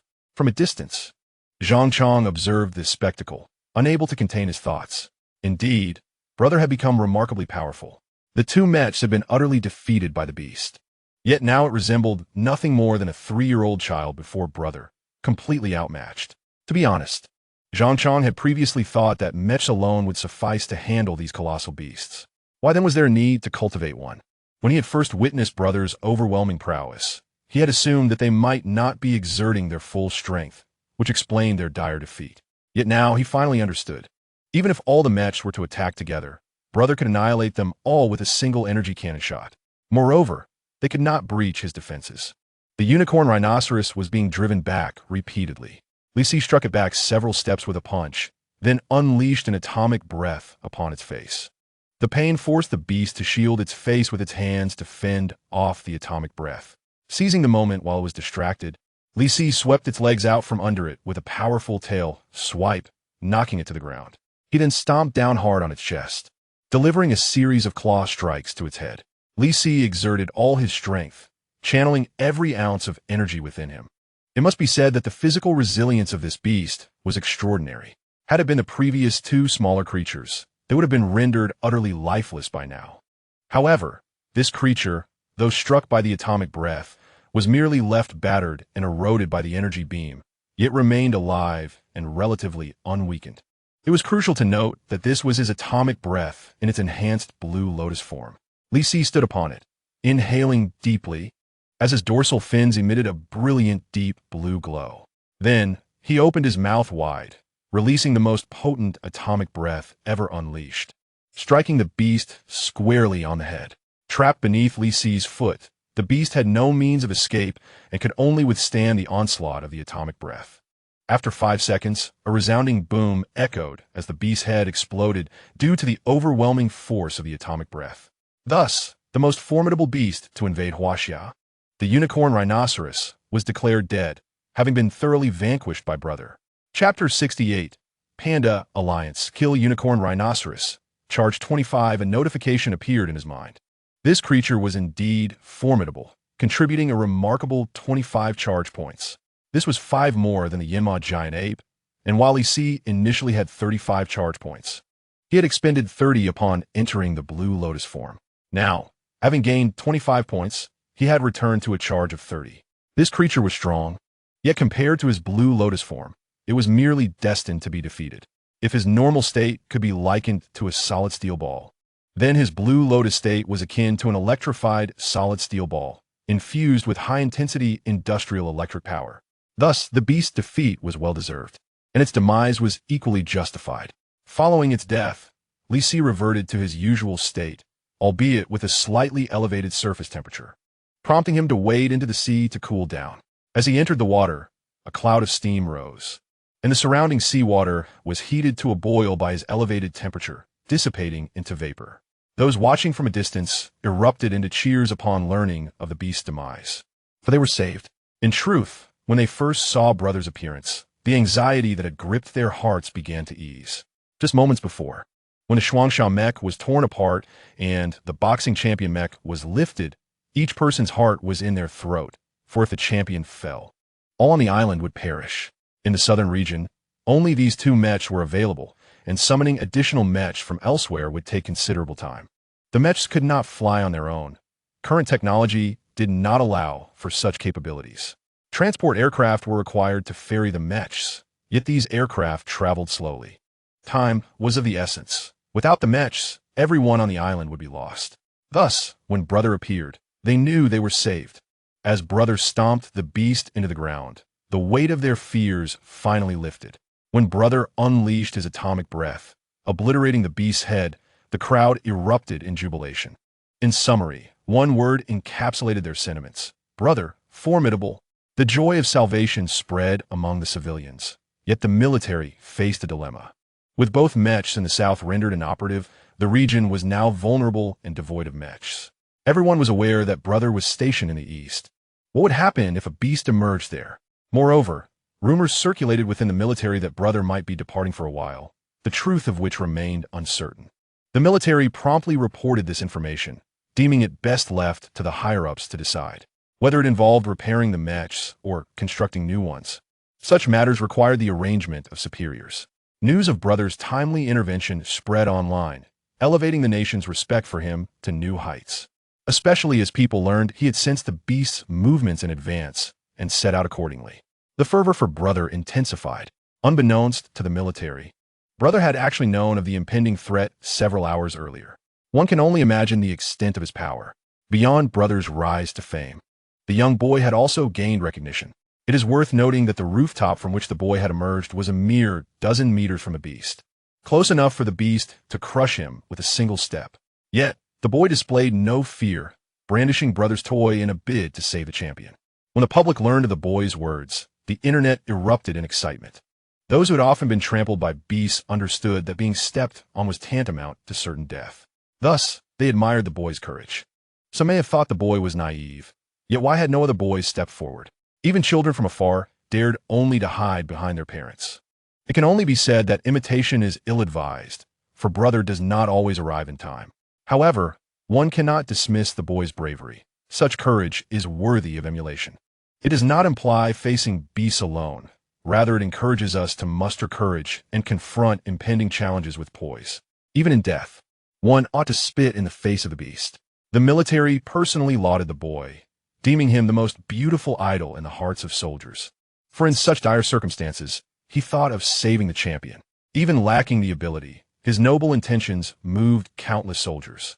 The military's latest directive soon arrived. Lin Qingshui received the order and inquired with Brother whether he could remain in Hebei province for a day. as the military was preparing to dispatch a mech to the area.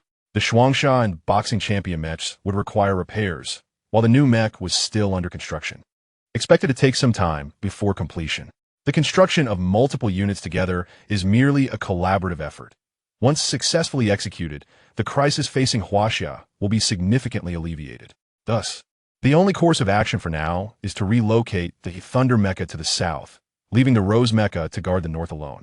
Consequently, there is but one mecha stationed across the four corners of Huaxia. Li Si remains in the sea, where the water around him has cooled. However, he simply wishes to linger in the ocean for a while. Lying in the shallows, he finds the sensation of waves washing over his body immensely pleasurable. Upon hearing the question from the caretaker, Li Si agreed, as a day's delay was not a pressing concern for him. Setting out the following day posed no issue.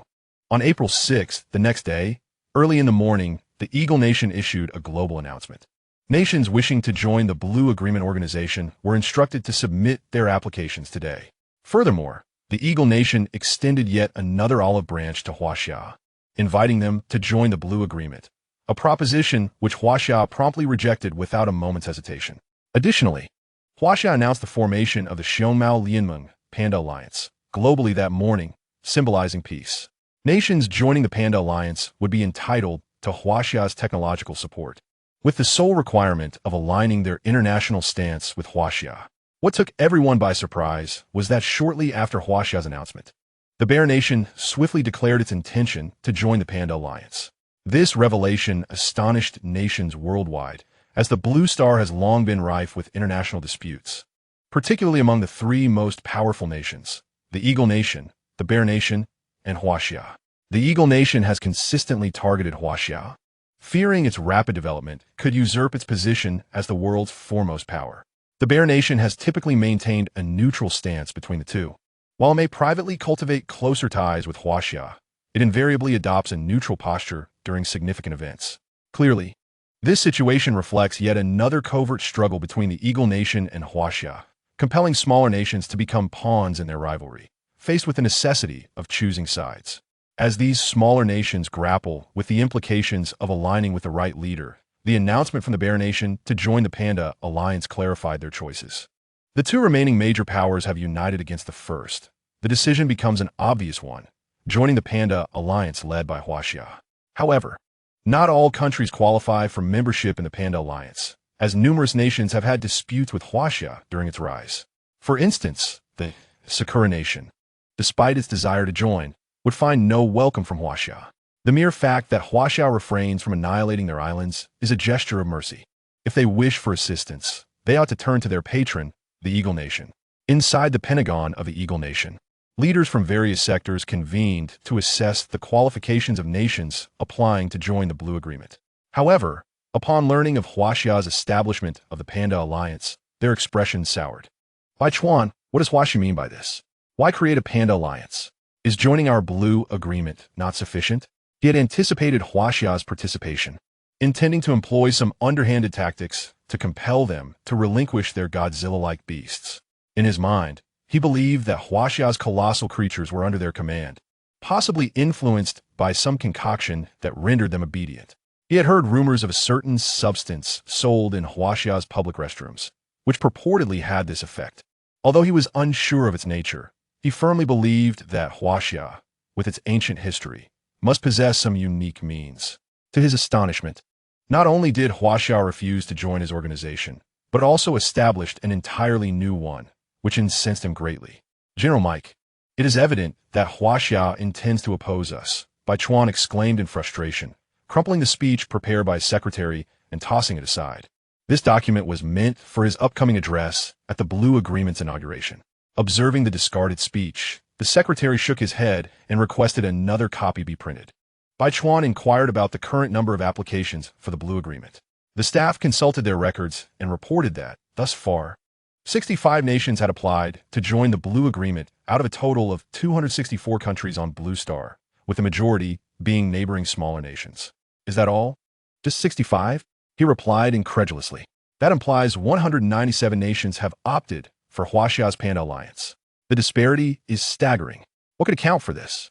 The secretary speculated that Huaxia must have acquired some new technology, as they had announced that joining the Panda Alliance would grant access to their technological support. Mike, I heard that Huaxia has developed a genetic serum that enhances soldiers' combat capabilities. Could that be the reason? However, the pressing issue was that many significant nations had also chosen to join the Panda Alliance, including the Bear Nation and the Gallic Rooster. The Gallic Rooster? Have they not always been in our camp? The secretary noted, last time they sought our aid, you deemed the distance too great, and they subsequently turned to Huaxia for assistance. It is likely this incident prompted their alliance. The other leaders expressed their discontent, lamenting the Gallic Rooster's lack of loyalty, easily swayed by the enticement of 2 aircraft. Despite their frustration, they understood that the Gallic Rooster felt disappointed by their inaction during a time of ethnic strife within their borders. Furthermore, they recognized that dispatching mechas to assist could have resulted in significant losses, as their mecha resources were already stretched thin. At that moment, the secretary interjected, Mr. President, the time has come. The presidents of the nations applying to join the Blue Agreement are waiting in the online meeting room. Bai Chuan took the new speech from the secretary, steadied his nerves, and stated, let us commence. With a beep, the room transformed into a virtual meeting space, where high-ranking officials from the Eagle Nation were present, rendering the physical presence of other officials unnecessary. As he observed the multitude of national leaders displayed on a large screen, Bai Chuan began his address, welcoming each nation. Approximately 10 minutes later, he concluded his speech, which extolled the Eagle Nation's prowess, detailing the number of mechas and advanced weaponry at their disposal, capable of precise targeting and adept at safeguarding the territories of all nations. However, nations must align themselves with Ingjiang. Any act of betrayal would preclude their entry into the Lan Yue organization. Each country is also required to heed the military directives of Ingjiang. For in collaboration, a leader must emerge. The presidents of these nations have long been aware of this stipulation, and their decision to seek affiliation with Ingjiang indicates their acceptance of such terms. At this juncture, the President of the United Kingdom expressed their willingness to comply with these demands, yet posed a question. It is rumored that Huaxia possesses a special gene-enhancing serum. Is this true? If it is, how can we possibly compete? Bai Chuan anticipated such inquiries, having only recently learned of this matter through Make. Nonetheless, he had already prepared a response. The gene serum? We have been researching it as well. Regarding this subject, we in Ingjiang have long been aware and have implemented corresponding measures. We are also exploring gene-related serums that have entered clinical trials, boasting a 90% success rate. This should assure everyone. Upon hearing Bai Chuan's assurances, the presidents of various nations felt considerably relieved. After the meeting, the director of Ingjiang Academy of Sciences, with a grim expression, raised his hand and remarked, Mr. President, might your statement be somewhat imprudent? After all, our gene serum research remains in its infancy, and during the initial human trials, the subject grew a tail. Bai Chuan turned to the director of the Research Institute and inquired, have you conducted research? Indeed, but the director hesitated. Did the subject's physique improve? Yes, under normal circumstances, it would enhance physical strength by over 200, but Bai Chuan interrupted again, then that suffices. We are already researching it, and can enhance human physical strength. I have not misled them. Your task now is to expedite research, eliminate the side effects of bodily mutations, and swiftly bring it to market. Understood, replied the director. Chapter 70, The Conference of the Panda Alliance. He was eager to identify the causes of human mutations and eradicate them, allowing the serum to enter the market. However, it proved exceedingly difficult. How did Huaxia's researchers resolve this issue? He yearned to engage in discussions with them. Was it not said that science knows no borders? Why then? Do borders emerge at such a time? If only Dr. Waliankio were present. He is a retired leading geneticist from Ingjiang. If he were here, he could surely pinpoint the precise cause. He had previously dispatched individuals to locate Dr. Waliankio, only to learn that prior to the invasion of the colossal beasts, Dr. Waliankio had returned to Huaxia with his son and wife. During the investigation, it was discovered that Dr. Waliankio had nearly been shot by a local Euro purchase clerk while shopping with his son. Disheartened, he emigrated to Huaxia with his family. Upon learning the truth, the director of Ingjiang Academy of Sciences was incensed. Look at the state of Bai Chuan's nation. Society now boasts daily 0 yuan purchases. Yet Bai Chuan continues to proclaim that his country is remarkably stable and secure, asserting that citizens can roam freely without the threat of beast incursions. as he claims his military can handle everything. Yet in reality, the number of Xinjiang civilians who perish at the hands of the beasts is the highest in the world. It is worth noting that Xinjiang civilians are permitted to bear arms, while Huaxia civilians are not. Nevertheless, the mortality rate among Huaxia civilians is significantly lower than that of Xinjiang. Stability? Safety? Such a notion is absurd. This expression is a colloquial phrase from Huaxia that he feels encapsulates his current thoughts. Were it not for his ties to Xinjiang, he would have contemplated fleeing to Huaxia. Just yesterday, a young delinquent shattered his window in an attempt at burglary. Had the sound of his shotgun being chambered not frightened the intruder away. He shudders to think of the potential consequences. Even after reporting the incident, the police merely offered a perfunctory response. Fortunately, he has since requested special protection, and an officer now stands vigil near his residence, for he is an active scientist. It is precisely due to his status that the state monitors his movements closely, rendering him unable to leave Xinjiang. This is his fate. Meanwhile, in Huaxia, within the Panda Alliance conference hall, the projections of various national leaders were already present. Huaxia did not anticipate such a multitude of countries applying to join the Panda Alliance, likely influenced by the Maoxiong nation. The greater the number of nations, the more delighted Huaxia became, indicating that the majority of countries on Blue Star are still favorable towards Huaxia. This conference was addressed by the spokesperson from the Ministry of Foreign Affairs, along with Liu Chengguo and Li Huaijin, with senior officials seated at the forefront to denote respect. The Panda Alliance differs significantly from the Lanyue organization. Membership in the Panda Alliance requires scrutiny. It is not merely a matter of application. For instance, ASEAN did not apply to join the Lanyue organization, but sought affiliation with the Panda Alliance. However, the state discovered that ASEAN has been increasingly aligning with Xinjiang, engaging in substantial material exchanges. Recently, ASEAN even dispatched numerous research teams to Xinjiang for study. This compelled Huaxia to reconsider ASEAN's intentions for joining the Panda Alliance. Thus, Huaxia's response to ASEAN was that further review was necessary. They were to await further information. Only those countries that passed scrutiny were permitted to attend this meeting, including Gao Luji, whose application Huaxia accepted. Despite Gao Luji's prior alignment with Xinjiang against Huaxia, they now expressed a willingness to establish amicable diplomatic relations and proposed a processing agreement. Should Huaxia require the production of industrial components or materials, Gao Luji would charge only a 50 processing fee. Upon discovering Gao Luji's sincerity and investigating recent developments, the review board ultimately deemed it a risk worth taking and approved Gao Luji's application. The Panda Alliance now comprises 137 member states, while others still require further examination. However, that is a matter for the future. For now, the inaugural Panda Alliance conference must commence. The Huaxia diplomat expressed gratitude to the leaders of various nations for joining the Panda Alliance, assuring them that this decision would prove wise. The establishment of the Panda Alliance aims to counter the increasingly formidable colossal beasts. The alliance will comprise allied nations collaborating on the development of core technologies. Each nation will dispatch scientists to Huaxia for research, and upon successful results, all parties may share the findings. However, the scientists must remain in Huaxia long-term, a necessary measure to prevent certain ill-intentioned nations from acquiring knowledge of the successful technologies. As long as the researchers are in Huaxia, other nations attempting to decipher the results will require considerable time. During this interval, the research in Huaxia will have advanced beyond the versions they obtain. Even if they succeed in deciphering it, they will always lag behind Huaxia. Next, Liu Chengguo spoke, thanking everyone for their attendance, asserting that our nation would guide them through the apocalypse of the colossal beasts, urging trust in Huaxia and in themselves. Subsequently, Liu Chengguo set down the microphone. The assembly was puzzled, wondering if this was the conclusion. Liu Chengguo glanced at the nearby diplomat and shrugged. What else is there? At this moment, the president of a small nation posed a question. I have a query. Diplomat, please proceed. My inquiry is why we do not construct a fortress for the entire populace to seek refuge and confront the colossal beasts. The diplomat turned to Liu Chengguo, recognizing that such strategic matters were better understood by him.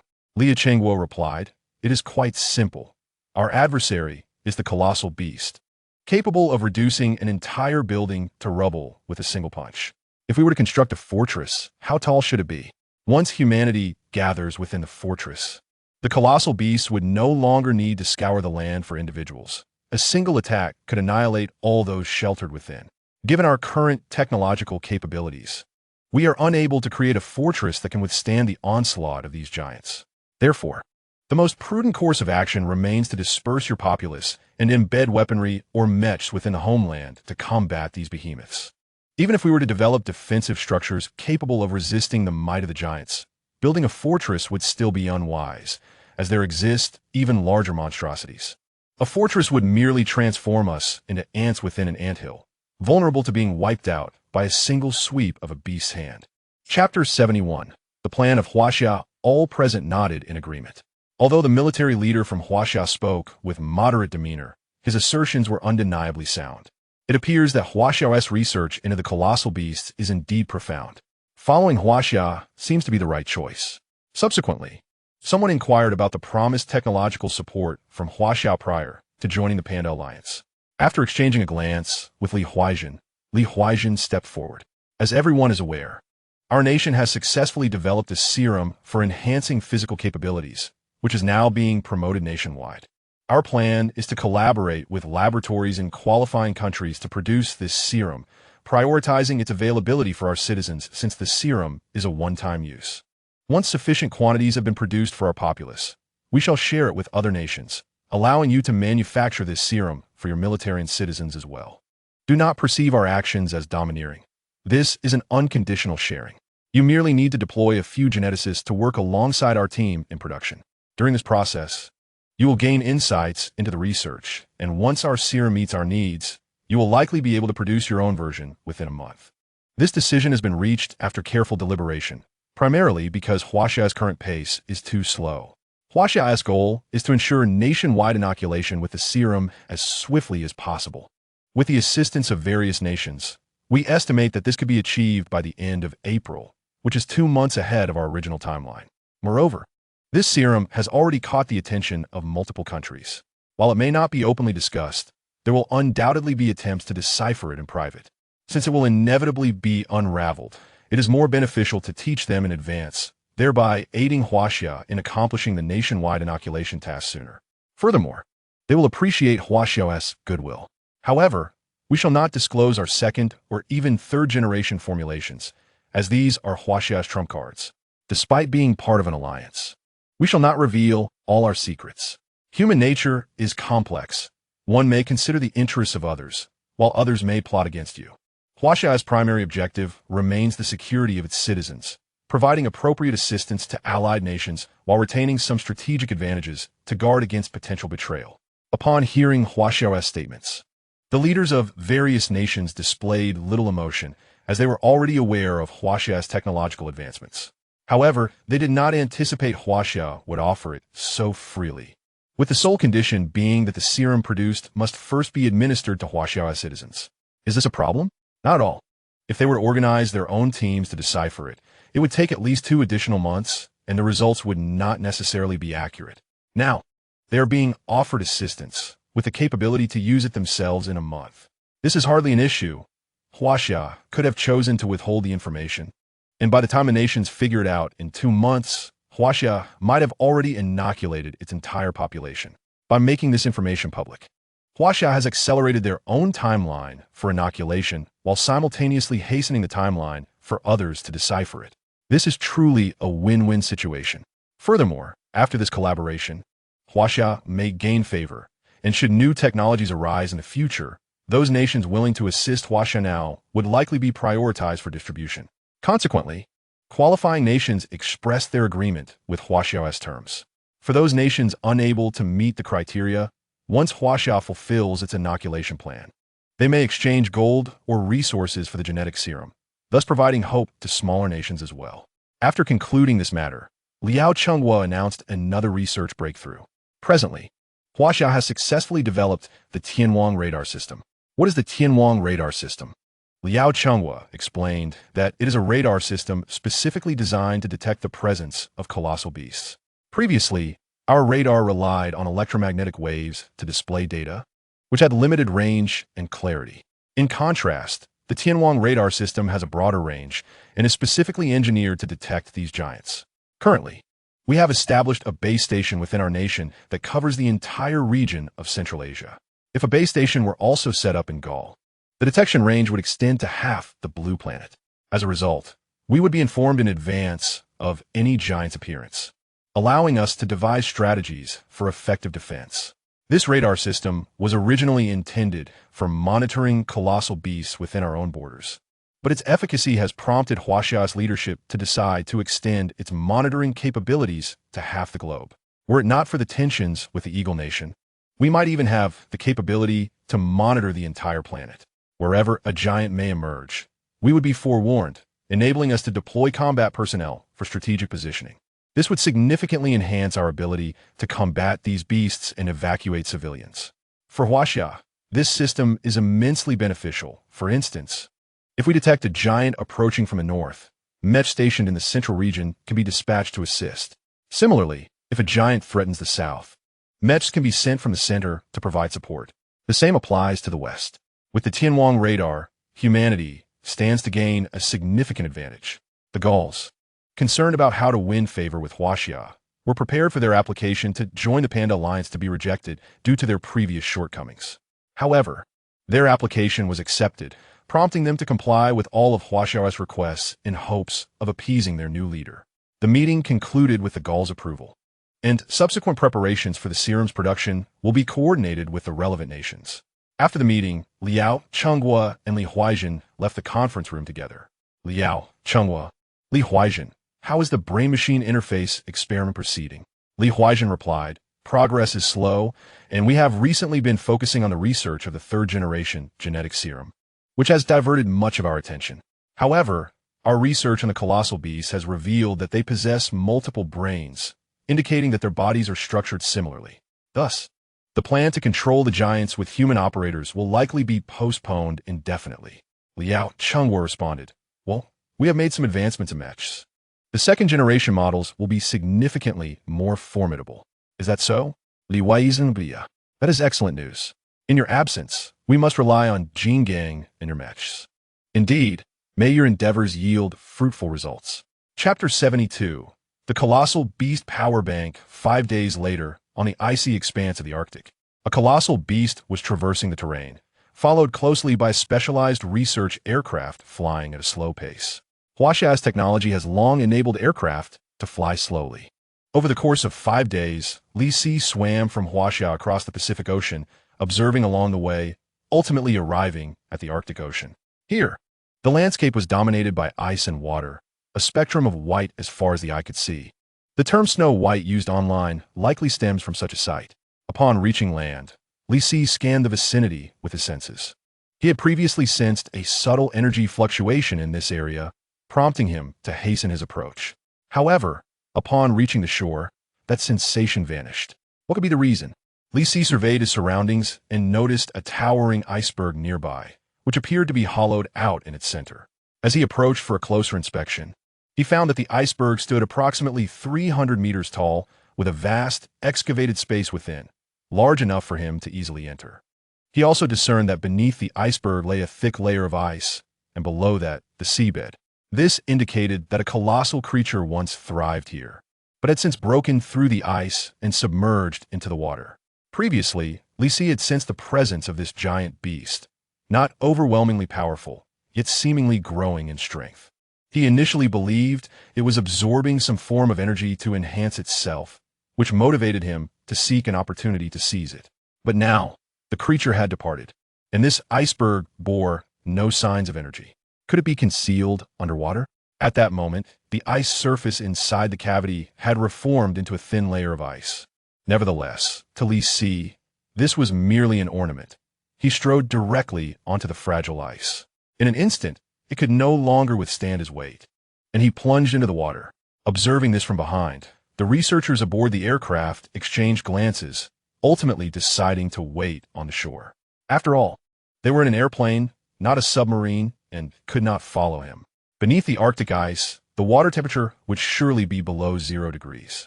However, upon entering the sea, Li Si felt no discomfort. For him, falling into this water was akin to diving into the southern mountainous regions of Huaxia. The temperature here felt merely a touch cooler, with no other discernible difference. Did he fear the cold? Certainly not. Even a drop of over 100 degrees Celsius would pose no issue for him. Once submerged, Li Si immediately sensed something amiss. While on the ice, he could not detect the giant beast's presence, but now it was unmistakably nearby. He swiftly swam forward and soon spotted a layer of ice. At the seabed, the massive base of an iceberg rested, where a creature resembling a giant loach was incessantly burrowing into the ice. With each excavation, it extracted a piece of deep blue crystalline material, which it promptly consumed. Li Si could distinctly feel a familiar energy emanating from this blue crystal. How did it resemble the abilities within his body after entering the Lan Lian state? As he continued to observe, the giant beast became aware of his presence, its gaze turning hostile. Upon sensing Li Si's intent to approach, it unleashed blue electric arcs radiating from its body. Realizing the creature was not a loach, but rather an enormous electric eel, Li Si swam closer without hesitation. The immense electric eel, without a moment's thought, activated its powers. A formidable surge of electricity spread through the seabed, visible as brilliant blue arcs. Li Si, however, showed no inclination to retreat. Did he fear the electric current? He believed not, having never experienced an electric shock before. Yet, he regarded electricity as a form of energy. The minuscule currents from a power station felt to him like mere tickles, insignificant.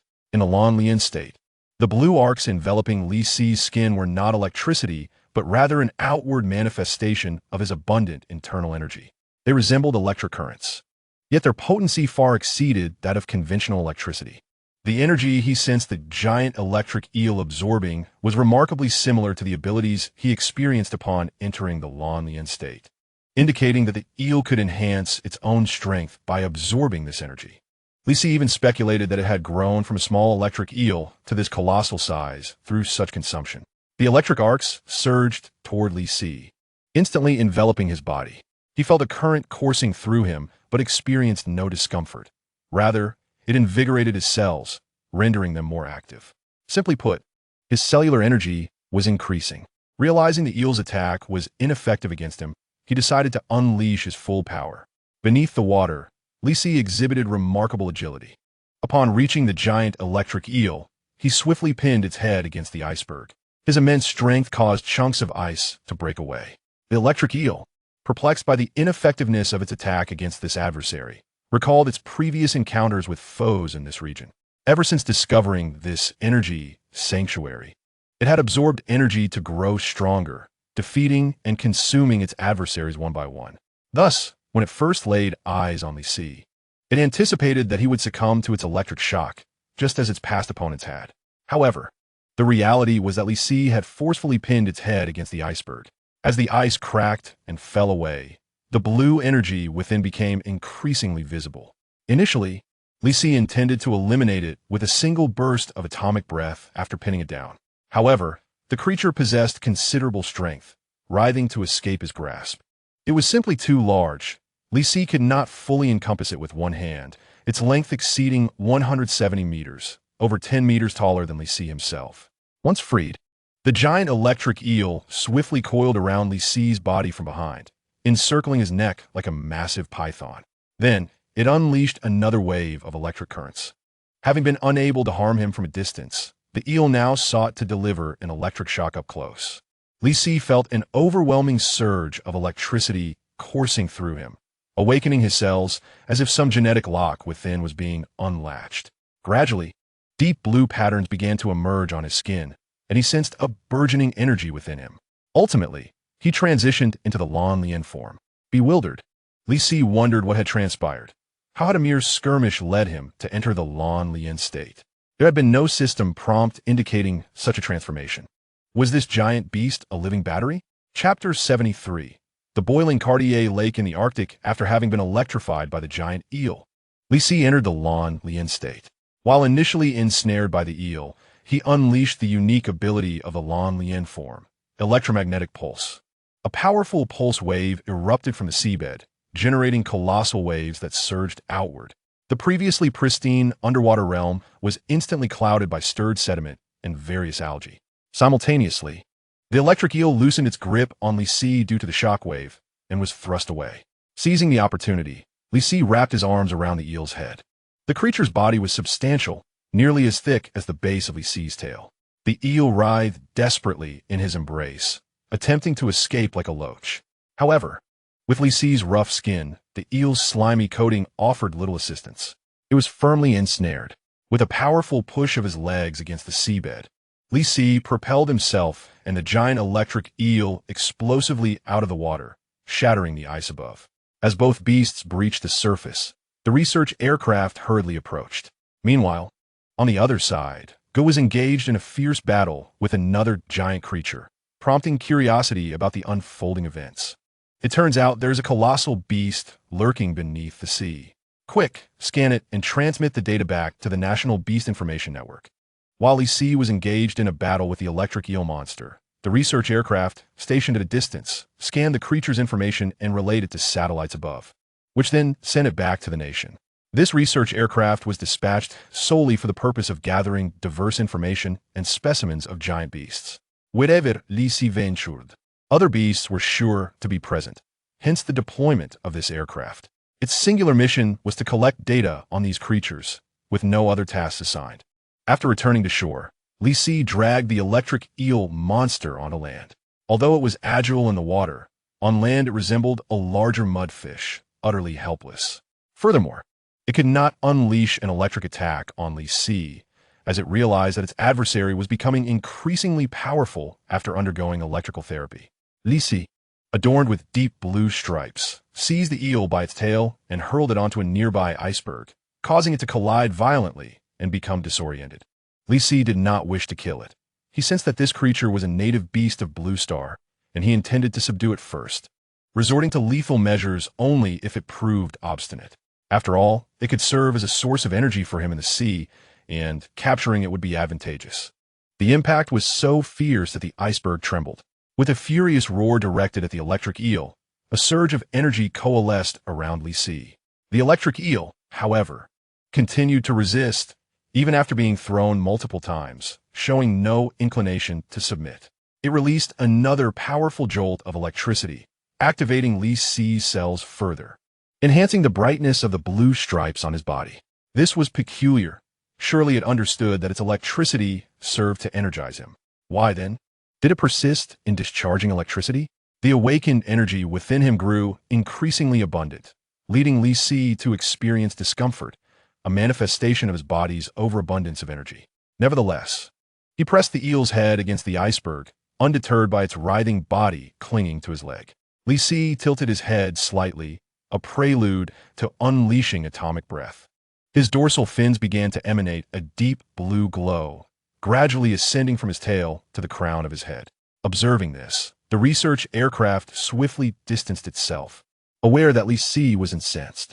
The electric eel sensed the impending danger and emitted a high-pitched, mournful cry, its body becoming exceedingly pliable as it relinquished its resistance.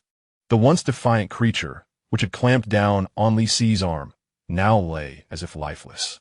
Suddenly, a beam of deep blue energy shot forth, piercing the mountainside beside it.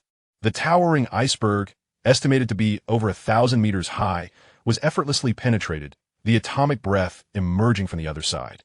Behind the iceberg lay an endless expanse of ice, beneath which lay a lake encircled by mountains. The atomic breath surged forward, piercing through the ice, which was several meters thick, instantly melting upon contact. The surrounding ice began to melt as well, and it wasn't long before the lake's waters began to churn vigorously. Those aboard the research aircraft witnessed an extraordinary spectacle in the Arctic. A lake, frozen for tens of thousands of years, was now boiling. If they returned to share this with others, who would believe it? Boiling in the Arctic?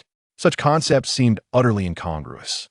Fortunately, after a while, Li Si's energy release subsided, and the once turbulent lake gradually returned to stillness. Since the lake was not connected to the ocean, and given the sub-zero temperatures of the Arctic, it would soon freeze over again. The researchers were left astounded, exclaiming, "My goodness, is this truly the power of Li Si? So formidable." If I recall correctly, this lake is known as Kadia Lake, having been frozen for approximately 270,000 years. And now, in less than a minute, it has been melted and boiled by him. Unbelievable. Just look at the steam rising, instantly crystallizing into ice particles that fall like snow. Quick, capture this moment. Li Si's energy had fully dissipated, and the deep blue stripes on his body vanished. The blue lotus form always imparted a yearning to release the energy within him. He wondered what sensations accompanied the pink form. Meanwhile, the electric eel, pinned against the iceberg, had become dazed, panting, and appearing lifeless. Li Si had spared it earlier due to its apparent submission. Had it not shown such intent, it would have faced a far grimmer fate. With a swift motion, Li Si slapped the electric eel across the face, startling it back to consciousness. The eel's eyes reflected confusion until it finally noticed Li Si, at which point it lowered its head and trembled uncontrollably in his grasp. It seemed this creature was easily intimidated, raising doubts about its status as a giant beast. Yet, its timidity was advantageous. The more timid it was, the easier it would be to control. With its presence, Li Si had effectively gained an additional energy source in the form of a blue lotus charger. Chapter 74. Li Si's third evolution from this battle. Li Si gained a clearer understanding of the secrets within his body. His various forms were not solely dictated by his system. As long as he absorbed sufficient energy, he could awaken the blue lotus form or other shapes, circumventing the system entirely. In simple terms, akin to Godzilla in movies, which requires specific energy to transform into different forms. Li Si was endowed with the ability to activate his transformations through both energy absorption and system assistance. The only condition imposed by the system was that he must eliminate giant beasts to earn energy points, without the necessity of seeking out specific energy sources. Thus, Li Si differed from cinematic portrayals of Godzilla, possessing dual methods to activate diverse forms. One was through direct energy absorption, while the other involved the system, enabling a straightforward and forceful activation. Moreover, with each evolution, he acquired distinct abilities. The beasts of this world were significantly more formidable than those depicted in films. To survive in this realm, he needed to become even stronger. Setting aside these thoughts, Li Si gestured towards the sea, indicating for the eel to return to the ocean. At present, it served no purpose, but he could summon it back when needed. After all, Blue Star was not vast. It could not escape him, especially since he had locked onto its energy signature. Obediently, the electric eel maneuvered itself back into the sea, surfacing momentarily to glance at Li Si, seemingly awaiting further instructions. Li Si, exasperated, signaled once more for it to dive into the depths. The electric eel understood that it was being released and quickly submerged into the deep sea, leaving the area, aware that the energy beneath the waves now belonged to Li Si, and it would have to find a new place to establish its domain. As the electric eel receded into the distance, Li Si leapt into the depths of the sea. Beneath the waves, he used his bare hands to excavate the ice layer at the base of the iceberg. Indeed, it wasn't long before a radiant blue energy materialized before him. This energy was concealed within the inner recesses of the iceberg's base, where a relatively narrow passage extended inward. This must have been the tunnel created by the electric eel. The blue energy resembled moss, thriving on the icy surface of the iceberg or upon the rocks. Li Si dug through the iceberg's icy core and burrowed inside. The deeper he ventured, the more abundant the blue energy became. He clawed out a substantial ice block teeming with this blue energy and placed it into his mouth. As the ice melted within him, he immediately felt the energy dissipate and permeate every cell in his body. This energy was indeed akin to that which resided within him. Whenever Li Si absorbed energy, an unmistakable sense of familiarity washed over him. However, he could not afford to ponder this now. Absorbing energy was his priority. The further he progressed inward, the greater the energy concentration became. He even encountered a layer of pure energy existing like solid ice within. Upon touching this energy, it adhered to his skin, which absorbed it instantly. Without hesitation, Li Si reclined atop the energy layer, immersing himself entirely in the process of absorption. Concurrently, his internal system continued to provide notifications. Absorbing source power, evolution point 1. Absorbing source power, evolution point 1. Absorbing source power, evolution point 1. The alerts came with nearly every 5 seconds. To his astonishment, he realized that absorbing this energy would also augment his evolution points. What was the principle behind this? Yet, Li Si could not dwell on such matters. He quickly closed his eyes and quietly absorbed energy at the seabed. His evolution value had already reached 8671.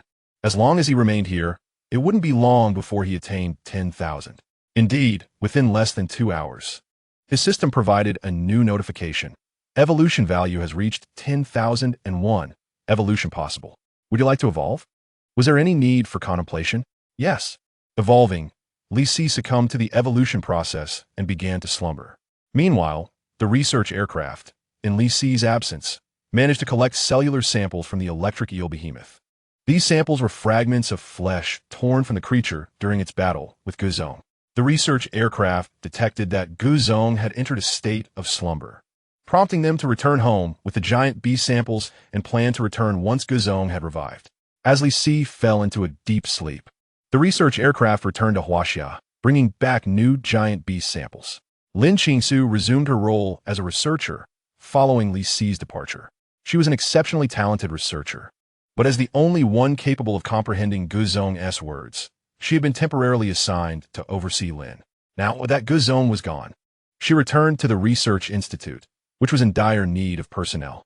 On April 15th, with the assistance of numerous nations, over half of the populace had received the strength-enhancing genetic serum.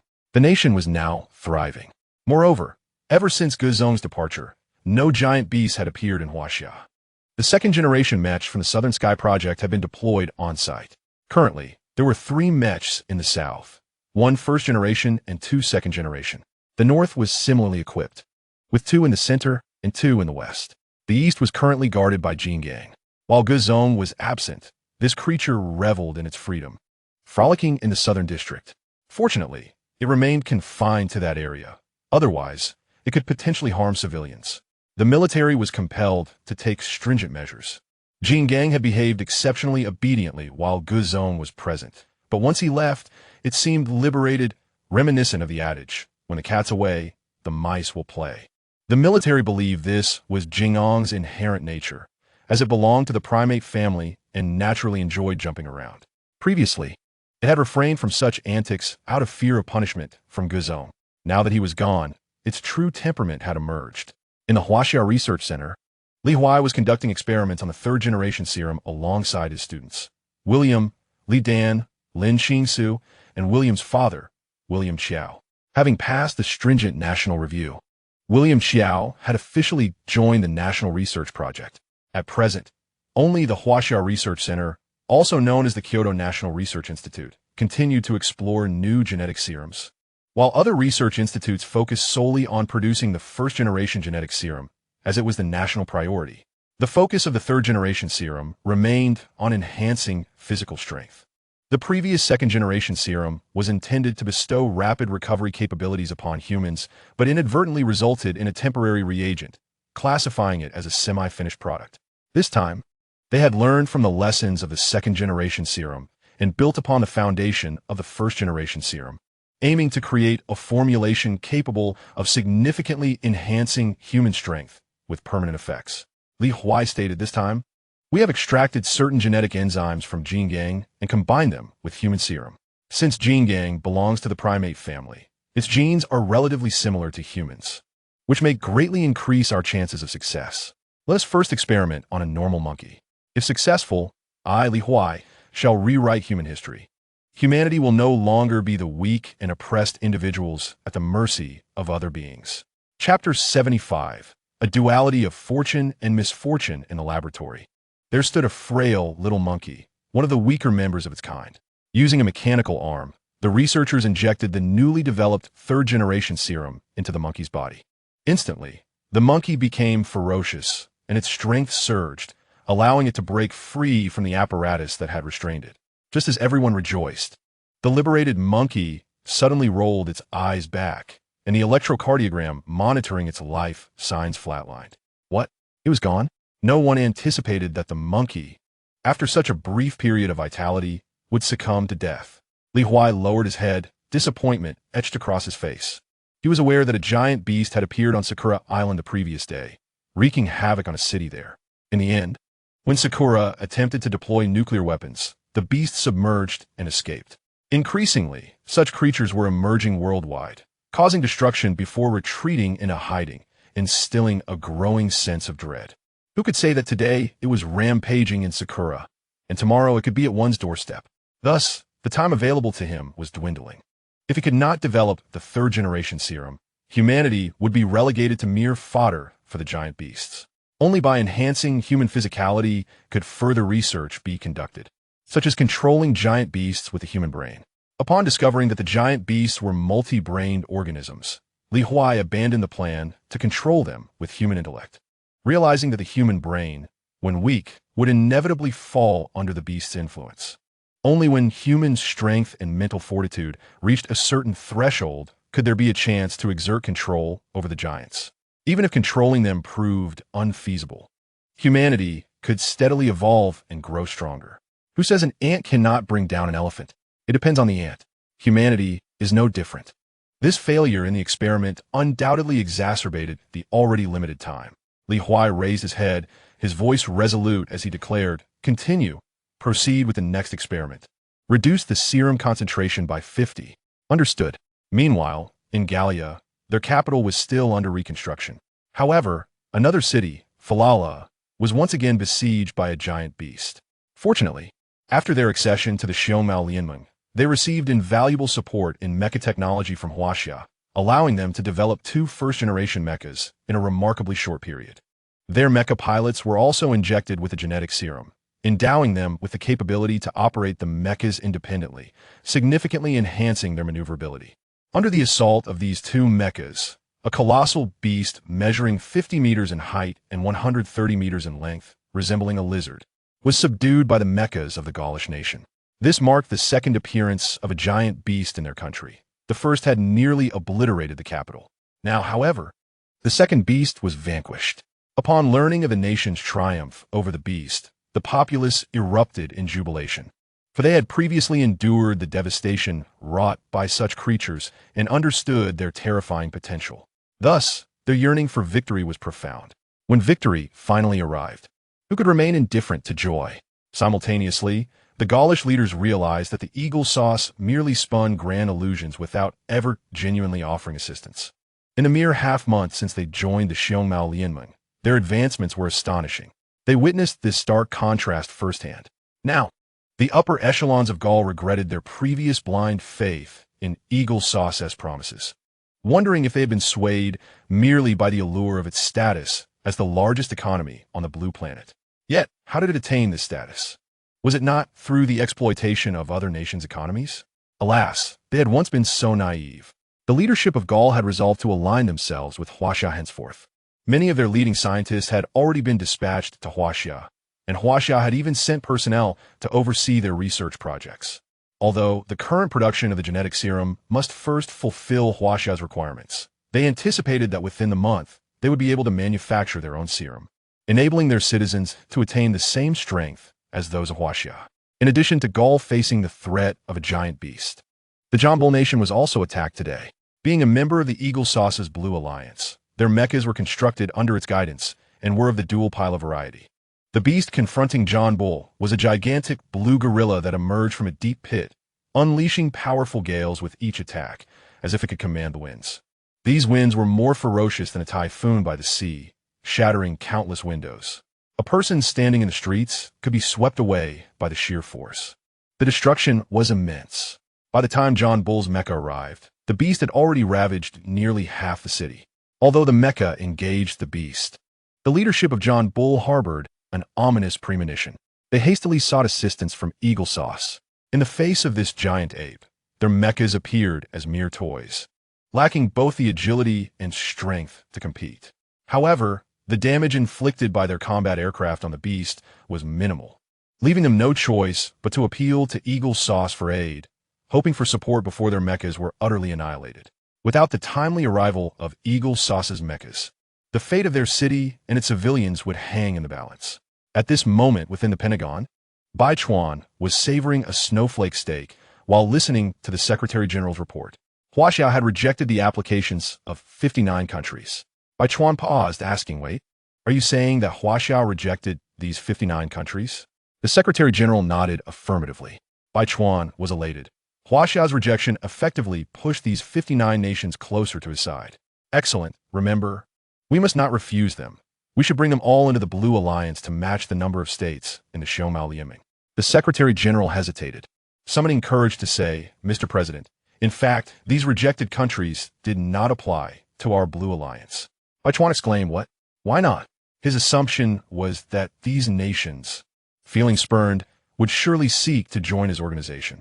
Surely, they wouldn't shamelessly continue to apply to the Xiaomao, would they?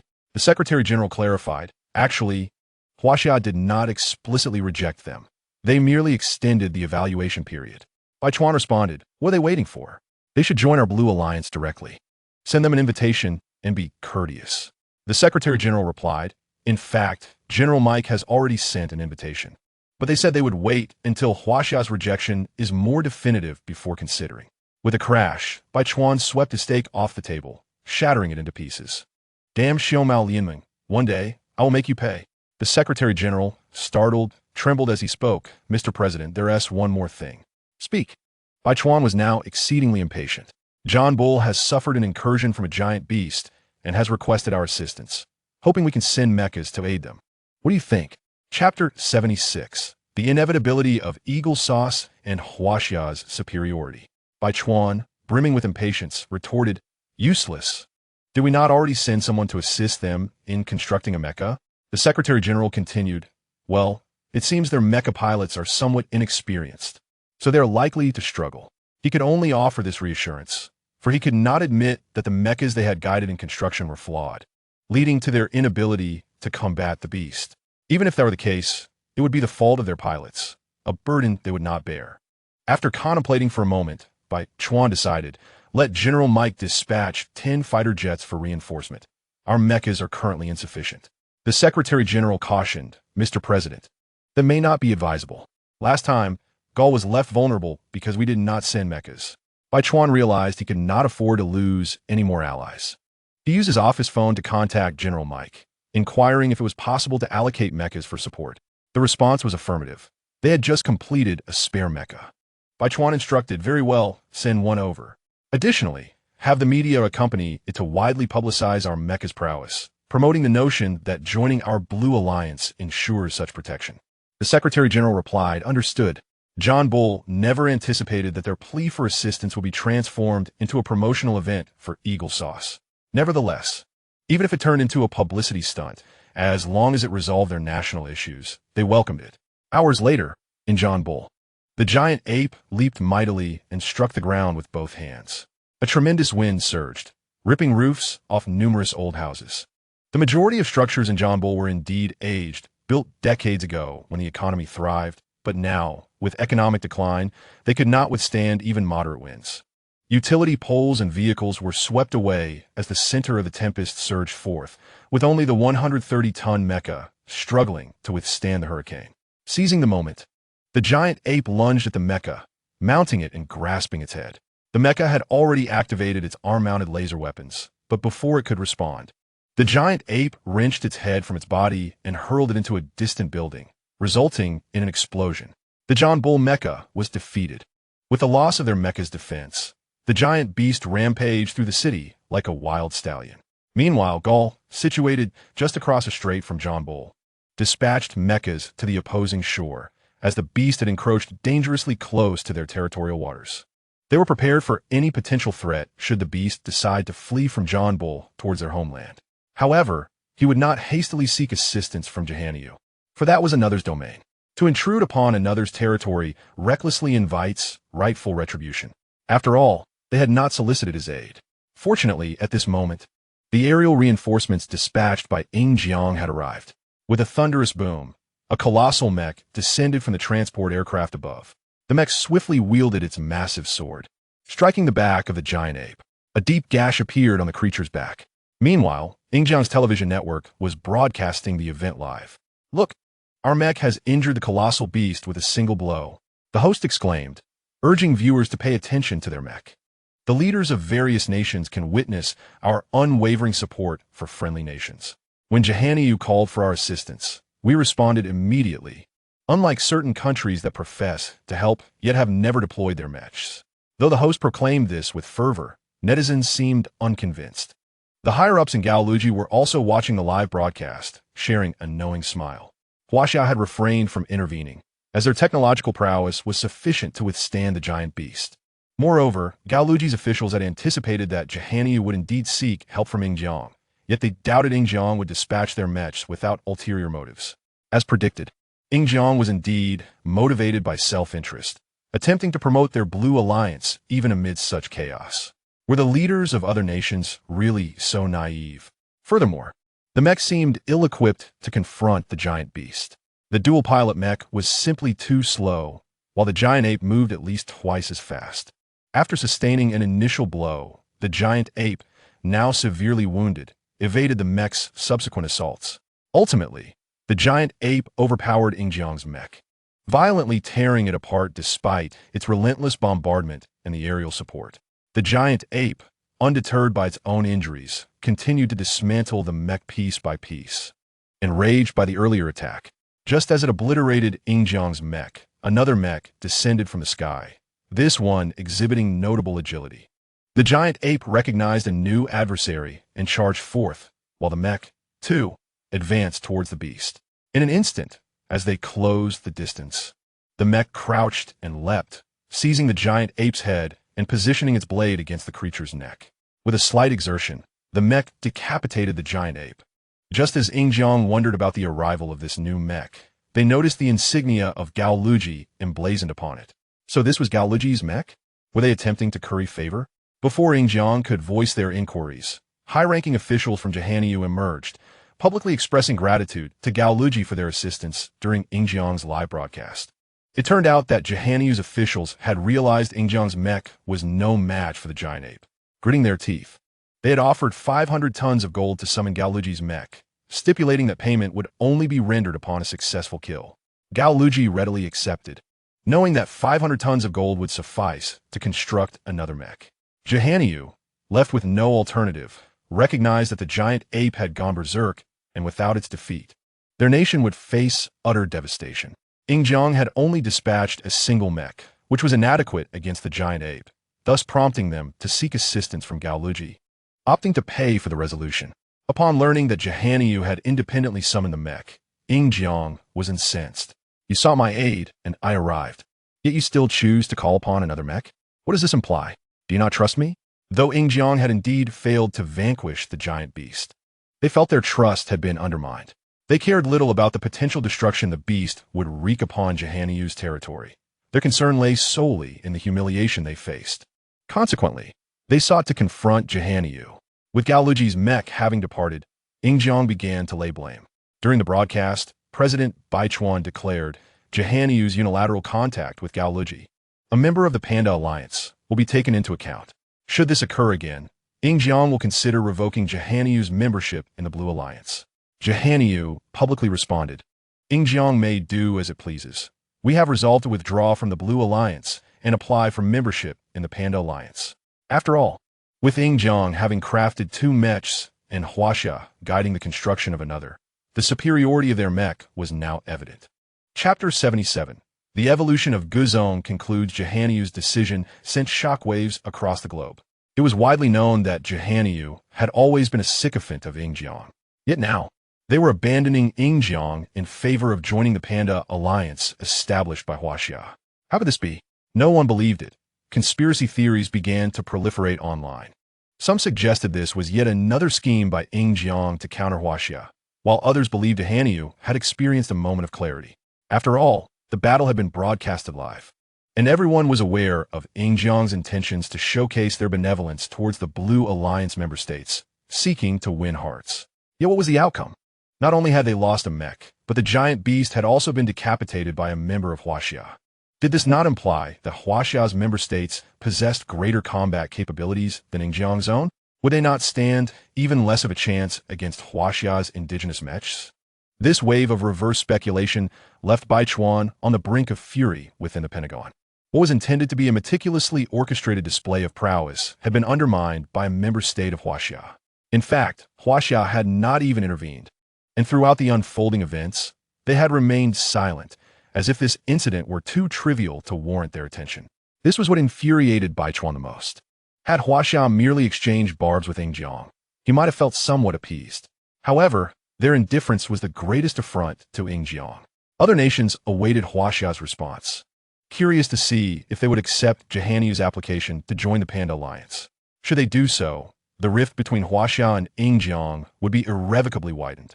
Yet Huaxia's silence left many perplexed, as if the world had not been shaken by these events, impervious to the rapid progress of Huaxia. In Huaxia's highest command center, a discussion arose. Should we make a public statement? Liao Chengwa queried. Publicize what? What concern is it of ours? Our current priority is to enhance our technology and ensure the implementation of the national serum. As for Jahaniu's desire to join the Panda Alliance, let them submit an application and follow the proper procedures. Li Huaizhen added, must we intervene in every trivial matter? Right now, the most crucial task is the National Serum Initiative. Completing this will mark the first phase of our advancement, significantly improving our odds against the giant beasts. The higher-ups were correct.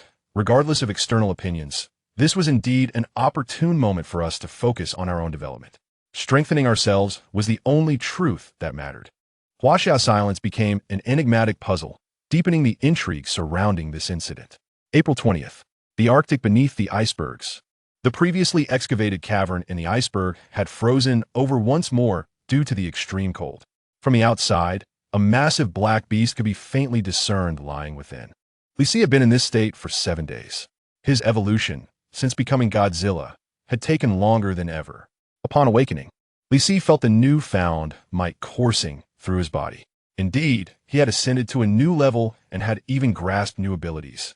Li Si opened his status panel. Name, Li Si, Behemoth, Gusi La, level, Alpha, height, 200 meters, weight, 1800000 T. Form, standard, charge, 30 evolution points, 22,410. Abilities, hard shell, super healing, psychic synchronization, atomic breath. Radiation stream, energy nucleic explosion. Energy nucleic explosion. Any target struck by your energy attack can be detonated, with the explosion's power increasing proportionately to the strength of your energy attack. My goodness, the enhancement is truly astonishing. Indeed, having ascended to alpha level, Li Si pondered why the system retained the nomenclature of Huaxia. Perhaps it was for my ease of understanding. Nevertheless, it is of little consequence. My height has surged from over 160 meters to a remarkable 200 meters. It is evident that after reaching adulthood, the path to height increase lies in evolution. The rate of growth through consumption has significantly slowed, much like that of an adult. Once one reaches maturity, further height augmentation becomes exceedingly arduous. Fortunately, I still possess the ability to evolve, which allows for substantial height increase. As for weight, prior to evolution, Li Si weighed around 110,000, but it has now escalated to 180,000. Thankfully, it has not exceeded 200,000. Otherwise, the aerial vehicle crafted for me by the nation would be rendered unusable. However, as I am not returning home, it is likely that I will surpass 200,000 in due time. I shall let nature take its course. The increase in weight also implies a greater density of cellular composition, thereby storing more energy. There has been no change in form. It only alters when my energy overflows or when activated by the system. The charge value remains unchanged. An additional ability has emerged, energy nucleic explosion. It seems to suggest that my energy attacks can now trigger explosions. Suddenly, Li Si recalled the Gusi Law from the movie Little Days, which detonated the entire city. Have I acquired its power? Moreover, the explosive force is directly proportional to the intensity of my energy attacks. If I were to first enter the Lan Lian form, then unleash atomic breath, followed by the energy nucleic explosion, how tremendous would the power be? I must experiment with this shortly. Lastly, regarding evolution points, Li Si was astonished to discover that he had amassed over 20,000. Could it be that I am still accruing evolution points while evolving? Observing his surroundings, Li Si noted that indeed, the energy around had dissipated, leaving only a trace upon the outer walls. If I am not mistaken, it must be that during my slumber over the past 7 days, I absorbed it all, possibly even before the 7 days had elapsed. However, since I required evolution, I entered a deeper slumber, thus leading to such an increase in evolution points. Yet, despite the seemingly abundant points, based on inertia, my next evolution requires 100,000, which is still a staggering 70,000 short. Unless I discover another source of primal energy, relying solely on consumption is becoming increasingly untenable. I can no longer afford to consume ordinary livestock. I must feast upon the flesh of behemoths and other high-energy sustenance. Alas, the pursuit of evolution is fraught with difficulty. Upon surfacing, Lissi let out a bellow toward the heavens. Following that, an overwhelming sense of exhilaration coursed through his being. This enhancement is monumental. Lissi yearned to confront a rebellious behemoth immediately. Should he encounter a defiant King Kong now, a single claw would suffice to vanquish it. Gazing at the towering mountain ahead, which extends into the ocean depths, he recalled that the submerged portion was the iceberg from which he siphoned energy. Perhaps it is time to test my newfound ability? After all, I am in the Arctic where no one resides. With resolve, Lissi unleashed his atomic breath with minimal energy expenditure. Not only was the energy accumulation rapid, but the firing speed was also swift. Even the spine did not flash with blue luminescence. A beam of blue atomic breath, half the usual size, was emitted. Furthermore, he infused this atomic breath with the newly acquired ability, energy nucleic explosion. Upon impact with the iceberg, an immense shock wave surged forth. Subsequently, the iceberg erupted in an explosion. The 1,000-meter high iceberg was instantly hollowed out, creating a vast cavity. This was merely a demonstration of Lissi's power without full energy concentration. Had he fully charged and entered the Lan Lian form, the entire iceberg would have been displaced. Lissi was thoroughly satisfied with his current strength. He resolved to name this combination attack Nucleic Explosion Atomic Breath, an appellation that resonates with power.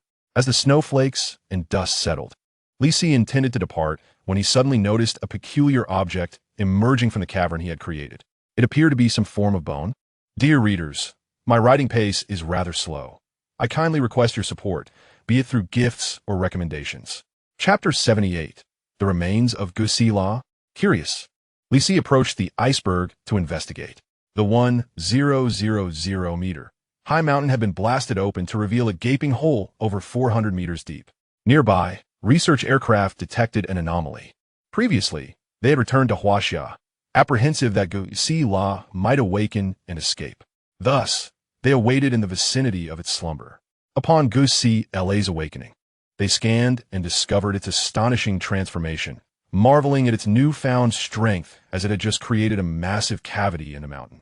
Not only had its size changed, but there were also significant alterations in its internal energy and slight modifications to its appearance, with its skin becoming increasingly resilient.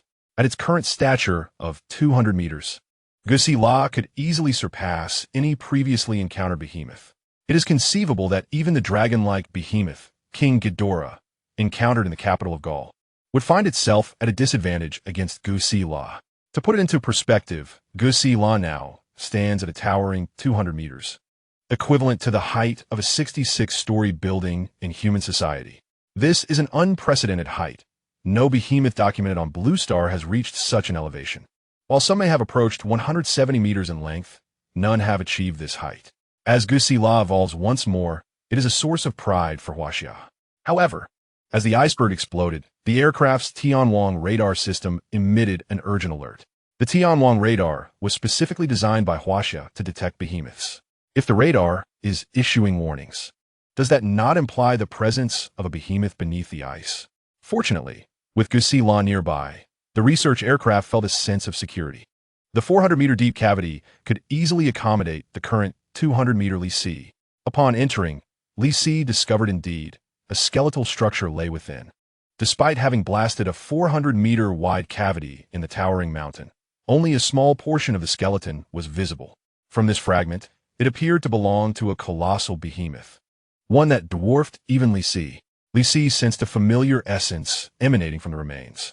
He yearned to unveil the entirety of this unknown behemoth skeleton, contemplating the destruction of the entire mountain. As for the potential damage to the remains, such concerns were unfounded. His previous atomic breath had left the bones unscathed. Clearly, this behemoth was not of ordinary strength. It must have been a pinnacle entity from ancient times, its classification undoubtedly high for its bones to possess such fortitude. This time, Lissi opted to employ the radiation stream, known for its abundant yet less potent output. Although the prior atomic breath had not harmed the bones, he still harbored reservations. Li Si intended to utilize a less powerful form of radiation flow. The dorsal fin shimmered with wisps of violet energy fluctuations, and, subsequently, two beams of purple light shot forth from Li Si's mouth and tail, beginning a slow descent towards the mountaintop. Wherever the beams struck, the mountainside erupted in explosions, sending rocks and ice flying through the air. The research aircraft, fearful of the chaos, retreated to a safe distance. Before long, the skull of the skeleton gradually emerged from within the mountain. It appeared that this mountain had entombed the remains. Moreover, as it was not a living entity, Li Si had previously been unable to sense the presence of such a colossal beast here. However, when he blasted open a hole in the skeleton, he felt a familiar aura emanating from it, one that belonged to a giant creature, akin to kin. The personnel aboard the research aircraft immediately contacted Huaxia upon witnessing the slowly revealed skeleton. They hastily reached out to the nation, as this could potentially be a giant beast from the ancient prehistory, a living fossil worthy of study. My goodness, if such a massive creature existed on Blue Star during that epoch, why has humanity never encountered such giants since its emergence? Uncertain, yet resolute, they believed it was imperative for Huaxia to conduct the research, ensuring that no other nations could stake a claim. They urged swift action, calling for military and scientific teams to be dispatched while Guzong remained present. As the violet beams continued their descent, the form of the giant beast skeleton gradually became clearer. Half of the skeleton was now visible, and, judging by the current situation, it was estimated that this giant beast stood at an impressive height of 1,000 meters, as the mountain itself was over 1,000 meters tall. It could be said that just beneath the summit lay the remains of this colossal creature. Furthermore, this was merely the height of the mountain above sea level. The ice mountain extended considerably below the surface. If one were to account for the underwater distance, the ice mountain would measure at least an additional 400 meters. If this giant beast was indeed resting upon the ocean floor rather than land, its height might be even greater. As the skull and half of the body of the skeleton were revealed, stones and ice fragments were violently dislodged by Li Si's purple beams. Ultimately, after more than 20 minutes, the towering mountain, standing over 1,000 meters high, was reduced to rubble by Li Si's onslaught. Dust filled the air, and the sounds of the explosions echoed far and wide. Given the duration of the detonations, it was impossible for them to go unnoticed. A small nation closest to the Arctic dispatched fighter jets to investigate, only to hastily retreat upon discovering the Huaxia research aircraft. This small nation had also applied to join Huaxia's Panda Alliance. With their leader present, the subordinate nations naturally refrained from interference.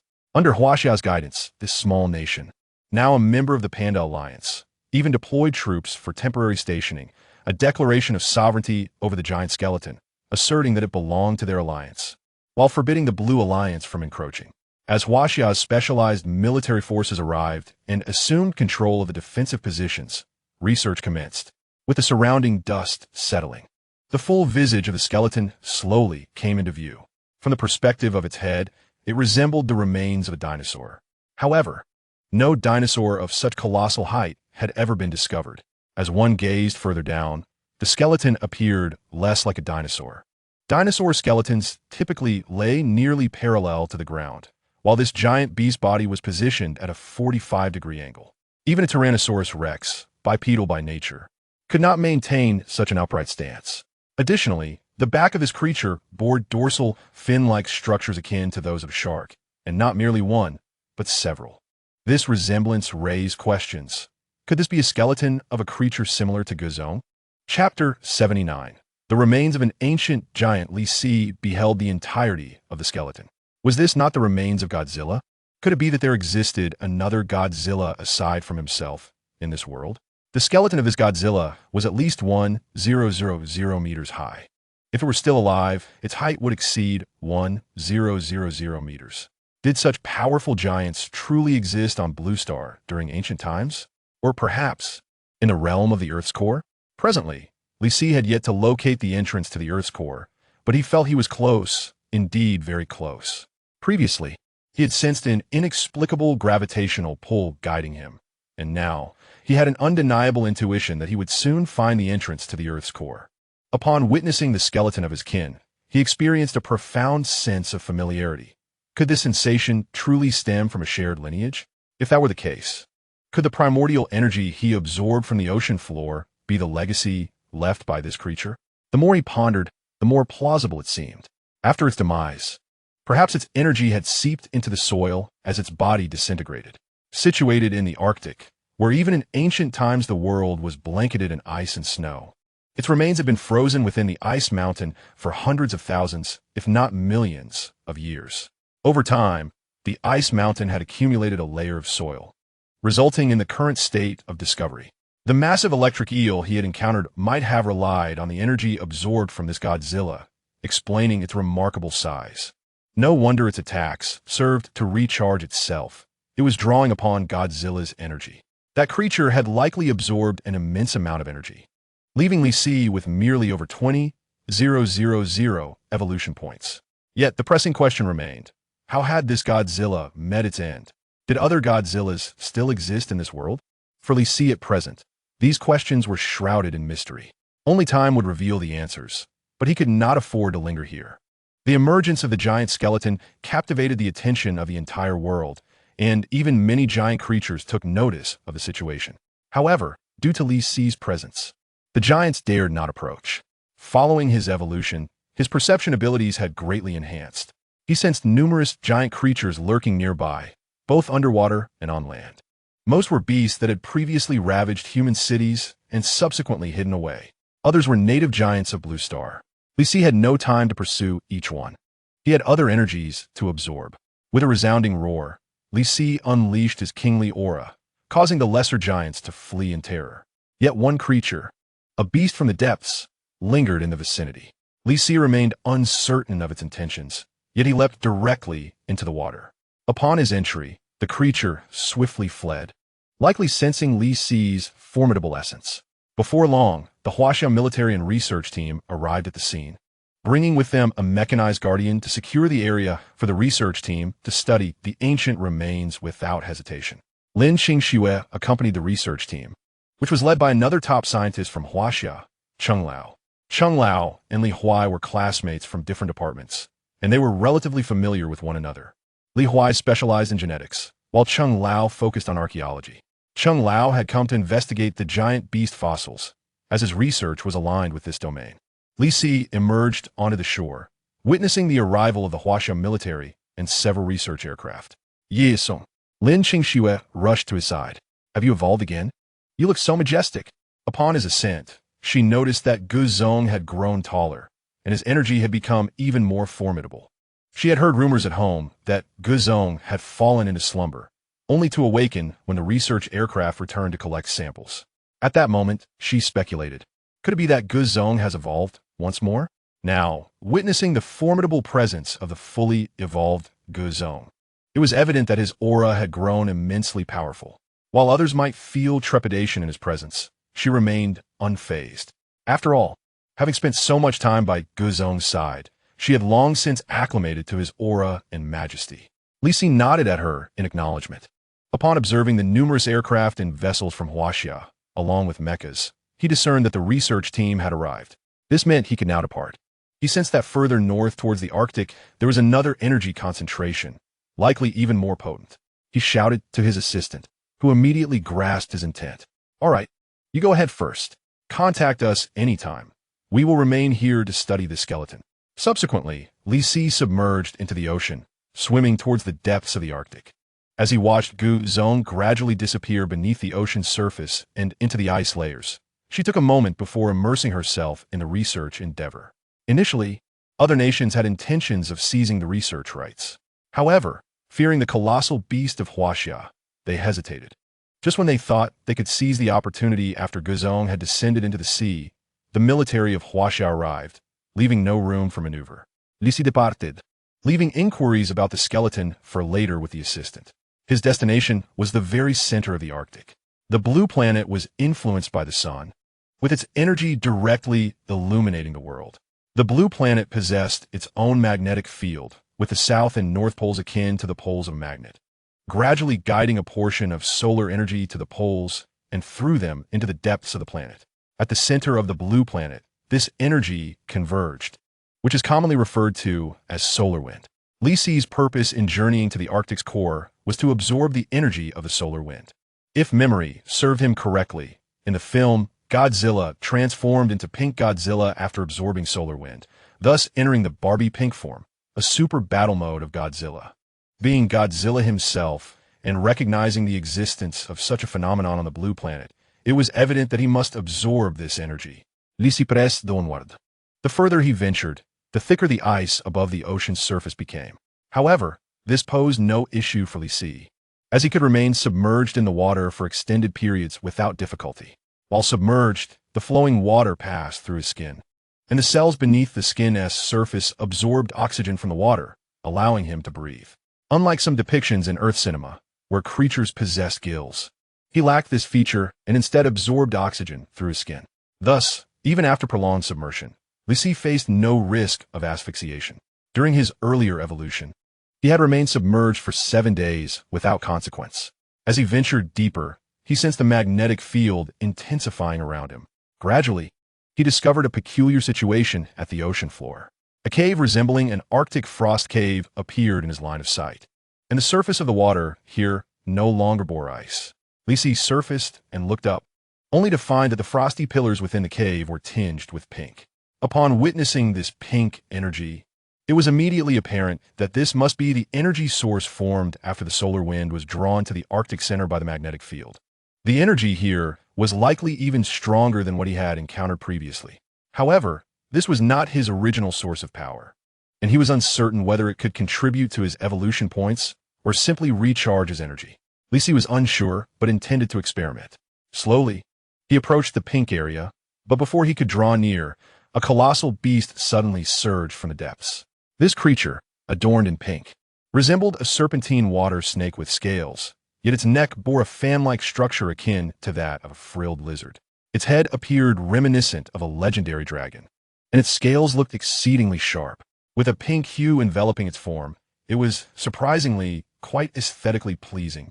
Upon noticing Li Si approaching, it exhaled towards him, its next frill unfurling in a display of intimidation, as if to warn him away. Li Si sensed a familiar aura emanating from his creature. It was the same beast that had lingered beneath the water near the skeleton, refusing to depart. After he had leaped into the sea, it had retreated. To his astonishment, it had come here. Observing the creature's surface, Li Si estimated its length to be at least 180 meters, making it the longest beast he had encountered thus far. However, the ferocity in its gaze puzzled him. Was this truly its territory? The pink giant bared its teeth at him. Li Si dismissed its threat, sensing that this creature was no match for him.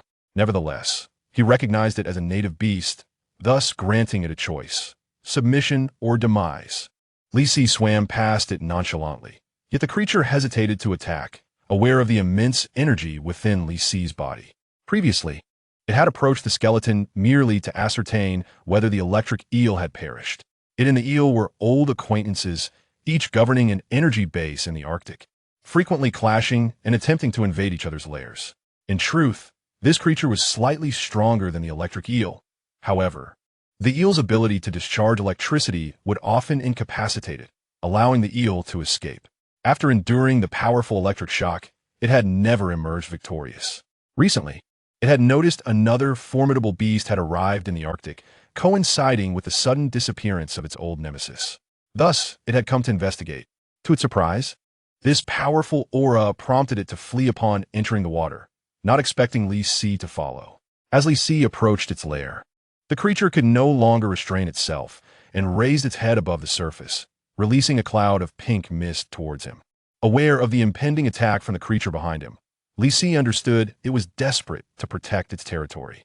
However, he was unyielding. He dove beneath the surface, evading the attack. Utilizing his exceptional swimming skills, he maneuvered beneath the creature and burst forth from the water, seizing the pink giant. The beast thrashed violently, attempting to escape Li Si's grasp. Thus, the two titans began their descent into the depths of the sea, entangled in a struggle. Yet, both were adept swimmers, unhindered by the ocean's depths. The pink giant possessed considerable strength, and even Li Si, now evolved to an alpha level, found it challenging to maintain his grip. Li Si recalled that this creature was likely the deep-sea overlord, but that was before his emergence.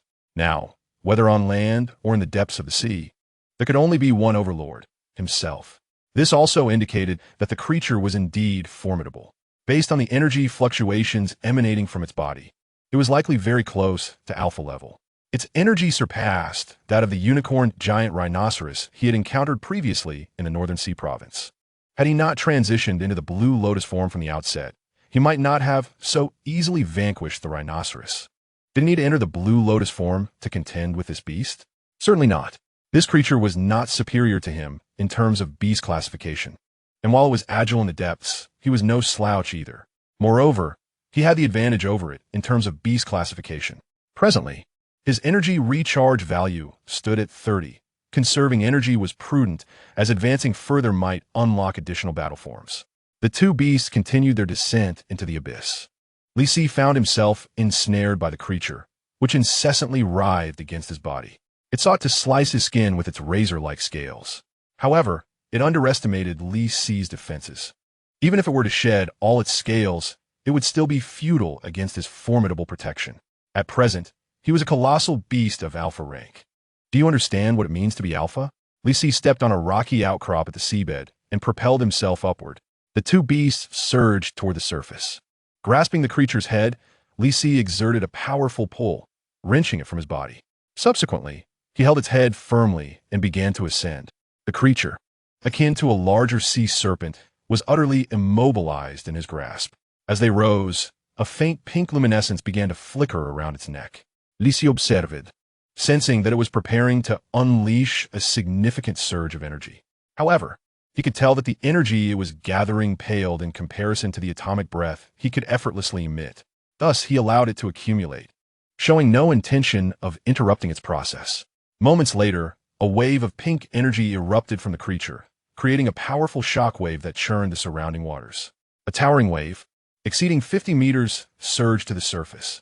Yet, even amidst this chaos, Li Si maintained a firm grip on the creature. It attempted to use its energy wave to dislodge him, but its feeble attempt proved insufficient against Li Si's might. He did not even need to transform into his blue lotus form. His current physical state was more than adequate to withstand its assault. This exemplified the terrifying prowess of an alpha-level beast, overwhelmingly dominating those of lesser ranks with bare hands, with its grand maneuver failing to free it. The pink creature relinquished all thoughts of resistance.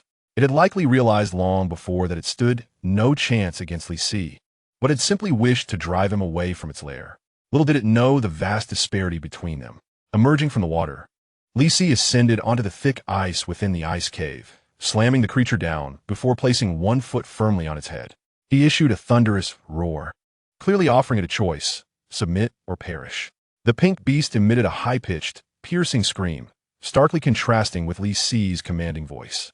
After its outburst, it ceased all movements. Observing this, Li Si lifted his foot. Without his weight upon it, the creature raised its head to regard him.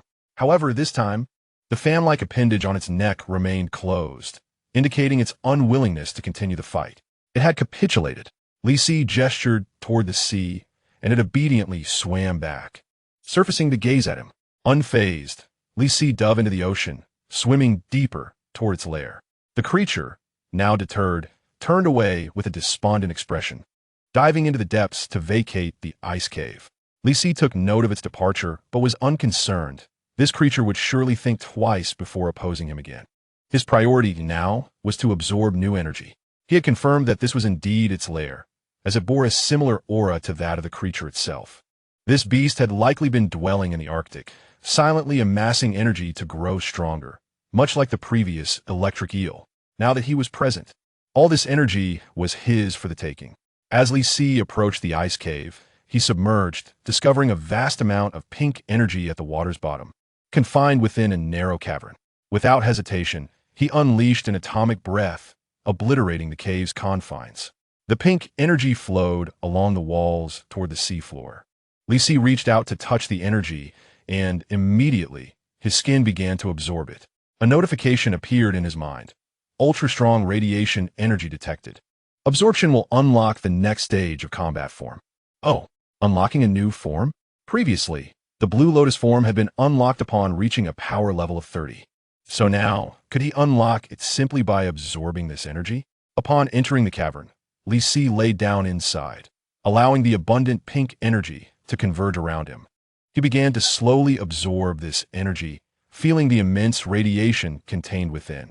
After all, this was an area where solar winds had traversed, leading to the formation of a vast energy reservoir.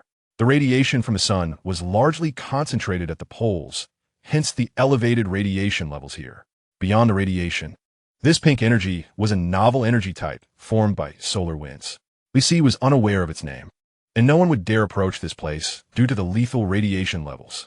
Even remnants of the pink beast's unique energy were left behind in the lair. Li Si was undeterred. On this blue planet, there was nothing he could not absorb. Approximately 10 seconds later, a system notification chimed in. Core energy absorbed, evolution value 1. Ah, so this pink energy is the power of the Earth's core? Remarkably, it could also contribute to my evolution.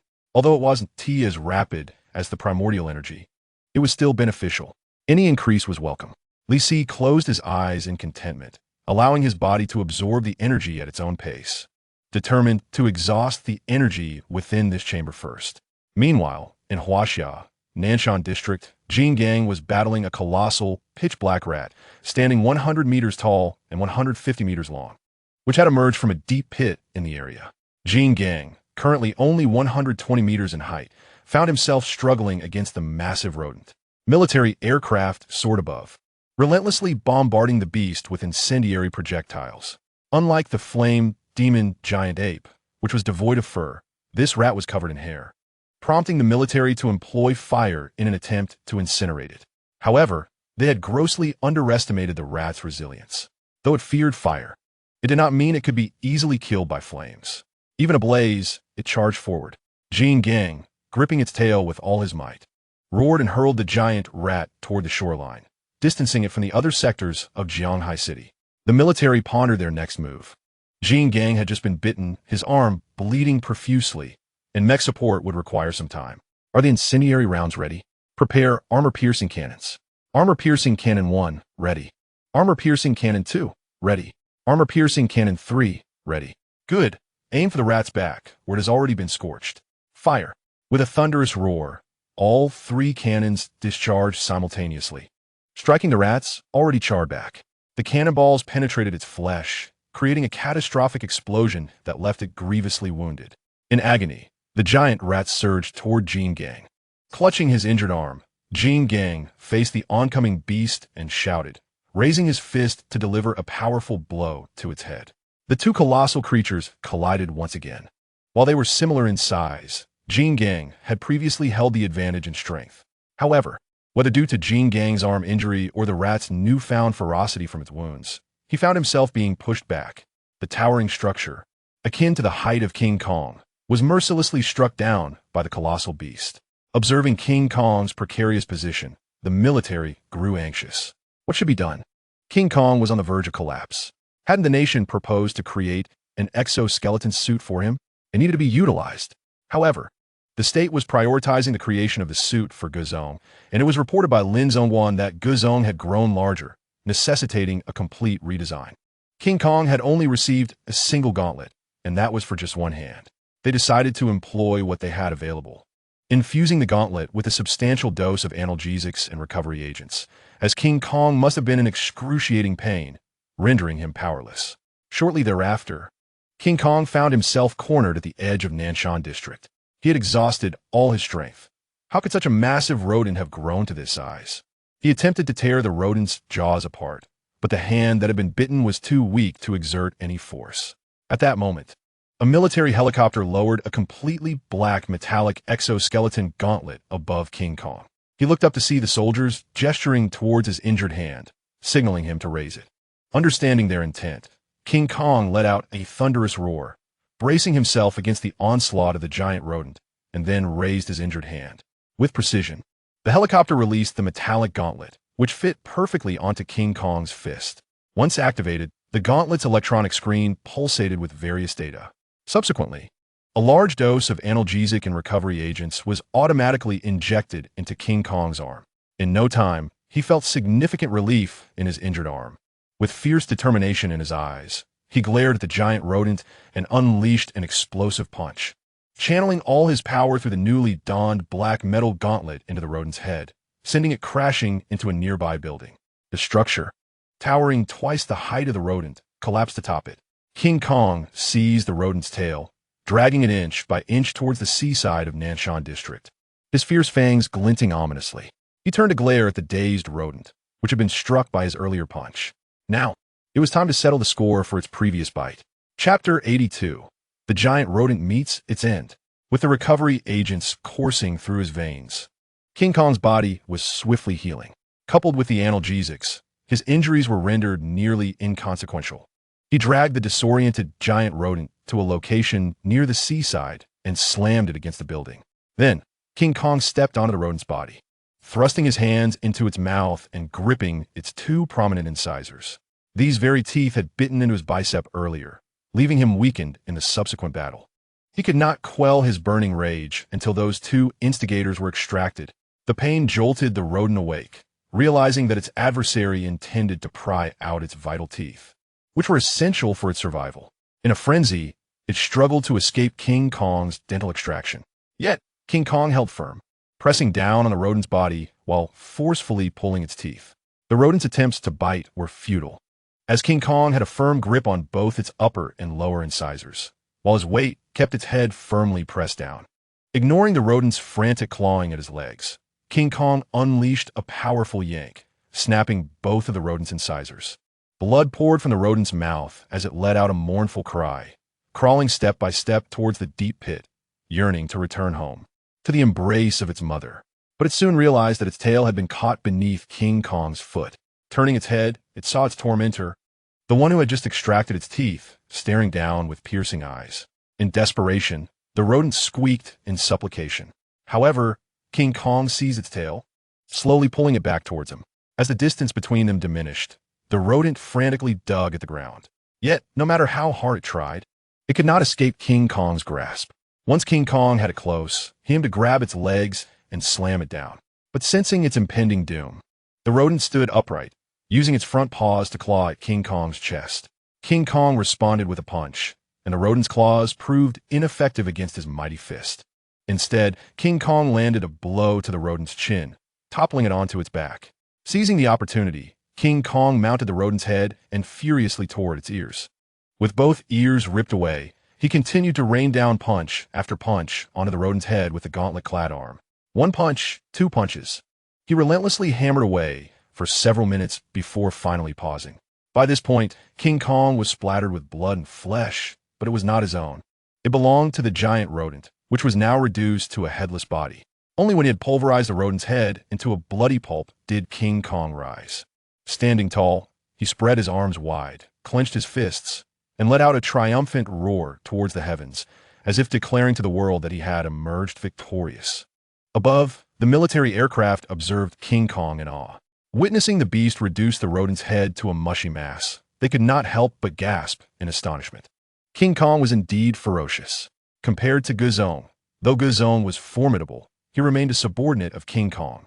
However, Godzilla exhibited an unwavering sense of purpose in both his endeavors and battles, his ultimate goal always being to vanquish his foes without reservation. Whether facing the one-eyed giant wolf, the scorpion-like bat, or the unicorn giant rhinoceros, in every confrontation, Godzilla would decisively eliminate his opponent when in a position of advantage, exhibiting a resolute and decisive nature. In contrast, King Kong often sought to vent his frustrations, occasionally indulging in a display of bravado. Had King Kong not underestimated the giant rodent earlier, he would not have been bitten, even after the rodent's head was battered beyond recognition. King Kong continued to unleash his fury. In comparison, Godzilla appeared to be the more calculating and composed strategist, while King Kong embodied the essence of a primal beast, lacking the steadiness of thought. Nevertheless, the military was elated at King Kong's triumph. The personnel from Godzilla's food department promptly delivered provisions following King Kong's victory. After Godzilla's departure, King Kong seamlessly inherited the food supplies, enjoying splendid meals each day and visibly gaining weight at an impressive rate. On April 22nd, within the Pentagon, President Bai Chuan slammed his hand on the table, exclaiming, Why Why have the Panda Alliance rejected our application and refused to join our Blue Alliance? General Mike, what is your perspective? General Mike remained silent for a moment before responding. Mr. President, as much as I dislike to admit it, we are indeed lagging behind Huaxia in certain aspects. In what areas? Bai Chuan inquired. Those nations would rather wait for Huaxia to conduct its meticulous evaluations than join us. Is that not evident? Furthermore, a small number of our own nations have voluntarily withdrawn from the Blue Alliance to queue up with the Panda Alliance. Everyone present acknowledged the truth in General Mike's words. They were undeniably behind Huaxia. Yet, none dared to voice this sentiment, fearing repercussions from the president. Only General Mike, a five-star general, had the audacity to speak so candidly. Bai Chuan then turned to the research department, asking, Research Department, how is the development of the strength-enhancing serum progressing? The personnel from the research department, summoned to respond, trembled slightly. Mr. President, we still have a few minor issues. With a crash, Bai Chuan hurled a cup from the table, exclaiming, How long has it been? Still encountering problems? What is the research department doing? The head of the research department, who had hidden beneath the table, cautiously emerged to wipe the sweat from his brow and spoke nervously. Indeed, soldiers injected with the serum will experience excessive hair growth, with some exhibiting pica. Bai Chuan, tell me, can it enhance physical fitness? That is indeed possible. The average enhancement is about 200. Then let us commence large-scale production and distribution. So what if they grow some hair? We can simply shave it off. In Bai Chuan's view, these side effects were manageable. As for pica, could it even be considered a side effect in their context? The Eagle Nation could no longer wait. With the President's approval, they began mass production of the strength serum. After all, their mechs had been malfunctioning quite frequently recently, despite having levied protection fees from other nations within the Blue Alliance. Nonetheless, they were unable to offset the immense costs incurred from the mechs, as each damaged unit resulted in losses amounting to hundreds of billions, if not trillions. Although they possessed wealth, their research materials were limited. At that moment, Bai Chuan pondered a question. Who can tell me why Huaxia, despite being the nation most frequently invaded by colossal beasts, has sustained the fewest casualties? Chapter 83. Huaxia's new technology to date. Huaxia's official reports indicate the emergence of 8 colossal beasts, excluding Jingang and Guzong. 6 appeared during Guzong's tenure, and 2 emerged after his departure. In contrast, the Eagle Nation has only encountered 6 colossal beasts thus far, and each confrontation has proven exceedingly arduous. They were aware that Huaxia possessed the strength serum. However, no matter how enhanced humans might be, they could never rival the colossal beasts. At best, they could only contend with residual beasts. Despite engaging in mech warfare and technological competition, why did the Eagle Nation suffer such grievous losses while Huaxia seemed to navigate these challenges with relative ease? Although they had the assistance of colossal beasts, Huaxia also faced a significant number of them. The Eagle Nation yearned to understand how Huaxia orchestrated its battlefield strategies and deployments. Yet no relevant information surfaced online. Presently, only 3 mechs remained operational for the Eagle Nation. New mechs were still under construction, but progress was painfully slow. Mike, Mr. President, why not consider collaboration with Huaxia? Only through cooperation can we achieve mutual benefits. Frankly speaking, our Blue Alliance initially boasted over 60 member nations. But that number has dwindled to just over 40 as more countries withdraw, opting instead to queue for the Panda organization rather than join us. Bai Chuan slammed his fist on the table, declaring, Impossible. Unless I am ousted, Huaxia will always remain the Eagle Nation's adversary.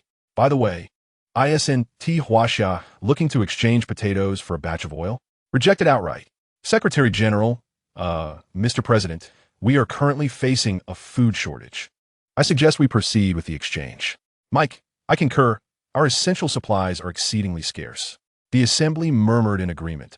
Indeed, Mr. President, I haven't had a proper meal in days. Bai Chuan was infuriated. Why did his subordinates disregard his orders for mere potatoes? However, he dared not make a unilateral decision. Although he was the president, he was subject to congressional oversight. If the members of Congress unanimously supported a motion while he opposed it, his dissent would be rendered futile. In Congress, even the president lacked veto power. Seething, Bai Chuan stood up and declared, In that case, I shall delegate this matter to the Secretary General. I am fatigued. The meeting of the Eagle Nation concluded. Huaxia promptly received the news. They were more than willing to exchange potatoes for oil, as their potato supply was abundant, and they were easy to cultivate and mature. Thus, trading them for oil from the Eagle Nation was a guaranteed profit. Conversely, the Eagle Nation had a limited oil supply, but their food reserves were even scarcer. Huaxia had astutely recognized this disparity, prompting the exchange proposal. In these circumstances, the Eagle Nation would undoubtedly agree to the trade. Since the emergence of colossal beasts, numerous farms within the Eagle Nation had faced attacks, resulting in substantial agricultural losses. Huaxia, however, had anticipated such scenarios even before the beasts appeared. They had even stationed a military unit to guard their large agricultural reserves, coupled with civilians cultivating their own crops. Huaxia currently boasted a robust food supply. At this time, within the Huaxia Weapon Research Institute, cutting-edge weaponry was being studied. Recently, the institute received a unique skeletal specimen transported from the Arctic. Following the archaeological team's exploration of the region, they conducted thorough analyses of the skeleton.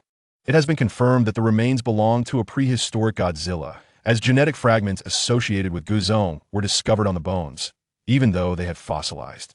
Most intriguingly, while excavating further, they unearthed 3 remarkably intact structures resembling Godzilla's dorsal fins, each measuring approximately 60 meters in length.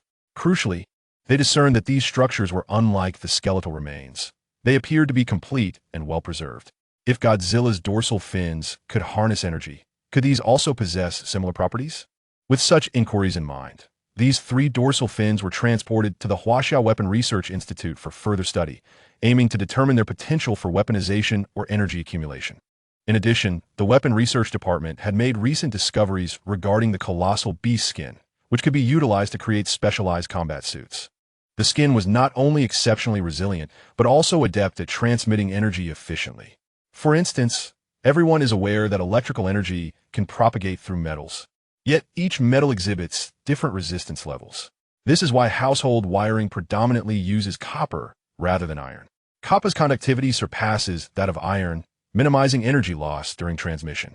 Some might question why gold, with its superior conductivity, isn't used instead of copper. The answer is simple. Who would wire their home with gold? In essence, the skin of colossal beasts can nearly perfectly transmit energy of any kind: geothermal, nuclear, biological, or electrical. Even the recently discovered blue-silver energy in Huaxia can be flawlessly transmitted. Blue-silver energy was uncovered in the desert region west of the nation following an earthquake that revealed a significant fissure. Beneath this fissure lay rare, cube-like energy blocks. Initially mistaken for mineral deposits, subsequent testing revealed that these blocks contained energy exceeding 5 times that of uranium rods in nuclear reactions, with minimal radiation and no environmental contamination. Previously, Lin Qingshua's aircraft operated using blue-silver energy blocks. She had utilized one for over a month without any apparent depletion, as she only needed it for lift, and her light weight resulted in low energy consumption. The state had initially intended to assist Godzilla in constructing an exoskeletal flight device powered by this energy. But halfway through the project, Lin Qingxue relayed that Godzilla had grown to 200 meters, necessitating a complete redesign. Currently, the primary focus of the Weapon Research Institute is to integrate blue-silver energy blocks into combat suits crafted from colossal beast skin. This aspect requires meticulous research, particularly in determining how to impose restrictions on energy supply.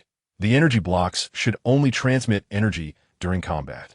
Additionally, they must explore how to relay the energy from the blocks throughout the combat attire in accordance with the wearer's intentions. These are the pressing challenges that must be conquered. Once we overcome these obstacles and develop the battle suits, coupled with the 3rd-generation strength-enhancing serum crafted by the Genetic Research Institute, the physical prowess of humanity will ascend to a formidable level. Of course, we still cannot directly contend with the colossal beasts, but the Yusho will undoubtedly no longer pose any threat to humankind. Chapter 84, Jidwa reappears. However, the task of transforming the hide of the giant beasts into battle attire suitable for the human form is fraught with numerous difficulties. Currently, we remain in the realm of ideals, and the feasibility of these plans hinges on future research outcomes and experimental results. On Li Huaizhen's end, he is conducting experiments on the 3rd-generation strength-enhancing serum. The previous trial ended in failure. Even after reducing the serum concentration by 50%, the experimental monkeys still perished. This time, They incorporated some genes from Godzilla into the third-generation serum. The first-generation serum was derived from the genes of the Yusho wolf leopard, while the second-generation serum utilized the genes of Godzilla. Initially, the third-generation serum featured the genes of the King Kong due to their closer resemblance to humans. However, the failure of the first trial made Li Huaizhen aware of a critical issue. Although the King Kong is an ape, it is also a giant beast. Its genes exhibit significant rejection responses toward humans, which led to the previous experiment's failure. Learning from this experience, he has now added certain gene enzymes from Godzilla into the third-generation serum. He initially thought that the powerful regenerative capabilities of Godzilla's gene enzymes might prevent the experimental subjects from dying. However, he soon discovered that the previously aggressive King Kong genes calmed significantly upon encountering Godzilla's gene enzymes. This led to the third trial. After the monkeys were injected with the third-generation strength-enhancing serum, they exhibited extraordinary strength, effortlessly breaking free from their restraints. Furthermore, this time, the monkeys displayed no signs of aggression, did not perish, and certainly did not go berserk. Observing the monitors that showed all health data as remarkably normal, with a physical strength enhancement of 550, Li Huaizhen exclaimed, "The third-generation serum is a success." Everyone was elated, for this was the culmination of countless days and nights of hard work. Who would not wish for success? Who would not desire a grand victory for Huaxia? These research achievements are fundamentally the essence of Huaxia's triumph. They began recruiting volunteers, and, upon successful human trials, production could commence. "All right, teacher, I will prepare immediately." The success of the third-generation serum was indeed a positive development. Yet concurrently, bad news reached the Huaxia Tianwang Radar Command Center. The radar indicated that a massive beast was flying from the northeast towards Huaxia. The commander immediately inquired, "Is it confirmed? What type of beast is it? What is its trajectory? What is its objective?" The soldier monitoring the radar replied, "Confirmed. It appears to be the beast, Jidwa, that previously attacked the capital of Jiluji. After its assault on the Jiluji capital, it vanished, but now it seems to have re-emerged. Its destination is currently undetermined, but judging by its speed, it should arrive here in approximately 3 hours." What? The commander instantly sensed something amiss. What is happening in Huaxia? Why do these beasts seem to favor this direction? 3 hours meant it was already soaring over the Pacific Ocean, and it would not be long before it reached here. Only 3 hours to prepare? The commander swiftly reported the situation to Liao Chenghua. Liao Chenghua promptly made necessary arrangements. This beast had previously assaulted a human city, and given its intelligence, it undoubtedly possessed an understanding of humanity. Moreover, it was a flying giant beast. Anyone familiar with giant beasts knows that aerial ones are the most formidable and destructive, not to mention their swift flight capabilities. After receiving the report, Liao Chenghua redirected all mechas from the central region, along with one from the southern and northern regions, towards the northeast. This time, they utilized a space aircraft carrier to transport the mechas. It was the first appearance of the space aircraft carrier since its completion. Previously, even when 2 mechas from Hebei province were destroyed, he had refrained from deploying the space aircraft carrier. However, the pressure exerted by the beast that had attacked the capital of Jiluji compelled Liao Chenghua to act decisively. He had witnessed the devastation of Jiluji's capital firsthand. If such a scenario were to unfold in Huaxia, he could hardly fathom the extent to which morale would plummet or the number of casualties incurred. Thus, he mobilized the most advanced equipment, weaponry, and mechas towards the Eastern Front, endeavoring to establish defenses before the beast's arrival, ideally preventing it from crossing the national threshold and sparing the citizens from harm.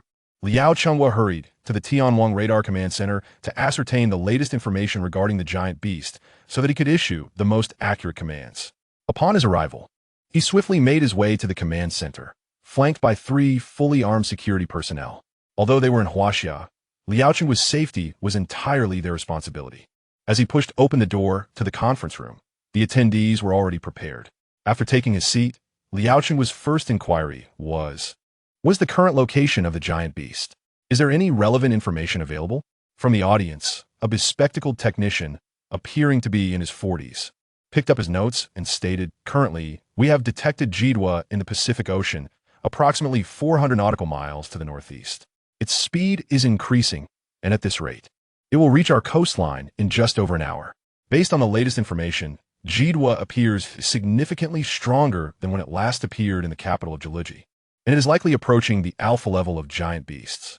I suspect that Jidwa's reappearance in human sight is not merely for the purpose of wreaking havoc on human society. Rather, it must be drawn here by something, perhaps us or this continent. Upon hearing the report, Liao Changhua stroked his chin, his expression grave as he inquired, "Is it possible to ascertain Jidwa's current strength?" The reporting technician adjusted his glasses and responded, "Theoretically, yes, but it may be influenced by distance, equipment, personnel, radiation, and other factors. Provide the data," Liao Changhua insisted. The technician hurriedly replied, "In terms of maturity, the data still indicates it remains in its mature phase. However, I personally believe it is on the verge of evolution, which is likely the reason for its emergence." Liao Changhua closed his eyes, leaning back in his chair. He contemplated the likelihood of deploying multiple mechas against this giant beast, assessing Huaxia's chances of overcoming this crisis, and deliberating whether to initiate a nuclear strike. Chapter 85. Jidwa comes to a halt.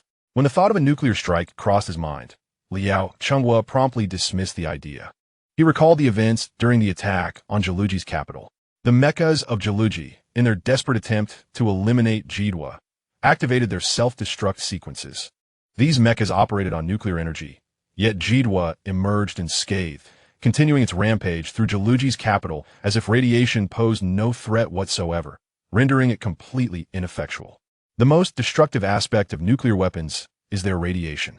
The explosive force alone would not significantly harm the giant beast, and might even provoke its anger. What if the colossal beast did not intend to come to Huaxia, but rather to another location? In that case, Huaxia would at least have more time to prepare. With this thought in mind, Liao Changhua promptly instructed the technicians to ascertain the movement trajectory of the beast, Jidola, and report to the organization without delay. Understood. Meanwhile, in a meeting room of Yinghua country, the president leisurely inquired, "Is it certain? Is there truly a super colossal beast heading toward Huaxia?" The technical department affirmed, "Yes. We have just detected it, and Huaxia has long begun strategic deployments in the northeast." The political department remarked, "It seems the rumors are accurate. Huaxia has established a super radar system capable of detecting the beast's movements from hundreds of kilometers away." The commercial department grumbled, "How infuriating. Why hasn't Yingjiang developed such a system?" However, it appears Yingjiang has suffered greatly from the beast recently. Have we aligned ourselves with the wrong side? Would joining the Panda Alliance with Huaxia have been a better choice? The political department responded, "We have no choice. You are still young and unaware of the historical context." The commercial department pressed, "Why not?" The political department advised, "Enough questions. Your father has his reasons. However, if the beast wreaks havoc on their territory, it may ultimately benefit us." The representative from the commercial department looked at the political representative. "Why do you say that?" The technical department interjected, "You wouldn't understand. We have always been adversaries with Huaxia. Their suffering brings us joy." The commercial representative then turned to the technical department. "Is this due to past wars? I believe that since those events are behind us, why not kneel and apologize, compensating them with half our territory to improve relations?" The military department scoffed. "Compensation? Such foolishness. I would rather remain a loyal servant of Yingjiang than become a friend of Huaxia." The commercial department argued, "Grandfather, your stubbornness could jeopardize our entire nation." The military representative turned away, disregarding the commercial representative. Dejected, the latter lowered his head. At that moment, the political representative spoke, "Child, you are still young and do not grasp the intricacies of our nation's situation. You will understand when you grow older." The commercial department lamented, "But even if we send 1,000 tons of nuclear material to Yingjiang, they have not dispatched any mech since their machines were damaged. Although no colossal beast has appeared in our country during this invasion, what if one does? How should we respond?" The military department replied, "That is divine protection. Should a beast appear, it is a matter for the military, not for you to concern yourself with." Enraged, the commercial representative exited the meeting room. The political department turned to the military. "Father, he is still young. Please do not be too harsh on him." The military sighed. "I only wish for him to mature quickly, as our nation will rely on him in the future." The technical department then reported, "Latest news, in 30 minutes. The colossal beast will fly over us and enter Huaxia's territory." The military responded, "Is that true? Excellent. It would be best if it could annihilate Huaxia." We could then seize their fertile lands. Meanwhile, Huaxia was diligently preparing for battle.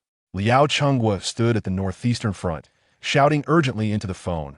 Only 30 minutes left. When will the aerospace carrier arrive? Are you waiting for me to perish at the border before you come? The voice on the other end could only reply, we are rushing as fast as we can. However, no matter how swift the aerospace carrier was, it still required time, especially since it needed to pick up Mech from the south and north. Although it had already turned back, time was running short. The Skynet Radar Command Center had detected that Judola had accelerated. At its current speed, it would reach the Huaxia border in merely half an hour. Liao Chenghua was acutely aware that the aerospace carrier was doing its utmost to hurry. However, he was anxious. What if they were too late? An hour prior, the military had begun evacuating civilians. Yet time was too short, and many civilians had not managed to evacuate. Sometimes, Liao Chenghua pondered how fortunate it would be if Lao Li's research on controlling colossal beasts succeeded. If given the chance, he would personally control a colossal beast and confront those that harmed humanity in a duel of manhood. He would accept death if it came to that. However, whether he would even see such a day in his lifetime remained uncertain. Liao Chenghua observed the troops still evacuating civilians, feeling a tumult of emotions. On another slope, numerous soldiers were arranging heavy weaponry. As soon as the beast appeared, they would unleash a barrage of firepower to show it their strength. Liao Chenghua held a tablet connected to the Skynet radar system, displaying the real-time flight trajectory of Judola. The screen also featured a countdown timer for Judola's arrival at the Huaxia border. The current time read 0:22:26. Only 22 minutes remained. Liao Chenghua gazed worriedly at the tablet as time ticked away. Behind him, civilians were still being evacuated, while his comrades prepared the site by burying explosives, digging trenches, and setting up automated close combat turrets. All of this was in anticipation of the imminent arrival of Judola. Its speed was astonishing. At 0:08:00, with only 8 minutes remaining, Liao Chenghua's earpiece suddenly crackled to life. Commander, it seems we have encountered an issue with the calculations. Liao Chenghua questioned, what problem? The response came, Judola appears to be passing by Huaxia. It stopped when it reached Inghua Island. Liao Chenghua exclaimed, what? Meanwhile, in Inghua country, the high-ranking officials were gathered in the meeting room, reviewing Judola's flight trajectory. Since the onset of the Beast's invasion, no colossal beast had appeared in their territory. While their neighbor, Dahan, had already faced one, they had assumed that this beast was headed to Huaxia, given that Huaxia had seen the most colossal beasts. Additionally, Huaxia's military preparations at the border further solidified this belief. After all, everyone knew that Huaxia possessed a super radar system capable of detecting the movements of colossal beasts over great distances. They must have detected the beast's intent to invade their country, and thus preemptively fortified their defenses. In the Inghua meeting room, officials sipped red wine, planning to live-stream the battle between Huaxia and the colossal beast. Suddenly, a red alarm blared throughout the room. What is happening? Panic ensued as a soldier burst in. Report. This is bad. We detected Judola resting atop our Futishan volcano. The officials' faces turned pale with fear. What? Wasn't he supposed to be heading to Huaxia? Hurry and request assistance from Yingjiang. Chapter 86.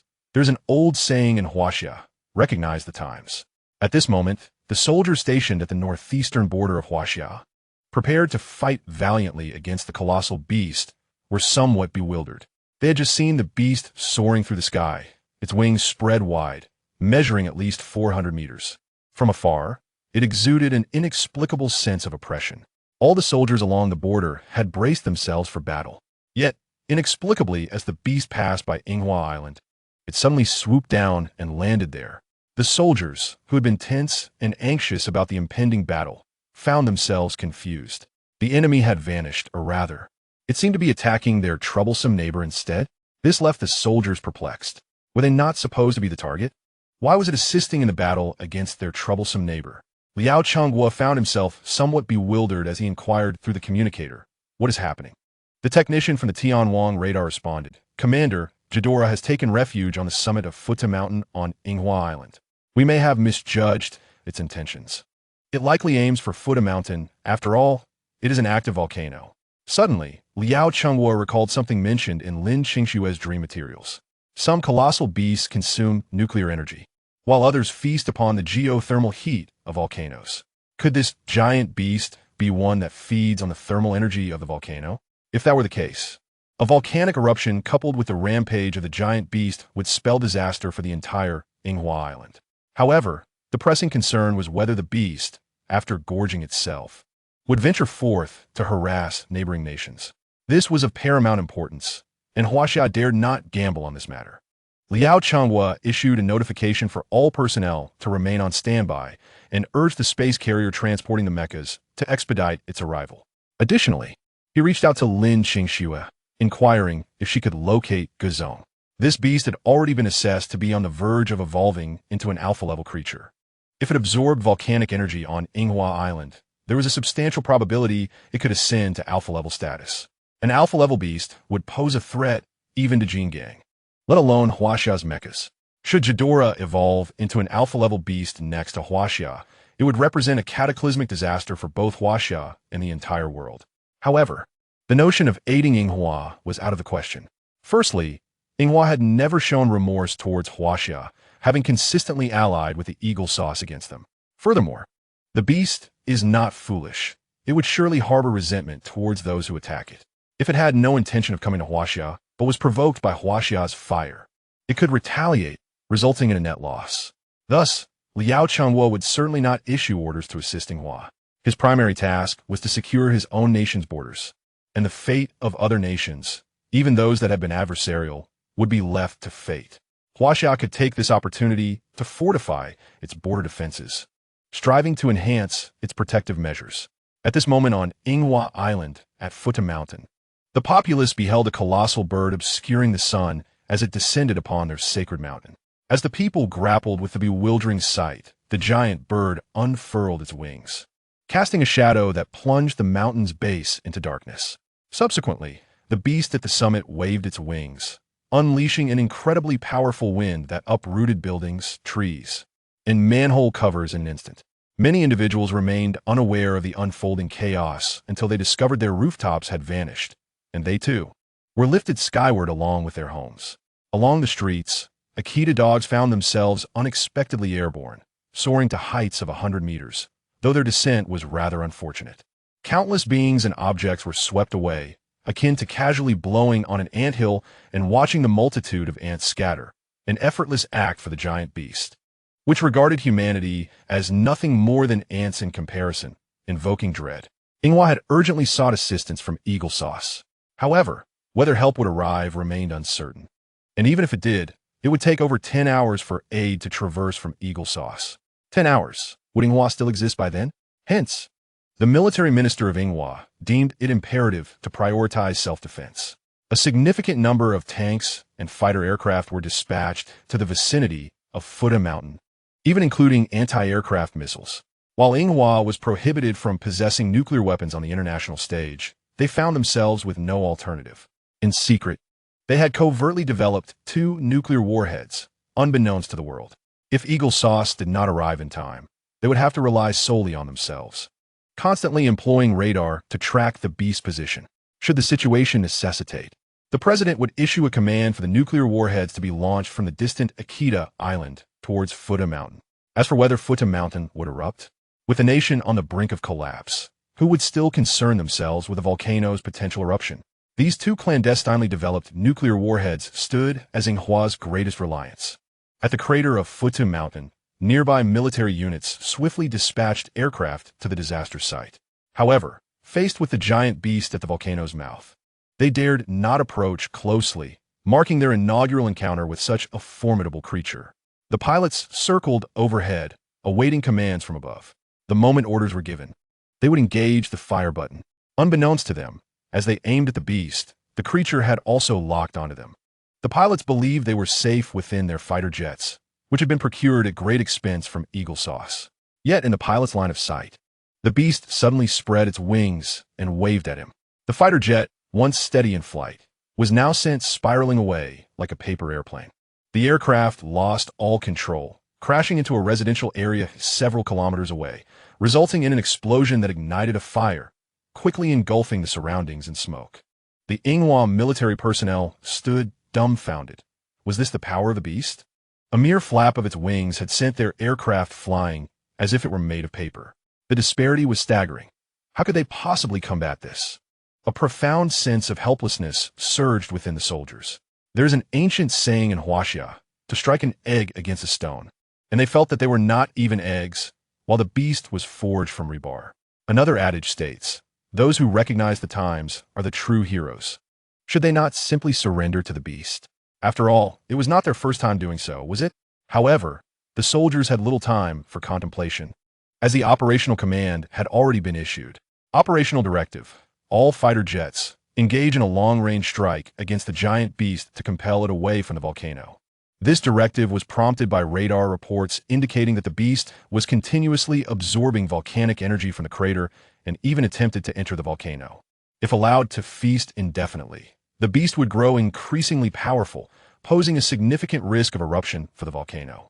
Futa Mountain is the largest volcano in Inghua Island and indeed the world. Should it erupt, Inghua would face immeasurable calamity. Given the beast's position atop the volcano, an offensive was challenging. Thus, the order was to drive the beast away first. Whether this would incite the creature's wrath was beyond their consideration. As the orders were relayed, the surrounding aircraft opened fire upon the beast at the mountain summit. A deluge of rockets, cruise missiles, and tank fire surged toward the giant creature. Bullets and shells transformed into luminous meteors streaking across the evening sky, descending upon Futa Mountain. The explosions resonated with thunderous roars, drowning the air in smoke, accompanied by the beast's furious howls. It had been thoroughly provoked. Danya, the commander of Inghua's tank unit, ordered a barrage of fire, enveloping the mountaintop in a blanket of artillery. Clouds of smoke and flames obscured the beast. After one round of fire, Danya halted further bombardment, wary that amidst the smoke, a stray shell might inadvertently strike the mouth of Futa Mountain, potentially triggering a volcanic eruption. It was prudent to assess the situation before proceeding further. Daya held a telescope, peering out from the center of a tank, scanning the mountain summit. However, the telescope was not an X-ray lens. It could not penetrate the mist to reveal the situation of the colossal beast within. Suddenly, a long, resounding roar echoed through the surroundings. It was the beast. It was not dead. Attack, attack. Everyone quickly, Dahlia commanded. The recent roar sent tremors of fear coursing through him, as though the grim Reaper himself were beckoning him to the depths of hell. Thus, without hesitation, he ordered another barrage. The explosions drowned out the beast's cries, plunging the area once again into a world of gunfire and smoke. The surrounding haze swelled in several waves. After another 10 minutes of bombardment, the smoke was rapidly nearing the foot of the volcano. Daya commanded a ceasefire. Stop. Baka, I said stop. Finally, under Daya's orders, the artillery gradually quieted. He lifted the telescope once more, attempting to see through the smoke that enveloped the mountaintop. This time, after a long wait, the beast remained silent. Captain, has the beast been eliminated? One of his subordinates could not help but inquire. Baka, who do you think I should ask? Daya retorted. My apologies, Captain. Deep inside, Daya harbored hopes, yearning for the beast's demise, anticipating victory. He envisioned himself as the hero who commanded its destruction, destined to win the adoration of the entire nation, even possibly meeting his idol, Xiangcai. Perhaps, she might even harbor a secret affection for him. In the worst-case scenario, even if the beast was not slain, it should have fled after enduring such relentless firepower. After all, they wielded the most advanced combat weaponry in Sakura country. The shells were high-explosive munitions, the latest development from Eagle Sauce, far superior to the feeble ordnance of past conflicts. It was only natural for the beast to succumb. Daya gazed for a long time, yet saw nothing and heard no anomalies. He lowered the telescope, exhaling in relief. Surely, it was gone. At that moment, the smoke from the mountaintop had spread, now only about 100 meters from the base. Suddenly, one of the soldiers beside Daya seemed to witness something horrific. His voice trembled as he pointed skyward. Captain, look! Following the soldier's trembling finger, Daya's eyes widened in shock.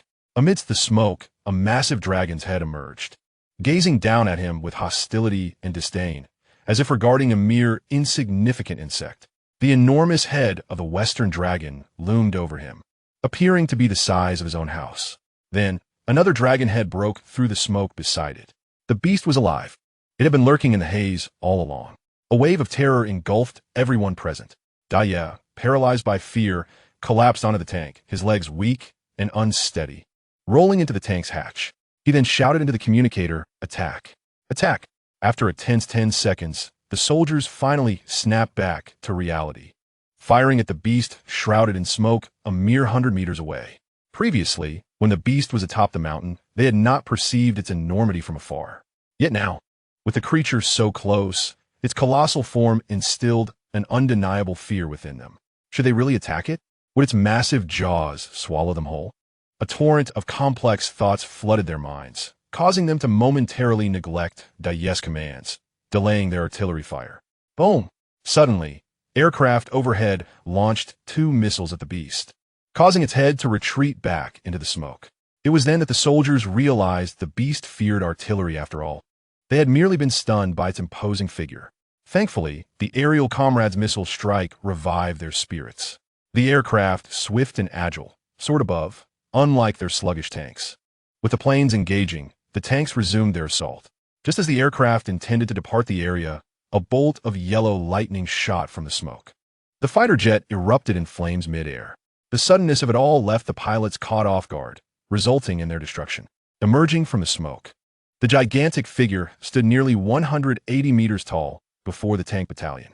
The artillery shells that struck its body were akin to mere firecrackers, sparking briefly but inflicting no harm whatsoever. Gradually, the tanks ceased their fire as they recognized that their efforts were futile against the beast.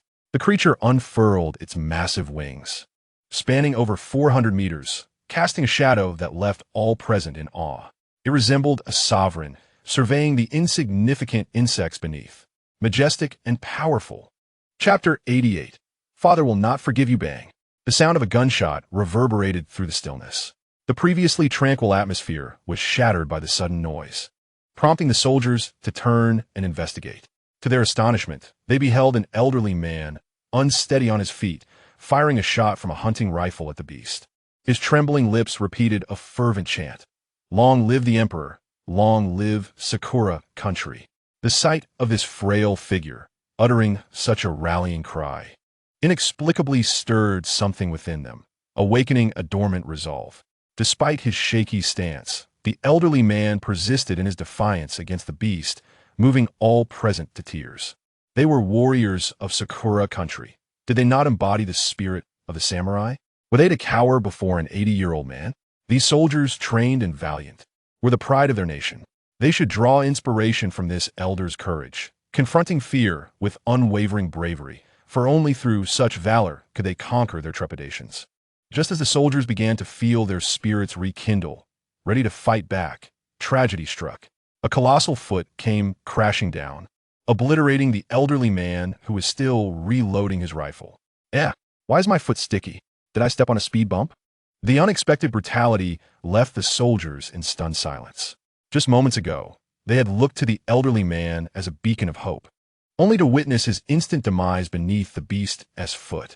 Their faces flushed with a deep crimson, as if they were choking on an unspoken frustration.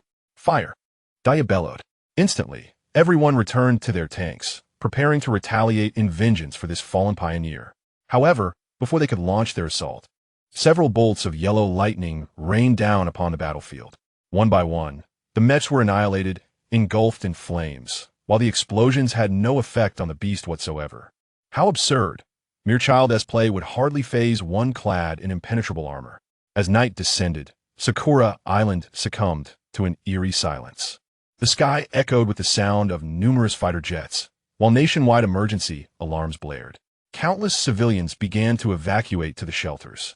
The formidable combat prowess of the colossal beast has already been transmitted to the military command through imagery. Witnessing the beast effortlessly annihilate their hundreds of tanks, causing explosions, while the shells failed to inflict even the slightest harm upon it, left the military in despair. The military officials inquired about the response from Ingjiang and the timeline for reinforcements. The communications officer reported that Ingjiang stated they were also facing a similar beast on their territory and could not provide assistance. The military, frustrated, exclaimed, "Baka!" When we joined the Blue Pact, it was agreed that any nation in distress could seek support from Ingjiang. Why is it different now? The political representative retorted. You know how Jiang operates. I opposed joining the Blue Pact, yet you insisted. The military responded, what do you propose we do? If we do not align with Jiang, what then? The political representative suggested apologizing to Huaxia, as they are known to be reasonable, but the military dismissed the idea, claiming the previous proposals went unheard. The military, feeling cornered, accused the political representative of blaming him. The representative asserted his position as the political representative of Yinghua and his right to be there. Angered, the military representative clutched his chest and retreated, leaning against the conference room wall, gazing sorrowfully at his ineffective son. Fortunately, a nearby guard produced a quick-acting heart medication, allowing him to recover and return to his seat. The military reminded the political representative not to forget that he too had opposed the previous proposals, leaving the representative speechless. The political representative then asked what they should do next, realizing they could not harm the beast without Jiang's aid. At that moment, the president, seated at the head of the table, suggested, why not heed Xiaoshu's advice? Let us apologize to Huaxia and seize this opportunity while the beast is absorbing energy within the volcano. We should request their support before it is too late. The military side conceding, you all decide. I'm weary. The political representative agreed, noting that Huaxia has always been a peace-loving nation, willing to assist even impoverished neighboring countries. They resolved to apologize and seek assistance, even considering compensation in forms such as gold or nuclear materials. Everyone nodded in agreement, believing that Huaxia had historically been friendly and not retaliatory, making their request for help seem reasonable. After a lengthy deliberation, the president sighed, let us proceed with this plan. Someone, please contact the Huaxia Foreign Ministry. As soon as he spoke, someone entered, connecting the communication lines and dialing the dedicated line to Huaxia's Foreign Ministry. Hello, this is the Huaxia Foreign Ministry, came the response. President Murakami quickly introduced himself, saying, I am the president of Yinghua, Murakami. Please connect me to Minister Wang. A faint voice on the other end replied, Minister Wang, the president of Yinghua, is on the line. To which Minister Wang responded, I am unavailable. Do not wish to take the call. Handle it yourself. The brief exchange, though quiet, was overheard by those present in Yinghua. It seemed a Huaxia staff member had covered the microphone while speaking. Hello, our minister is not available. What is your business? The president explained, we are under siege by a colossal beast and wish to request your nation as assistance. Please convey that the president of Yinghua has lowered his stance. The staff member retorted, oh, now you remember us after suffering? Did you not once attack us? President Murakami quickly offered, we can apologize and provide economic compensation. We are willing to offer something in exchange for your assistance. Your support would be greatly rewarded. The staff member replied, apologies are unnecessary. We will not forgive you unless. The president, sensing a glimmer of hope, pressed, unless what? I will make it happen. The staff member, amused by his desperation, teased, then call me daddy and let us see. The president, feeling humiliated, hesitated, knowing his real father was nearby, yet for the sake of his nation and his presidency. He complied. Daddy, the staff member quipped. I cannot hear you. Trembling with indignation, the president clenched his fists, closed his eyes, and shouted, Daddy. This time, his voice was loud enough for everyone around to hear, even drawing attention from outside the conference room. Soldier A whispered, what is the president doing? Soldier B replied, it seems he's calling someone daddy on the phone. The military representative, dark-faced, felt helpless yet understood that his son was acting for the nation's benefit. The tension in the room heightened as everyone awaited a response from the other side. However, the staff member on the line merely chuckled and said, well done, my good son, but I shall not forgive you, before abruptly ending the call. In the conference room, a profound silence fell as everyone grappled with the humiliation of being dismissed. The atmosphere was thick with resentment, fists clenched, while President Murakami's face turned crimson with rage. Trembling uncontrollably. Why? Why they treated him thus? Was Huaxia not a nation known for its friendliness? Why did they not extend the same courtesy to Yinghua? The room was eerily silent, with people barely daring to breathe, fearing that any sound would invoke the president's wrath. The situation became increasingly tense, and the military representative, recalling his past experiences, finally spoke. Murakami, give the order to launch a nuclear strike. We must eliminate the beast, even if it means sacrificing the surrounding population. We cannot allow it to continue absorbing energy from the volcano. Murakami, still reeling from the earlier humiliation, pondered the indignity he had faced as the president of Inghua. He had never endured such humiliation before, and this ordinary staff member had dared to mock him. He had never encountered such audacity.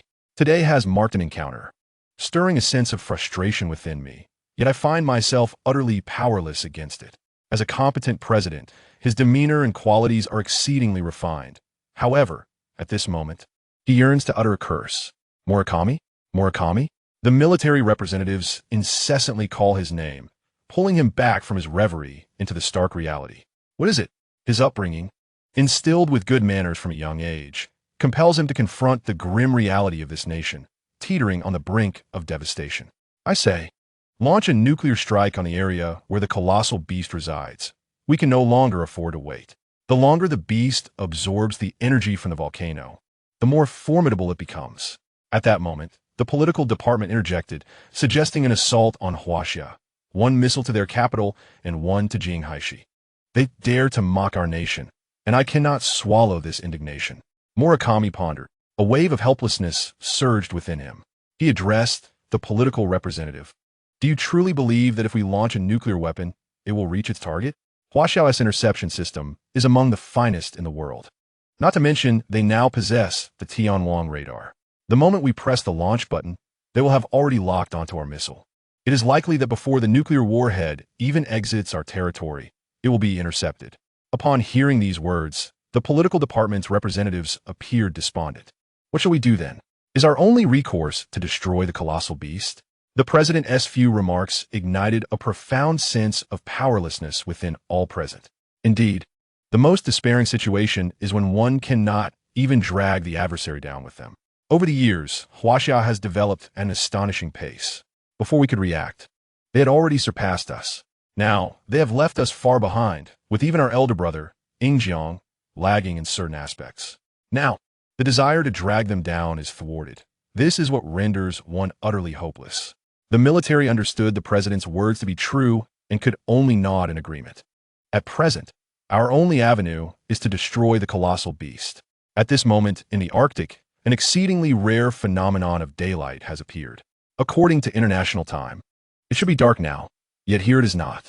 Lin Qingsheng received the nation's mission and became aware of the news regarding the colossal beast, Ghidorah, attacking the hostile neighbors. The nation fears that once the beast absorbs enough energy, it may not only obliterate the neighboring country, but also venture into Huaxia to wreak havoc. Thus, the nation hopes she can locate Guzong and bring him back to assist. If the colossal beast Ghidorah were to advance to alpha level, it would undeniably be the greatest disaster the nation has ever faced. Lin Qingsheng felt a surge of urgency upon receiving this news. She too wished to find Guzong. However, Guzong had mentioned heading towards the center of the Arctic and did not specify his exact location, leaving her uncertain of his whereabouts. Yet, she was deeply concerned for the safety of her homeland. Thus, she could only board a research aircraft and fly deeper into the Arctic, hoping to catch a glimpse of Guzong. Regrettably, she found no trace of him. Sitting atop a piece of ice, she contemplated the consequences of not finding Guzong, as well as the devastation that would ensue if Ghidorah invaded her homeland. Suddenly, she stood up resolutely. No, I must continue my search. Guzong must be somewhere in the central region. She embarked once more in the research aircraft. The radiation levels in the central Arctic region were considerable. Fortunately, each person was equipped with a radiation protection wristband. This was the nation's latest research achievement, as it had been discovered that most colossal beasts emit significant radiation. Only a powerful beast like Guzong could effectively control the radiation within his body, preventing any leakage. Others, however, could not manage this, which is why the nation created these wristbands using special materials from deceased colossal beasts. They assist the human body in absorbing surrounding radiation, allowing individuals to remain unharmed in radiated areas for brief periods. However, prolonged exposure or excessive radiation would still pose a risk, as the wristbands have a limit and require regular replacement. As time slipped away, it was already 8 p.m. in the country. Based on her family's predictions, Ghidorah would likely rise anew with the dawn, becoming even more powerful. Where are you, Guzong? At that moment, Lin Qingsheng noticed signs of disturbance on an ice block located at the Arctic Center. Yet, neither radar nor the naked eye could discern Guzong's presence. Despair washed over her. Not finding Guzong could mean that the nation might repeat the fate of Gaul's capital, perhaps even worse. After all, an alpha-level colossal beast is not something humanity can withstand at present. Even if all the mechas in the world were combined, there would still be no match. The research aircraft hovered above the damaged ice layer. Lin Qingsheng insisted on disembarking to investigate, undeterred by the danger. The hope might be slim, but she felt compelled to ascertain, as the damage to the ice did not appear to be man-made. Others aboard the aircraft urged her not to take such risks. Yet she had already descended. Peering over the edge of the hole in the ice, she looked down. Besides the endless sea, there was nothing. Ye Song, are you down there? She called out into the abyss. Yet, all that returned was her echo. Soon, she sat despondently on the ice, confirming that Guzong was not there. But where shall I search for Guzong? Just as she considered leaving, a pink dorsal fin breached the surface of the sea beneath the hole. Ye Song. Chapter 90, Nuclear Strike, Launch. Li Si had been asleep below. He felt as if he were dreaming, reliving a past life on the battlefield, driving a tank to shield mechas, only to be crushed by a three-headed, winged colossal beast. That feeling of despair surged within him. At that moment, he faintly heard a familiar voice in his dream, the incessant calls of Guzong echoing nearby. Yes, had he not been reborn? Li Si suddenly realized he was dreaming. Opening his eyes in the underwater cave, he sensed a tremendous power within him. His strength had become extraordinarily potent. Compared to before, although he remained an alpha-level beast, his power had increased at least threefold. Moreover, a layer of pink had adorned his dorsal fin. Opening the status panel, he saw name, Li Si Beast, Godzilla, level, alpha, height, 210 meters, weight, 200, 000 T, form, normal, charge, 80 evolution points, 48, 330, abilities, hard shell super regeneration, mental synchronization, atomic breath, radiation stream, energy nuke from the status panel alone. It was evident that he had made significant advancements. He had slept for 3 days. His height increased by 10 meters, and his weight by 20,000 tons. Most importantly, his evolution points had surged by over 20,000. Indeed, absorbing energy yields evolution points rapidly. The charge value reaching 80 was unexpected. How did this increase? Was it due to absorbing the power of the Earth's core while he slept? Li Si began to peruse the system prompts. There were no indications regarding the increase in charge value. Instead, there was another notification. Earth's core power absorption complete. Barbie Pink state activated successfully, consuming 60 charge points. The Pink Lotus form can be activated. Activating this form grants exclusive abilities. A new form has indeed been activated. But my skin is already pink, isn't it? Are my dorsal fins pink as well? Li Si glanced at his reflection in the massive ice block beside him. It was evident that his dorsal fins had turned completely pink, and their number had increased as well. However, only the dorsal fins had changed color. The patterns on his body remained unchanged. Am I merely clad in a new exterior, without truly entering the Finlian form? Indeed, I have not acquired any new abilities. It appears I must actively transition to achieve that.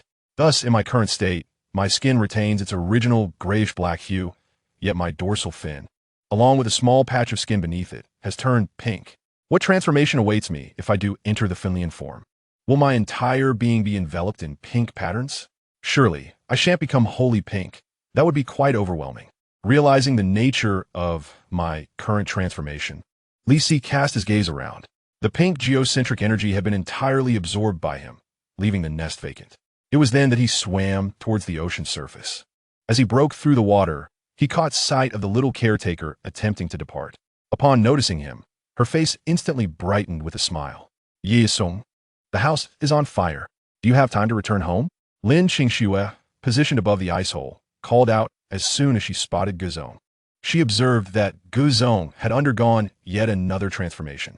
His dorsal fin had taken on a delightful pink hue, appearing quite adorable.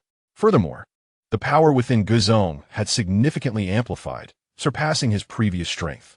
Noticing Guzong's lack of response, she continued, a colossal beast has appeared in the neighboring country, absorbing volcanic energy. Once it has finished, it may launch an attack on our nation. Upon hearing her words, Li Si attentively tuned into his surroundings. Indeed, he sensed a gigantic creature not far from Huaxia, consuming volcanic energy. If his deductions were correct, This beast was the very one that had caused chaos in Gaul. Sensing its aura, Li Si understood that he was on the verge of reaching alpha level himself. This was the first alpha level beast on Blue Star, aside from himself. He had to return promptly to prevent disaster. With a mighty roar, Li Si bellowed towards the heavens. The resounding sound carried far and wide, prompting Lin Qingxue to instinctively cover her ears. She swiftly reboarded the aircraft. In her line of sight, Li Si dove forcefully into the water and swam away. Lin Qingxue recognized that Guzong was hastening homeward. His speed beneath the surface surpassed that of the aircraft above. However, traversing from the Arctic to his home would still require considerable time. She hoped he would arrive in time. Once aboard the plane, Lin Qingxue promptly commanded, "Hurry back to the base, refuel, and take me home." Yes. Although Lin Qingxue held no military rank, her reputation within the armed forces was esteemed, and she was the designated caretaker of Guzong. The soldiers expressed immense gratitude towards Guzong. Without him, they could scarcely fathom the number of comrades the beasts would have claimed. Just like in foreign nations, where casualties in battle could number in the thousands, tens of thousands, or even hundreds of thousands. Thus, the caretakers of Guzong were held in high regard, a testament to the adage of loving the feathers of the bird. Upon reaching the base, Lin Qingxue first informed her family that she had located Guzong, who was on his way back but would require time, urging them to hold their ground. Simultaneously, she switched to the fastest fighter jet, beginning her return journey, striving to arrive shortly after Guzong. Li Si's unwavering decision to return home stemmed from his knowledge that the colossal beast, upon finishing its energy absorption, would inevitably slaughter the surrounding humans, subsequently seeking its next energy source. This creature, much like himself, evolved through energy absorption. Its initial choice to venture into Huaxia's neighboring country rather than Huaxia itself was likely due to the larger scale of volcanic activity there, providing more energy. Once it had drained that volcano, it would undoubtedly seek new volcanic sites within Huaxia, where active volcanoes indeed existed. Thus, there was no doubt it would pursue that path. He also sensed the creature's burgeoning power. It was currently evolving and would likely have completed its transformation by the time he returned. With his tail thrashing in the sea, Li Si propelled himself off a protruding rock with all his might, amplifying his speed yet again. Home you must endure. Several hours later, on Yinghua Island, dawn had begun to break. Following a night of evacuations, residents within a 50-kilometer radius of Futishan had been entirely relocated by the Yinghua military. They had resolved to abandon the land surrounding Futishan, opting instead to deploy nuclear weapons to drive the beast away. After all, what was a nuclear weapon? What was radiation? It was not as if they had never experienced such devastation before. It was not a significant matter. In the conference room, the president of Yinghua fixated intently on the aerial footage capturing the volcanic crater. The magma within was seething ominously, as if on the verge of eruption. At that moment, the three heads of the beast emerged from the volcanic mouth. Upon witnessing the creature, the president immediately commanded, "Nuclear bomb, launch." The upper echelons of Yinghua believed that as soon as the beast revealed itself, they would eliminate it in an instant, a tactic known as expose and annihilate. Thus, they unhesitatingly pressed the button to release the nuclear warhead. At this juncture, Ghidorah had fully evolved to alpha level. After absorbing the volcanic energy, its size had increased yet again, reaching a height of 200 meters, its wingspan extending over 500 meters. Compared to its previous form, it had become even more formidable. Standing at the volcano's edge, Ghidorah observed the still smoldering crater, indicating that the volcano's energy had not been entirely consumed. It had merely siphoned the volcano's most potent energy, rendering the volcano exceedingly unstable and primed for eruption. A volcanic eruption would spell catastrophe. Ghidorah let out a resounding roar, a powerful sound that echoed throughout the vicinity, imparting an overwhelming sense of dominance. Suddenly, Ghidorah sensed something amiss. It turned its gaze towards the distance. An object appeared to be hurtling towards it. Before it could react, a projectile, several times larger than a typical shell, hurtled towards it. It attempted to flee, but it was already too late. With a deafening explosion, a mushroom cloud erupted, resonating across neighboring nations. This was not the end. Following the first mushroom cloud, another nuclear bomb descended, creating yet another mushroom cloud above Futishan. The two mushroom clouds rose, unleashing colossal tidal waves that ravaged the surrounding area. Buildings within a 15-kilometer radius were reduced to rubble. This was an extraordinarily terrifying magnitude. Conventional tactical nuclear weapons typically obliterate structures within a few to 10 kilometers. However, the two nuclear bombs deployed by Inghua were of a more advanced design, among the most powerful in the world. Initially, they had intended to keep their nuclear capabilities under wraps, but facing the beast and lacking support from external allies, they had no choice but to launch. Even if this exposed Inghua's covert possession of nuclear arms, what did it matter? With their homes obliterated, could they not retaliate? Suddenly, the coastlines of Huaxiao were struck by the force of an intense shockwave. A surge swept across the entire coastline, toppling numerous wooden structures and trees. Liao Guoqing lay on the ground, feeling the tremendous power of the two nuclear bombs. His expression grew graver. The small red dot representing Ghidorah on his monitor had not vanished. This indicated that even the two formidable nuclear bombs from Inghua had failed to eliminate Ghidorah. Fortunately, he had previously dismissed the idea of preemptively attacking Ghidorah. Such a creature was not to be trifled with. Inside the conference room of Inghua's upper echelons, their visual feed had been abruptly severed. The imagery had disappeared, and attempts to detect the situation via radar yielded no results. Their outdated radar technology proved ineffective, with a detection range too limited to encompass the area of the explosion entirely. "Is it dead?" asked the legislators, who had been holding their breath for quite some time. Everyone was intently gazing at the screen, awaiting a signal response, yearning for information to be restored. At long last, the image flickered and then refreshed. On the screen appeared a helicopter tasked with capturing footage, soaring towards Fudishan.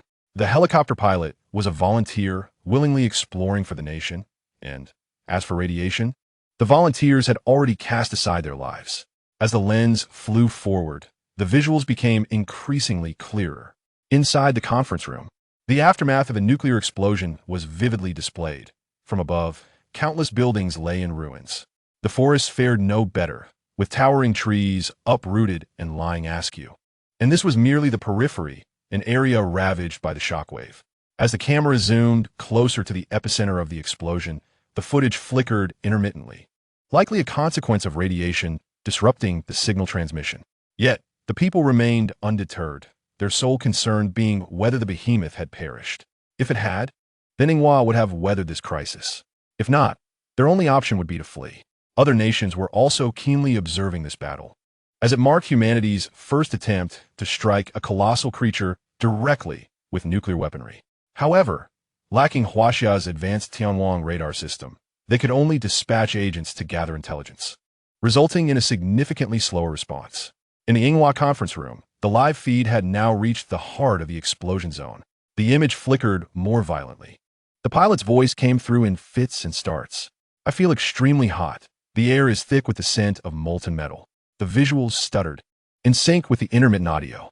Finally, the aircraft responsible for the broadcast arrived near Fudishan. Observers noted that the once mighty Fudishan had been flattened by the nuclear blast. The ground was now billowing thick smoke and intermittently spewing deep crimson volcanic rock. The lava had spread several kilometers, and the surroundings were shrouded in ash and dust. The sky was a murky haze, enveloped in an eerie silence, reminiscent of a post-apocalyptic scene from a film. This land had been utterly devastated. Yet, the people still had not witnessed what they longed to see. Logically, if the behemoth had perished, where was its carcass?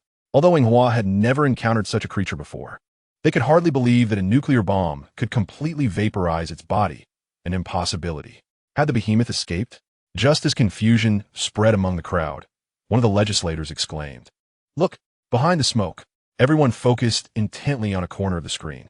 The pilot in charge of the live feed also noticed something amiss and turned the camera in that direction.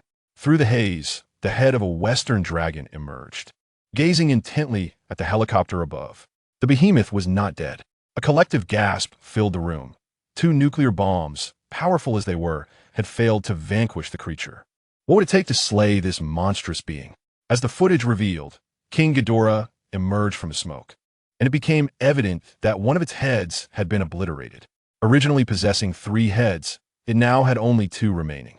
However, rather than attacking the helicopter immediately, it approached the erupting volcano, now a lava expanse. The mountain was no more.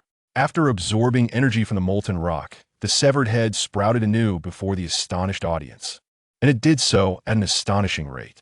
Silence enveloped the conference room. How could they combat this? The two formidable nuclear bombs, built with the collective strength of the nation, had merely injured one of its heads.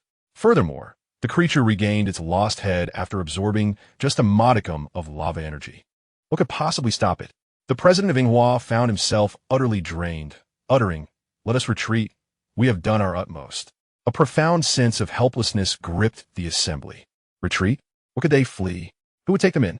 Before the news of their withdrawal could be disseminated, the behemoth suddenly unfurled its wings and surged towards the capital of Inghua, knowing that the missiles had been launched from that direction. It could even sense the dense human population in that area. You think you can escape after provoking me? I am sorry, but you will not flee. Chapter 92. Life and Death in Inghua.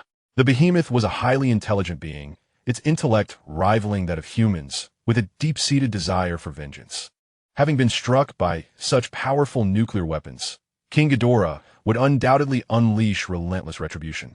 Fortunately, Huaxia had foreseen the ineffectiveness of nuclear weapons against the behemoth, thus refraining from any preemptive strikes. Otherwise, the calamity currently befalling Inghua would have been Huaxia's fate as well. King Ghidorah soared through the skies, and wherever it passed, villages, towns, it unleashed bolts of yellow lightning, obliterating human structures. On the ground, people beheld a shadow blotting out the sun, followed by the devastation wrought by the creature's summoned storms. Casualties were beyond count. In King Ghidorah's wake lay destruction.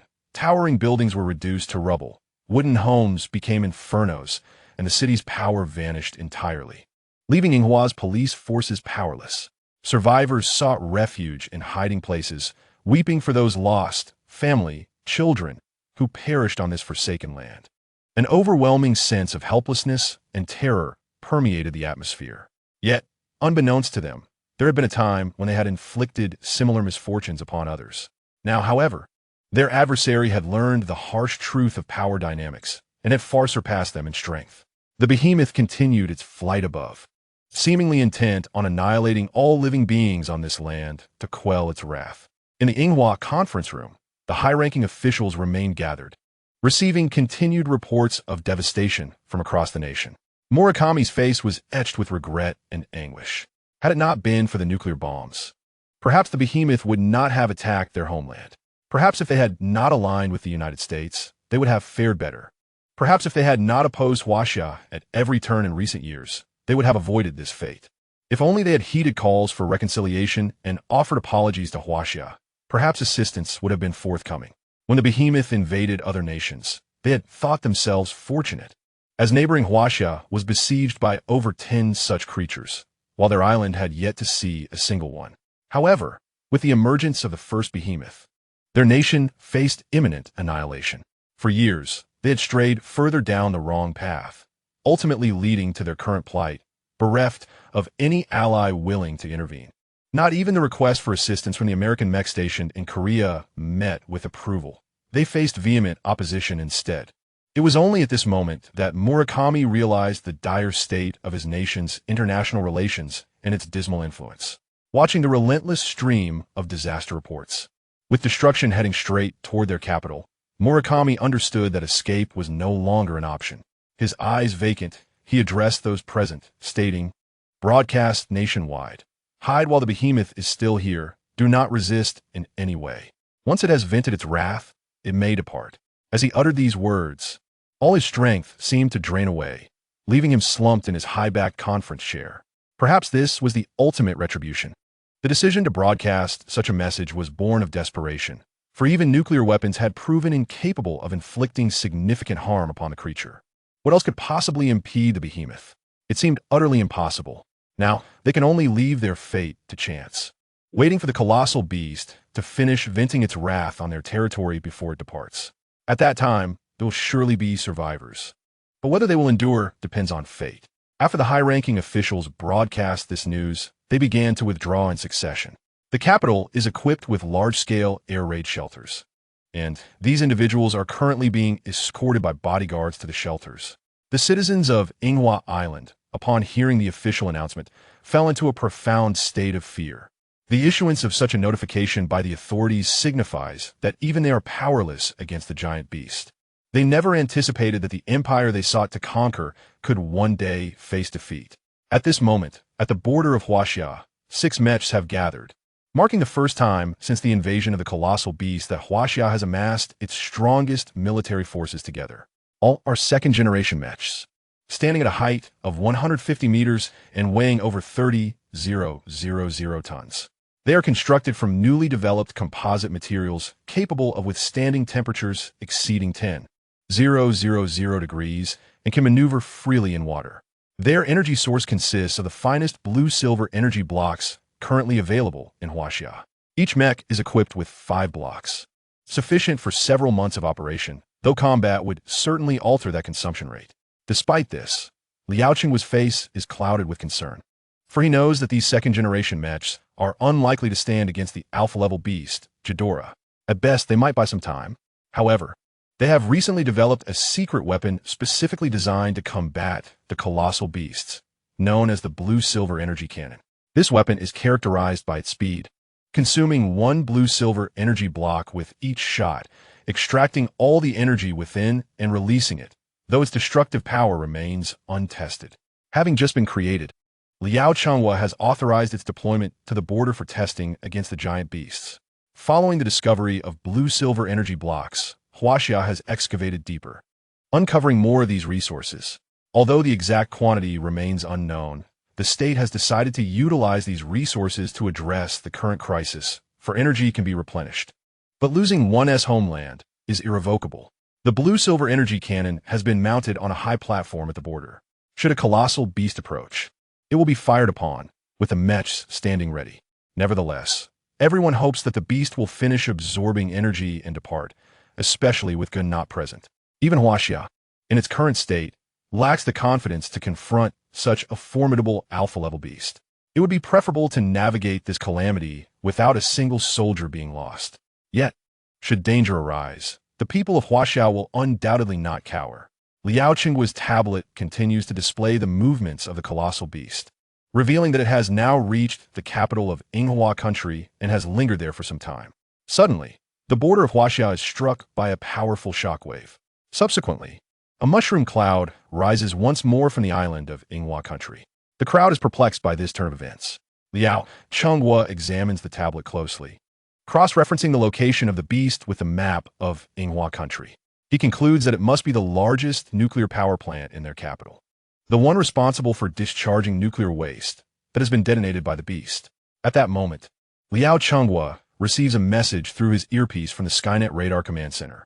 A report indicates that another alpha-level beast is rapidly approaching Huaxia from the north, moving at a speed comparable to the newest H-60 fighter jet. Chapter 93. This battle we will surely win. What? Another beast is coming? Alas, Huaxia is truly beset by calamities. What is the strength of this beast? What does it look like? The technician responds that the distance is too great to ascertain the beast's strength or appearance, only detecting a faint signal of the colossal beast in the sea. Continue to monitor and report any updates immediately. Understood. Although the soldiers beside Liao Changhua did not hear the conversation, they could infer from his demeanor and orders that yet another beast was heading their way. Nevertheless, they stood firm, resolute in their stance, gazing forward. News of Yinghua country's attack by the colossal beast has spread globally, prompting numerous individuals online to urge Huaxia to provide assistance, advocating for humanitarianism. The official response from Huaxia was that Yinghua country is not a member of the Panda Alliance, but part of the Blue Pact organization, and thus, it is the responsibility of Eagle Sauce to deploy forces for rescue, while Huaxia must reserve its military strength to protect the member states of the Panda Alliance. This response immediately garnered support from netizens of the Panda Alliance member countries, while Eagle Sauce found itself engulfed in a wave of criticism. Netizens from the Panda Alliance condemned Eagle Sauce for its selfishness, recalling its prior promises that joining the Blue Pact organization would ensure their protection. The world is well aware that Yinghua country is Eagle Sauce's top subordinate. Yet, Eagle Sauce has shown no concern for Yinghua, and even the leaders of Yinghua country have failed to provide an explanation. Bai Chuan appears to have vanished from social media, where he was once quite active. Additionally, Huaxia's refusal to aid Inghua has received backing from Panda Alliance member countries, as they recognize that if Huaxia expended its military resources in this endeavor, it would leave them vulnerable in the future. As for whether Huaxia is deceitful or might act like eagle sauce, other nations have no such concerns. For Huaxia has consistently fulfilled its promises on the international stage, unlike eagle sauce, which is perceived as a cunning fox. While netizens from the Panda Alliance lambasted eagle sauce, those from the Blue Pact organization also joined in the outcry, as they discern the implications of eagle sauce's current stance. Today's Inghua could very well become their future. Social media has seen a surge of nations declaring their withdrawal from the Blue Pact organization. Initially, they held on to a glimmer of hope regarding eagle sauce. But now that hope has dissipated, they are eager to extricate themselves from the Blue Pact and seek membership in the Panda Alliance. Having heard that many member countries have obtained new gene technology and weapon development techniques from Huaxia. In a short span, they have produced numerous effective weapons against the residual beasts, such as the electrocore gun, capable of obliterating a small house with a single shot, and a laser shield, which forms a semicircular protective layer to shield individuals from beast attacks. The sole drawback is that these weapons derive their energy from a device known as biological energy, reportedly extracted from the bodies of giant beasts by Huaxia. This energy is then stored in biological battery blocks for use. Thus, only Huaxia can manufacture this equipment, and other nations must purchase it, but first, they must be members of the Panda Alliance. Additionally, there is a queue, as Huaxia's production capacity cannot keep up with demand while also addressing its own needs. The emergence of these new weapons has significantly reduced the mortality rates among both military personnel and civilians. Huaxia now boasts a flourishing array of weapons. While the once mighty eagle sauce is said to have released a serum aimed at matching Huaxia's first-generation strength-enhancing serum. However, nations that purchased this serum discovered it might cause human mutations, even resulting in the growth of tails. Although physical attributes were enhanced, who desires to become an oddity? Consequently, eagle sauce has faced backlash and received a plethora of return orders. Presently, eagle sauce finds itself akin to a rat crossing the street, vilified by all. The certainty that other nations would not dare to engage in conflict with it is rooted in the unparalleled strength of Huaxia. However, we find ourselves in a critical period marked by the invasion of a colossal beast, during which nations are unlikely to instigate war. Any grievances are merely vented online. Even certain diplomatic offices in various countries have taken to disparaging remarks on the internet. At this moment within the Pentagon, President Bai Chuan observes the request from Inghua country alongside the cacophony of online vitriol. Secretary General, Mr. President, is it truly acceptable for us not to assist Inghua? Bai Chuan pondered. Consider this. Once that beast has drained Inghua's volcanoes, which location is nearest to it? The Secretary General's eyes lit up. Are you suggesting Huaxia? Bai Chuan nodded affirmatively, precisely. The moment Huaxia confronts this beast, its military will undoubtedly suffer severe damage, regardless of whether they manage to slay the beast. The consequences for Huaxia will be incalculable. If we remain passive and await Huaxia's decline, it shall be our opportunity to turn the tide. Losing an ally to weaken Huaxia is undoubtedly a gain. Secretary General, but many citizens of Inghua will perish, cautioned the Secretary General. Bai Chuan replied, in these apocalyptic times, how can we avoid casualties? If it means toppling Huaxia, a mere island nation can be sacrificed. The calamity in Inghua continues unabated. Following a recent explosion, chaos reigns across its territory. If one were to send aircraft to the area, they would find that all cities are engulfed in flames, save for those in the north which remain unscathed. Although the beast is immense, annihilating the entirety of Inghua will require considerable time, a luxury it evidently lacks. After devastating the capital and several major cities surrounding it, the beast lost interest in continuing its rampage within Inghua's borders. Moreover, during this destruction, it absorbed a significant amount of electrical energy, intensifying its electrical attacks. In this disaster, nearly half of Inghua's cities have been obliterated and countless troops have been vanquished, leaving innumerable civilians displaced. The capital has been reduced to ruins following a nuclear power plant explosion. Only the northern governmental institutions remain, while the south, east, and west have transformed into hell on earth. The colossal beast stands atop the highest peak of Inghua Island, releasing a resounding roar that seems to lay claim to sovereignty over the world. This cry triggers other beasts, previously hidden beneath the Earth's surface, to emerge. The Tianwang radar system in Huaxia immediately detects signals from several beasts. Report: under our Tianwang radar monitoring, at least 7 beasts are emerging from the ground, heading towards the location of the beast, Ghidorah. Liao Changhua, upon hearing this news, felt overwhelmed. We can barely handle 1 beast. Now there are 7? Although they may be lesser beasts, their sheer number is daunting. Just as Liao Changhua was deep in thought, good news finally came through his earpiece. Report: the beast rapidly approaching from the north has been identified as an alpha-level creature, and judging by the radar profile, it appears to be our Guzong. Liao Changhua was elated. Despite his previous doubts about Guzong, he had come to trust him completely after witnessing his repeated victories against the beasts. Excellent. It seems old Li's student has located Guzong in the Arctic. With Guzong present, victory in this battle is assured. At this moment, Ghidorah had grown weary of Inghua Island and planned to seek another volcano to continue absorbing energy. It had been in this world for some time and discovered a plethora of energy forms, primarily favoring electrical and volcanic energy, though it could also absorb biological energy by entwining with its prey to drain their vitality. Consequently, before Ghidorah, other beasts were merely fodder, and it relished in cultivating subordinates, draining their energy when they disobeyed, thus evolving itself. However, Ghidorah sensed numerous active volcanoes on the continent across the sea, ripe for energy absorption. With its wings unfurled, it soared into the sky, heading towards the distant landmass. At Huaxia's northeastern border, a carrier ship rested on the water, while a colossal space carrier flew overhead. The shoreline was densely populated with soldiers, 6 mechs lined up at the forefront, followed by an array of automated artillery. Heavy tanks were positioned behind the artillery. Dozens of fighter jets stood ready, each equipped with advanced biological energy rocket launchers.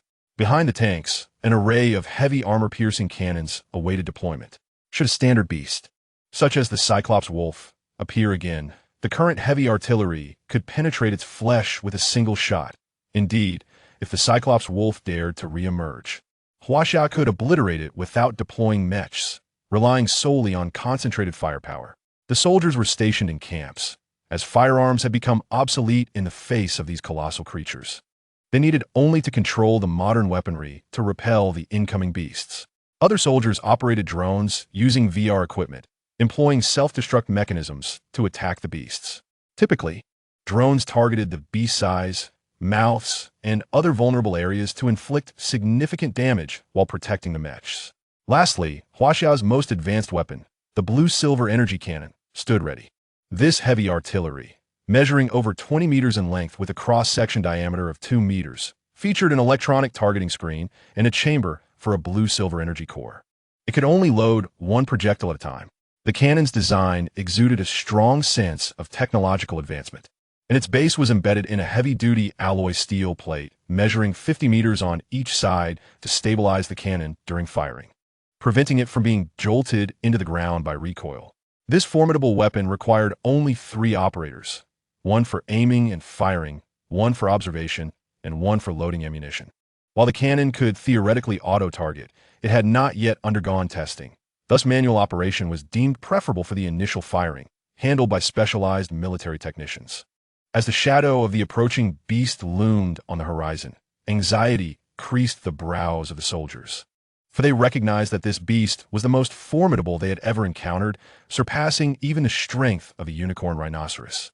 Liao Changhua, noticing the advancing beast, communicated through his device, "All units, be advised. The beast Ghidorah is approaching our border. Load your ammunition." His command to load ammunition indicated that soldiers should prepare for battle, ensuring that aircraft, tanks, artillery, and other equipment were fully supplied, as this engagement would rely solely on heavy artillery. Artillery Unit 1 is ready. Artillery Unit 5 is ready. The Rose 2 mech is prepared. The National Defense Drone Squadron is prepared. The Heavy Tank Brigade is prepared. Finally, the blue-silver energy cannon has locked onto the beast Ghidorah. Liao Changhua heard the sounds prepared by various units at his ear. Now, all it took was a single command from him, and every shell would rain down upon the colossal beast, Ghidorah. As Ghidorah drew ever closer, beads of sweat began to form on the foreheads of some. Yet, the commanding officer, Liao Chunghua, refrained from issuing the order to attack. He continued to use his binoculars to meticulously gauge the distance to the giant creature. 8 meters from meters, 2 meters, when Ghidorah was merely 2 kilometers from the coastline, Liao Chunghua finally gave his first command. Tank regiment, fire! With a thunderous boom, all the heavy tank cannons that had locked onto Ghidorah convulsed violently. Countless shells arced beautifully through the air, striking the airborne Ghidorah directly. Liao Chunghua commanded, continue firing, drones follow up. Heavy artillery on the aircraft carrier, fire with abandon. Do not fear wasting ammunition. Prepare the mechs. In an instant, all weapons along the coastline unleashed their fury upon the immense figure overhead. Notably, the Lon-In energy cannon drew the technician's keen focus.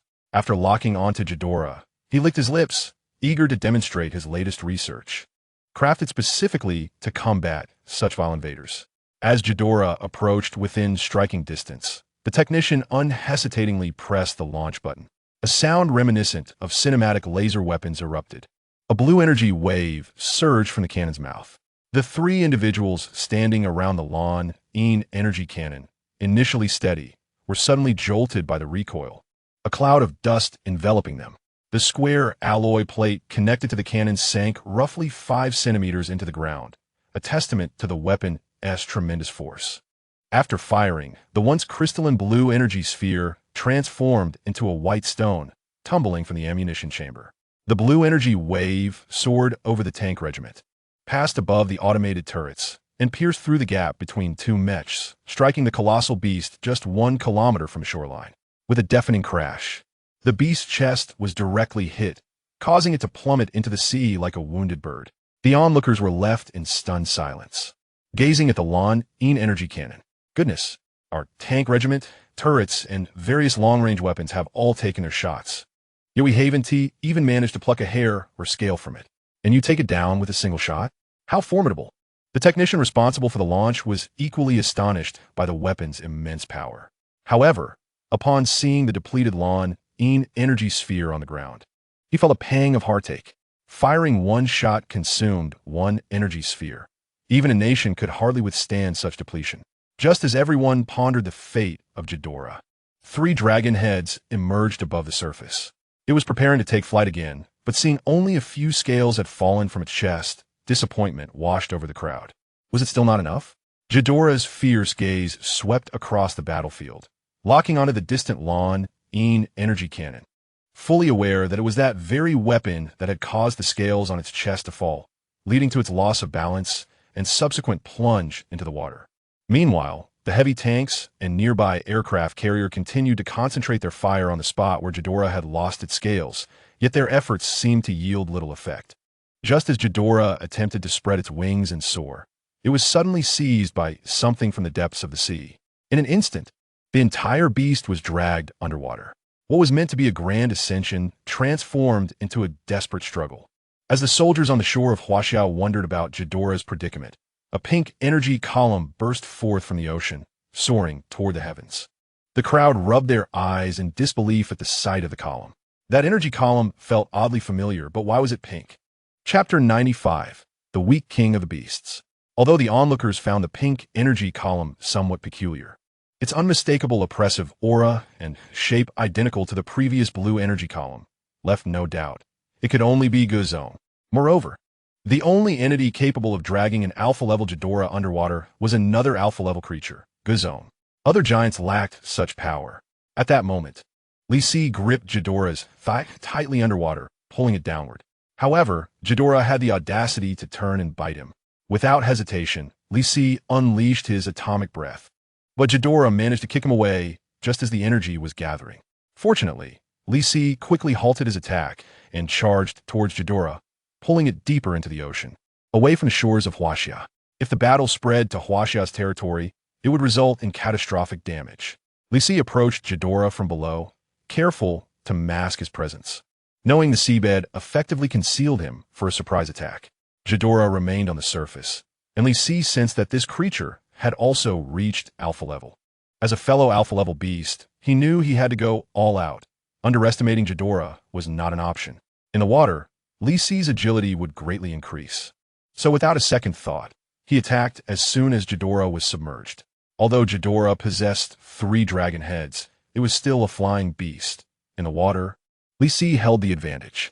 Li Si pressed against Ghidorah's chest, propelling them deeper into the ocean. After a while, Ghidorah seemed particularly averse to remaining underwater, struggling fiercely and attempting to bite Li Si.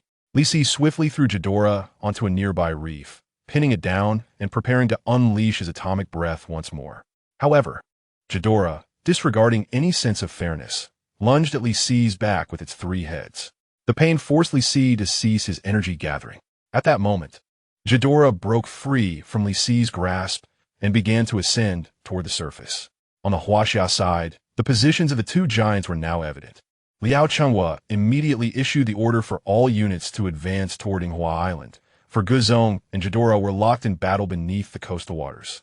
Mechs and aircraft seek opportunities to support Guzong. Transport the Lan-In energy cannon to the aircraft carrier and head toward Inghua Island, targeting Ghidorah. The operational command is to assist Guzong in eliminating Ghidorah without harming him. Move out. It was fortunate that Huaxia had dispatched an aircraft carrier for protection. Otherwise, the Lan-In energy cannon's deployment would have been uncertain. The battlefield had now shifted to Inghua Island, which had already been devastated beyond recognition by Ghidorah. Therefore, even if the conflict moved in that direction, there would be no civilians, as they had all fallen victim to Ghidorah long before. Meanwhile, beneath the sea, Li Si once again grasped Ghidorah's legs. Want to surface? You must first get past me. Li Si held tightly to Ghidorah's feet, not to suffocate it. After all, Ghidorah, as an extraterrestrial beast, did not require oxygen to survive, unlike Li Si, who, as a native creature of Blue Star, needed it to live. Luckily, he could breathe freely underwater. The reason for confining Ghidorah beneath the waves was purely that it lacked its usual agility in this environment. As Li Si held onto its legs, Ghidorah struggled angrily in the water, unleashing a bolt of yellow lightning toward him. Due to the aquatic surroundings, Li Si was struck directly by the lightning. The speed of the lightning was astonishingly swift. Before it had a chance to evade, it struck. Li Si felt a tingling sensation in his chest, followed by an overwhelming current coursing through his entire body. His form involuntarily stiffened. Seizing the moment, Ghidorah broke free from Li Si's grasp and hurriedly ascended to the surface of the sea. This time, it finally succeeded, spreading its wings and soaring above the water, landing atop a high-rise building in a coastal city. However, this city was all too familiar to it, for it had previously wrought destruction upon this place, Sakura, capital. Upon surfacing, Li Si regained his senses. While he held an advantage in the water, Ghidorah's abilities were formidable as well. The lightning that had initially struck him with such speed on land now reached its target almost instantaneously in the sea. Though he had been jolted, it was of little consequence. Now, adorned with a protective layer, he was impervious to the minor electrical assault. The numbness dissipated swiftly. As Li Si emerged from the waves, he beheld Ghidorah perched atop a devastated skyscraper, wings unfurled and roaring at him. Li Si stepped ashore, discovering the city in utter ruin. Was this all the work of Ghidorah? I can only commend your efforts. Yet I must eradicate you, for you pose a threat to Huaxia. Facing Ghidorah, whose stature matched his own, but whose wings soared above him, Li Si exhibited no fear. He was no longer the same. He had become more formidable with each encounter. After absorbing the power of the Earth's core, his arms had lengthened and thickened significantly, and his agility was now on par with that of a human. Li Si advanced step by step, eyes fixed intently on Ghidorah.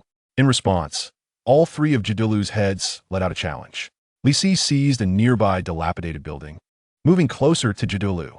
Undeterred, Ghidorah charged forth, asserting its dominance as the king of beasts even on land. With half of its wings folded, it surged towards Li Si. As Ghidorah entered striking range, Li Si swung the building, crashing onto one of Ghidorah's heads. Yet, with 2 remaining heads, they lunged at Li Si's arm and chest.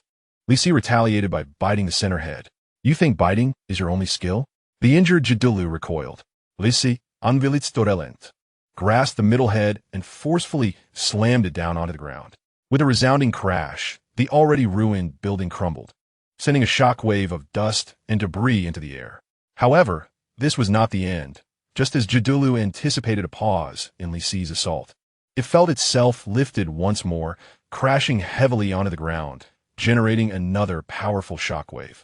Back and forth, Li Si struck Jidulu 8 times before releasing its head. Dazed, Jidulu staggered to its feet, casting a disdainful glance at Li Si.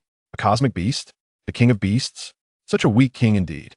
Chapter 96. Acquiring enhanced power specific to Fun Lien Jidulu, reeling from Li Si's relentless blows, struggled to maintain its balance. At that moment, the iconic sound of Li Si gathering atomic breath resonated in the vicinity. Pink energy surged from his tail to his head, culminating in a powerful beam that shot forth from his mouth, striking Jidulu's body and forcing it backward. The pain jolted Jidulu into heightened awareness, and it let out a pained cry.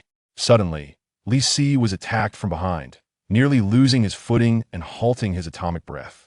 Turning, he spotted another flying giant beast, albeit one of lesser stature, with a soft, furry body and faint red markings on its wings.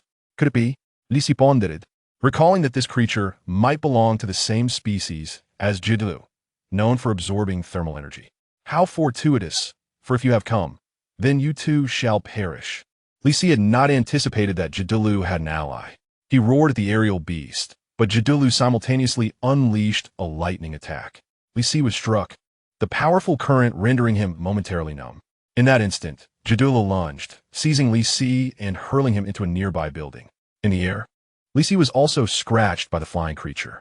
The building crumbled beneath his weight as he pushed against the ground and stood once more.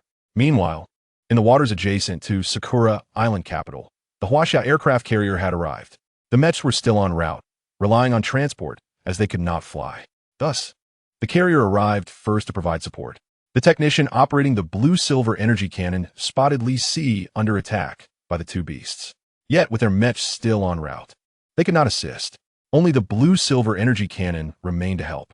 Load ammunition 1-0, they announced, swiftly inserting a blue-silver energy block into the chamber and securing the gate.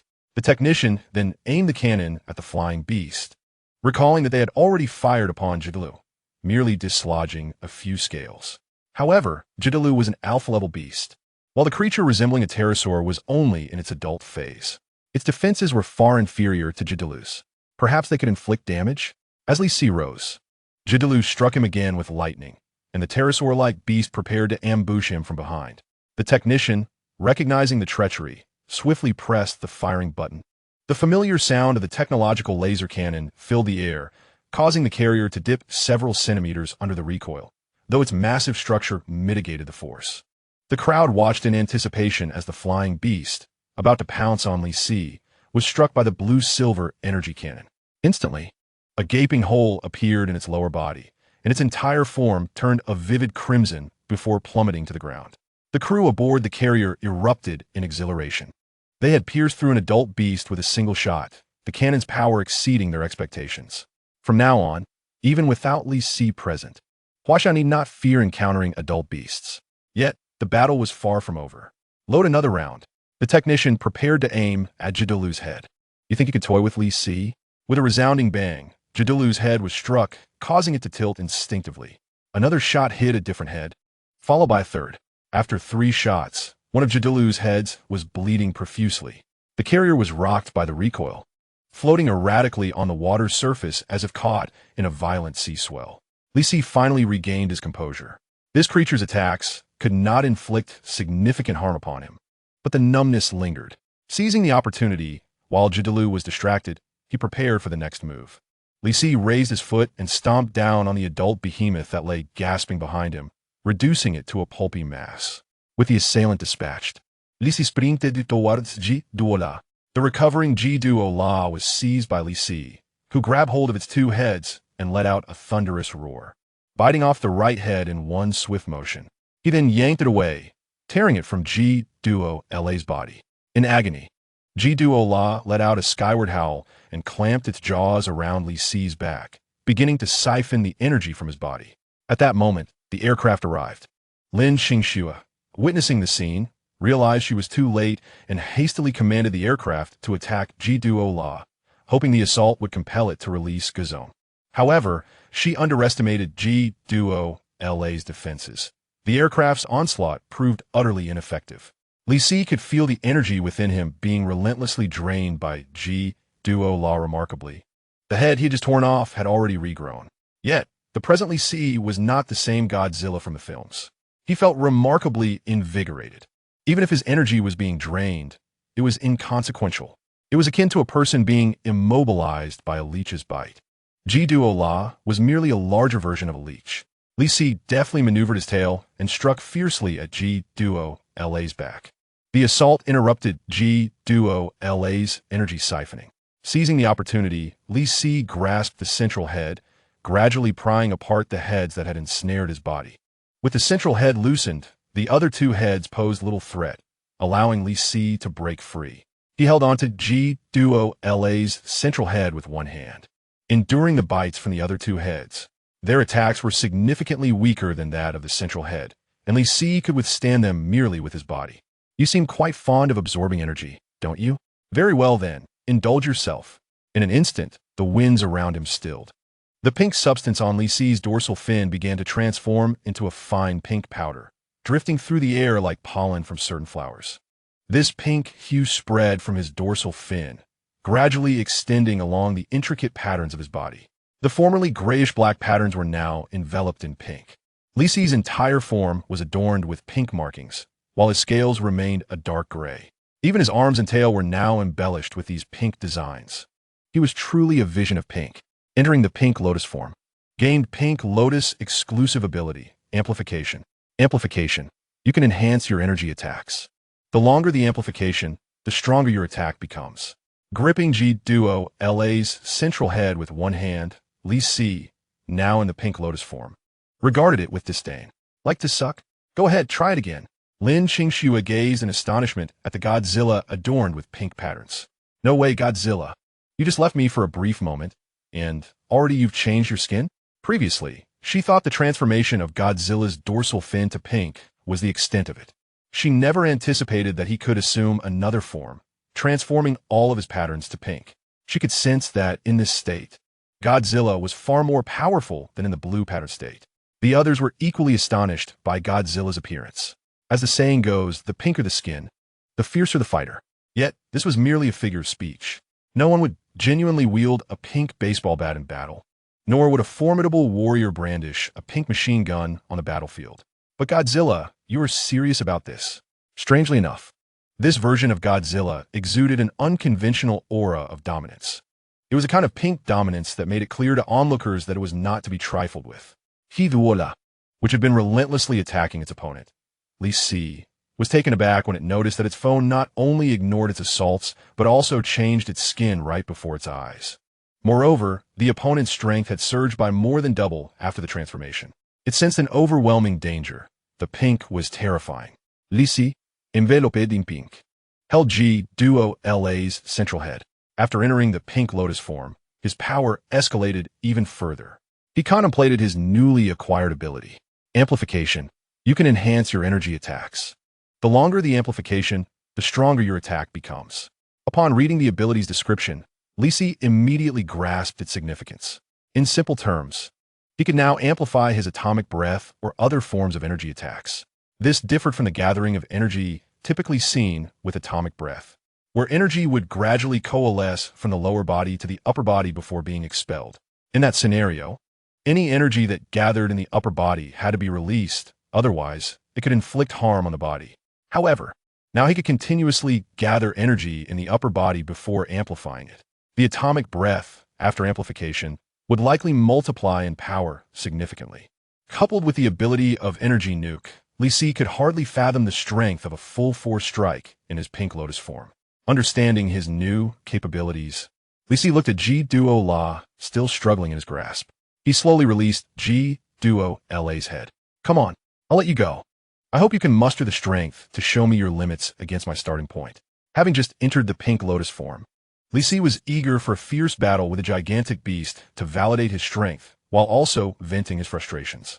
Ji Duo La was the perfect candidate for this confrontation. Despite the cinematic portrayal of Godzilla struggling against it, Li Si sensed that this creature was rather pathetic. The cinematic Godzilla had merely not yet entered the Red Lotus state. Although Li Si had not entered the Red Lotus state either, he had transitioned into the Pink Lotus. The power of the Pink Lotus was sufficient to toy with G-Duo La. Upon releasing G-Duo La, it let out a furious roar. Clearly enraged, a bolt of yellow electricity erupted from its mouth, striking Li Si's chest directly. In the past, Li Si would have felt numb and immobilized. However, that was no longer the case.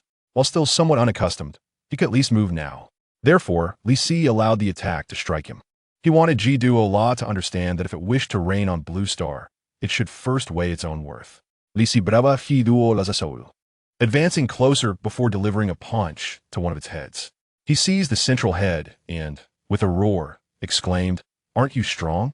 He then hurled G-Duo La away, sending it flying through the air in a perfect parabolic arc, crashing into a distant building and dragging along the ground for several hundred meters before coming to a halt. The structures below crumbled upon impact. Previously, G-Duo LA's electrical attacks had only ignited fires in the buildings, leaving them standing. However, after its collision, the buildings collapsed entirely. Li Si stood at his position, arms outstretched. The pink stripes on his body began to glow brighter from the lower body upwards, until they enveloped his entire form. He was gathering atomic breath. Utilizing both the amplification and energy nuke abilities, Li Si extended his arms wide, and a multitude of pink particles began to emerge around him, resembling an abundance of flower pollen. As the pink stripes on his body became fully illuminated, his eyes radiated a pink glow, and an energy sphere of atomic breath continued to coalesce in his mouth. This was the unique ability of the Pink Lotus. Amplification. The energy continued to accumulate, growing ever more potent. Kaidora was struck by an overwhelming sense of dread as it observed Li Si gathering energy. It realized that if it were to be struck by this barrage, it would not survive unscathed. Thus, a tinge of panic began to envelop it. Li Si had maximized the power of his atomic breath, leaning forward with intensity, unleashing a formidable column of pink energy that surged directly towards Kaidora.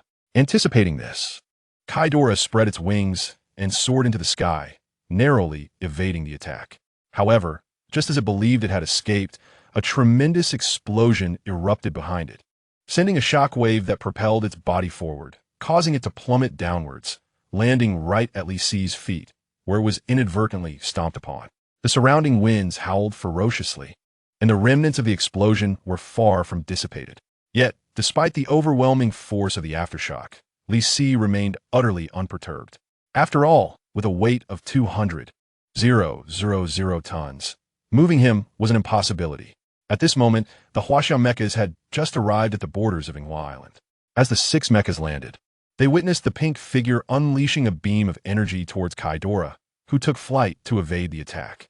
Just as they intended to assist, the energy beam struck the ground over 10 kilometers away, resulting in a colossal mushroom cloud that erupted violently.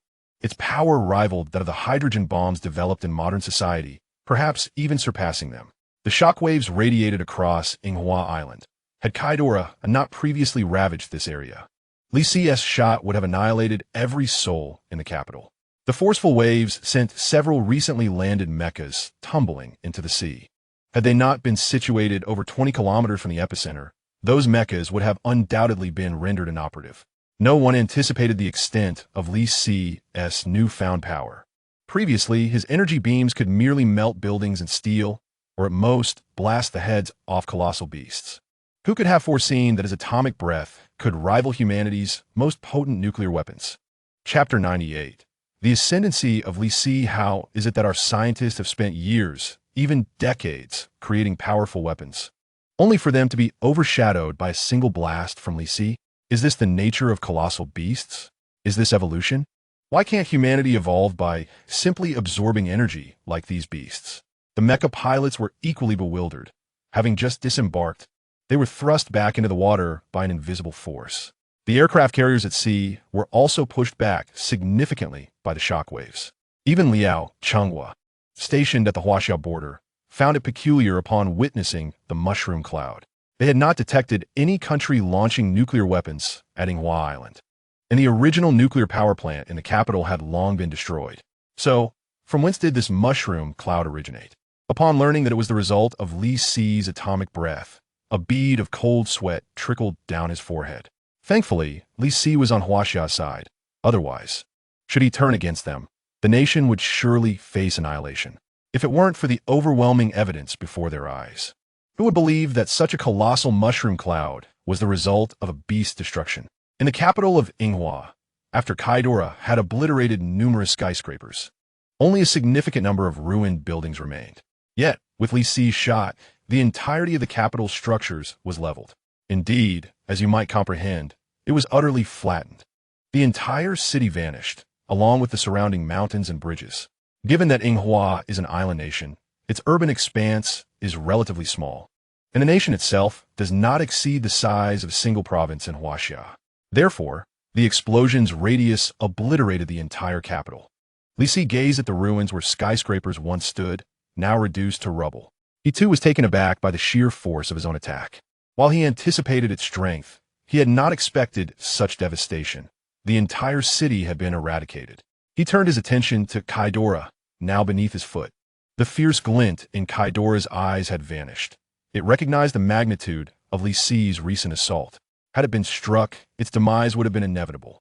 Such immense power was far beyond what a typical alpha-level beast could wield. This adversary had transcended limits. Consequently, Kaidora no longer dared to exhibit aggression. By adopting a submissive posture, perhaps it could escape unscathed. Observing Kaidora's conciliatory demeanor, Li Si offered no kindness in return. This creature, despite its current fear, had once exhibited a different attitude, and its rapid advancements were troubling. Undoubtedly, if it were to reach the Titan level, it would seek revenge, especially considering it was a spacefaring beast. It would be doomed.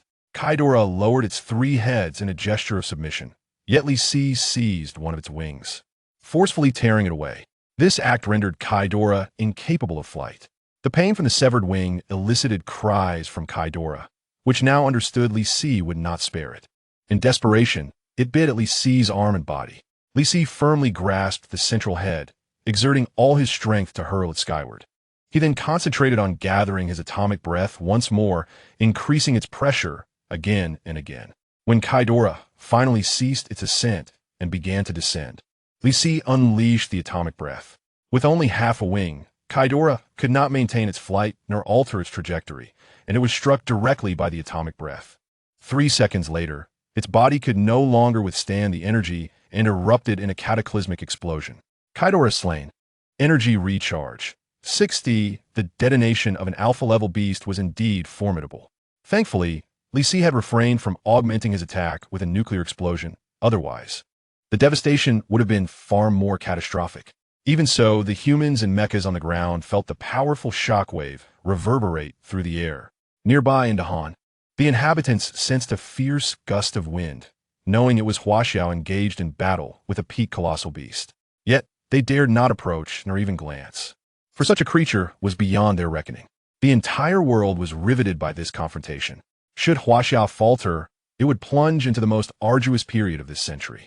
Conversely, if victorious, Huaxiao would ascend to unparalleled prominence. Even the long-standing hegemon, Eagle Sauce, would have to concede its position. The eyes of the world were fixed upon this battle, one that would reshape the global order. Whether Huaxiao could claim the mantle of the most influential nation on Blue Star hinged on the outcome of this clash. As the battle concluded, Li Si raised his head and bellowed into the sky. His roar echoed around him, reaching even the colossal beasts that were making their way to witness Kaidora, the Beast King. Yet upon their arrival, they found no king. Where is the king? We just arrived, and the throne has been vacated? The various beasts gazed at the pink Li Si, his formidable form and vibrant hue leaving them momentarily paralyzed. Li Si understood that these beasts had come in response to Kaidora's summons. He tilted his head towards the sky, releasing a prolonged atomic breath, liberating the energy within his body. As a result, his physique reverted to its original hue. The pink patterns on his body began to fade. Yet his dorsal fin remained pink.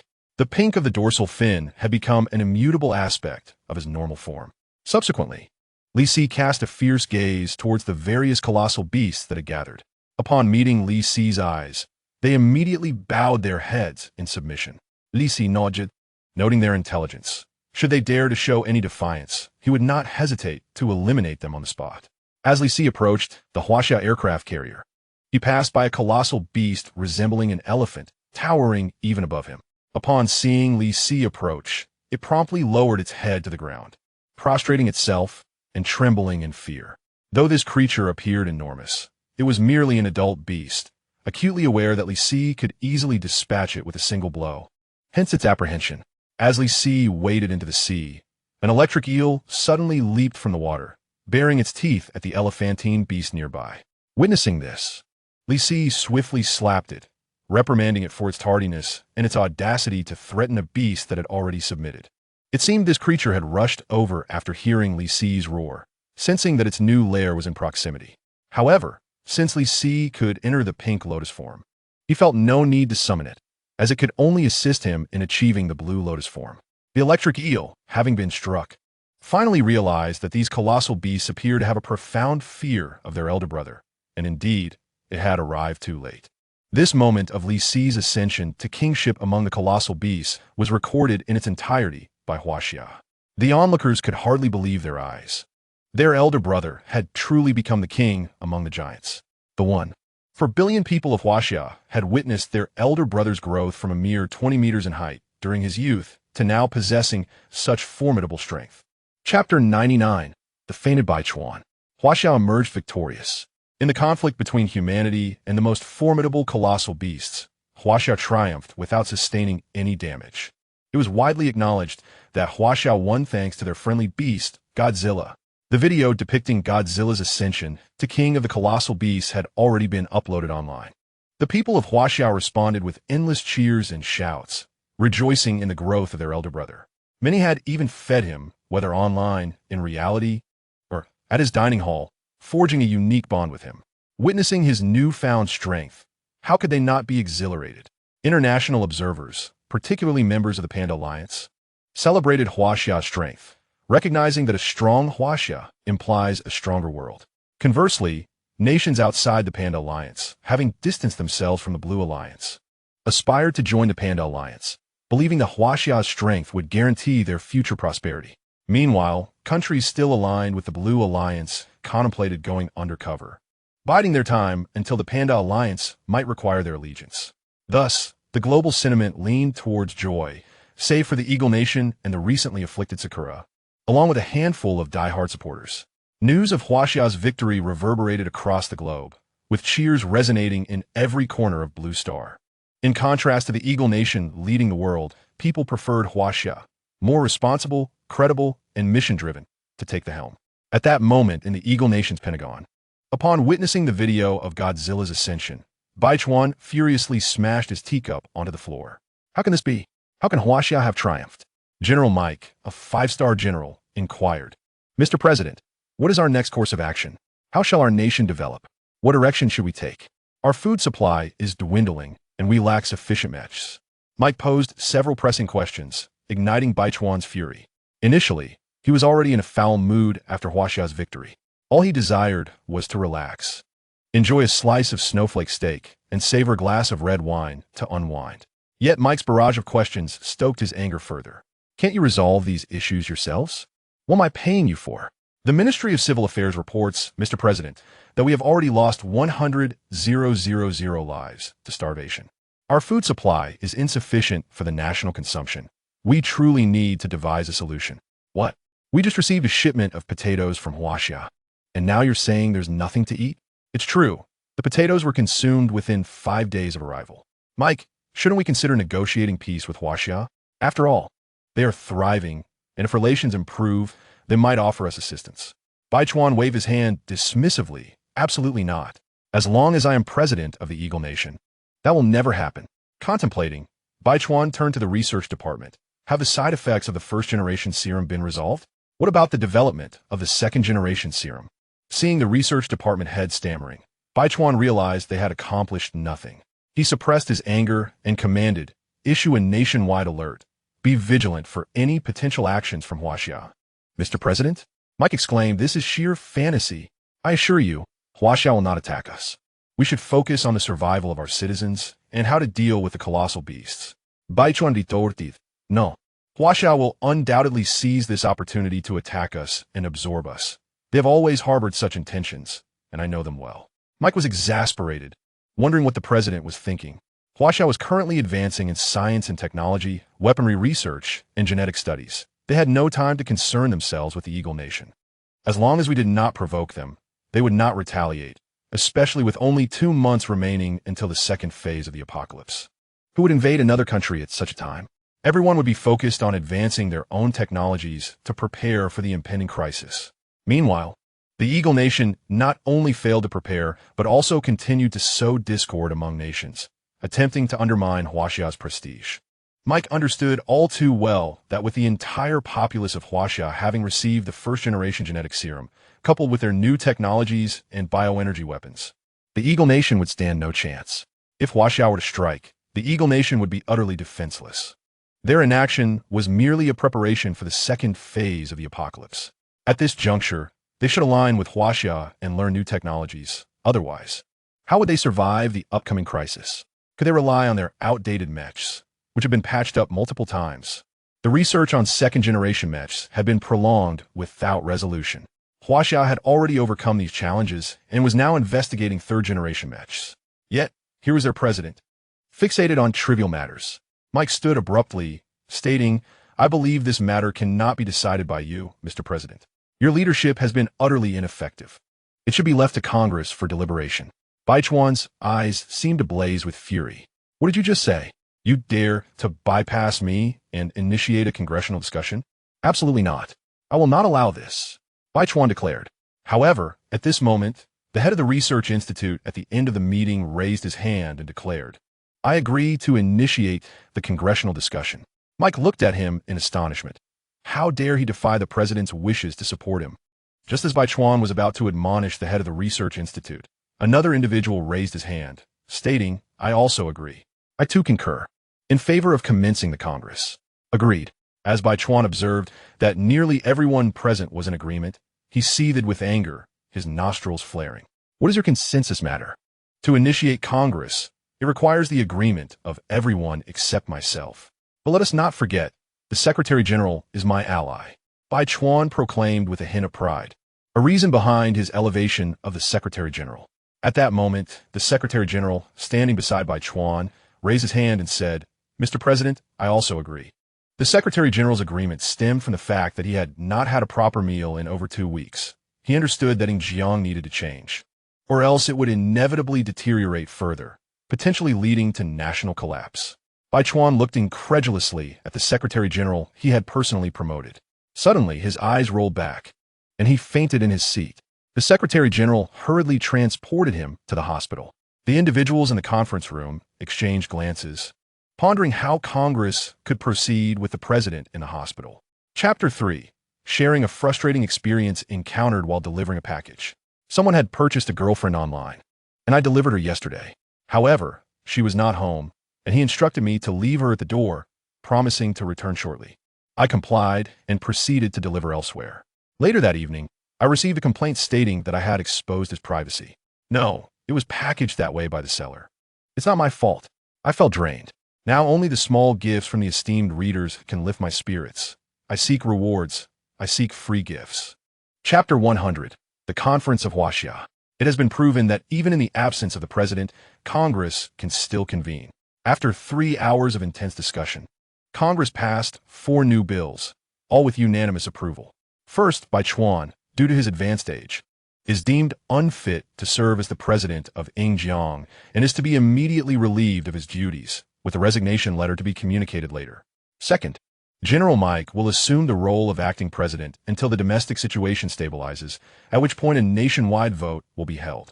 For now, General Mike will serve as acting president. Third, Xinjiang will fully transition into a development mode, learning from Huaxia, and will demonstrate sincerity when necessary, as the populace prepares for the second phase of the Great Beast Apocalypse. Fourth, immediate requests will be made to other nations for grain in exchange, as the domestic famine must be addressed, and agriculture must be vigorously developed, with the military mobilized to plant rapidly maturing crops, such as potatoes and sweet potatoes. All 4 decisions received swift approval and were immediately enacted. In the hospital, Baichuan gradually regained consciousness. He glared at the Secretary General beside him, irate. "What are you still doing here? Leave?" Unexpectedly, the Secretary General presented him with a congressional document. "Former President, This is your transfer order. Please take it. Bai Chuan, bewildered, inquired. Transfer order? Upon opening it, he discovered it was a document relieving him of the presidency. Is it possible that I have only been unconscious for 3 hours, and you have already removed me from office? Upon seeing the document, he rolled his eyes and fainted once more. Secretary General. Doctor. Mr. President. Former Mr. President. He has fainted again. Meanwhile, Yingjiang was filled with anxiety, while Huaxia erupted in celebration. They had triumphed over the strongest beast since the invasion of the great beasts. Guzong returned to the South Mountain District, the place of his upbringing. His dedicated live-streaming studio commenced broadcasting, and the food department became bustling with activity. Lin Zhongwan returned to Guzong's side as a translator, although Lin Zhongwan mentioned that Guzong would only stay at home for a few days. The feeling of returning to work was invigorating for them. They simply wanted to prepare food for Guzong. In the South Mountain District, Guzong, with his pink dorsal fin, sat on the ground gazing at the sea. The golden ape stood quietly behind him like an obedient child. The livestream chat erupted in laughter at the sight. Ha ha ha, look at the golden ape. Just yesterday, it was rampaging throughout the South Mountain District, nearly turning it upside down. Now that Guzong is here, it has become so well-behaved. Is this still the golden ape we know? Hee, the boss has arrived. Even the golden ape is too scared to be mischievous. The golden ape responded, Boss, I'm very well-behaved at home, truly.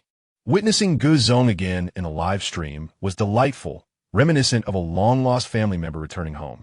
I miss Guzong so much, lamented a viewer, moved to tears. In the sea, the blue electric eel and the pink octopus frolicked together. During Li Si's absence, the octopus had grown to approximately 90 meters. The golden ape had increased to around 150 meters. Although it could only evolve through consumption, the state had provided it with ample beast meat. Eating beast meat naturally accelerated its growth. Li Si estimated that after some time, the golden ape would evolve to alpha level. Shortly thereafter, the food department delivered the carefully cut beast meat. These selections were meticulously chosen to ensure that Guzong would enjoy a sumptuous meal upon his return. At that moment, 3 large boxes, each measuring 50 meters in width, were presented before Guzong. Li Si looked curiously at the caretaker. Lin Qingxue immediately explained. This is the meat from a giant cow beast that previously appeared domestically. The food department has preserved the 3 best cuts of meat in these oversized freezing containers. Just waiting for your arrival. Li Si nodded in approval. Indeed, the food department is always considerate of me. Upon opening the boxes, 3 colossal slices of beef were revealed, with perfect marbling and texture. There exists a type of beef called Wagyu. This is quite similar. However, Li Si preferred his food cooked to a rare degree, simply needing sunlight to be ready to eat. He picked up a slice with his claws and savored the moment. Delicious, nothing compares to home-cooked meals. Previously, he had eaten sea fish, which were quite unsatisfactory. Being a clawed creature, he found it inconvenient to clean and prepare his food, leaving it with a hint of a fishy taste. It paled in comparison to the meals at home. After finishing his meal, Li Si closed his eyes, content. Ah, how restful it is to sleep at home. He planned to stay for a few days before preparing to journey to the South Pole in search of the entrance to the inner world. If it was not found in the North Pole, surely it must exist in the South Pole. Meanwhile, at the highest command center of Huaxia, senior officials deliberated. Yingjiang has voluntarily offered us 10 million tons of rare minerals without expecting anything in return. Is this normal? Liao Chengwu replied. I have heard that their president has changed. Now, it is General Mike serving as acting president, regardless of whether their behavior is normal. These rare minerals are precisely what we need for our development and research. What can they do if they are not normal? Attack us? The officials pondered, indeed. If they are not normal, what can they do? Attack us with those 3 outdated mechs? Please, spare us the jest. Li Huaizhan expressed suspicion. I suspect they are trying to curry favor, seeing our rapid development. I have heard they have yet to overcome the challenges of their first-generation gene serum that causes humans to grow tails. The senior officials concurred. That is likely the case. At this stage, we could capture the entirety of Yingjiang within 2 hours unless they possess some hidden new weapons. However, as the next phase of the great beast apocalypse approaches, we must prioritize our own enhancement. While avoiding war between nations is ideal, we cannot allow ourselves to be bullied. Liao Chengwu agreed. Our weapons research department has developed a multitude of new weaponry, significantly more powerful than traditional firearms. However, The energy requirements are either blue-silver energy blocks or biological energy extracted from beasts, which are in limited supply. In the higher echelons, there exists a notion that should a realm abound with colossal beasts, albeit of feeble strength, it would be ideal for us to extract their biological energy. Indeed, if such a place existed, then Huaxia could infinitely harvest the biological energy from these titanic creatures. However, one must ponder, how could such a place possibly exist? Moving on, there remains a considerable number of survivors in Yinghua, predominantly from the northern and western regions, as those from the central areas largely perished during the attack by Godzilla. The notion from Yingjiang is that they could accept the civilian refugees from Yinghua and graciously offer Yinghua Island to us without requiring any compensation. Li Huaijin expressed his disbelief, questioning when Yingjiang had become so benevolent, especially considering their own populace was on the brink of starvation while they were willing to take in refugees from Yinghua. Liao Changhua elucidated that Yingjiang had been offering vast quantities of food to other nations in exchange for necessities, utilizing advanced technological weaponry and rare minerals to barter for rice. It is believed that many smaller nations would willingly comply. Moreover, with the recent substantial decline in Yingjiang's population due to famine and internal strife, their willingness to accept Yinghua refugees likely stems from a desire to replenish their own numbers. This, however, is of little consequence, as it is clear that the continued presence of those civilians on Yinghua Island is not a sustainable solution. The higher-ups agreed to allow Yingjiang to proceed with the evacuation. As for Yinghua Island, it could be utilized as a forward operating base in the northeastern expanse of Huaxia. The relocation of weapon research to this site would facilitate convenient experimentation with new armaments. The assembly nodded in agreement. This indeed was a sound strategy. Henceforth, Yinghua Island would become a forward outpost for Huaxia, enabling direct interception of any airborne colossal beasts approaching from the east or north, effectively drawing the battlefield away from domestic territory, thus enhancing national safety. Nevertheless, any beasts emerging from subterranean depths or other directions would still necessitate resolution within the homeland. Thus, Yinghua Island became the first nation to vanish following the invasion of colossal beasts. Chapter 101. The Contempt of the Empire days later, on April 30th. With the weather fair and conducive for relocation, the newly inaugurated president of Yingjiang promptly announced the acceptance of refugees from Yinghua. The previous administration's decision not to intervene during the disaster was a personal choice of the former president and not a stance of Yingjiang as a whole. With the resignation of President Baichuan, General Mike now assumed office. Yingjiang resolved to amend its prior losses to various nations, including Gali, Zhanbul, and Yinghua, which had suffered from the beastly onslaught without timely assistance. Given the collapse of Yinghua's official government and the devastation of its territory, Yingjiang opted to accept Yinghua refugees and ensure their proper resettlement. This maneuver garnered Yingjiang renewed favor among numerous smaller nations. Today marked the day Yingjiang would arrive near Huaxia to receive the refugees from Yinghua. Huaxia dispatched aircraft carriers for escort, ostensibly for protection, but in reality, to oversee Yingjiang's actions and prevent any underhanded maneuvers. Yingjiang's vessels consisted of several passenger ships, and despite their civilian nature, Huaxia remained vigilant, deploying 2 warships to guard the route they would traverse.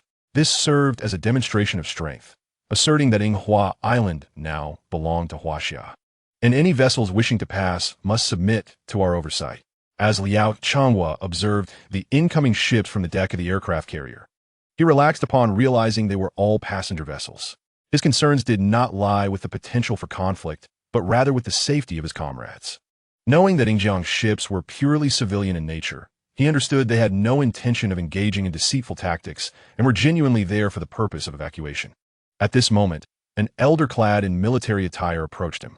His name was Wang Qinglin, a senior official in the national military sector charged with naval operations. Although Liao Changhua held the overall command, Wang was his direct subordinate, overseeing naval affairs, and their camaraderie extended beyond mere hierarchy, having fought side by side in the past. Wang Qinglin inquired about the situation, to which Liao Changhua playfully admonished him to maintain formality during work. Wang, undeterred, jested in return. When the conversation shifted to serious matters, Liao Changhua's demeanor became sober as he gazed at the passenger ships transporting Yinghua refugees, remarking on the astuteness of Yingjiang's new president. Indeed, had it been by Chuan, several warships would have already breached our waters, allowing us justifiable grounds to engage them. Yet now they approached solely with passenger vessels, leaving us without legitimate cause for aggression. Old Wang, Liao, Chengwa suddenly posed, "How many bunkers did you obliterate when we fought against Ingjiang?" Wang Qinglin, perplexed, pondered briefly before recalling, "5, I believe. It's been so long, the details are hazy." Liao Chengwa gestured toward Ingjiang's vessels, questioning if Wang could replicate such feats against 5 of their aircraft carriers should war erupt again. What? Wang Qinglin was taken aback. Is war even a possibility between our nations? Given our current strength, would Ingjiang dare to provoke us? Or are you suggesting we take the offensive?